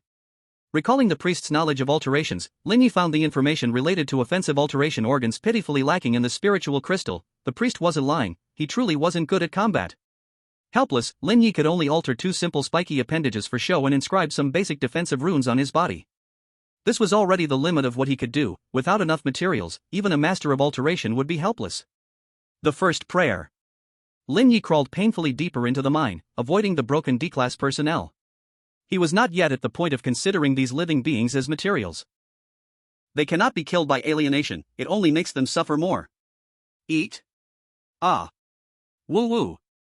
One by one, the piles of flesh let out miserable sounds. In the dark mine, they could not see Lin Ye, but they could feel something passing by them. They called out to this thing, as if seeking forgiveness from the gods for their sins, begging to regain the right to die. Though Lin Ye could barely be considered half a god, his condition was not much better than theirs. So here, there was no god to save them, only a human who wanted to save himself. Amid the screams, Lin Ye crawled while adapting to his new body structure. Before long, he left the horrific cries behind and ventured deeper into the mine. In the dark mine, Lin Ye could only rely on his mental strength to sense his surroundings. Soon, Lin Ye encountered his first enemy, a rat the size of a forearm. Lin Ye was very grateful that he had prepared in advance, otherwise, he might have had to endure being gnawed by the rat for a while. The rat circled around Lin Ye a few times, but in the end, it could not resist the temptation of flesh and lunged at Lin Ye's broken body. Then it slammed into Lin Ye's spiked appendage and died. After all, Lin Ye was a first-level psychic. Predicting the rat's actions was not difficult. For some reason, he could kill this rat, yet despite his severe injuries, he would not die. Lin Ye tried to graft the rat's corpse onto himself like a weapon attachment, and before long, he gained a new spiked appendage. The depths of the mine were like a chaotic maze, filled with many forks leading to unknown destinations. Lin Ye passed through one fork after another. He did not know what caused them not to die and had no idea if he could find this reason in the mine, but he certainly could not wait in one place like others, hoping for a god to grant them mercy. Along the way, Lin Ye continuously dealt with the mining rats he encountered, transforming their bodies into parts of himself. But the mine was not just filled with mining rats, there were also many long worms resembling centipedes. These long worms varied in size and thickness. He could handle the smaller ones but could only avoid the larger ones. Additionally, there were some enormous cave spiders, which spun webs at certain forks, waiting for food to come by. Lin Ye really wanted to take a few spider legs for transportation, but with his current agility, approaching those forks was like serving himself up on a platter.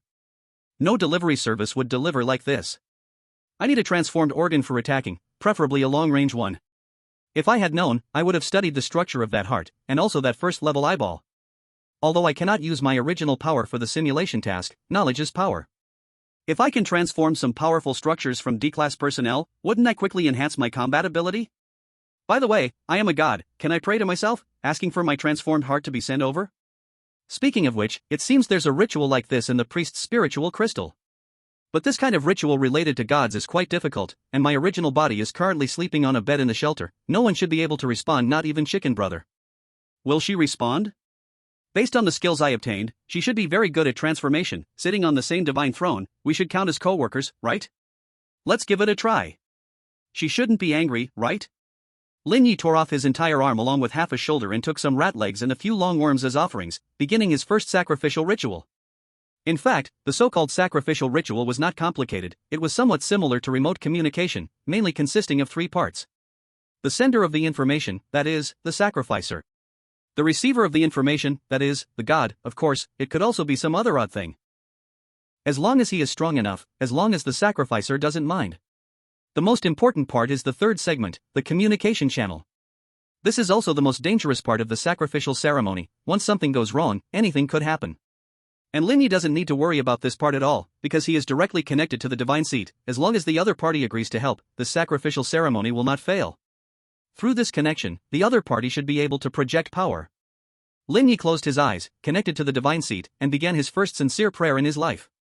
But right at the beginning, Lin Ye found a very fatal problem. He didn't know how to address the other party, nor did he know if the other party could recognize him. After thinking for a while, Lin Ye started to pray quietly. Great God, Lord Lin Ye, please turn this garbage into a ranged weapon. Tonight, I will prepare a lavish dinner for you as thanks. After silently repeating it a few times, Lin Ye opened his eyes and found that the pile of garbage had disappeared, replaced by a flesh-like creation resembling a gun barrel. Thank you so much for your help. Lin Ye said seriously. After expressing his gratitude, Lin Ye picked up the gun barrel and inserted it into his body. The barrel automatically connected to him and began to grow inside him, eventually becoming a part of his body, even more original than the original. If an unsuspecting person were to dissect the current Lin Ye, they would definitely think that this gun barrel was his true form, and everything else was just added attachments. Lin Ye used his mental power to sense the gun barrel, but even inside his body, he couldn't understand how the gun barrel operated. But without needing to think, he naturally grasped how to use this gun barrel, just like using his arm. Lin Ye began to transform flesh into ammunition for the gun barrel. The barrel had a round included, but this bullet was definitely much stronger than his inferior replicas, making it a waste to use against spiders. Once he prepared the bullet, Lin Ye began to search for a fork in the road with spider webs, and before long, he found a cave spider. This spider was a first-tier mutated creature, over a meter long. Its mutated organs were located between its waist and abdomen. Puff! Lin Ye used his newly transformed gun barrel right hand to shoot the spider's mutated organs. The other party clearly had never seen such a weapon and was completely unprepared. After taking down the spider, Lin Ye began to deal with its corpse. He needed to connect the 8 long legs of the spider to himself, so he could walk normally. The priest's mental crystal contained just the right knowledge to connect mutated organs, plus Lin Ye had learned how to use splicing runes from piecing together humanoids. It wasn't hard to splice a few spider legs onto his body. After 20 minutes, Lin Ye had finished splicing several spider legs. Although he still walked with a limp, he could finally walk normally. After preparing the spider legs, Lin Ye swayed side to side, using the 8 legs to move in a staggered manner. At first, he was a bit clumsy, but after a while, he gradually adapted to walking with multiple legs and even began to jump around in the mine. With 8 legs, he could exert force in a staggered manner and could even move along the walls. It was quite convenient. Lin Ye started to clear out the mutated creatures in the mine and spliced some of them onto himself while turning the rest into bullets for his right hand. After Lin Ye cleaned up a nest of large longworms, he discovered a strange, colorful mineral in the worm nest. This mineral looked like nothing serious, dazzling and colorful like little lights. Lin Ye dug for a while on the mine's wall and quickly found a similar mineral inside. The mineral is likely related to the anomalies here. Perhaps I can track down the source of the anomalies based on the mineral's density. Lin Ye tried to sense the ore within the walls of the mine, constantly moving toward the areas rich in minerals. After wandering through the maze-like mine for an hour, he finally found the region where that kind of ore was most abundant. It was a large underground space that had been hollowed out, about the size of a football field. The walls were covered with exposed ore, and the shine from the minerals illuminated the whole area. It seemed that someone had done something here before, but now only some residual traces remained. At the end of the space lay a swollen humanoid monster, covered in ore and pus. If it weren't for the residual traces of humanity in some of its organs, Lin Ye wouldn't have recognized that it was likely once a human. Of course, Lin Ye's appearance was not much better than that of the creature before him. Embedded in the wall behind the monster was a door made of ore, and it lay there like a guard dog at the entrance. Lin Ye did not attempt to communicate with the ore monster. Instead, he jumped closer and greeted it with his right hand. Bang! The bullet shattered the monster's mutated organs inside, yet the ore monster seemed completely unharmed as it roared and lunged at Lin Ye. Lin Ye quickly jumped back and began to attack various parts of the ore monster with his right hand. However, no matter how he attacked, the monster would quickly recover. Even if its joints were broken, the wounds would soon grotesquely rejoin. However, the ore monster did not leave the mineral space. As long as Lin Ye retreated back into the mine, it would stop chasing him and return to guard the door. This is a bit troublesome, but I can try that bullet. After entering and exiting the ore space a few times, Lin Ye confirmed that simply depleting the monster would not solve the problem. He decided to try using that bullet to heavily injure the ore monster. Now the question is, after using that bullet, should I try to deal with the monster or open that door? Dealing with the monster is risky. If that bullet doesn't heavily injure it, then I might be the one who gets taken down. Even if I don't die, there's a risk of getting trapped here. Opening the door is also risky, it might not even open. I don't know what's behind it. After thinking it over, Lin Ye ultimately decided to see what was behind the door. If he got stuck at the door, he could find a way to jump back. Getting close to the monster might not offer him that chance. Having made up his mind, Lin Ye loaded that bullet and jumped back into the ore space. The ore monster immediately charged at Lin Ye. Its brain wasn't very useful, but it was a qualified guardian. Lin Ye also jumped toward the monster, and from less than a meter away, he aimed at its upper body and fired a shot. Boom! The upper body of the ore monster was directly blown apart, and its lower half slumped uselessly to the ground. Yet, Lin Ye hesitated not for a moment. Using all 4 limbs, he bounced several times and reached the ore door. As soon as he pushed open the ore door, Lin Ye sensed that half of the monster's body stood back up behind him and quickly charged toward him. Lin Ye hurriedly entered the door and closed it behind him. Bang! The ore monster crashed against the wall beside the ore door. It didn't even dare to touch the door, let alone come in to cause trouble for Lin Ye. Lin Ye looked around. Inside the door was a room completely made of colorful ore, only about 50 square meters, but the ceiling was very high, over 10 meters. In the center of the room stood a headless human statue, with a colorful crystal embedded in its chest. The crystal was similar to the ores, but appeared even purer. Lin Ye cautiously scanned the entire room. He thought it would be very dangerous here, but after sensing for a while, he found no dangerous things at all. That shouldn't be the case? Is the danger in this statue? Standing in front of the statue, he did not sense any danger from it. He tried to dig out the colorful crystal from the statue. The moment he got the crystal, Lin Ye twitched and fell to the ground, dead. Simulation end. Remaining simulation attempts, 10. Unconsumed simulation attempts. Do you want to acquire the core item? Acquire. Obtained core item, Redemption Stone *1. Obtained title, Outlier. Back in the shelter, Lin Ye finally realized that he had solved the abnormal incident. That state of not dying had disappeared, and he had been heavily injured at that time. His insides were gone, so when the state was lifted, he died. I thought there was something wrong with that crystal. I didn't expect it to be resolved so easily. Lin Ye picked up the glowing crystal on the shelter floor and began to check the system introduction. Redemption Stone. A holy relic of the redemption religion, possessing the power of redemption. Most who have come into contact with it have become believers of the God of redemption. Note, death is the true redemption. So it's something from the redemption religion, no wonder it's so improper. Entering that mine easily turns one into a believer. Is that why the organization didn't send anyone in to handle the anomaly? What's with throwing people in? Is it some kind of ritual? I am half a god and cannot believe in other gods, so it's fine? Lin Ye found a small box to place the redemption stone. He didn't want the shelter to glow with colorful lights at night. After handling the redemption stone, Lin Ye glanced at his new title. Outlier. You have mutated your body and can skillfully use the new organs that are mutated. Note, the beginning of the path of mutation. Not my own body. Lin Ye couldn't help but retort. Those people in the mine should be dead by now. I hope the organization doesn't throw people in there anymore. The chicken brother was still incubating eggs. Lin Ye prepared some tasty silkworms for him and poured some feed and hot water for the mutated blood meat plants. Then he went to the game room to play cards, completing the daily psychic energy cycle by the way. Under the reluctant gaze of the attendant, Lin Ye returned to the shelter. There was still a while before the night activities began, so he started to digest the runes and attempted to create new psychic energy items. 69. A pleasant dinner. Before the night activities began, Lin Ye specially made himself a very lavish dinner. He always kept his word. I don't like vegetables. The little girl naturally appeared across the dining table, picked up Lin Ye's bowl and chopsticks, and began to eat. Lin Ye had no choice but to serve himself another bowl of rice and sit across from the girl. However, the delicious dinner suddenly didn't taste as good. Why are you here? Lin Ye hesitated for a moment but still asked. Didn't you invite me here? Lin Ye. Her condition was obviously much better than last time, at least she wasn't falling asleep while talking. I invited Lin Ye. Lin Ye said. How do you know I'm not called Lin Ye? Sometimes names are very important, sometimes meaningless. If you want someone to help, the ritual naturally points to that person, the transaction is established, and I can come to your shelter. This was your agreement. The girl looked at Lin Ye seriously, picking up the dish Lin Ye wanted to grab and putting it into her own bowl. Even if the girl wasn't so serious, Lin Ye realized the seriousness of the situation. His understanding of the power of rituals was too shallow and he lacked respect for the unknown power. Now this situation is the consequence of carelessly using unknown powers. What price do I need to pay for this ritual? Price? Isn't this the price? The girl said matter-of-factly. Isn't there a more serious price? Lin Ye didn't think so. Actually, it's nothing, it's just that your transaction target isn't me. I'm just a transit station, that one isn't as easy to talk to as I am. The girl said maliciously. Are you two individuals? Lin Ye asked curiously.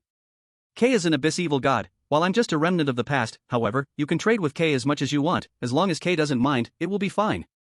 The girl handed her bowl to Lin Ye, signaling him to serve another bowl. How could there be no problem? Lin Ye finished his meal and handed it to the girl. In the end, we are connected by the divine position. Either we are pulled into the abyss by K, or we pull K out of the abyss. There is no third possibility. I am just a transit station, I can do nothing else. You have to push yourself. The girl took the bowl, continuing to eat.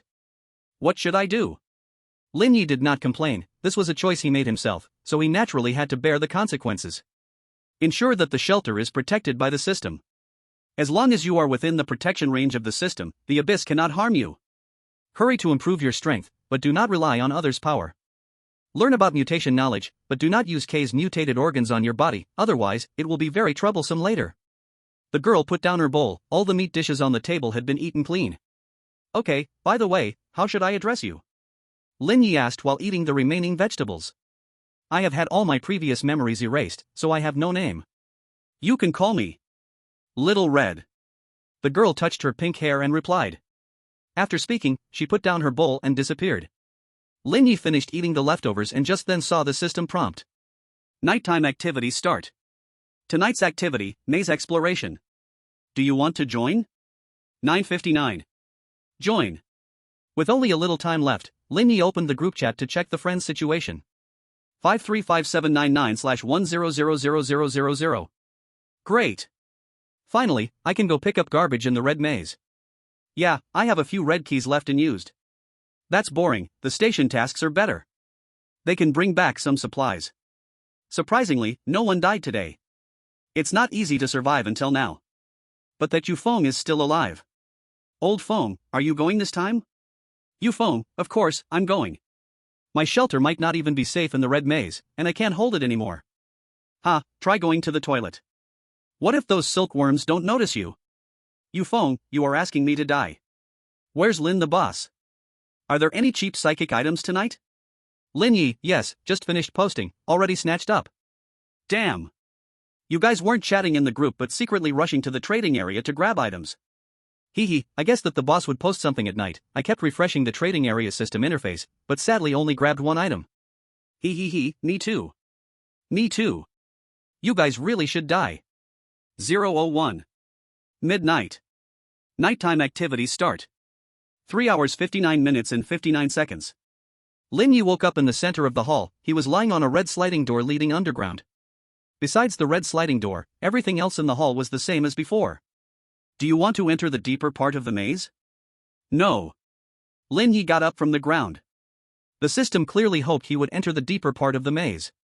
In fact, even if the system hadn't transported him here, he would still seek a way to get to the lower levels or simply return to the shelter. Because he no longer had much need for the first layer of the red maze, it was better to go back and study the runes than waste time here. But before going to the lower levels, he wanted to open the nearby items room. Since he was already here, he couldn't pass it up. Using a special key, he opened the door. On the table lay a pair of black leather gloves. He put the gloves into his backpack and went to the sliding door, choosing to enter the deeper part of the maze. Lin Ye felt darkness wash over him. When he regained consciousness, he was already lying on a deep red floor. On the surface, the deeper part of the maze seemed only slightly darker than above, still resembling the same style of corridors and red doors. Lin Ye approached an unlocked red door and tried to sense the room's interior with his spiritual power, but found that the materials here insulated spiritual power. Using the old method, he knocked on the door, and soon a rustling sound came from inside. Lin Ye prepared to open the door when a mass of blood-red tentacles shot out from inside. These tentacles were covered with red spikes, looking very dangerous. Lin Ye immediately retreated from the door. The length of those tentacles was limited, and after swaying for a while in the corridor, they withdrew back into the room. Quickly closed the door, Lin Ye began to search for the locked room. He could handle those tentacles, but it wasn't necessary. The room only contained some garbage. Solving it would bring no benefit. He couldn't take the tentacles back to sell them as grilled squid to his friends, could he? After passing through a few corridors, Lin Ye found a locked room, knocked on the door, and heard a loud sound from inside. Lin Ye got ready, used the red key to unlock the door, and a strong beast-like first-level creature rushed out from the room. Then, it was killed by Lin Ye with a single sword strike. In this world, mutated creatures are divided into two types, those with brains and those without brains. This kind of brainless mutator, with obvious mutated organs and limited recovery abilities, Lin Ye didn't even need to strike a second time. 70.2 level refuge. Entering the red room, there was only a red metal treasure chest inside. When the chest opened, it disappeared, revealing two items, the blueprint for upgrading the refuge and a low-level space crystal. Do you want to use the second-level refuge upgrade blueprint? Use. Please collect 10 first-level mutated organs as upgrade materials for the refuge, 0/10. Is this really happening? Is it easier to find blueprints in the depths of the maze? Or is it related to time? Lin Ye was a bit surprised. The drop rate for blueprints during system activities had always been low, but this time a single chest had yielded one. There are still organ stocks in the refuge's refrigerator. I can upgrade the refuge when I return. Putting away the space crystal, he continued to explore the maze. Like the first floor, Lin Ye quickly passed through corridors, searching for locked rooms. Soon, he found the second locked room, but he did not approach the door, because the corridor was mostly flooded with some kind of red liquid, and the locked door was among it. Forget it, I'll take another path. Lin Ye didn't hesitate long before giving up on this room. His recent experiences told him never to touch unknown liquids. Changing to another corridor, Lin Ye quickly found another locked room, unlocked the door with his key, and a first-level mutated blood corpse rushed out from inside. He drew his sword and dealt with the blood corpse. Just as Lin Ye was about to enter the room, he suddenly heard a faint knocking sound coming from the end of the corridor. Ding ding ding ding. A blood corpse with 6 sharp legs turned the corner and entered Lin Ye's sight.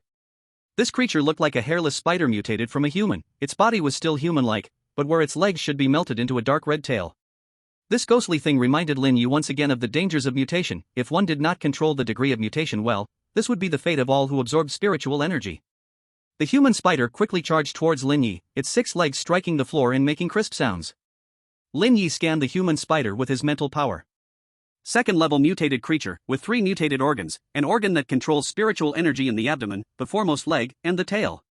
If he didn't use the speed rune, the human spider would move much faster than Lin Ye, so Lin Ye stood still and focused on feeling its every move. The human spider charged directly at Lin Ye, simultaneously stabbing its 2 front legs towards Lin Ye's head and body. Lin Ye activated the mutated energy protection on his nightgown to forcibly block the attack and plunged the red blade into the human spider's abdomen, directly wrecking its organs.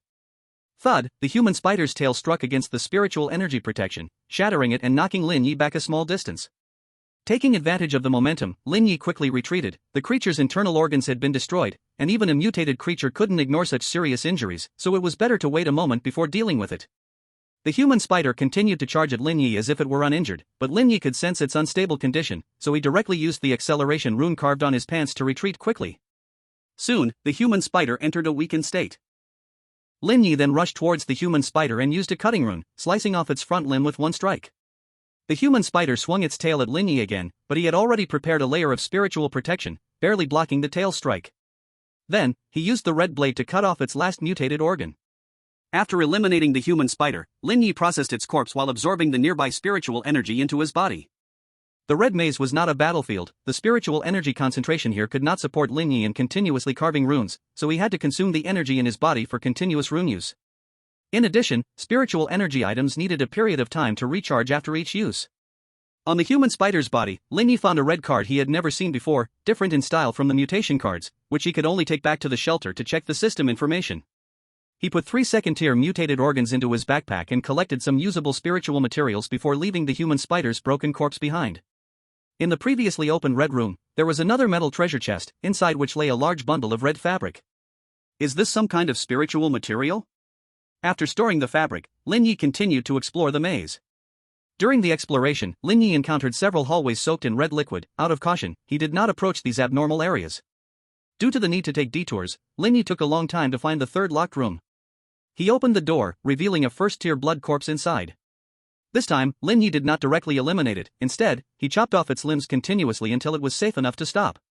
He opened the metal treasure chest in the room, which only contained a sealed metal syringe. After storing the syringe, Lin Ye grabbed the blood corpse by the neck like catching a rabbit and brought it back to the hallway where he had encountered the red liquid. Keeping a safe distance, Lin Ye forcefully threw the disabled blood corpse into the red liquid. Upon contact with the red liquid, the blood corpse began to rapidly mutate. In less than 10 seconds, it transformed from a disabled blood corpse into a small human spider covered in limbs.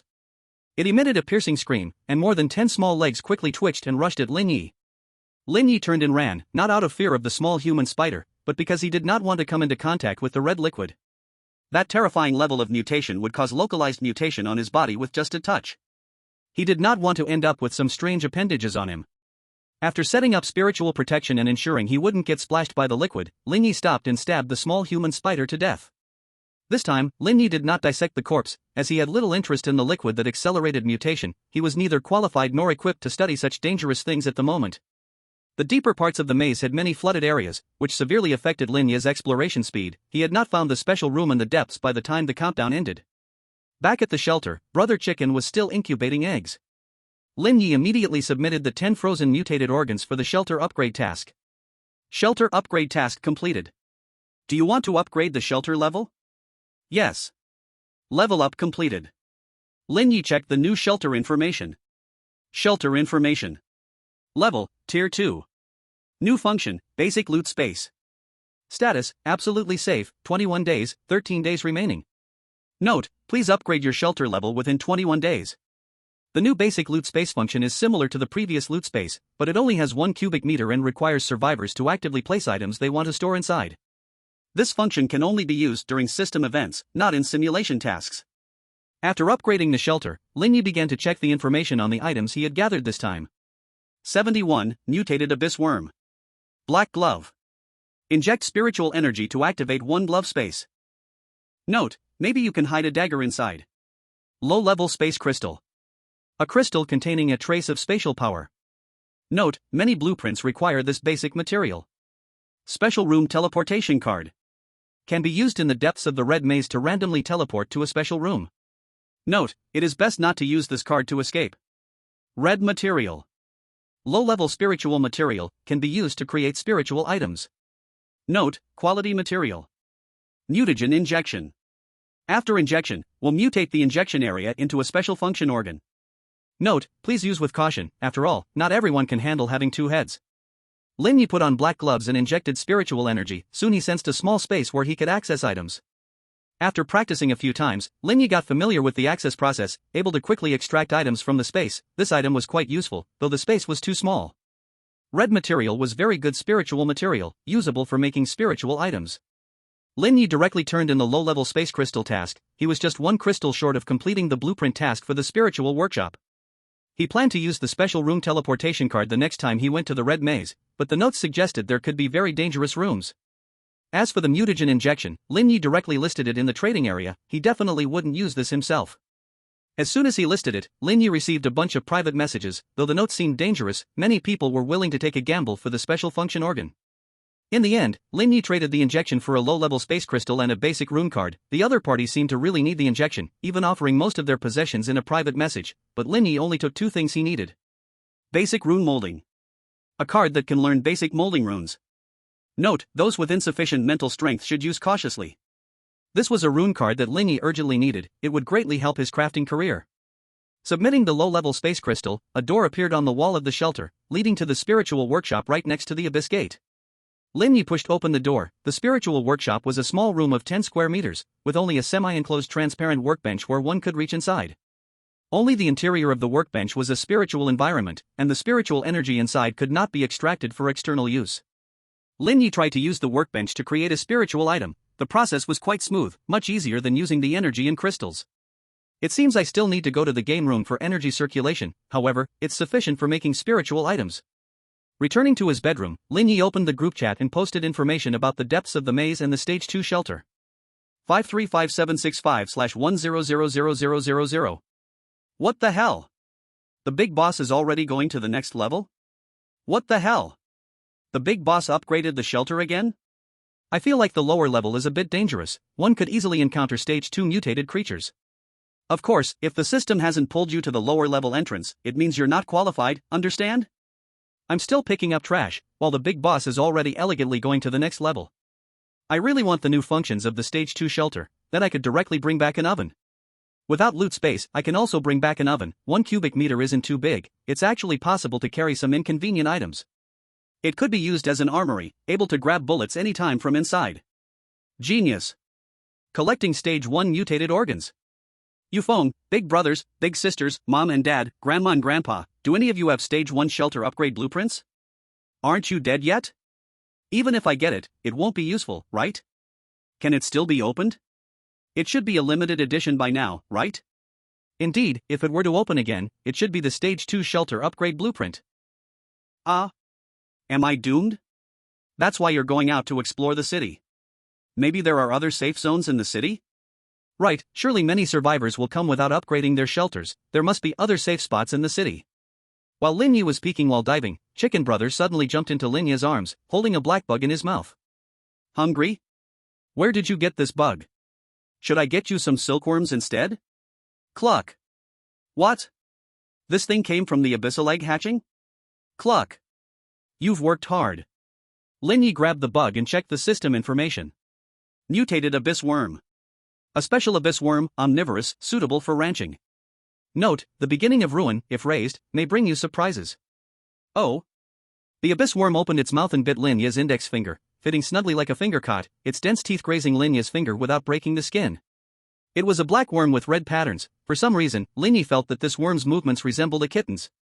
As a person who often takes care of cats online, Lin Ye was sure that this abyss worm was connected to the cat that gave him the abyssal egg. Forget it, let's raise it, for a few days. Lin Ye cut a piece of unfrozen mutated organ and fed it to the abyss worm, which quickly swallowed the meat, its belly ballooning. Let's call you Little Black. I hope the great deity won't mind.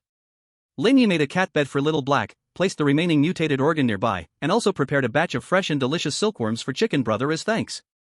Chicken Brother ate happily, and after finishing, ran to the cat bed to sleep with Little Black. Lin Ye organized various items and sorted through the knowledge in his mind in the darkness before slowly falling asleep. Please draw today's card. My turn. Draw a card. Early the next morning, Lin Ye stood up from bed, energized to draw a card. This time, the card showed a red-haired mouse. The card dissipated, and a red-haired mouse appeared in the center of the shelter. This mouse was big and fat, about the same size as Chicken Brother, with smooth fur and bright eyes, looking very good. Do you have any special skills? Lin Ye picked up the fat mouse and stroked its red back. Squeak. No need to thank me. Who knows when I'll be finished, you still have to go back then. Squeak. As long as you're happy. Squeak. Oh. You say you'll lend me your strongest ability? What ability? Squeak. Alright, I'll go check it out soon. Don't let me down. After taking care of Little Black and the mutated flesh plants, Lin Ye lay on the bed and began his daily simulation. 72, Mental Hospital. Simulated D-Class personnel, Kevin. Gained special skill, Exchange. Exchange. You can swap things you have with an item in your sight, 1/1. Note, this is pretty good, I really like it. Remaining simulation times, 10. Buzz, buzz, buzz. In a familiar transport vehicle, Lin Ye opened his eyes and looked around, spotting 2 D-Class personnel, 4 guards, and 1 driver. Kevin was a young white man, slim and with average physical qualities. The companion sitting opposite him was a bespectacled young man in his 20s, looking very nervous, his teeth were chattering. Don't be nervous, it's useless to be nervous anyway.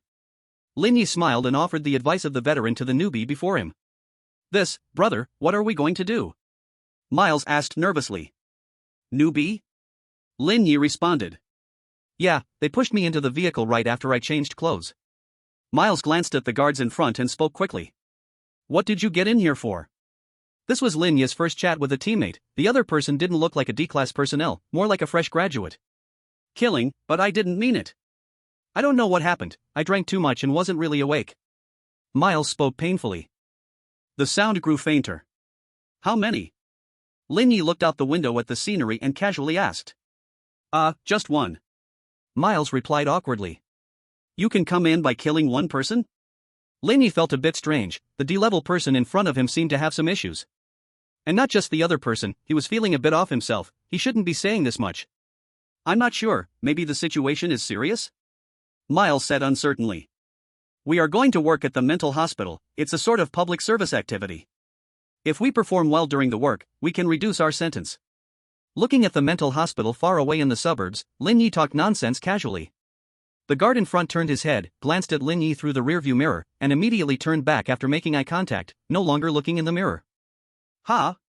But everyone else says it's really scary, I thought we were going to do something dangerous. Hearing Lin Ye's words, Miles clearly perked up, and his speaking speed increased a lot. They're just scaring you, it's a prison, old-timers bully newcomers, that's very normal. Lin Ye continued to reassure Miles, he didn't know the other person's situation, but a mentally stable anomaly was definitely easier to deal with than a scared crazy one. Thank you, you are really a good person. Miles said earnestly. Of course, I have always been happy to help. The prison vehicle stopped outside the gate of the mental hospital, and this time the guards did not require them to wear earpieces or let them go in separately.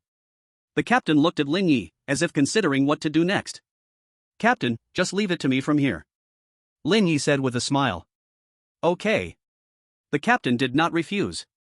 Lin Ye took Miles into the mental hospital, the security booth was empty, and the courtyard was in ruins. The two stopped outside the main building of the hospital. Are there really other people here? Miles looked at the main building covered in greenery, which had long been unattended, and asked doubtfully. Of course, this is the best mental hospital nearby. Lin Ye glanced at Miles' neck, hoping there really were others inside, or else he would have to try some not-so-safe methods. Pushing open the main doors, a skinny bald man in a patient outfit rushed towards them. Smack! Lin Ye slapped the bald man to the ground and then stepped on his back, not allowing him to get up. What is this? Miles asked in surprise. Welcome to the mental hospital. Lin Ye did not explain, just stepping on the bald man's back and moving forward as if stepping on a rag. If it weren't for Miles watching beside him, he would have already broken the bald man's neck. Of course, that might not be useful anyway. As soon as they entered the hall, a female doctor in a patient outfit, with a white lab coat draped over it, walked over. Dr. Amanda, is this your patient? Glancing at the name tag, Lin Ye asked before the other could speak. Yes, thank you for your help, who are you? Dr. Amanda stood on the bald man's back, taking over from Lin Ye. I'm Kevin, a new caregiver sent by the organization, and this is my colleague. I'm Miles. Miles said hurriedly. Welcome, indeed, I heard that new people were coming, but before you start, you must first go to the director's office on the top floor. Only with the director's approval can you stay. Dr. Amanda pointed to the stairs, indicating they should go up to see the director. Okay, we will go see the director right away. Lin Ye released the bald man and led Miles towards the stairs. Why is she wearing a patient outfit? After climbing to the second floor, Miles looked back to confirm there was no one before asking. It should be some kind of treatment method, as long as we all wear patient outfits, the patients will forget they are patients. I guess that's how it works. Lin Ye continued to talk nonsense. But if everyone wears patient outfits, how do we confirm who is the patient? Miles said in confusion. Good question, Miles. Lin Ye said meaningfully. Until Miles started to get nervous. Lin Ye continued, saying, "Of course, it's because we have staff records, this is a serious job. Can you please stop overthinking? Phew, you kind of scared me." Miles finally let out a sigh of relief. Lin Ye glanced at the newly brightened fluorescent lights and also relaxed. The structure of the main building was very complex. The spiral staircase in the lobby only led to the second floor, and to reach the third floor, they had to find the stairs that went up. The two walked through the maze-like corridors, with Lin Ye noting every corridor they passed and gradually constructing a three-dimensional map of the hospital's main building in his mind. Bang! Bang! Bang! Suddenly, a heavy and urgent crashing sound came from a nearby patient room, startling Miles into shivering. Lin Ye remained unaffected and continued forward, casually explaining. "It's mania, a very common mental illness, don't be so jumpy. If you have a weak heart, you can't do this job. I'm sorry, but this is my first time in a mental hospital, and the atmosphere here is a bit." Miles thought for a moment but couldn't find a fitting word. "Abnormal?" Lin Ye finished his sentence for him. "Yes. Abnormal. I don't know why, but I just feel something is off here," Miles said excitedly. "That's normal, mental patients are indeed a different group from ordinary people. Plus, in this enclosed environment, normal people will definitely feel uneasy. Just give it some time, and you'll be fine." Lin Ye smiled and closed a door, locking the several bloodshot eyeballs that were stuck in the door crack inside. 73, Director's Office. They continued forward, with Lin Ye leading the way, always prepared to handle any strange rooms. The internal concentration of spiritual energy in the mental hospital was very high, and Lin Ye absorbed some of it to prevent possible trouble. "This place is really complex, I can't even remember how I got here." Miles looked back at the empty corridor behind him, always feeling like someone was following them. "Don't worry, I worked here before. The stairs are just ahead." I didn't remember the way back then either, but after walking it a few times, it becomes familiar. Lin Ye turned a corner and, sure enough, found the stairs leading to the third floor in a reasonable location. The two ascended the stairs. The third floor had many medical facilities divided into various treatment areas, as well as some living facilities like a library and a cafeteria. "Why is there no one here?" Miles looked at the empty third floor, somewhat puzzled. "Because it's not open yet, young man." An old man with silver hair, dressed in a black robe tied with a purple sash, appeared beside them out of nowhere. "Who are you?" Miles politely asked. "I am the priest here, Christian." "Young man, I can see you have many questions in your heart. The church is on the basement level of the main building, and you can come whenever you like, God will answer your doubts." After the priest finished speaking, he slightly bowed to Lin Ye and went downstairs. "He seems to respect you a lot?" Miles curiously looked at Lin Ye. Although Lin Ye treated him well, he knew very well why Lin Ye was here. "Maybe because he is a priest, the priests I met before also respected me quite a bit." Lin Ye didn't say much more. The stairs leading to the fourth floor were just ahead, and the director's office was on the fourth floor. He wanted to hear what the director had to say before deciding on the next course of action. The two ascended to the fourth floor, which housed the office areas. As they passed by the restroom, Miles stopped. "I need to use the restroom, I drank a bottle of water before coming. Let's go together." Lin Ye couldn't think of a reasonable way to refuse Miles, so he had to follow behind him and prayed that there wouldn't be any creepy things in the restroom. Reality cruelly denied Lin Ye's naive thoughts, as Miles just walked into the restroom and froze in place. Lin Ye closely followed, and the restroom was filled with various blood-red tumors, a large number of deformed tumors piled together like a mountain of flesh, squeezing together in the depth of the restroom. The ceiling and walls were crawling with writhing, alien tentacles. If I say this is a rather special mental patient, would you believe me?" Lin Ye gripped his hair tightly, making one last effort. Miles didn't notice what Lin Ye said at all. He stared at the hellish scene before him, his legs weak, collapsing to the ground.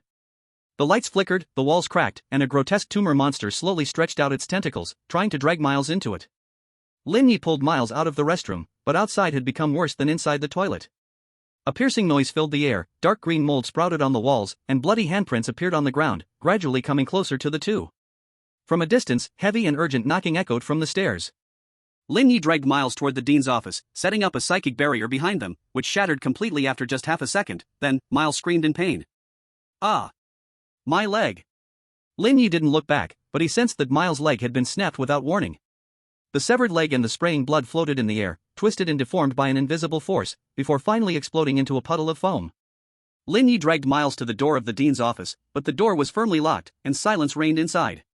The bloody handprints rushed at them again. Lin Ye didn't knock, as the other side had already made their stance clear. Knocking again would be too ugly. Sorry, I'll be more careful next time. After saying that, Lin Ye twisted Miles' neck. The scream ended abruptly, and Miles' body fell to the floor. As if freed from some kind of constraint, the bloody handprint suddenly accelerated, instantly tearing Lin Ye's body apart. The whole asylum seemed alive, grinning at Lin Ye's corpse. Remaining simulation times, 9. Lin Ye opened his eyes, facing a trembling companion. What a troublesome place, can this level of abnormality really be handled? Lin Ye showed no signs of anything unusual, he repeated every action from the last time without a single change. As before, Lin Ye brought Miles into the asylum. Opening the big door, Lin Ye skillfully knocked down the bald man and stepped over him. After talking with Dr. Amanda, this time Lin Ye didn't take Miles upstairs right away. Instead, he asked Dr. Amanda, "I want to use the restroom, which floor has a cleaner one?" Amanda glanced at Lin Ye and pointed to the corner of the hall. "We have someone to clean, all the restrooms are very clean, but the first floor gets less use." "Thanks, I had a drink before coming, and now I want to go to the toilet." Lin Ye said the second half of the sentence to Miles, emphasizing the word water. "Ah, now that you mention it, I also want to use the restroom." Guided by Lin Ye, Miles naturally thought of the bottle of water he drank before coming and felt the urge. The two went to the restroom in the corner of the first floor, and as Dr. Amanda said, there were indeed not many people here. "There's something dirty inside." Lin Ye tightly closed the last stall, saying, "It's understandable, this is a mental hospital." After finishing, Miles saw red liquid overflowing from the urinal. Lin Ye helped Miles out of the restroom, also turning on the sink faucet for him. "Oh, thanks." Miles awkwardly took a step back, only starting to wash his hands when he saw Lin Ye didn't make any other moves. "No need to thank me." Having safely exited the restroom, Lin Ye finally let out a slight sigh of relief. The second floor was the same as last time, they smoothly found the stairs leading to the third floor. On the third floor, they encountered the priest in the same position, had the same conversation, and then arrived again at the dean's office. This time, the dean's office door was not locked. "Knock, knock." Lin Ye gently knocked on the door. A gentle voice sounded. "Please come in." Lin Ye opened the door, and the director's office looked very ordinary, just like the offices of other hospitals. Sitting behind the desk was an old man in a white coat, smiling gently, with a peaceful expression. At the director's gesture, Lin Ye sat down opposite the desk and said, "Director, we are the new caregivers, and we heard that only with your approval can we stay." "I agree. You are just the talents that this hospital urgently needs. However, before your employment, I need your help with something, Mr. Kevin." The director said kindly. "Room 74.419. What do you need?" Lin Ye did not refuse, he currently had no clue on solving this unusual incident, perhaps he could get inspiration from the director's task. "I need you to go to the special ward in the north building behind the main building. There are some patients with particularly severe conditions there, and the head nurse is in charge of that area. You go find her, she will tell you what to do." The director looked at Miles and continued. "As for Mr. Miles, could you please stay in the director's office and wait for Mr. Kevin to come back? The special ward has many dangerous patients, it's best handled by professionals." Miles looked at Lin Ye, silently asking for his opinion. "It's fine, you stay here, don't wander off. I'll go to the north building and come back." Lin Ye did not want to take Miles to the special ward, which sounded dangerous, that would be too tiring. "That's great, then it's up to you, Mr. Kevin," the director said happily. Leaving the director's office, Lin Ye quickly went downstairs. Although he temporarily escaped from the ticking bomb that was Miles, without Miles to stabilize the psychiatric hospital, things might not be safe around him. So he had to complete the director's task quickly and return to the director's office before Miles started feeling uneasy. Successfully leaving the main building, Lin Ye entered the north building through the corridor between the main building and the north building. The north building had only 3 floors but was slightly larger than the main building. The corridor connected to a hall on the first floor, which led to several corridors going into the building and stairs to the second floor. Lin Ye looked at the reception desk in the center of the hall. Although the hall was empty, he seemed to hear a noisy sound. "It's so noisy." He hated hospitals. "Where is it noisy?" A clear voice sounded behind Lin Ye, very close, making him feel the dampness in the voice. Turning around, a young woman in a nurse's uniform stood behind him, and he could see a patient's outfit peeking out from her collar. "Ms. Mia, the director sent me to find the head nurse." Glancing at her name tag, Lin Ye spoke calmly. "The director? Since when do we have a director here?" Mia asked, puzzled. "It doesn't matter if there is no director, could you take me to see the head nurse?" Lin Ye remained unmoved, whether there was a director or not was unimportant, any information was valuable. "Forget it, I won't tease you. Come with me." Mia turned in place and led Lin Ye toward the stairs to the second floor. Lin Ye followed Mia closely, cautiously sensing his surroundings. Only when Mia spoke did he realize someone was behind him. No wonder it's a mental hospital. Lin Ye suddenly thought of Xiaoye. His use of mental powers was still rough, but if teacher Xiaoye were here, she should be able to handle the situation easily, right? Mia led Lin Ye into the third-floor nurse station, which was empty. Do you want to collaborate with me? Mia locked the door behind her and suddenly said. How to collaborate? Lin Ye did not say much, only silently prepared himself for a fight. This was not collaboration, it was a threat. There was a certain gap in strength between the two sides, so Lin Ye had to act first. Forget it, since you don't want to collaborate, you can go play with that old fellow, the director. Mia suddenly changed her mind and unlocked the door, signaling Lin Ye that he could leave. It seemed that this was her territory. Lin Ye left the nurse station, and the door behind him closed tightly, as if separating two worlds. A cold chill swept through, and Lin Ye quickly rushed towards the stairs, feeling that the entire third floor had turned malicious upon separating from Mia. He ran down to the second floor, then prepared to dash down to the first floor, only to find that the area below the stairs was not the first floor lobby. Instead, it was an unfamiliar floor. Lin Ye turned and ran back to the second floor, only to find that the second floor had become identical to the one below. The stairs faced the nurse station, with circular corridors on either side, housing rooms that resembled prison cells. Lin Ye went up and down a few floors, discovering that no matter how he went, the stairs always led to the same type of floor outside. I can only go in and take a look. Lin Ye checked the nurse station but found no patient records for this floor. There were no computers or machines here, so Lin Ye had no choice but to walk into the circular corridor to check the nearest room 401. So this is the fourth floor? He pushed open the door to the room. It was empty of patients, only an unoccupied bed remained, beside which stood a clear vase holding a light blue flower. It was a very beautiful flower, and it looked very fresh, as if it were in the process of blooming. Lin Ye didn't know much about flowers, and he didn't think this kind of place would have any he recognized. He didn't want to touch anything here, especially something living. Just as Lin Ye was about to leave the room, he suddenly felt something was off. The space seemed layered, with multiple fractures appearing in between. Moreover, he had lost the ability to move.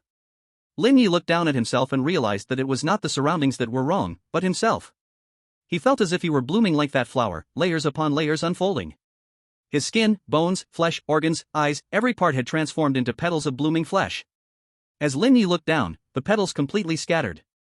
Lin Ye returned to the prison transport vehicle. The earlier experience of dying had not brought him pain, but the dislocation and feeling of losing control made him extremely uncomfortable. Repeating the previous steps, Lin Ye successfully re-entered the north building. This time, Lin Ye did not linger but quickly entered the first floor corridor. Mia's intentions were unclear, and it was dangerous upstairs. He could only explore the first floor for now. If there were problems on the first floor too, then he would have to talk to Miss Mia. However, at the nurse station on the first floor, Lin Ye smoothly encountered head nurse Isabella. Hello, I was sent by the director. Isabella was a gentle-looking 30-year-old woman who didn't seem like a head nurse at all. I understand your purpose, Mr. Kevin, but for your safety, it would be best if you leave here as soon as possible. Don't worry about Mr. Myers, the director will take good care of him. Isabella spoke in a soft but firm tone. Thank you for your concern, but this is my task. I cannot leave until it is complete. Lin Ye answered calmly. Seeing Lin Ye's determination, Isabella did not refuse this time. Instead, she took out a stack of old maps from the drawer and handed them to Lin Ye. This is the map of the north building, showing your location. You need to enter room 419 according to the map route and talk to the patient inside. What, talk about? I'm not a psychiatrist. Lin Ye didn't think he would have anything in common with the patients here. You don't need professional knowledge, you are not a patient here, she just needs a normal person to talk to her. Isabella didn't explain much further. Can I go there by myself? Having experienced the previous simulation, Lin Ye did not want to approach that floor at all. I cannot take you there, and I do not recommend you have too much contact with the patients here. Isabella said. Well, what happens after we talk? Is there anything else I need to do?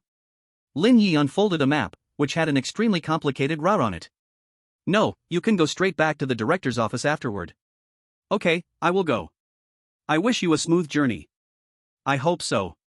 Just after leaving the nurse's station, Lin Ye encountered Mia, who was standing outside. Is there something you need, Miss Mia? I want to cooperate with you. Seeing the map in Lin Ye's hand, Mia said bluntly. I have already partnered with the director, and I don't like to break agreements. This time, Lin Ye did not delay and responded directly. Working with that old fool, you will surely regret it later. Anyway, you need to go to room 419, right? I will take you there. Mia turned and walked toward the hall. It was not the route on the map, but Lin Ye still followed her. The director and the head nurse are in cahoots. The head nurse cannot take him to room 419, but Mia could lead him there. Lin Ye prepared to work with the director, but he would not use the map they provided. He also did not know if this made sense, but it was a variable. In any case, even if there were problems, it would only mean dying once more. Mia took Lin Ye directly up to the 4th floor. It was still the same circular corridor floor he had encountered before. Under Mia's guidance, Lin Ye smoothly arrived outside room 419. This is as far as I can take you. The princess inside does not like interruptions from outsiders. After saying this, Mia disappeared, as if she had never existed, and everything seemed like a hallucination of Lin Ye's. Knock, knock. Lin Ye lightly knocked on the door of the room. Come in. A familiar voice came from inside the room. Lin Ye pushed the door open. The room was clean and tidy, with plenty of sunlight shining on the smooth floor, and outside the window was a lush and colorful garden. In the garden, flowers of various colors bloomed, and one light blue flower left a deep impression on Lin Ye. A beautiful young girl lay on the bed, with black hair and red eyes, her smile enchanting. I am Kevin, what should I call you? Lin Ye irritably scratched his head. He did not like this situation. How do you know I am not her? The girl asked curiously. I just know. Can you read my memories? That's quite impolite. Lin Ye developed a bit of malice that he had not felt in a long time. Unlike killing intent, malice was a rather complex emotion. I can't. Very few can read someone's memories without harming their mental consciousness. I just let you see the person you wanted to see, and I don't even know what I look like in your eyes. A normal person might lose their sanity upon seeing my body. That's my last bit of restraint. A chair appeared next to the bed, and the girl gestured for Lin Ye to sit down and talk. So, the entire ward and the garden outside are fake? This room is completely different from the ward I see? Lin Ye sat in the chair and asked. If you mean the material world, then yes, it is fake. But you are currently sitting on a fake chair, smelling fake flowers, seeing fake friends. Want to eat something? A narrow table appeared between Lin Ye and the girl, filled with compressed, flattened food. Lin Ye picked up a piece of cake and took a bite. The sweet cream and warm, fragrant cake blend together, tasting just like real cake. How is this possible? How can I not do this? Lin Ye tried to use his mental power to create something out of thin air, but he couldn't even produce a single hair. First, it requires a special environment. Secondly, it needs strong mental power and long-term practice. The girl took out a piece of paper filled with some kind of writing and placed it on the table, and the food had disappeared. What is this? Lin Ye tried to read the words on the paper. The system translated it as usual, but his brain couldn't understand the information. This is a contract, you just need to take it to the dean. The girl closed her eyes, and the door opened automatically. Lin Ye picked up the contract and left room 419. Did you get it? Mia suddenly appeared next to Lin Ye, eyeing the contract in his hand and eager to know. I don't understand, why do I have to get this contract? Lin Ye still didn't get what these mentally ill people wanted to do. Only you can get this contract. This place was about to collapse, and outsiders brought Myers in, ready to destroy it along with Myers. You stabilized his consciousness, which gave this mental hospital a chance to survive, so this contract can be valid. Mia stared at the words on the contract, trying to change it with her mind, but quickly gave up. As long as the mental hospital hadn't been destroyed, the contract couldn't be changed. So? I've been trying to save this mental hospital? Lin Ye felt a bit overwhelmed. If he had just ignored everything after coming in, could he have just gone back? But thinking of how the system hadn't counted his task completed after Myers died, Lin Ye felt relieved again. He couldn't even handle small monsters, let alone destroy a mental hospital. Yeah, are you willing to hand this contract over to me now? Mia asked, rubbing her hands together. If I give it to you, can you control the mental hospital? Lin Ye couldn't help but think about the completion criteria for this simulation task. Could maintaining stability also complete the task? I can't, but if I can snatch Myers back, I can maintain the stability of the North Building, the rest can go to hell. Mia said with a cold smile. Then forget it. Can you send me back, beautiful Miss Mia? Lin Ye didn't want to leave this place in a mess, that would definitely make it impossible to complete the task. Okay, but I can only take you downstairs. Although Lin Ye had declined, Mia didn't make things difficult for him. Lin Ye successfully returned to the dean's office with the contract. You finally returned. Myers stood up to greet Lin Ye. Great, after you sign the contract, you can stay here. The dean smiled as he took the contract, glanced at it, and handed it to Myers. Myers took the pen and signed his name at the bottom of the contract. Then the dean also signed his name at the bottom of the contract. After signing, the dean handed the contract back to Lin Ye. Do I have to sign too? Lin Ye frowned as he took the contract. He didn't like signing contracts he didn't understand. Lin Ye looked at the contract in his hand and suddenly felt an urge to sign it. He knew this was very abnormal, but he couldn't control himself anymore. Oh no, this old thing is indeed insidious. Don't panic, think about it. My body is out of control, but I can still think. If I followed that map, I wouldn't even be able to think right now, would I? Lin Ye slowly picked up the pen, moving the pen tip to the bottom of the contract. At this moment, Lin Ye suddenly remembered something strange. Why did he want me to sign last? Normally, Myers and I should sign first, then he signs, right? The reverse makes sense too, but why did he want to insert himself in the middle? Did he take the chance to modify the contract? That shouldn't be possible. If the contract was so easy to modify, there would be no reason for it to exist. The head nurse told me to talk to the patient in room 419, it seems she didn't mention the contract. Could it be that they only needed me to enter room 419, and the contract wasn't important? So, Lin Ye concentrated and activated the special skill exchange. At the moment his skill activated successfully, Lin Ye unhesitatingly signed his name at the bottom of the contract. Because he knew he had to sign the contract before the dean reacted. This was his only chance. Signing the contract, the area will become a simulation base. Before the base is destroyed, the area can be entered repeatedly for daily simulations. After signing the contract, Lin Ye regained control of his body. Lin Ye smiled as he released the pen and looked at the director. Even though the other was stronger, he still had the upper hand in the end. Just at the last moment of signing the contract, he used a swapping skill to exchange it with another contract. He didn't know where that contract was, it might be in the desk, perhaps in the director's stomach, or maybe right on the desk, just out of their sight. But without a doubt, that contract was within his line of sight. After obtaining the real contract, he received a system notification, but he had already signed before receiving it. Here, he had no qualifications to hesitate. The director was not angry, instead, he looked at Lin Ye with admiration. Almost no one knew that he also had a contract in hand, which he thought was foolproof, but unexpectedly Lin Ye managed to turn the tables in this situation. Wonderful, from now on, you are the new employees of this institute. Congratulations! Simulation ended. Remaining simulation attempts, 8. Gained random items that appeared in this event *8. Gained title, contracted employee. Successfully established a simulation base, gained simulation base, psychiatric hospital. Squeak, squeak. The red mouse crouched by Lin Ye's pillow, its bright little eyes curiously watching Lin Ye. Thank you this time. Your ability is really strong. Lin Ye picked up the chubby mouse and began to check the simulation rewards. The 8 items included 6 syringes of 3 different colors, a pot of blue flowers, and a bloody tumor. First were the 6 syringes, which Lin Ye had seen in the pocket on the left chest of the head nurse. There were 3 blue syringes. Potent sedation syringe. After injection, the patient will enter a sedated state and lose the ability to think for a while. Note, do as you wish. There were 2 red syringes. Healing syringe. Can quickly heal any physical injuries and continuously treat the patient for a period. Note, don't worry, you will recover. There was only 1 purple syringe. Potent mental syringe.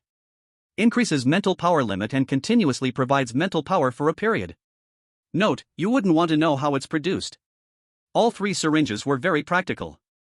Lin Ye stored them away and checked the next item. Spirit flower. A spirit flower cultivated by mental power in a special environment, long-term close contact can enhance mental strength. Note, can only continue growing in areas rich in mental power? Lin Ye placed the flower pot on the windowsill, he was deeply impressed by this flower. Tumor.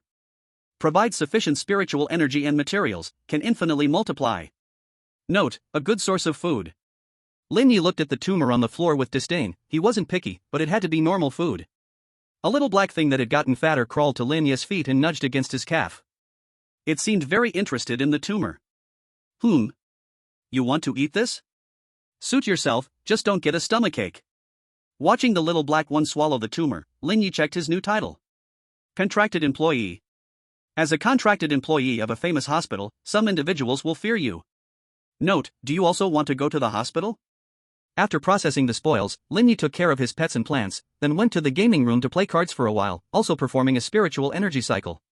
Before leaving, Lin Ye also used a basic rune card, Strength. He had wanted to use this card for a long time, but previously there was too much knowledge to organize, so he had postponed it. Now that he was a bit clearer-headed, it was just the right time to use it. Dizzy, Lin Ye returned to the shelter, entered the spiritual energy workshop, and began to organize knowledge while also creating spiritual energy items. Before the night activities began, Lin Ye made a hearty dinner, opened the group chat, and started to eat. Bosses, what event is it today? Who knows? Actually, all 4 events are fine.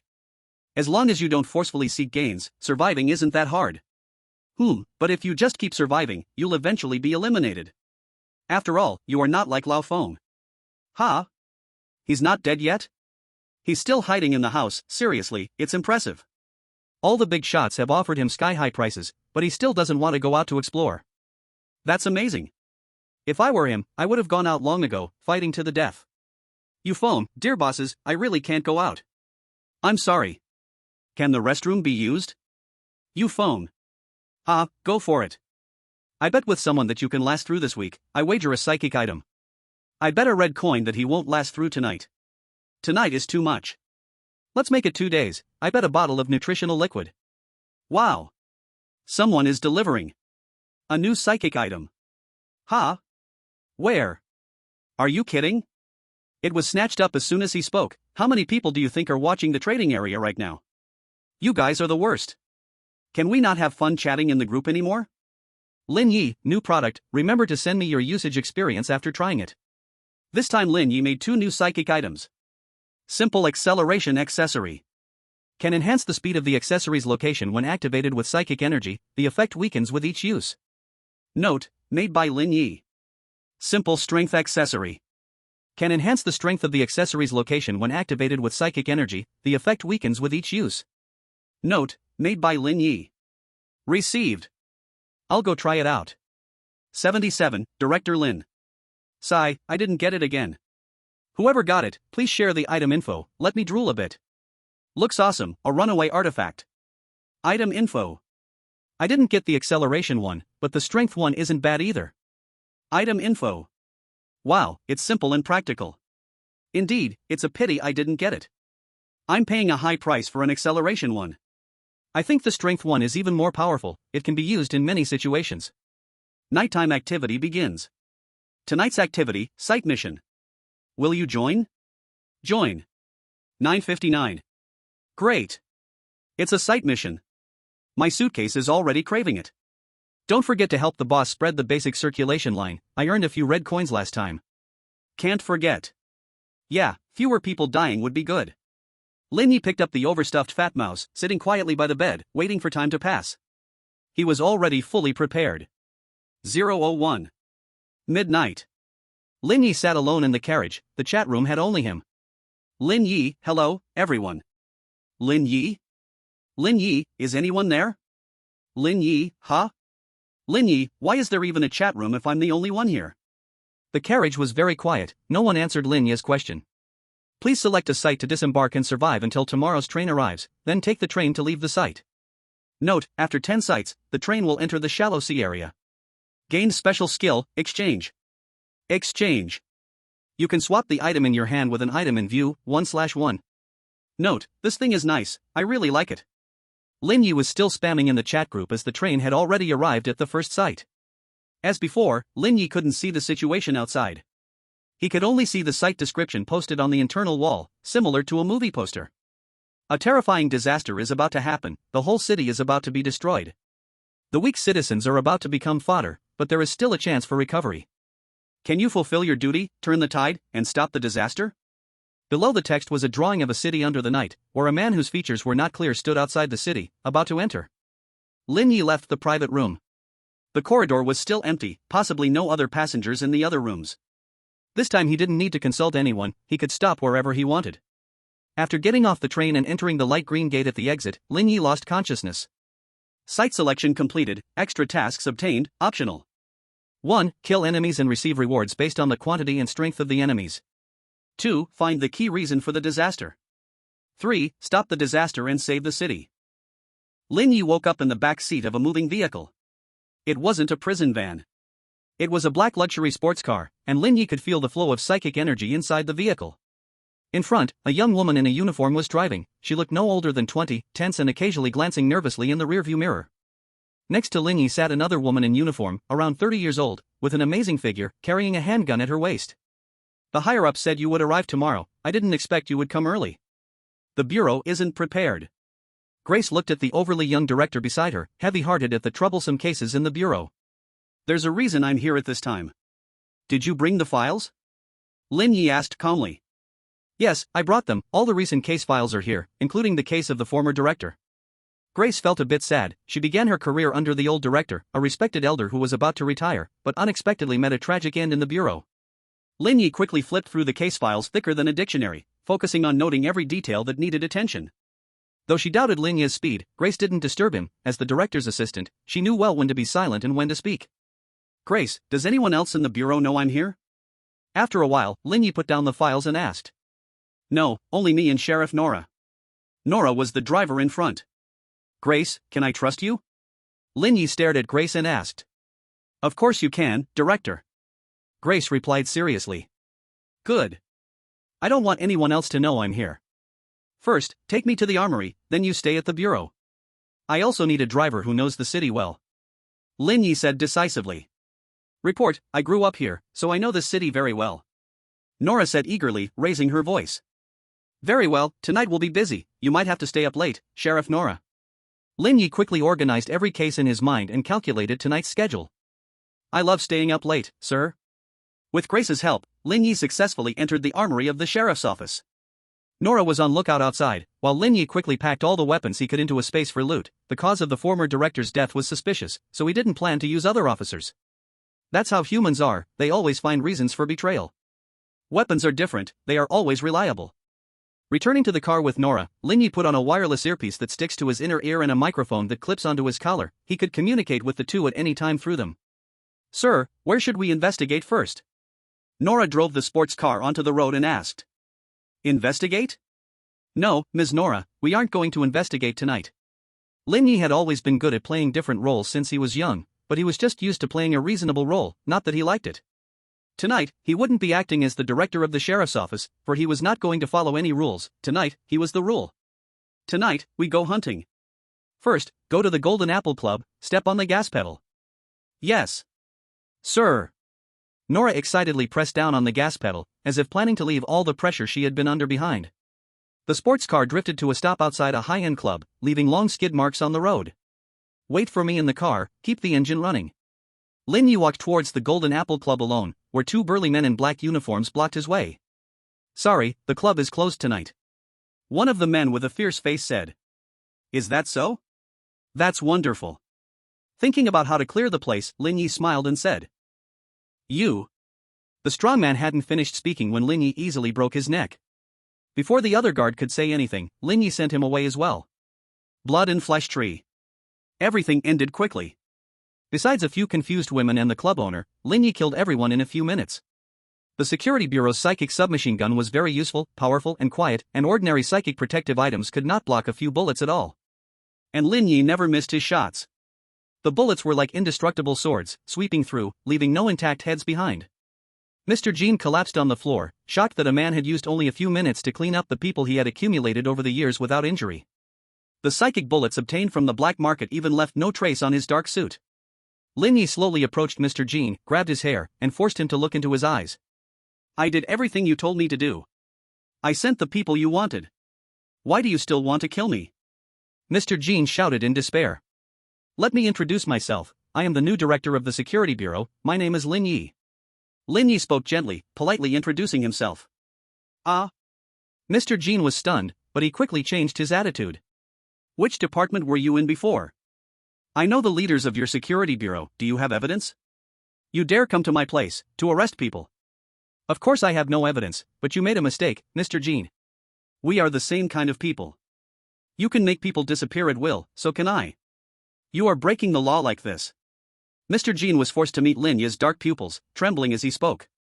The law is important, but the law is used to protect ordinary people in the civilized world, and we just happen to not be among them.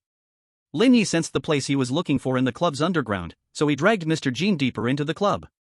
What do you want to know? I will tell you everything, I have evidence of those cultists' crimes. Mr. Jean had no choice but to play his last card, as whether they would get him in trouble was something he couldn't consider now. No need, I didn't come here looking for evidence. Lin Ye remained unmoved, dragging Mr. Jean to a hollowed-out floor, stepping on it to break it, revealing a staircase leading underground. Then what do you want? Money? Information? Women? I'll give you whatever I can. Splintered wood chipped the corner of Mr. Jin's eye, blood flowed into his eye socket, blurring his vision. I just want you to die a little slower. Ah? If I suddenly appear and shoot you in the head, wouldn't you have no time to feel pain? That's too unfair, I will give you the death you deserve. Lin Ye dragged Mr. Jin into the dark dungeon, where most of the cells were empty, but some people were imprisoned in the cells. These prisoners were ordinary people from the city. Mr. Jin had not cared about these weeds before, but he had clearly found a new way to make money. As Lin Ye passed by, the cell doors automatically opened. He did not help these people, he was not a savior, so he would only give the help they deserved. Whether they could survive depended on themselves. Deep in the dungeon, there was a room sealed off by psychic protection. Lin Ye conjured up collapsing runes to destroy the psychic protection of the room. Pushing open the door, it revealed a massive space of at least 100 square meters. In the center of the room stood a blood and flesh tree. Bones formed the trunk, flesh and blood wove the branches, and brains blossomed into flowers. Under the tree, filthy blood had accumulated, the branches shook, and the brain opened and closed. It welcomed the guest entering its home as if it had consciousness. Ugh! Mr. Jin saw this blood and flesh tree for the first time. He didn't care what the cultists were doing inside, he didn't want to cause trouble. As for the Security Bureau, he had plenty of ways to deal with it. After all, the Security Bureau would follow the rules. Lin Ye manipulated his spiritual energy and easily tore apart the blood and flesh tree. This tree seemed to be part of some ceremony, exactly what he was looking for. Wait, I know a lot of information. I know who killed the director. I know where those cultists are. I can help you. I still have a lot of money. All of this can be yours. Seeing Lin Ye look at him, Boss Jean panicked completely, sensing the breath of death. I've never liked detective movies, especially those where the protagonist fights wits with the murderer, and the good guys almost all die before the protagonist finds evidence to catch the suspect. In fact, as long as all the damned people are killed, there's no need for clues and evidence at all, the incident will end smoothly, and the ones making sacrifices will only be the bad guys. So compared to that, I prefer horror and action movies. Lin Ye threw Boss Jean into the writhing mass of flesh, casually sketching otherworldly runes. They were all brought back by Boss Jean to become what they were now, so this was fair. Ah! Help! Don't! He sealed the door and hummed a tune as he left the Golden Apple Club. To the black market. Lin Ye got into the sports car and said happily. Yes, sir. Nora pressed the accelerator all the way down, and the sports car sped down the street. Aren't you going to ask about what he knows? Mr. Jean is powerful in the city, this information might be useful for future actions. Grace asked in disbelief through the earpiece. I don't trust him, and what he knows may not even be correct, otherwise, he wouldn't still be in the city at this time. No matter what information he might get, Lin Ye's next actions wouldn't change, so there was no need to listen. Lin Ye began to organize his equipment. Compared to Mr. Jin's subordinates, the gangs in the black market were clearly more professional, more numerous, and much more troublesome to deal with. But for Lin Ye, this was just a bit of trouble. Compared to the monsters in the simulations, these people were not even as good as a dessert after a meal. If it weren't for the main course later, Lin Ye might have gotten bored enough to fall asleep. Sir, there are many gang members in the black market, do you need me to provide support? Nora asked excitedly as she saw Lin Ye organizing his gear. No need, wait for me in the car. Lin Ye placed his equipment where it was easy to reach and prepared for battle. Yes, sir. Nora really wanted to do something, but she had to obey orders. Soon the sports car stopped outside an alley. Lin Ye got out with a spiritual energy rifle and entered the dimly lit alley. Bang, bang, bang. As he walked forward, Lin Ye shot down all the gang members he encountered. Bodies lay sprawled in the alley, not a single complete head to be found. At first, groups of gang members tried to surround Lin Ye, but after a few waves of deaths, no one dared to come to their doom again. At the end of the day, these people were just a gang of bullies. Once the death toll rose, fear took over. 79, Ritual Node. Stepping out of the alley, Lin Ye stood outside a 3-story abandoned building. This was the black market stronghold of those gang members. A large number of gang members aimed weapons at Lin Ye from the windows, and a burly man looked down at Lin Ye from the 3rd floor, loudly saying, Are you from the Security Bureau? I know plenty of friends in the Security Bureau, is there some misunderstanding between us? Oh? So you know the director of the Security Bureau? Lin Ye scanned each window, revealing an ambiguous smile. Of course, we've had drinks together. The burly man said without hesitation. How come I don't remember? Using the speed runes on his pants, Lin Ye rushed into the abandoned building in an instant. The gang members hurriedly opened fire, but all the bullets were left behind by Lin Ye. With his mental perception sensing the surroundings, Lin Ye could kill enemies through walls without needing to get close. Gunfire echoed continuously as the enemies fell one after another. Only the strong man remained alive at the end. He was a second-tier spiritual power user, but that was not the reason he survived. It's much better now. I don't like looking up to communicate with people, and I certainly don't like shouting loudly. Lin Ye approached the strong man with a rifle in hand. The dossier had the other's name, the black market manager, the well-informed Rat Frank, and this abandoned building was his nest. You are the new director of the Public Security Bureau? Is there anything I can do for you? Lin Ye had just killed all of Frank's subordinates, yet Frank had no thoughts of avenging them. He only wanted to survive now. No, I came here to deal with the things in the room behind you. Dealing with you is just a side task. Out of caution, Lin Ye sensed Frank's vital points, ready to strike at any moment. I know a few other similar locations. As long as you spare my life, I will tell you everything I know. Frank clutched the items used for desperate measures. He was terrified by Lin Ye's killings, and even though Lin Ye was only a first tier, he was no match for Lin Ye, who was merely a drug-enhanced inferior. I know where the remaining locations are. There haven't been many places nearby where a large population has gone missing that can still hold ceremonies. Lin Ye suddenly drew the red blade and severed Frank's right arm. They were too close for Frank to react at all. Aha! Frank let out a terrible scream. He instinctively wanted to use the items in his right hand but realized his right hand was gone. Lin Ye picked up the sphere that had rolled from Frank's right hand. It resembled a grenade, and the internal spiritual energy fluctuations were very strong, suggesting considerable power. Not bad, now you can die. Lin Ye had sensed this thing earlier. To ensure one bullet wouldn't kill Frank, he had deliberately closed the distance. Wait! Before Frank could finish his words, he was killed by Lin Ye. At this distance, Frank could hardly react when Lin Ye attacked. After dealing with the blood and flesh tree in the room, Lin Ye cleaned up the battlefield, replenished some weapons and ammunition before leaving the abandoned building. Back in the sports car, Lin Ye felt a suffocating atmosphere. The entire city was shrouded in this pressure, making it hard to breathe. Has it already reacted? Well, 2 nodes have been destroyed, and even if they are dull, they should react. Lin Ye used Nora's communicator to send the remaining node locations to Grace and said to Grace, "The plan has changed. Let the Public Security Bureau people destroy these nodes. Tell them if they can't destroy these nodes, the whole city will be destroyed, and let them decide whether to fulfill their duties." What? The city will be destroyed? Grace was startled. Do you think the higher-ups sent me here for no reason? Lin Ye said calmly. As long as we destroy these nodes, can we stop the city's destruction? Grace confirmed. Yes, leave the rest to me, I promise. Lin Ye looked at Nora and then said, "Go to the church on the outskirts of the city." Perhaps due to some inexplicable sense of ritual, these cultists always liked to set up ceremonial sites near churches. Yes, sir. Nora was very worried about the city's safety and whether her colleagues could successfully handle the ceremonial nodes, but she had more important work to do now. The sports car rushed toward the church, the engine roaring loudly. Stop. As they were about to pass a river-crossing bridge, Lin Ye suddenly spoke. Nora hurriedly stopped the car at the bridgehead, looking at Lin Ye in confusion. This is a necessary route. If I were on the opposite side, I would ambush here. He had sensed some unease earlier, and after the sports car stopped, that unease slowly faded away. Lin Ye took out a spiritual energy sniper rifle and used the scope to search for the enemy's position. The sniper scope could scan for concentrated spiritual energy points, and soon Lin Ye found a target in the trees across the river. Bang! The bullet easily shattered the opponent's psychic defense and head. A bullet with such power could not be stopped even by Lin Ye's altered psychic defense after a few shots. Bang! Bang! The enemy began to scatter and flee, but the deadly gunfire not only did not stop, it actually increased in frequency. Bang! Bang! Bang! Bang! Bang! Each bullet could take away one enemy, and Lin Ye quickly used up an entire magazine. By the time Lin Ye changed to a new magazine, the enemies had already run away. Let's go. Lin Ye returned to the sports car, and Nora stepped on the gas, continuing to race toward the church. They failed. The opponent is experienced and directly shot 8 worshippers with a sniper rifle from across the river. Father Matthew said calmly. I told you not to kill that chief. The Security Bureau is indeed deeply corrupt, but it is still the most powerful violent organization in the entire Federation.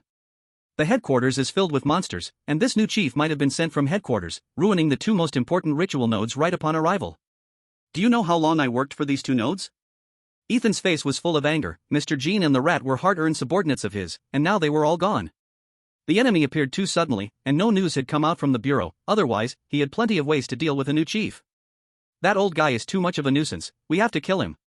I admit this new chief has some skills, but no matter how strong he is, he's just a tier 1 psychic, not to be feared. The important thing is the ritual nodes. I need you to supplement a few new simple nodes to keep the ritual going. Father Matthew remained calm. He was prepared to reduce the scale of the ritual, only reaping the lives of half a city. Easier said than done. Where am I supposed to find so many living people to make simple notes for you? Ethan completely couldn't follow the thinking of this cult companion. He was already ready to run, but the other party wanted to continue holding the ritual. Aren't there still some worshippers? I'll make them cooperate with you. Father Matthew said as if it were a matter of course. Aren't they your church's worshippers? Even Ethan wouldn't treat his subordinates as sacrifices. That's the purpose of the Lamb. 80. Verdant God Cult. Ethan still wanted to say something when suddenly a gunshot rang out from outside the church, followed by a violent explosion. The church doors were blown off, and several spherical devices were thrown into the church simultaneously. Boom! Without any delay, as soon as those spheres entered the church, they exploded violently, turning the entire church into ruins. Lin Ye waved away the chaotic dust and psychic energy, charging into the church ruins with a psychic light machine gun in both hands, starting to shoot at the spot where the psychic energy was most concentrated. Da da da da da da da da da da. Only after emptying an entire belt did Lin Ye stop shooting and throw 2 psychic grenades in the direction he had just shot. Boom! Just as Lin Ye was about to replace the belt and unleash another wave of fire, a large tree with mixed red and green suddenly burst from the center of the church, its multicolored branches stabbing toward Lin Ye like sharp spears. Lin Ye activated his altered psychic defense and quickly retreated. The branches easily penetrated the altered psychic defense, but Lin Ye had already backed up to the church entrance. Cough cough, as expected of the elite from the Public Security Bureau, if it weren't for this tree, you would have killed me. Father Matthew walked from the ruins to under the tree, his body covered in wounds, but those wounds were rapidly healing. Ethan, who had just stood with him, was already turned into minced meat. The layer of psychic defense outside the church is good, but still too thin. This false sense of security is the most dangerous. Lin Ye sensed the blood and flesh plant in front of him, which was as tall as 2 stories, and said casually. Just moments ago, Nora had taken a shot with a sniper rifle from a distance. A bullet enhanced with a collapse rune had failed to break through the church's psychic defense. Lin Ye rushed to the church door using a speed rune, replenished 2 energy grenades, and successfully broke into the church. I've learned my lesson. A sense of psychological security is indeed very dangerous. Father Matthew looked at Lin Ye's energy light machine gun, which had its ammo chain changed, and the corners of his mouth twitched slightly. He had never seen the security bureau use this thing in the city. Do you have any last words? Lin Ye pointed the gun at Father Matthew, and although he said this, he didn't truly believe a chain of bullets could kill the priest. He wanted to create the illusion that he heavily relied on his weapon. Sigh, you've won. Without enough nodes, the ceremony cannot be completed. I truly shouldn't have killed the former director. Compared to you, he was much friendlier. The priest spoke what sounded like words of surrender, yet his mental energy and the energy within him were exceptionally active, causing the nearby bloodflesh plant to become restless as well. Friendliness and being alive, I have to choose one. Lin Ye secretly carved collapse runes on the first few bullets of the ammo chain. He was not in a hurry. But the priest's attitude struck him as odd. It seemed the other party was stalling for time, yet he couldn't sense any actions from Father Matthew. Originally, Lin Ye planned to wait a bit longer before directly wiping out the bloodflesh plant along with the priest, but now it seemed better to act quickly. You're right. Before the priest could finish, Lin Ye directly pulled the trigger at the bloodflesh plant. The bullet sliced through its body like a lightsaber, piercing deep into it. In the blink of an eye, the priest moved beside Lin Ye and drew a ritual dagger to stab at Lin Ye's head. Lin Ye continued to pull the trigger. Layers of energy protection appeared in front of the dagger, blocking the priest's attack through several collisions. The priest's attacks were sharp, and ordinary energy defenses could not withstand them at all, but he had never seen Lin Ye's method of using energy protection, so he had no choice but to stab towards Lin Ye's chest with his left hand. Lin Ye emptied the ammo chain, blasted the bloodflesh plant, and then moved the light machine gun to block the priest's left hand. The priest smashed the light machine gun, and Lin Ye pulled out his red blade. As the speed-cutting rune activated, the blade moved as fast as lightning, severing the priest's left hand. The priest dropped his left hand and quickly retreated. Lin Ye drew out the energy submachine gun hidden in his clothes and fired a full magazine at the retreating priest. Pa pa pa pa pa pa pa pa pa. In fact, the energy rifle was more powerful, but retrieving items from the loot space took a bit of time. The priest was showered in blood as he retreated to the vicinity of the bloodflesh plant. You're strong. I haven't encountered such an excellent young person in a long time, but unfortunately, the time has come. You've lost. Even with one hand severed and his body a bloody mess, the priest remained calm and composed, as if he were the one in the advantageous position. Lin Ye said nothing. He simply took out the energy rifle from the loot space and continued to shoot at the priest. But no matter how many bullets hit, the priest still stood firm, while the bloodflesh plant nearby gradually wilted. Don't struggle. I share life with it. Before it dies, no matter how serious the injuries, I can recover quickly. Its root system goes deep into the ground for dozens of meters. You could shoot all your bullets, and it would be useless. You've done well, let's talk. As a third-tier energy user, the priest hadn't been so embarrassed in a long time. The fact that a first-tier person caused this situation gave him a strange admiration. All followers are sheep of God, but there are differences among the sheep. Talk about what? Throwing away the emptied energy rifle, Lin Ye began to think about the enemy's weaknesses and how to deal with this situation. Perhaps a strong sedative could handle this situation. But how do I get close to him? Do you have faith?